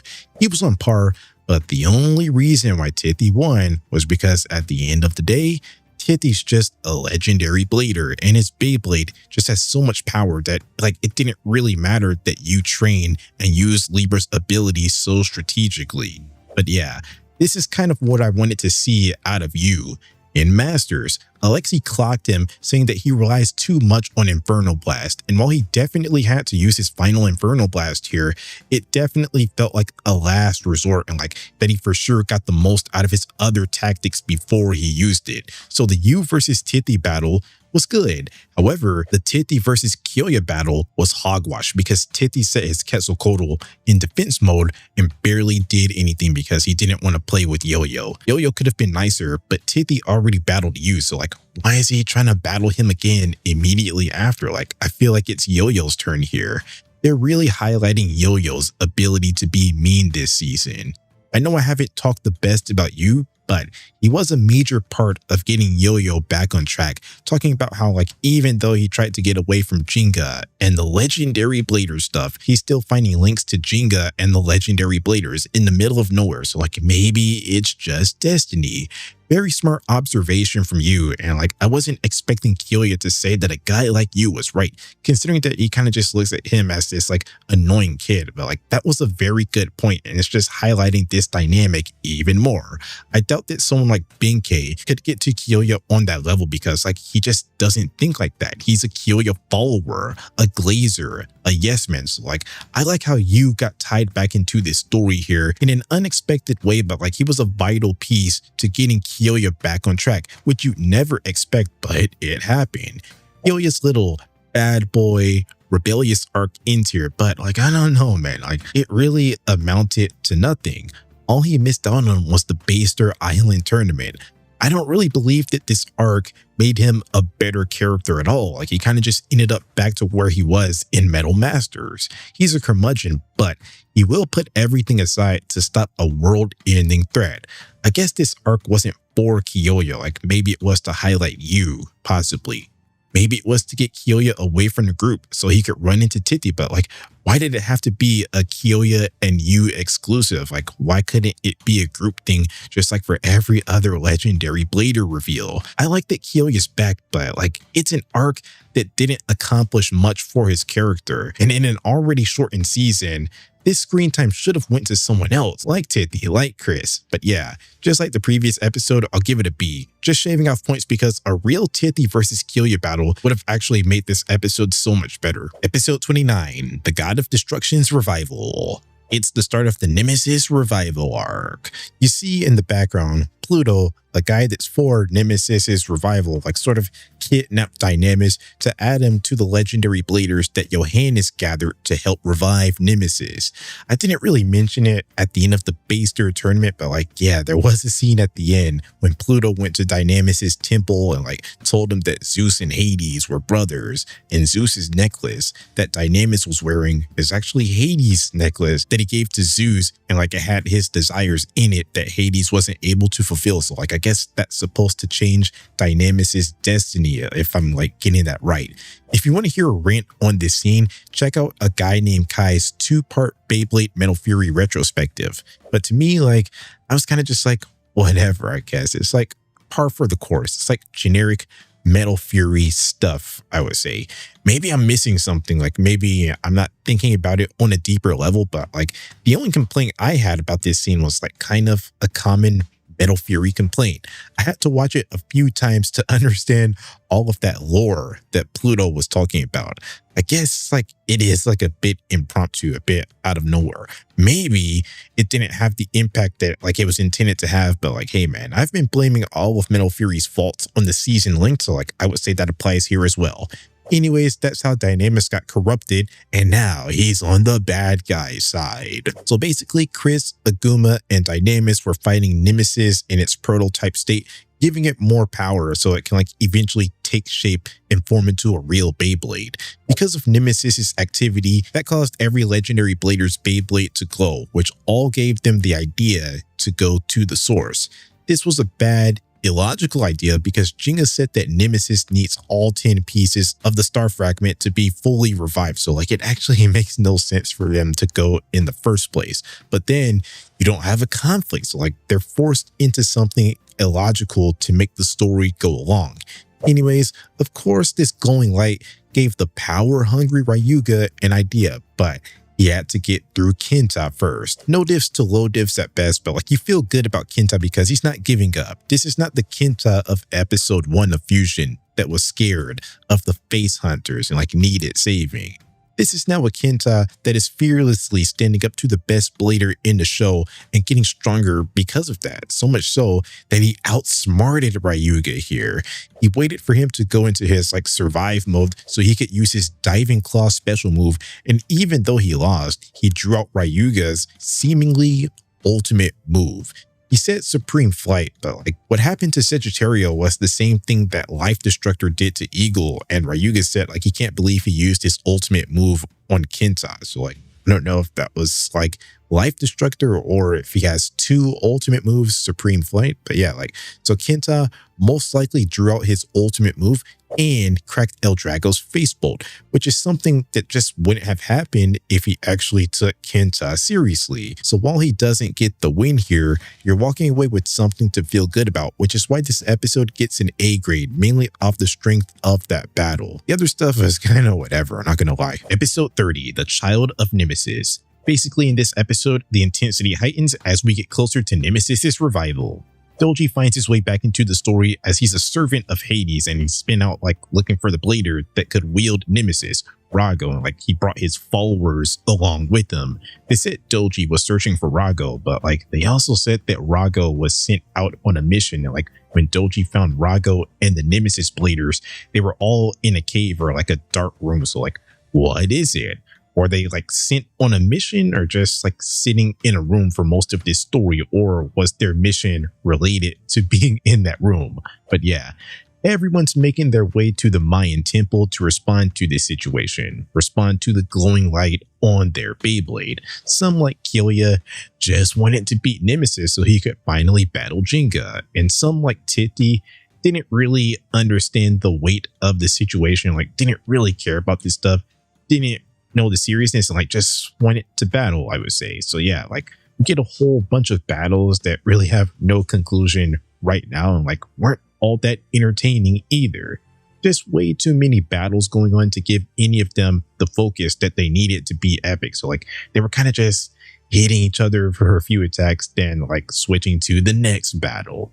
These fights were more so for stalling purposes or like trying to charge up Nemesis in these special stadiums. So like Digya was trying to talk Dynamis out of his dark mode and such. A bit more preachy than I would have liked, and like the battles weren't all that exciting. Like I feel like we've seen Johannes, Aguma, and Bao battle like so many times. It's always the same battle style. They add nothing new to their bag, and it usually just ends up the same way with a loss or no outcome. This is most definitely a setup episode that is supposed to lead to something greater, which is why I'd give it a D. Like, it's something, it's watchable, but yet again, like, this is why it's better to rate the show in arcs rather than episode by episode. Episode 31, Four Hearts. We had a couple of battles continuing to break out here, like Teti versus Aguma, Kyoya versus Dynamis, Masamune, King, and Yu as a group, and Yuki battling the Nemesis Bladers, which I could look up their like names individually or go back and watch the episode, but nah,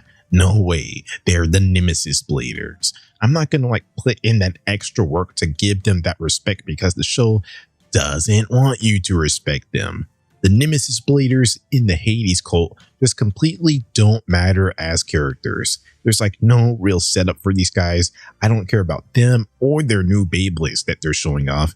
There's just not enough time for them. So explore them right now with all of this action going on. And like, yeah, they're essentially just throwaways that just aren't that important right now. I thought that Cuckness would have like a little bit more relevance because of his Beyblade being a Cygnus Beyblade, and like that's what Yuki formed to get into Dynamis's temple, but like there was no tie-in. But yeah, these guys don't matter. Like they only get like 2 battles and lose both of them. They're kind of just there for stalling purposes, so like of course their battles weren't that compelling.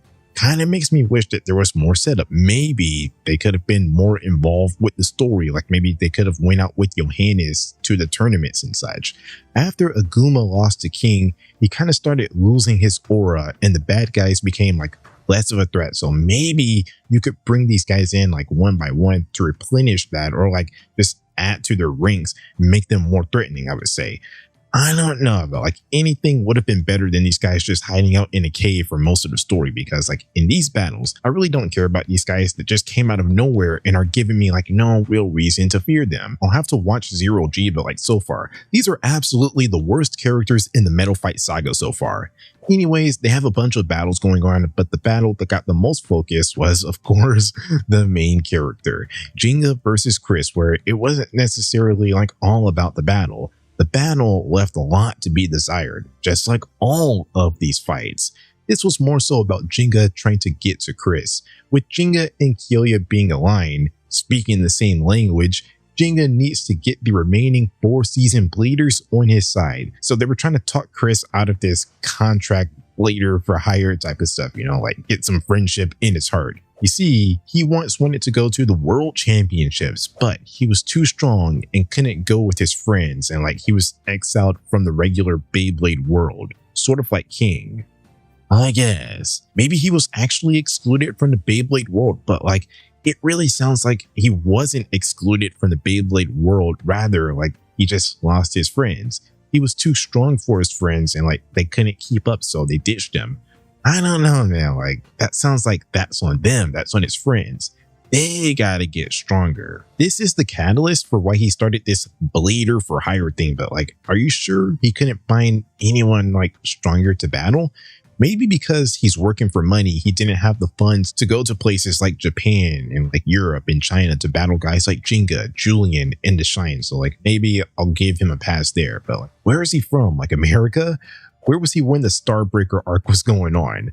Those would have been some amazing bladers to battle against that could actually keep up with him possibly. Was he even that strong? Because if he was, then surely Ziggurat would have been interested in him as he was studying all types of Beyblades for the Spiral Force experiment. I can't call it bad writing because like he's a season 3 character. Of course, he's not going to play a role in season 2, but like it's something good to think about for the theories. But yeah, it's a good thing that he learned to live alone, but like, why was he forced into being a blader for hire? Maybe to get money to live on his own, but like, are you telling me that his family kicked him out as well? He couldn't go back to his own family when he was still part of the normal Beyblade world. He was getting taken care of, probably making money, but when he got kicked out, all of that stopped. My guess is that no one wanted to battle him, but with the blader for hire thing, like he found people that welcomed his strength so like he could keep on battling. It's hard to really buy a bag of what he's trying to sell. His backstory and why he's in this blader for hire business isn't really all that digestible. Like it kind of doesn't make too much sense to me. They tried to compare his experience to King when it sounds like all that happened was that his friends ditched him. It's not like he got his Beyblade taken away and like he can always make new and stronger friends. I'm really lost on Chris's story, so hey, like maybe if they had more than 39 episodes, they could properly explore his backstory instead of rushing it here. So yeah, like he talks about how instead of having spirited battles, he's now selling his Beyblade skills, marketing himself as a talent so like he can survive and make money for himself. But Jinga had to talk him out of it by saying that like they have to create a bright future for people like him and King that had bad experiences with Beyblade. I'll give this episode a D. The battles weren't entertaining at all, especially like when there's so many of them and like you're just switching back and forth between them and like nothing all that special was happening. D instead of an F because like it gave us some much needed insight into Chris's past since like he's just coming out of nowhere, kind of late game compared to the other legendary bladers. I need to know about his past, so check. But his past doesn't make the most sense, which is why like it's kind of hard to really connect with a character like Chris, especially since, like I said, he's coming in late game and taking up a 4-season blader spot where all of the other 4-season bladers are Metal Fusion characters that we've known from the very beginning that are established characters. It just seems like way too big of a role for someone like Chris, someone that we might actually care more about if he had more episodes to shine, just like the other 4-season bladers. I think Chris's backstory still kind of fails, but at least something that I like about it is how like it opens up some good speculation, like a whole new side to Metal Masters. Just wondering how strong Chris was at that point in the story anyways. Could he have added any intrigue to the World Championships if he was allowed to battle? But yeah, like this was a whatever episode that kind of just like, it's an episode that's in the way of where we need to be. Episode 32, Come Together, Legendary Bladers. In this episode, they kind of just like wrap up the battles that were already happening. Jinga fully got to Chris with the power of friendship, but that's not like what I was really the most interested in. Really, I wasn't interested in any of these battles. Like I just had to find the good in the bad. I thought it was so cool that King and Masamune finished off some of the Nemesis bladers with their joint special move, with Very Aries literally riding on Striker like a horse. That's an amazing visual. I also find it funny how Aguma had all of this stuff riding on his shoulders, wanting to make his beloved Balin Fist the main school just to get beat by someone in Tithy that wasn't even taking the battle all that seriously. Like, didn't really know about all of this legendary blader stuff. He just wanted to have fun. I'm okay with Masamune, King, and Yu's battle being smaller scale because like it's against people that we don't even care about, the most irrelevant bladers in Metal Fight. However, I wish that Kyoya and Dynamis and Aguma and Tithy had larger scale battles that weren't split up into parts so much. Like that's another place where the 39 episode season fails. But I guess like it was smaller scale because like they want to show you how bad Aguma fell off. Once one-tapping guys like Kyoya and Jinga with his special moves to pretty much getting dealt with swiftly after those appearances. He provided a bit of difficulty for Kyoya, King, and Tithy. It's not like he rolled over easily, waved the white flag or anything, but like it just clearly wasn't enough resistance, which makes it even funnier that Madoka questioned if Tithy should get right into a battle with Aguma like he's some fearsome Aguma, like the fearsome one that we saw from the China arc. Anyways, after this, with Chris and Dynamis on the good side, there's a lore dump giving Doji a formal reintroduction to this story, connecting the Dark Nebula, El Drago crisis, and the Hades Inc. Spiral Force crisis to Nemesis, and like saying that Pluto was behind all of that. And both of those crises weren't the main thing. Like they were all connected to reviving Nemesis. I don't know if I can truly buy a bag of that. When these crisis situations happen, it seemed like the end goal. Doji wanted to rule the world with El Drago. Ziggurat wanted to sell his energy source and like take over the world with it. Those seem like end goals that, if successful, would prevent the revival of Nemesis. Like there wouldn't be any need for it. In the moment, like it never really felt like all of that stuff was meant to fail, so like they could get closer to reviving Nemesis, their ultimate goal. They're attempting to tie together and like connect the whole entire metal saga together. But like I just really can't buy it. Like I think it would require reworking the previous seasons, but like since they can't, what I would suggest is having more than 39 episodes to explore this more instead of just telling us this right here and now. Like we're just forced to accept it. Anyways, we get the 4-season Bladers all in one place. They have the chance to seal away Nemesis, but because Ryuga didn't learn the lesson that Kyoya learned and is so power hungry, such a lone wolf, always wants to gain like all of this power for himself, then of course he didn't sacrifice for the team and was the reason why Diablo Nemesis fully awakened. However, like not an original point, but the Nemesis crisis should have never happened. Nemesis should not have awakened here.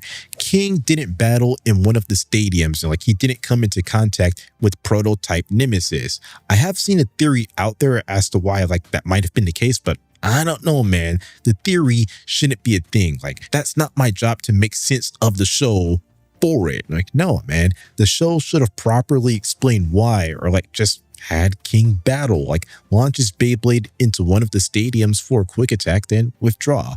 But as is, it's a huge writing oversight, which kind of just adds to how rushed this season feels. Later on, it's stated that when they clashed with Nemesis, it took the power of every Beyblade they ever battled. But if that's the case, then why did they try and get the power of all of the legendary Beyblades when they only needed like a select few? Because with Aguma, Chris, and Dynamis, that covers a lot of ground. I believe between them, up to that point, they had battled everyone but Tithy. So if that's the case, then they never actually needed everyone, which makes no sense that they're trying to get everyone's power. They made it seem like Ryuga clashing with Nemesis was like the final thing they needed, but like, no, they already had an imprint of El Drago from like Orion and like Pegasus and Leon. They never needed Ryuga. That was not the finishing touches, if that is to be believed. Come on, they needed the power of all of the Beyblades, but they forgot to give King a battle. They just forgot.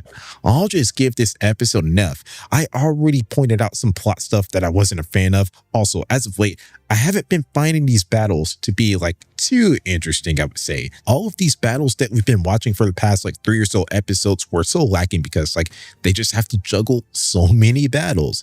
It feels like it's been a while since we had a true heavyweight showdown, a heavyweight classic that took up most of the episode. And like now there's just too much lore, too much preaching at the expense of the battles, and like too much quantity over quality when it comes to the battles. Episode 33, Diablo Nemesis. It's the start of the final arc of this season, the Nemesis arc. In this episode, because Diablo Nemesis took the power of the Star Fragment away from everyone's Beyblades and turned it into its own power, we get to see just how formidable Diablo Nemesis is, being able to use dark Nemesis versions of everyone's Beyblade avatars and essentially low-diffing everyone and destroying the Mayan temple, causing people to think that Ryuga is dead.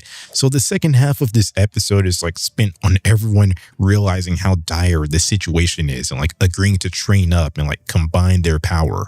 By the way, the music that they were playing when everyone was getting inspired, for some reason that reminded me of Diary of a Wimpy Kid music from Roderick Rules when they had the talent show. Similar vibes. But yeah, while that was happening, Dynamis talked some sense into Aguma, sort of feeling betrayed, but he wasn't with our main guys just yet, so he had to be reminded that his loss to Tithi that he was upset about was basically prophesized. His ancestor, once on the Hades side, lost to Tithi's ancestor, but through that loss, he realized that it was only in a free world that his people would have a future. Just like for Aguma, it would only be in a free world that the Balin Fist would have a future, unlike the Nemesis future that he was striving to create for most of this season. So you see how this all connects.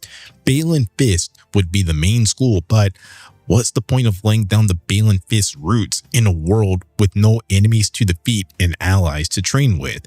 There's no one to challenge them and help them get stronger, which is the point of Beyblade. You get stronger through battling with your friends and making those connections. Aguma was saying similar stuff in his battle with Kyoya, no one can accomplish anything all by themselves, which was a good dig at Kyoya. But also he was being a hypocrite in that moment because of his desire to destroy the world only for the Balin Fist. So his arc comes full circle here. I'll give this episode a C. It's alright, but nothing too special. Like I said, the battles haven't been interesting as of late, which is no different here. And for the rest of this episode, they're kind of just standing around talking about how dire this situation is. It's not an amazing episode. It's obviously just setting up something bigger in the future. This is just a necessary stepping stone. Episode 34, To the Final Battleground. In this episode, Team Levushka tracked down where the origin of all of these worldwide disturbances were coming from, which was in the Pacific Ocean. This is Levushka's last real appearance. So again, I'm gonna say, I understand how Beyblade works. It's a guys club, all about the battles, but not expanding on that Alexei and Madoka romance here and in the Destroyer Dome arc kind of seems like a missed opportunity. It's not something that absolutely needed to happen, considering where we are now. It's the end of the world type stuff, but they set up an interesting dynamic that showed a softer side to Madoka and completely abandoned it after the Russia arc in Masters. Anyways, while departing to go to the Lost Kingdom, Johannes and the Nemesis Bladers, of course, tried to stop the good guys. So you're thinking it's going to be a standard battle, which we already know the outcome of. These guys were meant for stalling. They're not beating any of these legendary bladers, so they added an interesting aspect to it. They're not really trying to battle the legendaries. They're trying to destroy their helicopter, which added a good bit of strategy to this fight, with Kyoya not being able to use his special move and all.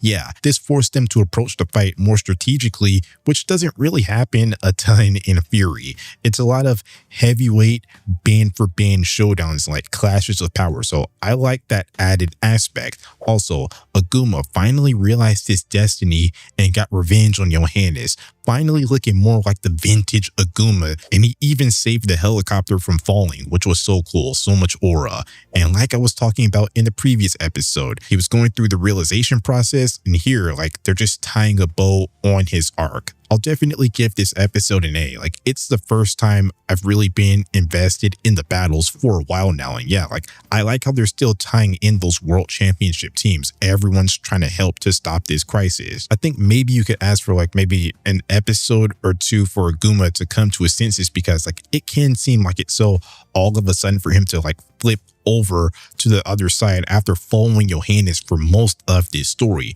Maybe the season could have used more than 39 episodes, but I'm willing to overlook it because this has been the first time in a while that I just wasn't completely bored by an episode. Episode 35, The Lost Kingdom. I'll give this episode an A grade. As the legendary bladers, along with Tsubasa, Yu, Masamune, and Kenta approached the lost kingdom of Hades, Ryuga had a battle with an awakened nemesis, at least like more so than the prototype, which was just dumb on his end because like they battled against Diablo Nemesis in a group and like they were all on the losing end of that. Ryuga couldn't even absorb the power of Nemesis. Rather, he got the tables flipped on him and Nemesis absorbed El Drago's power.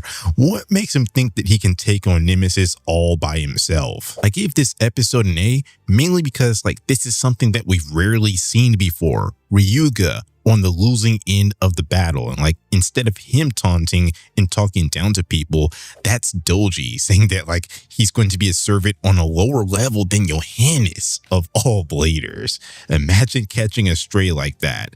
The rage bait was funny, and like I understood why Doji felt that way because Ryuga broke his dark wolf and like turned on him, and Ryuga took all of that power for himself even though Doji prepared everything for him. Like the El Drago crisis wouldn't be possible without Doji flying him over to Coma Village and retrieving that Beyblade and like letting him train at the Dark Nebula and like organizing battle bladers and such. Like I get his frustration here, and yeah, he somewhat got his revenge here. I mean, like it basically cost him his life, but Ryuga got humbled in a way that not even Jenga could. Like, I wouldn't call their battle in Metal Fusion a humbling. That was extreme diff. Meanwhile, Ryuga fans will like try and say that he put up the best fight against Nemesis, but like Raga wasn't even playing for real until halfway through the battle, which like when he started taking the battle seriously, Ryuga had absolutely no answer for him. Nothing at all. Ryuga was never in the catbird seat at all when Raga took him seriously. This was humbling, and the only reason why it's a low diff rather than a no diff is because Raga wasn't taking Ryuga seriously from the jump. If he was, then this wouldn't have even been a fight because like he has the full power of the star fragment. Just seeing this fight made me feel bad for Kenta because like he felt so bad about Nemesis getting revived and like how he wasn't able to get Ryuga on side when like that was just never a possibility. That wasn't a plausible outcome. Ryuga's just stubborn and power hungry in this season, kind of like his Metal Fusion self, which makes it feel like he had to take a step back in his character growth to make this plot work out like how they wanted it to.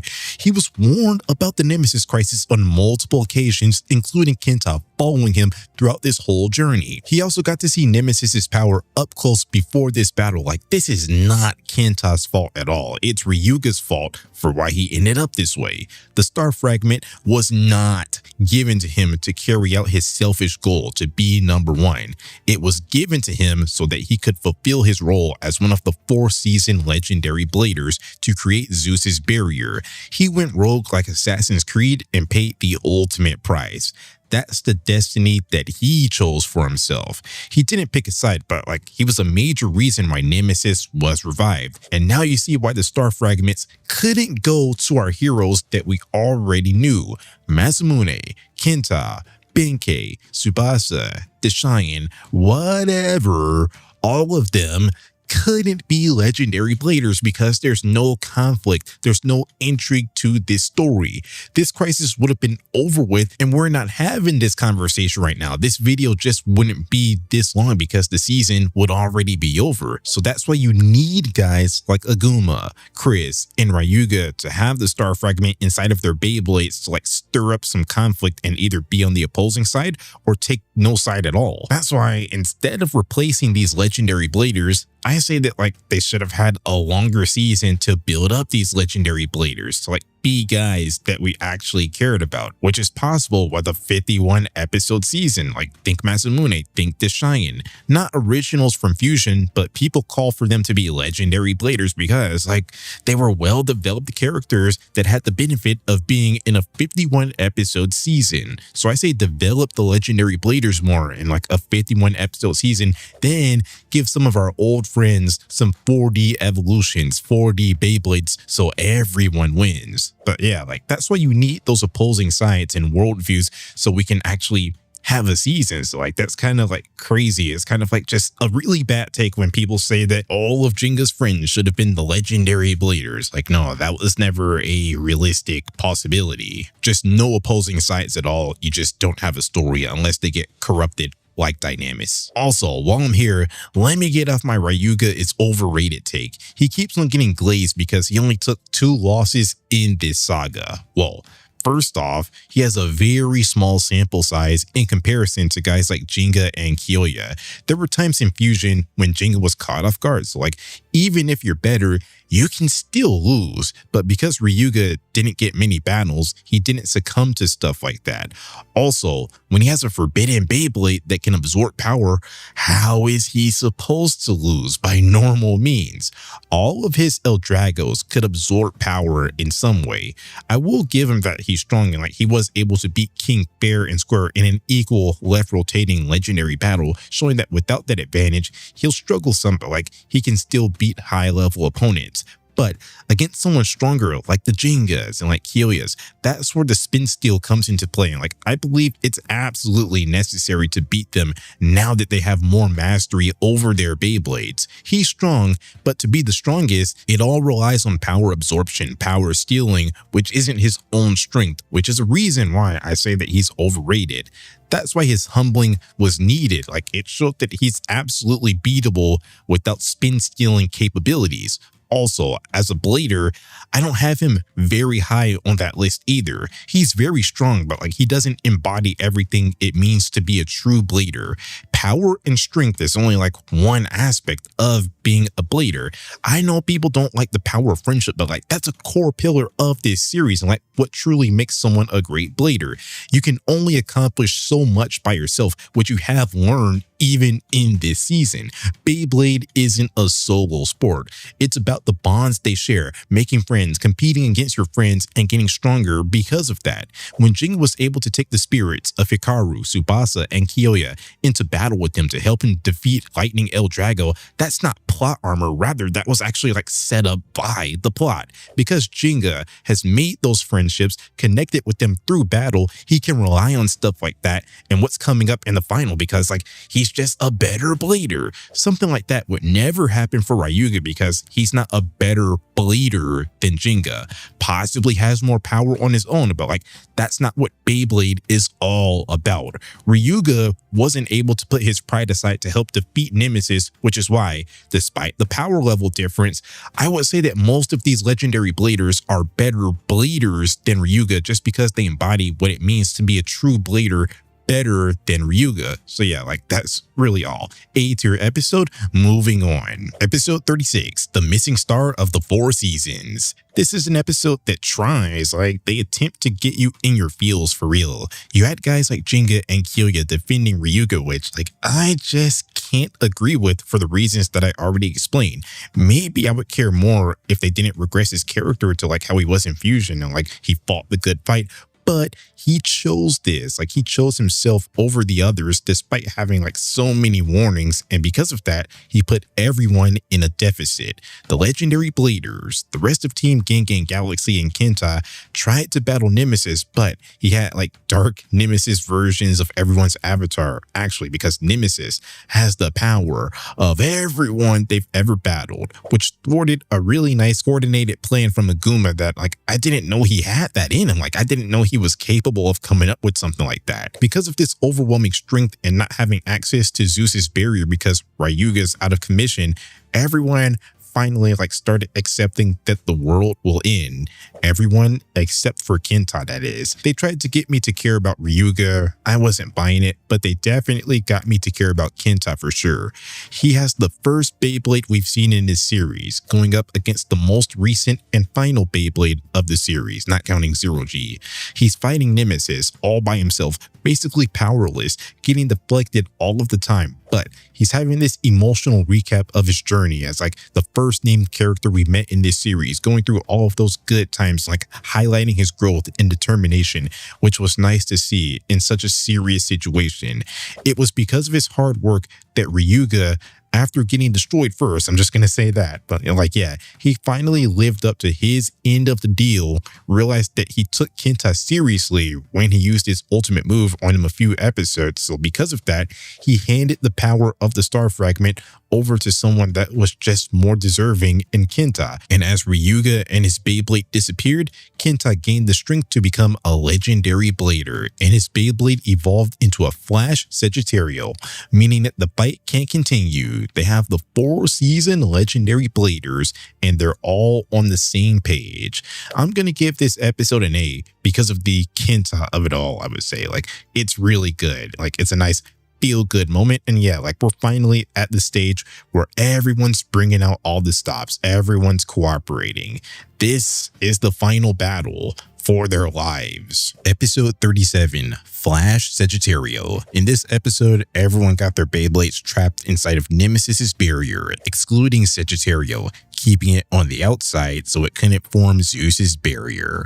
It's here where we got to see what Flash Sagittario was all about against Pluto's fire-fused Dark Helm. Although legendary bladers are always supposed to win, this was actually like a really comp battle, a really interesting battle with some twists and turns, where Pluto tried to shred Sagittario's tall spin track since it couldn't hit the fusion wheel. Then, as a counter, Kenta switched Sagittario to attack mode so it could actually deal some damage. Then, because like this was the first time I'm seeing this, I had a question. When Kenta Sagittario went up in the air attempting to use Diving Claw, all throughout that process, I was questioning, like, is that really possible? Guys like Tsubasa and Klaus can use claw-based moves without actually having claws on their Beyblade. However, whenever Kenta wanted to use one of his claw-based moves, he always had to activate the claws. So like, my question was answered. Sagittario's claws were broken before its evolution, causing it to evolve without claws, which, like, I have another question. Had Sagittario kept its claws, would its evolution then have claws? I don't know, but like, it seems like addition by subtraction, because like, he was still able to keep his technique, but it's not Diving Claw now, it's Diving Arrow to now match its new signature feature, which once used to be the claws on its spin track. Now it's the 4D bow and arrow fusion wheel. I like it. Another thing that I wanted to touch on, before watching this season, I heard a lot of people say that Yu is the strongest non-legendary blader because he broke through the Nemesis barrier. Now that I'm actually seeing how it played out, I have to say it's an overrated feat. Firstly, like, they were chipping away at the barrier before anyone used their special moves. Masamune actually pierced an opening through the barrier first. Then when Tsubasa, Masamune, and Yu used their special moves, like, that was a collaborative effort. The way that I took it is that Libra was like the finishing touches, not the main catalyst, like just because he went last and like a lot of his special move was shown. The way I received it is that it was a collaborative effort, and like, they needed all of their strength to take down the barrier, not just one person. He for sure ranks high out of the non-legendary bladers, but like, I'm just saying, like, they needed all of their strength to beat that barrier. Anyways, I'll give this episode an A. Again, off the strength of Kenta and his battle with Pluto and like what he was able to show there, like such a cool Beyblade. And I love that he didn't have to leave his Diving Claw technique completely in the past. And like, yeah, it was a nice showcase battle for him, taking down one of the big bads all by himself, when at the very beginning of the show, he wasn't even going to beat Benkei using a generic Beyblade had Jinga not stepped in. Now he's just so much better, and it's all deserved. Also, like, sort of unrelated, not a big deal that's gonna affect this episode's grade, but like, there was a visual of the 4-season bladers, Jinga, Kyoya, Ryuga, and Chris.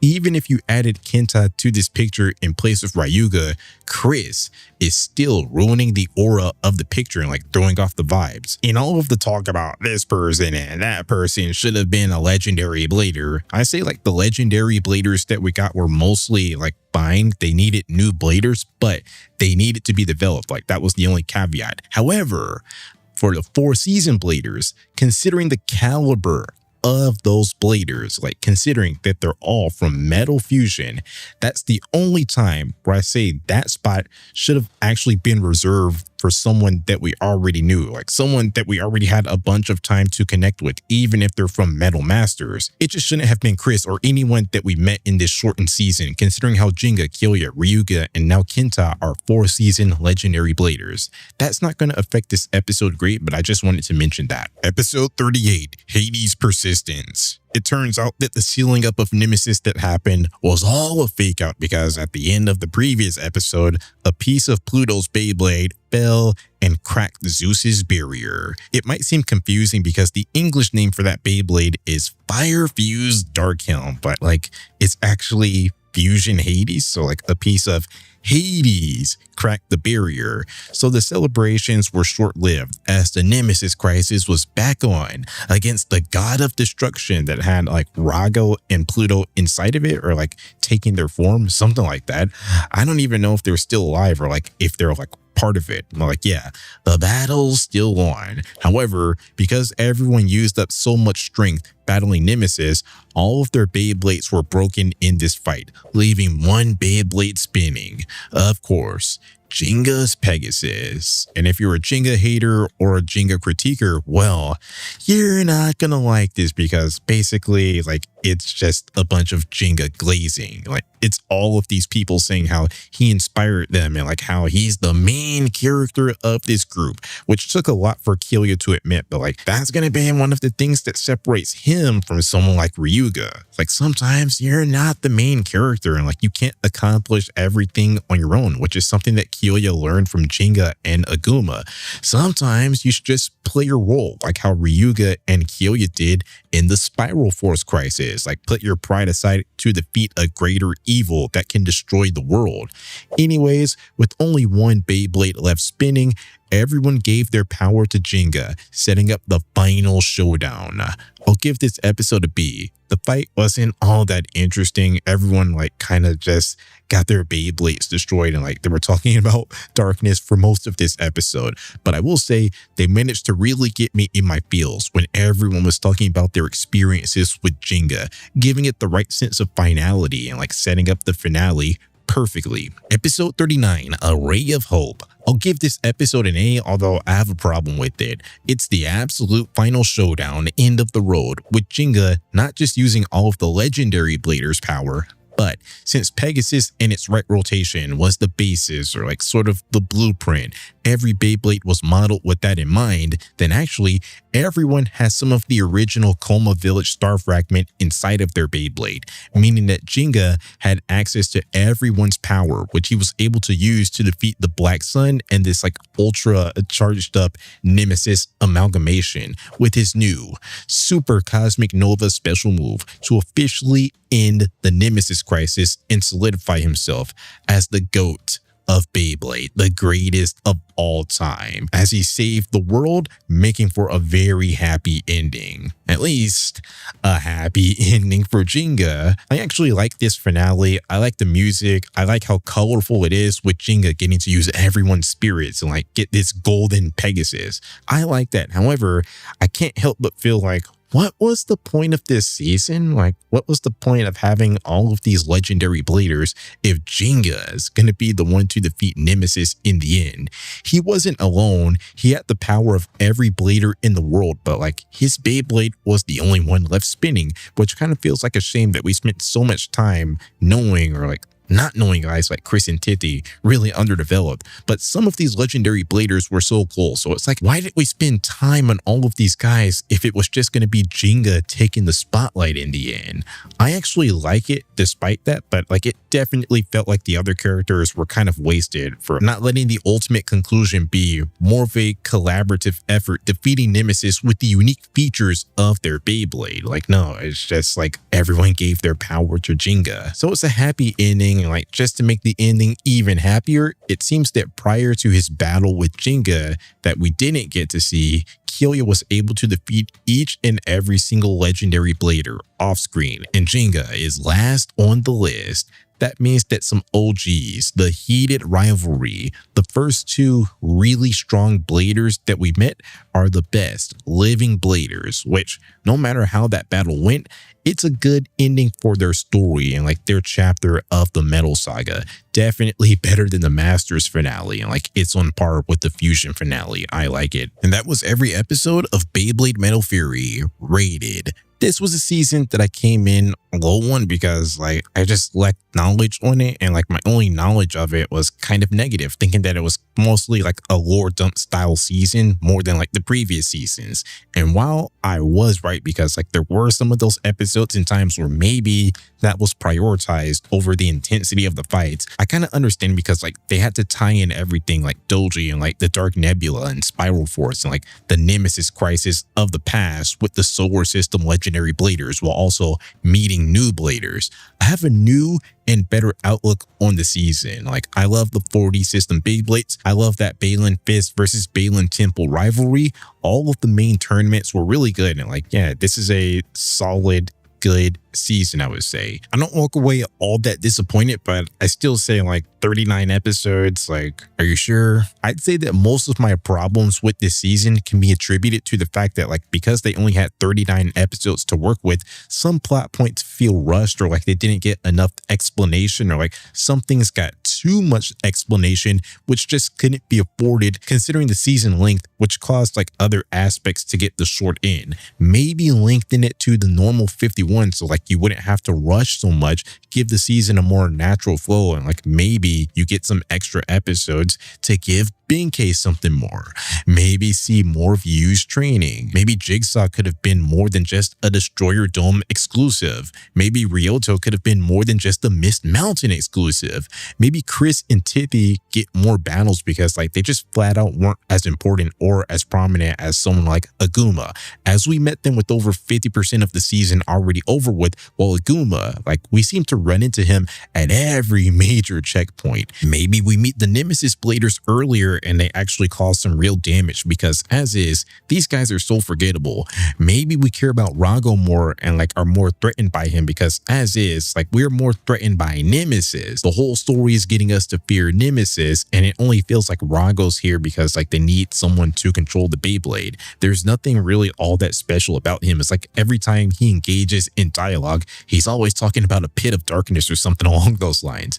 Maybe he shouldn't have been off screen for so much of this season and like actually been a developed character. The problem with Fury is the same problem that I've always had. It tries to be so grand and ambitious and like have this sense of finality to it. However, like they just aren't working with an adequate amount of episodes to accomplish that vibe that they were going for. I'm not gonna lie, like a day after I finished watching this season, I started another rewatch, this time in double speed because like I didn't want to waste too much time after already watching it. But yeah, like I feel like I didn't get everything that I needed watching it the first time, and even after the rewatch, I still don't like completely get everything that they're trying to sell me on. I'd say that if Fury had the standard amount of episodes, maybe we're talking about possibly the best season. That's right, like I still think that the others are better, just like I thought before this rewatch, but like this was definitely worth it for sure. Just because it's third on my list, like it's still an elite season of anything that I've ever watched, so like there's that. And it gives a really good sense of finality, like some solid closure. This is a good sort of send-off for this generation of bladers as they shift to the Shogun Steel era, which like I just flat out only have like very vivid memories of. Like I barely remember it, I would say. It was not something that I actively watched at the time. I don't know how the story goes, but like I know that everyone's all grown up and it's about like a new generation of bladers after the Nemesis crisis. So like this was a good sort of swan song for the old gang, a flawed but okay way to go out. But yeah, like that's all I got for now. Stay strong, stay brutal, because above all else, it's anything to win. All right, locking, because today we're going to be rating every episode of the Beyblade Metal Fight Saga. This final part focusing on Beyblade Zero G or Shogun Steel, which is kind of uncharted territory for me and apparently YouTube, as I don't really see a lot of content on it. When you hear Metal Saga, you don't think of Zero G. Most of the conversation is always about like the original 3 parts of the Metal trilogy. I didn't watch watched Shogun Steel when it was originally airing because by that time, it was my 6th grade year of middle school. I aged out of Beyblade and was more worried about stuff like trying to get a phone and like playing stuff like Grand Theft Auto 5 and like COD and such. My focus shifted so much that like, hey, I had Beyblades to show off for every part of this series, except for this part. Like I just flat out have no Shogun Steel Beyblades, unfortunately. Anyways, let's dive in here, talk about some Shogun Steel and see if it's worthy of being talked about in conversations with the Metal Trilogy. Episode 1, A New Age Arrives. It's the start of the Shogun Steel era as we get to see that Tsubasa revived Beyblade 7 years after the Nemesis crisis, and the appearances from former Bladers don't stop there. We see that Chief Madoka is still around, fixing Beyblades and such, but it seems like she's no longer a big-time analyst and entrusted that role to Maru, the Madoka of this generation. So just like Madoka, she's not going to be mentioned much by me. Like she's kind of just an accessory to everything that's going on.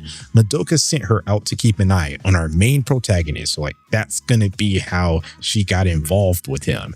And we get to see manager Benkei working at a burger joint, still glazing Kyoya because he named the burger after Leon's special move. I wonder if Kyoya gets a cut of that. But yeah, really this episode centers around our new protagonist, Zero.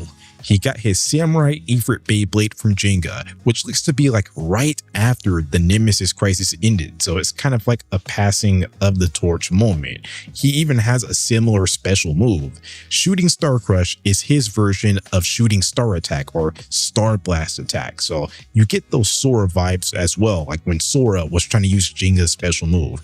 Basically, in his little small town, Zero is him. He's on like an 100-game win streak. But when he went to the city, he was still able to beat some generics, but he lost to Shinobu and his Ninja Salamander because like he actually had a real Beyblade. He wasn't a generic. And he had way more experience in the new Cyclone Stadium, a moving stadium that's going to be the main stadium for this generation. And Shinobu did what pretty much no one else but Hyoma tried against Jenga. He actually moved out of the way of the Shooting Star Crush, showing that he actually has a brain, unlike everyone else. So yeah, I'll give this episode an A. I like the introductory vibes. I like how previous characters are easing us into this new generation. And yeah, I like Zero's introduction more than Jenga's introduction. This was a complete shocker to see the protagonist lose in the first episode, but I like it. I'm open to a protagonist not being him right off the bat, and like we get to see their journey and growth. We kind of get to see the journey of Kyoya. Like Zero's going to be playing sort of a Kyoya role for a few episodes, trying to get back at Shinobu. Episode 2, Defeat Pirate Orochi. In the previous episode, Benkei offered to train Zero, so in this episode, we get to see the training. If you watched Metal Fusion, you know exactly what kind of training this is. 0% Bey battling and 100% PE class. He tried to sell them a bag of, he was the one that trained the legendary Kenta, which is true, like it played a part in how he developed his special move and beat Hikaru, but come on man, the Ryuga journey was way more impactful. I think his words would hold a bit more weight if he actually got to fight in the final showdown against Nemesis, but since he didn't get that, I like that this is the way that he gets to like make an impact and be useful. So yeah, Zero was getting tired of training, so he went to the park to battle 8 Unobara, this skateboard guy, and his pirate Orochi. He has a nice reputation around town, known as a strong blader, which that's going to be funny by the end of this series, but like yeah, you get the sense that maybe Benkei's right, maybe Hotshot is not ready to battle yet, like he was getting dominated. 8's Beyblade was battling like he skated, but it turns out he was ready. This was the perfect time for him to miss out on training because he gained enough strength in his launch to where 8 couldn't just stall out the battle.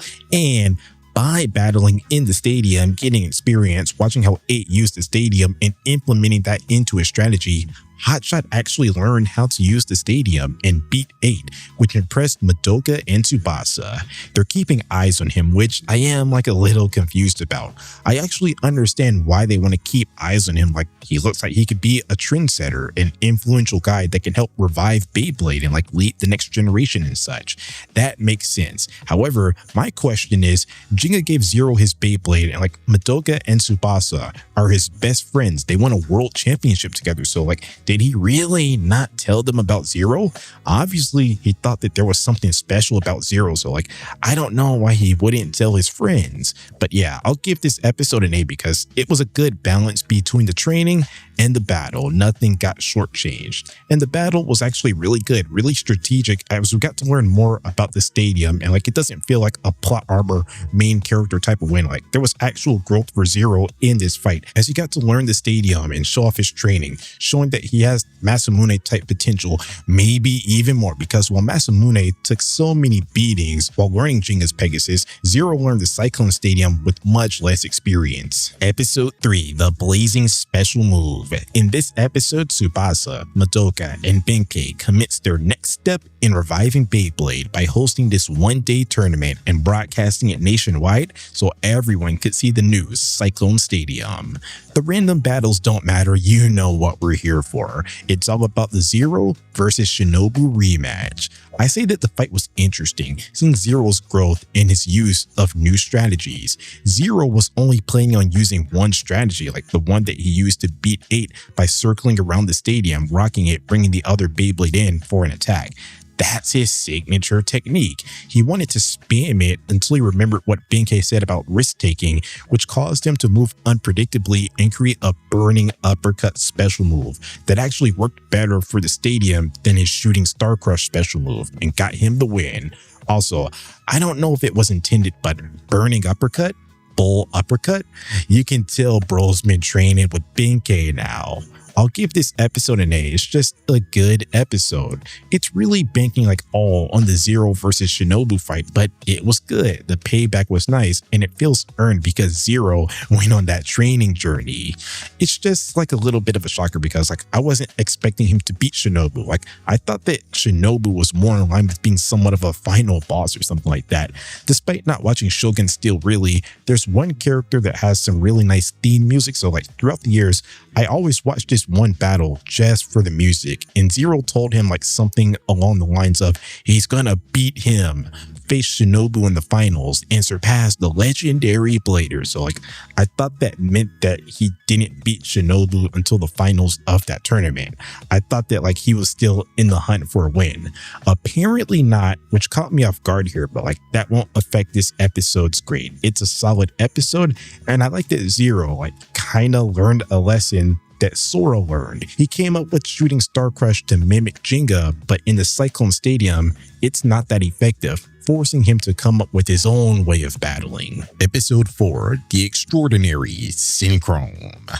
In this episode, Zero and Shinobu went on Benkei's like special camping trip training where they developed sort of an early Jinga and Masamune and King type of like competitive rivalry and relationship. This training actually helped Zero out later on in this episode because his opponent's a dummy. You see, 8 was salty about his loss to Zero, so in the previous episode, his brother Kite, big bro, was gathering up all of this data on his Ifrit and Zero's battling style so he could face him with his Guardian Leviathan. But when they fought, he started crashing out because his calculations were off. Somehow, this guy didn't expect Zero to get stronger from the last time he saw them, which threw off his calculations. Maybe it is kind of dumb, but also maybe some grace can be given because like they're trying to revive Beyblade and like maybe Zero's determination is like one of a kind in this era.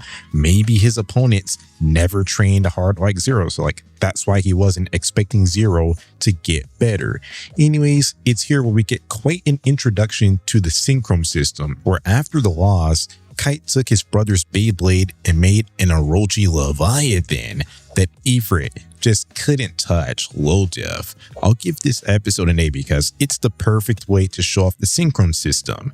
I like how they're both brothers, so like this introduction actually fits well. Like it's combining that brotherly power, so like it all feels natural. It's a perfect way to give this system an introduction. And yeah, I just like how Zero is more real than Jenga. Like he's taking losses and now he has to learn one of the defining features of this generation. It's like we're following an actual human, like a realistic protagonist, which is a change of pace, but it's welcome. I'd probably be even more shocked if I had not watched like 13 or so episodes of Beyblade X prior and seen Bird get owned every single time.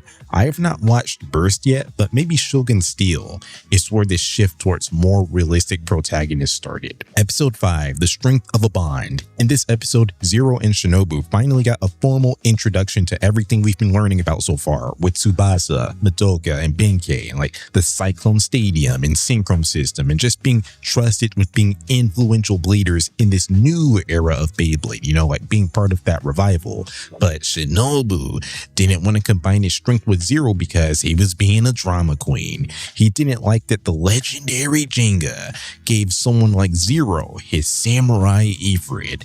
This was obviously the holdup because without a synchron Beyblade, Zero couldn't get his revenge on the Unabara brothers. But Benkei talked him out of it and they made a salamander Ifrit to beat a Orochi Leviathan and exposed that the brothers are kind of fraudsters. They benefited from the fact that they were the first ones to figure out the synchron system, that's all. Oh yeah, and there's a girl. Ren Karenai. This is the female representation in this sport. Like she's going to be the token bleeder girl like Hikaru in Metal Fusion. She has a Thief Phoenix, but like that battle that she had with Zero wasn't all that interesting, which is why I'll give this episode a B. Her battle kind of weighs this episode down. Like I wish there was a little bit of Worf effect where she got to beat an actual named character to add more intrigue to this battle to make me fear Ren more. So like that's why her battle and loss to Zero kind of falls flat. But I still like this episode because of the themes at play. It's like, I like the vibe. In Metal Fusion, Beyblade was already an established game, but now like they're trying to revive the game and teach the new generation about Blader spirit. Yeah, I like the rebuild vibes. In Zero, building out a nice little squad so far, trying to spread the word. It's a decent episode. Episode 6, Explode, Phantom Fire Shot. In this episode, through Benkei's training, our heroes learned about themselves. Well, the Unabara brothers didn't learn much of anything because they quit, but Zero learned that his launch accuracy and Beyblade control was kind of off. But really, this episode was mostly about Ren and Shinobu. Ren had to learn that she's not her, which is a lesson that she will continuously learn for the whole entire season. She's only fit for battling in a Cyclone-based stadium, but even in the Cyclone-based stadium, that's supposed to be her specialty, she can never lose there. She lost to Zero previously, and she lost to the new blader of this episode, Takanosuke, and his Archer Griffin. And Shinobu had to learn that he's using his Ninja Salamander wrong, too aggressively, trying to battle like Zero instead of battling like a ninja. Salamander's specialty, which helped him come up with a special move that he was trying to get for most of this episode, Phantom Fire Shot, and he beat Takanosuke. I think I'll give this episode an A just for what it did for the characters, exposing their weaknesses that they need to work on, and Shinobu overcame that weakness in the end. I keep on saying it, but like, yeah, I like the appeal of seeing their growth in real time, like baby steps type of feeling. It's just a solid episode that I can't complain about at all. Like it gets a lot of stuff right and it's entertaining. Episode 7, Kraken Attacks. I'm gonna go ahead and give this episode an A. This episode could potentially be labeled as filler or like of lesser importance because like, I'm not gonna lie, not much of importance actually happened in this episode, but I like it. Like it's an episode just for the lulz. You have the gang all at a beach and they're just messing around. You have Benkei and Madoka's ideology clash and the kids siding with Madoka because Benkei was trying to turn their beach day into training. Then you have this Kraken guy, Kikurigen, and his pirate Kraken that was built up to be a menacing beach monster, but he's kind of a gag character like Tetsuya. Reminds me of Tetsuya even more because the battle was at this beach setting. Then at every transitionary point, you just have Tsubasa saying, "This is summer.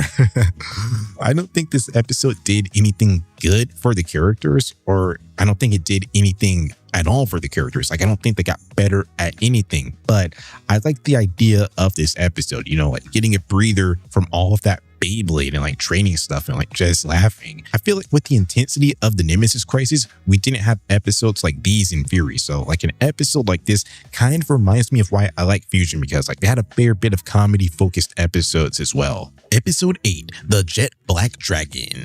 In this episode, we get right back into the action. Our heroes got sent out to demonstrate to everyone how the Cyclone battle works.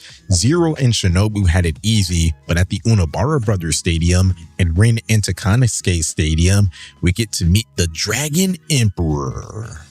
The Dragon Emperor of this generation, that is, the Jet Black Dragon, Sakyo, and his Ronin Dragoon. And just like the El Drago line, he can rotate to the left, which freaked everyone out. So basically, this episode was just setting him up as an antagonist, not playing by the rules, entering ongoing battles, trash talking, and completely low diffing some of our main gang. You see, because Dragoon rotates to the left, he was able to stop the Cyclone Stadium from moving, which took away like all of the strategies that everyone was working on, and that had to upset Tsubasa, because like they sent these guys out there to demonstrate how the Cyclone Stadium works, but like it doesn't work when met with bays that rotate oppositely.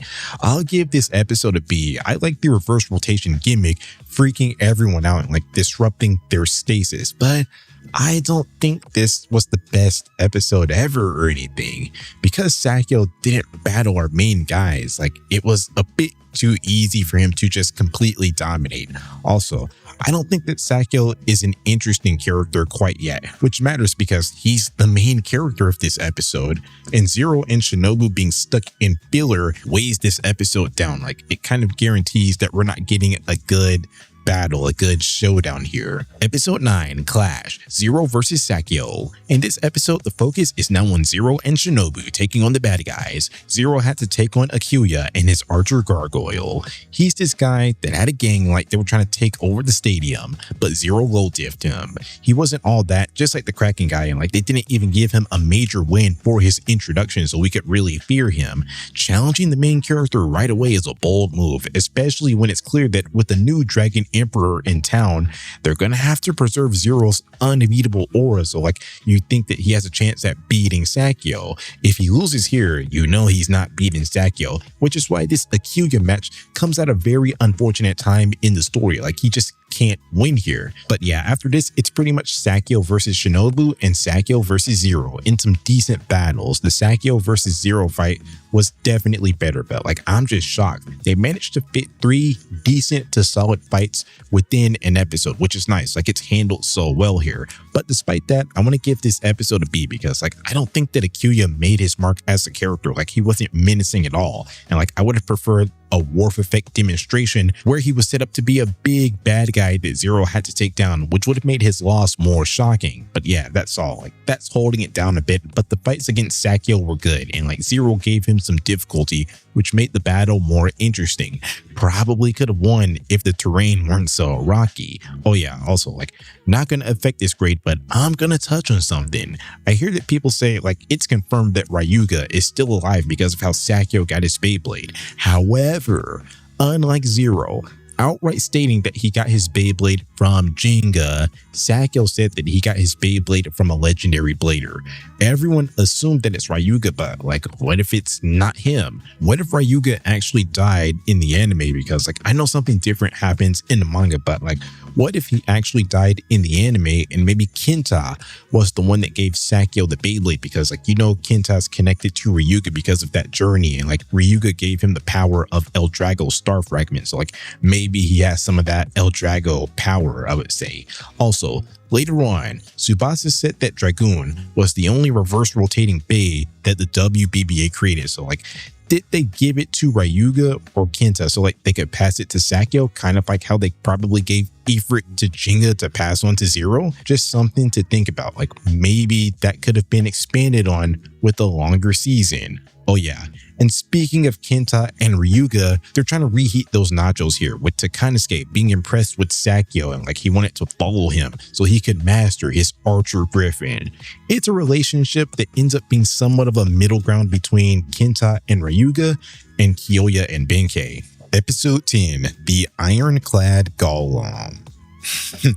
Iron Chad Golem. In this episode, we get an introduction to a scandal, a conspiracy. So this guy, Yoshio, came to town and he's a bad guy. He's breaking everyone's Beyblades with his bandit golem, which by the end of this episode, Madoka revealed that it was not a Beyblade created by the WBBA. This ended up being a big plot thread for the season. Can't they just like ban him from playing in WBBA stadiums since he's not using like a WBBA Beyblade? Or maybe they can't because like there's not enough strong people to take him on and like defend the stadiums. I don't know, but like, yeah. Basically his mission was to show that he has the best defense type. So he was looking to challenge Kite. He beat 8 impersonating Kite, then eventually beat Kite, which was actually a shocker. Like I thought that Kite was being set up for a win here.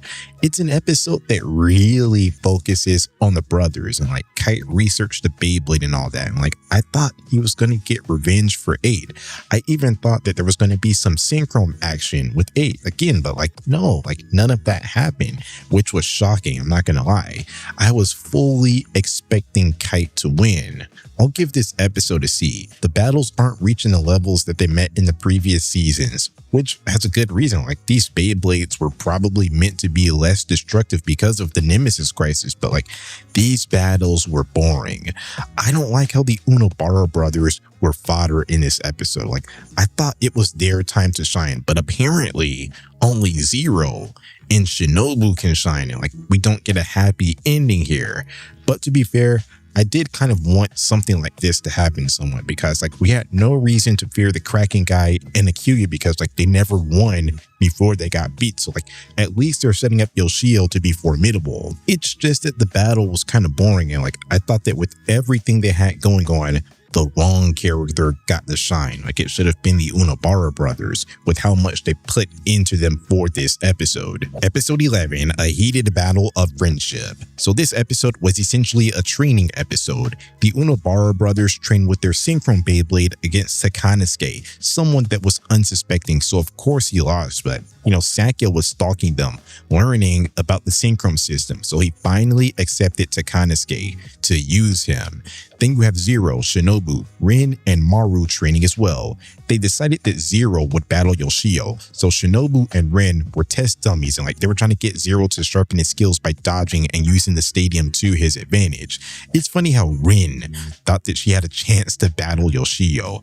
It was clearly going to be either Zero or Shinobu because unfortunately, she's a female blader in a shonen series. The writers never put any legwork into making me think that Rin is strong because like she's yet to beat a relevant named opponent and it'll remain that way for a while. Anyways, I'll give this episode a C. I recognize the importance of this training. Like there's nothing wrong from a writing point of view. It's just that it's kind of boring from an entertainment value point of view. The battles are either boring or predictable. Rin, Shinobu, and Zero are just like practicing the same stuff. The Kraken guy is complete fodder. Takanosuke was never losing. Synchron bays are overpowered against normal bays. The Unobara brothers were never losing, so the battles were just predictable. Episode 12, The Ruthless Behemoth. So basically this episode is the conclusion to the Yoshio arc and the start or like continuation of the conspiracy. So basically what happened was Akiyuya was trying to take over the Bay Park Stadium, and I actually thought that Akiyuya and Yoshio were going to be together. Like I thought they were going to be part of the bad guys group, but actually Akiyuya tried to recruit Yoshio to his gang, which he rejected. This was the right call because he destroyed Akiyuya and the gang, showing that they had nothing to offer him. But after this, Zero got revenge on Yoshio using his special training. But then we get more to this conspiracy plotline because we meet Kira and his Berserker Behemoth, another non-WBBA Beyblade, and he knows Yoshio. So Shinobu battled him in place of Zero because because like he just got off of this intense battle. And of course, because Kira is a new character and part of the bad guys team, he was able to win and just completely destroy Shinobu's special move. I'll give this episode a B. I'm still not completely sold on the battles.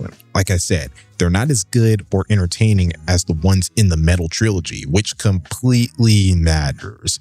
People talk down on you if you don't like this season and like campaign for this season to be included in the same talks as the trilogy because it's technically in the Metal Saga. So like, okay, if it's going to be in the Metal Saga, then like it's going to be held to those same standards, which these battles are not meeting as of right now. I think everything that happened in this episode was fine, but the battles were kind of boring, which is why I gave this episode a B rather than an A. Episode 13 of Fierce Synchron Battle. In this episode, they're trying to settle the score with Kira in a synchron battle. Before they could get there, Zero had to settle the score with the Unobara brothers synchron bay for the right to face Kira's synchron bay because like this all started with Kite. Yoshio was looking for Kite, and now Kira is going to take Yoshio's Beyblade to synchron with. So Kite felt like he should be the one to battle, but like we already saw Kite synchron versus Zero synchron, so the outcome was so predictable. So was Zero's defeat to Kira.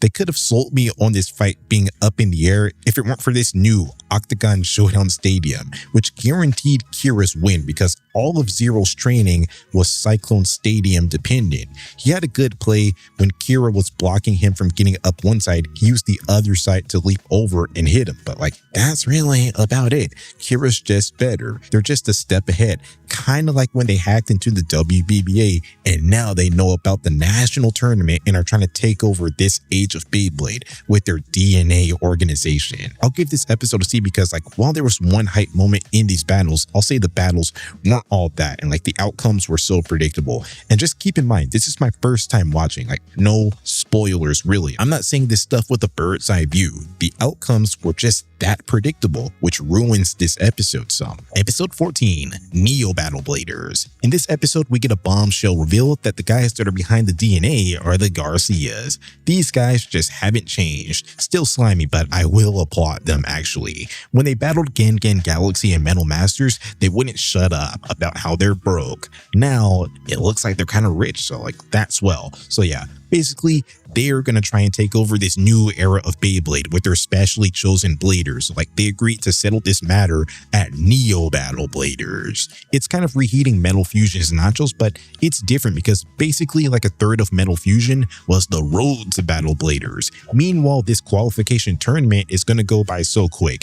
This is not a journey, like it's a smaller scale, kind of more like localized tournament. They're not traveling all around Japan. So maybe this arc isn't the road to Neo Battle Bladers. Maybe it's just the Neo Battle Bladers selection tournament arc. And yeah, like I would say that was all of the intrigue for this episode. The battles that happened next were just predictable fodder style battles where of course Zero and Shinobu dominated, and of course Rin lost to the new DNA member Genjuro and his bandit Gimbu because she is the fodder character. It's 8 and Rin, but like they made it a point to highlight how bad Rin is. She's the token female so they can say that they have a female blader.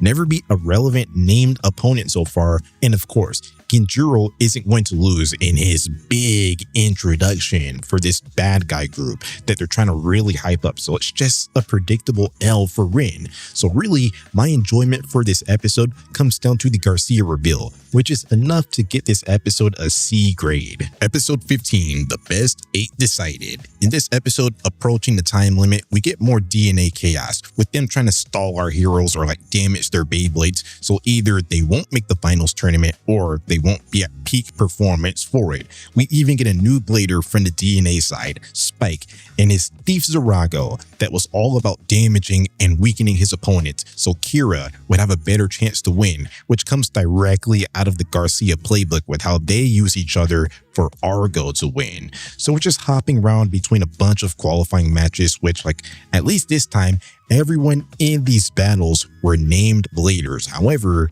the results were predictable, and since there was a lot of switching around and such, none of these battles got the necessary spotlight to truly be epic, earning this episode a C grade. It's an episode that possibly could rank higher if it were split up into multiple episodes. I feel like all you need to know is that Sakyo, once built up to be an antagonist, is now playing somewhat of a Kyoya role, like a Metal Masters Ryuga role. Not buddy-buddy with our heroes, but he's for sure against the DNA. Like, he doesn't like their tactics and like how they're okay with losing to prop up Kira. Sakyo's all about the win, anything to win, you know, I like those vibes. Then we meet our qualifiers for the finals tournament. Zero, Shinobu, Kite, and Sakyo, of course, along with Kira, Yoshio, Takanosuke, and Captain Arrow. So now they're just mocking Rin by letting this random DNA Arrow bloke into this tournament. They didn't even want to let Rin and or 8 into this tournament as early fodder, which, like, I don't know what's more infuriating, them missing the finals tournament or making the tournament just to get smacked in the first round, because that's what was going to happen if they made the tournament. Either way, the problem is that it's the Zero and Shinobu show. They're the only ones that can win consistently. Meanwhile, bladers like Rin and 8 are taking up too much screen time to be this bad at Beyblade when, hey, maybe that screen time could go to Sakyo and Takanosuke. Episode 16, get pumped for the finals. It's the start of the Neo Battle Bladers arc. Well, at least Takanosuke put up a good fight against Zero and came up with a new special move. So despite the loss, I'll give him that. That was an alright fight. But the other fights? They weren't all that. They crammed 4 fights into one episode, so everything is just so rushed. I wouldn't say that all of the outcomes were predictable, so like, there's that, but these battles were over with too quickly to even enjoy them like that. So this episode is going to get a C grade. Would have been a D if it weren't for Takanosuke versus Zero. Episode 17, a fated showdown between rivals. Before the fights, there's these little training sessions. The DNA one with Kira was ominous, just adding to the conspiracy when he left this Beyblade behind and like talked about how he needed a power up or like something along those lines. But the Zero training was actually quite creative, having Benkei use a reverse rotating wrecking ball to get ready for Sakyo to match the reverse rotation and strength. Then, when they got to the battle, I will say that something interesting that was at play that I already knew about. Like I said, this is the one fight that I always went back to just to hear Sakyo's music. But yeah, an interesting aspect at play was that Sakyo was able to cancel out Zero's signature technique with his left rotation, but through the power of friendship, Zero was able to get it working again and overpower Sakyo's left rotation and ability to stop the stadium in Zero 1. What I like is that the Jet Black Dragon learned his lesson way before the Dragon Emperor. He was still not a completely good guy, still somewhat of a loner, and thinks that only one person can reach the top. So he was treating his stand Takanosuke harshly because of that.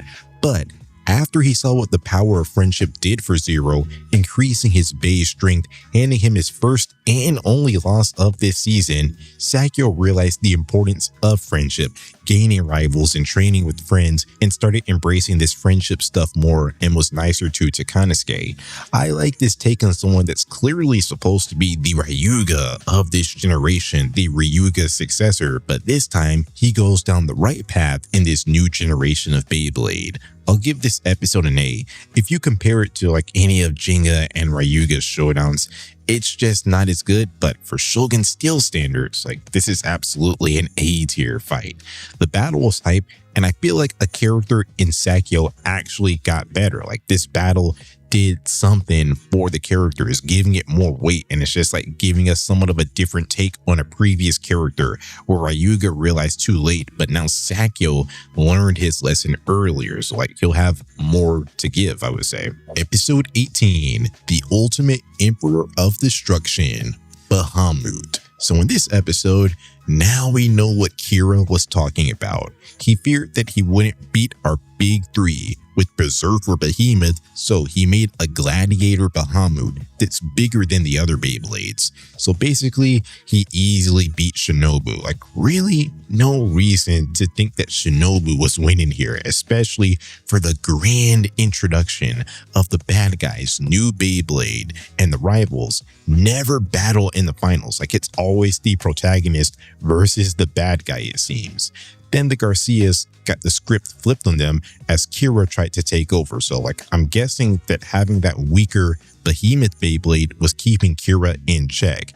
Then, filled with rage, Zero was training, but everyone realized that this type of training wasn't really going to help. So Jinga made his reintroduction to the series and battled Zero with his Samurai Pegasus and like had to talk him out of his rage, had to talk him out of that state with this Blader spirit talk. I was leaning towards giving this episode a C because the Shinobu and Kira battle was like just way too predictable, but I'll go with the B because Kira trying to take over the DNA was unexpected. And like, I like Jinga's reintroduction here, snapping Zero out of it for the final battle and showcasing more of what this season is all about. The older generation is trusting the new generation with the future of Beyblade and like being guiding hands to help that happen rather than Jinga trying to take all of the spotlight for himself, like which he already got in the original Metal Saga trilogy. Episode 19, A Spirit-Filled Attack. It's the finals of the Neo Battle Bladers tournament. And of course,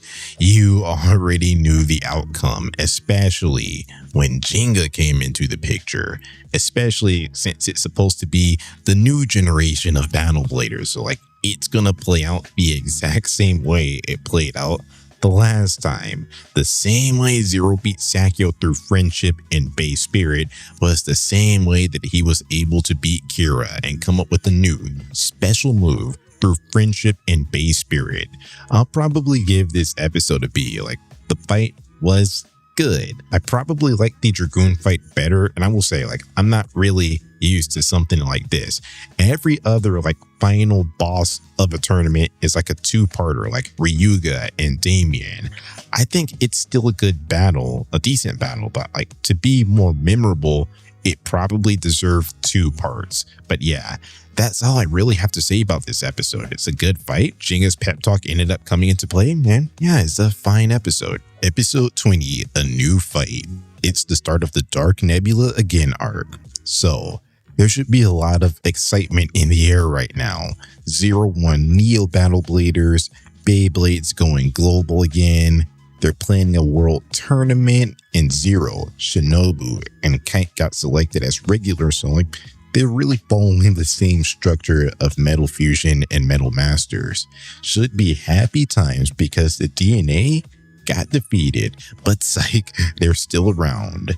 There's a new Blader on the scene, Baihu, and his Berserker Byakko. So he stole Jinga's Pegasus so it could be used for Synchrom, and he predictably beat Kite while the DNA was trying to cause chaos and like oppose the WBBA and like stop this world tournament. Oh yeah, and DNA stands for Dark Nebula Again because Doji's behind all of this.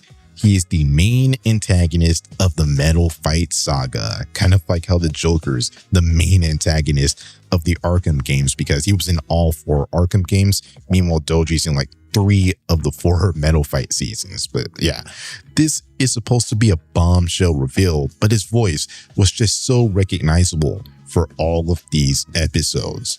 I don't care if I word this reason out. This episode gets a C grade because the battle results were predictable. It's a new Blader for the bad guys team, so you have to show off how good he is. He was never losing here, especially against a fodder character. Really, everyone in the main group except for Zero and Shinobu are kind of fodder characters because they struggle to get relevant wins when it matters, and like they're kind of just used to show off how good the villains are. It's just way too predictable for my liking, which lowered the quality of this episode. Episode 21, The Legend and the Evil Combine. Rin finally beat a relevant opponent. Clap it up. For the first time in forever, she beat the Gimbu guy that she lost to in the Neo Battle Blader selection tournament. Kite and 8 also got some victories over DNA Bladers. So like it seems like everyone got a power buff post Neo Battle Bladers, because like now they're going to be battling on the world stage. So like that actually makes sense. Maybe they were actually going to see that World Championships idea through if they made more episodes. Like I understand why everyone outside of Zero and Shinobu needed a power buff, because they'd be complete liabilities on the world stage. So basically what happened in this episode was that there was a tournament for like the last spots on the national team, which was perfect for Rin and 8 because they seemed to be going up against beatable generics, which was good.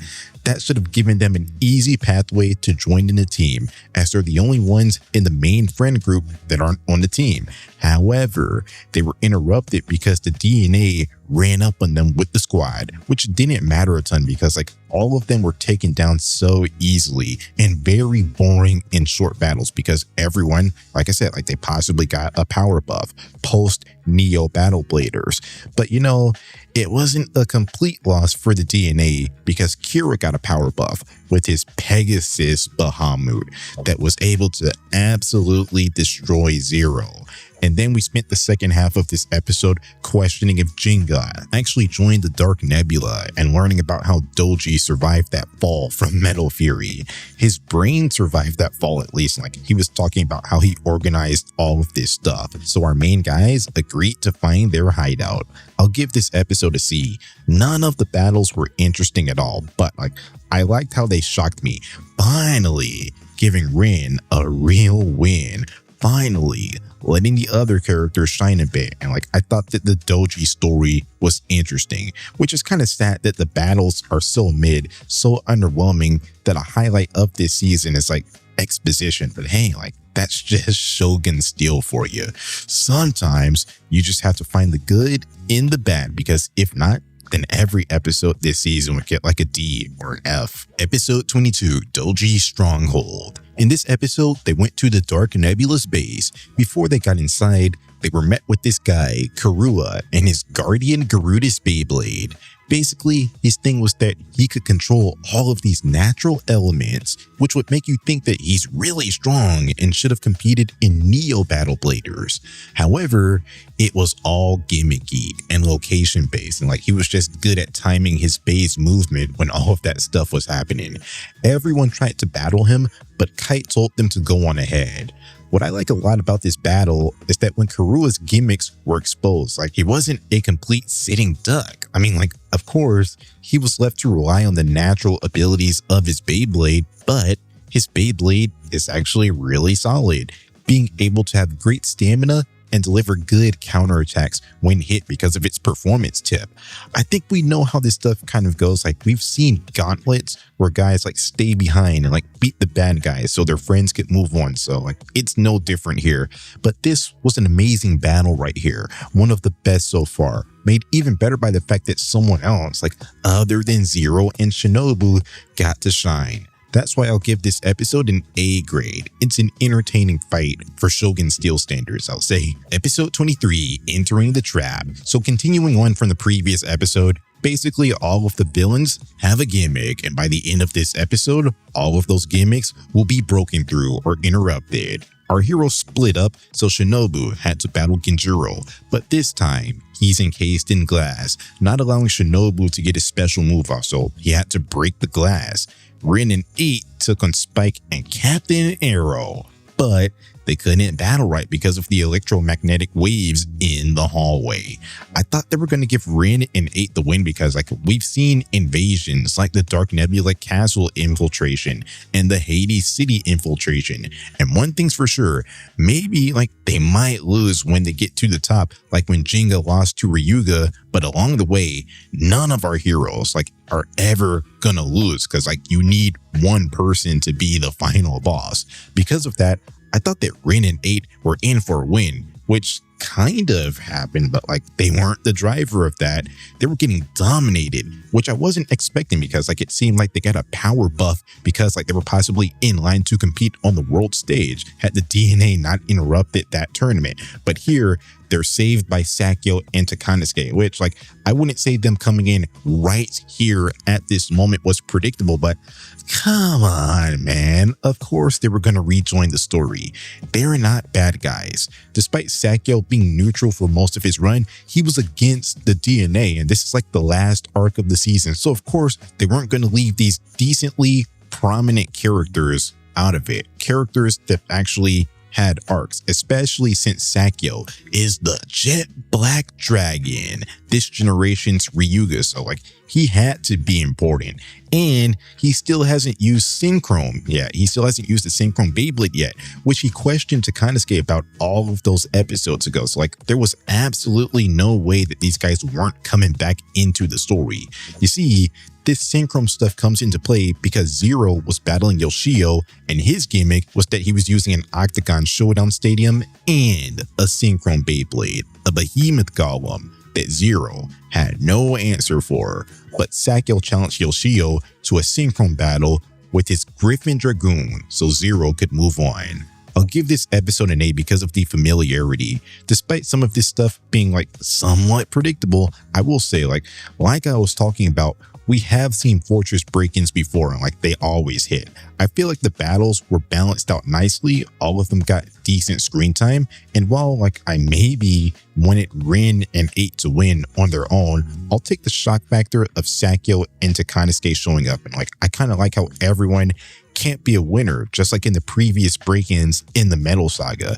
Shinobu was the only one of the originals that won. In this episode, that is, Kite won in the previous episode. Rin and 8 got saved and Zero tapped out, so it wasn't a predictable outcome where they all overcame their opponents cleanly and perfectly. So like I take that as an attempt to recapture the vibes of the Dark Nebula Castle infiltration and Hades City infiltration, but like not give us the same predictable outcome that always happens with these types of things. Episode 24, Byaku's Roar. In this episode, we get two fights. The first fight was Sakyo's Synchrome battle against Yoshio. The fight wasn't supposed to be this craziest fight ever.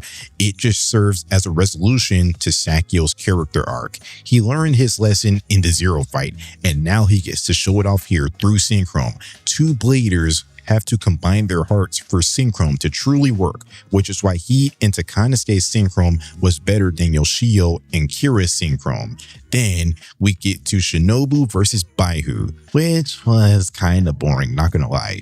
The fight was in a maze, and since Baihu was raised in the wild, he knew exactly where Salamander was at all times. So like it wasn't fun seeing like a boring battle that relied heavily on sneak attacks. But I'll give Shinobu his credit for baiting him into destroying his own stadium so he could get enough openings to use his special move and take him down.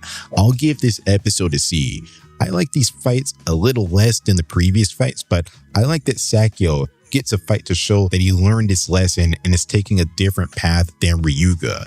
I like Takanosuke and Sakyo's speech, and like with that, now there's just been multiple instances in Beyblade where they told you that there is a limit to how strong you can get on your own. So anyone that doesn't like how strong Digya is and how he relies on the power of friendship a lot and how he can summon that in these like serious world-ending scenarios, well, it's safe to say that they don't understand the show. It's a core pillar of the show, a core pillar of Beyblade. How can you miss that? It's not plot armor, rather it's set up by the plot and perfectly explains why he has access to all of this stuff and why someone like Ryuga could never. Episode 25, the all-out mid-air battle. Speaking of core pillars of Beyblade, you're definitely gonna feel that in this episode. It's the final showdown between Kira's Pegasus Bahamut and Zero's Salamander Ifrit, which Shinobu went out of his way to preserve Salamander's condition for this battle. I would say that for a decent amount of this battle, Kira and Zero were at even strength, and it was mostly just Zero trying to get through to Kira with the power of friendship and teach him what a real Beyblade battle is all about.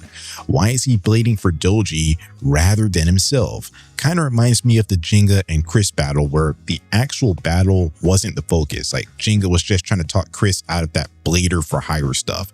That's why I'm going to give this episode a C.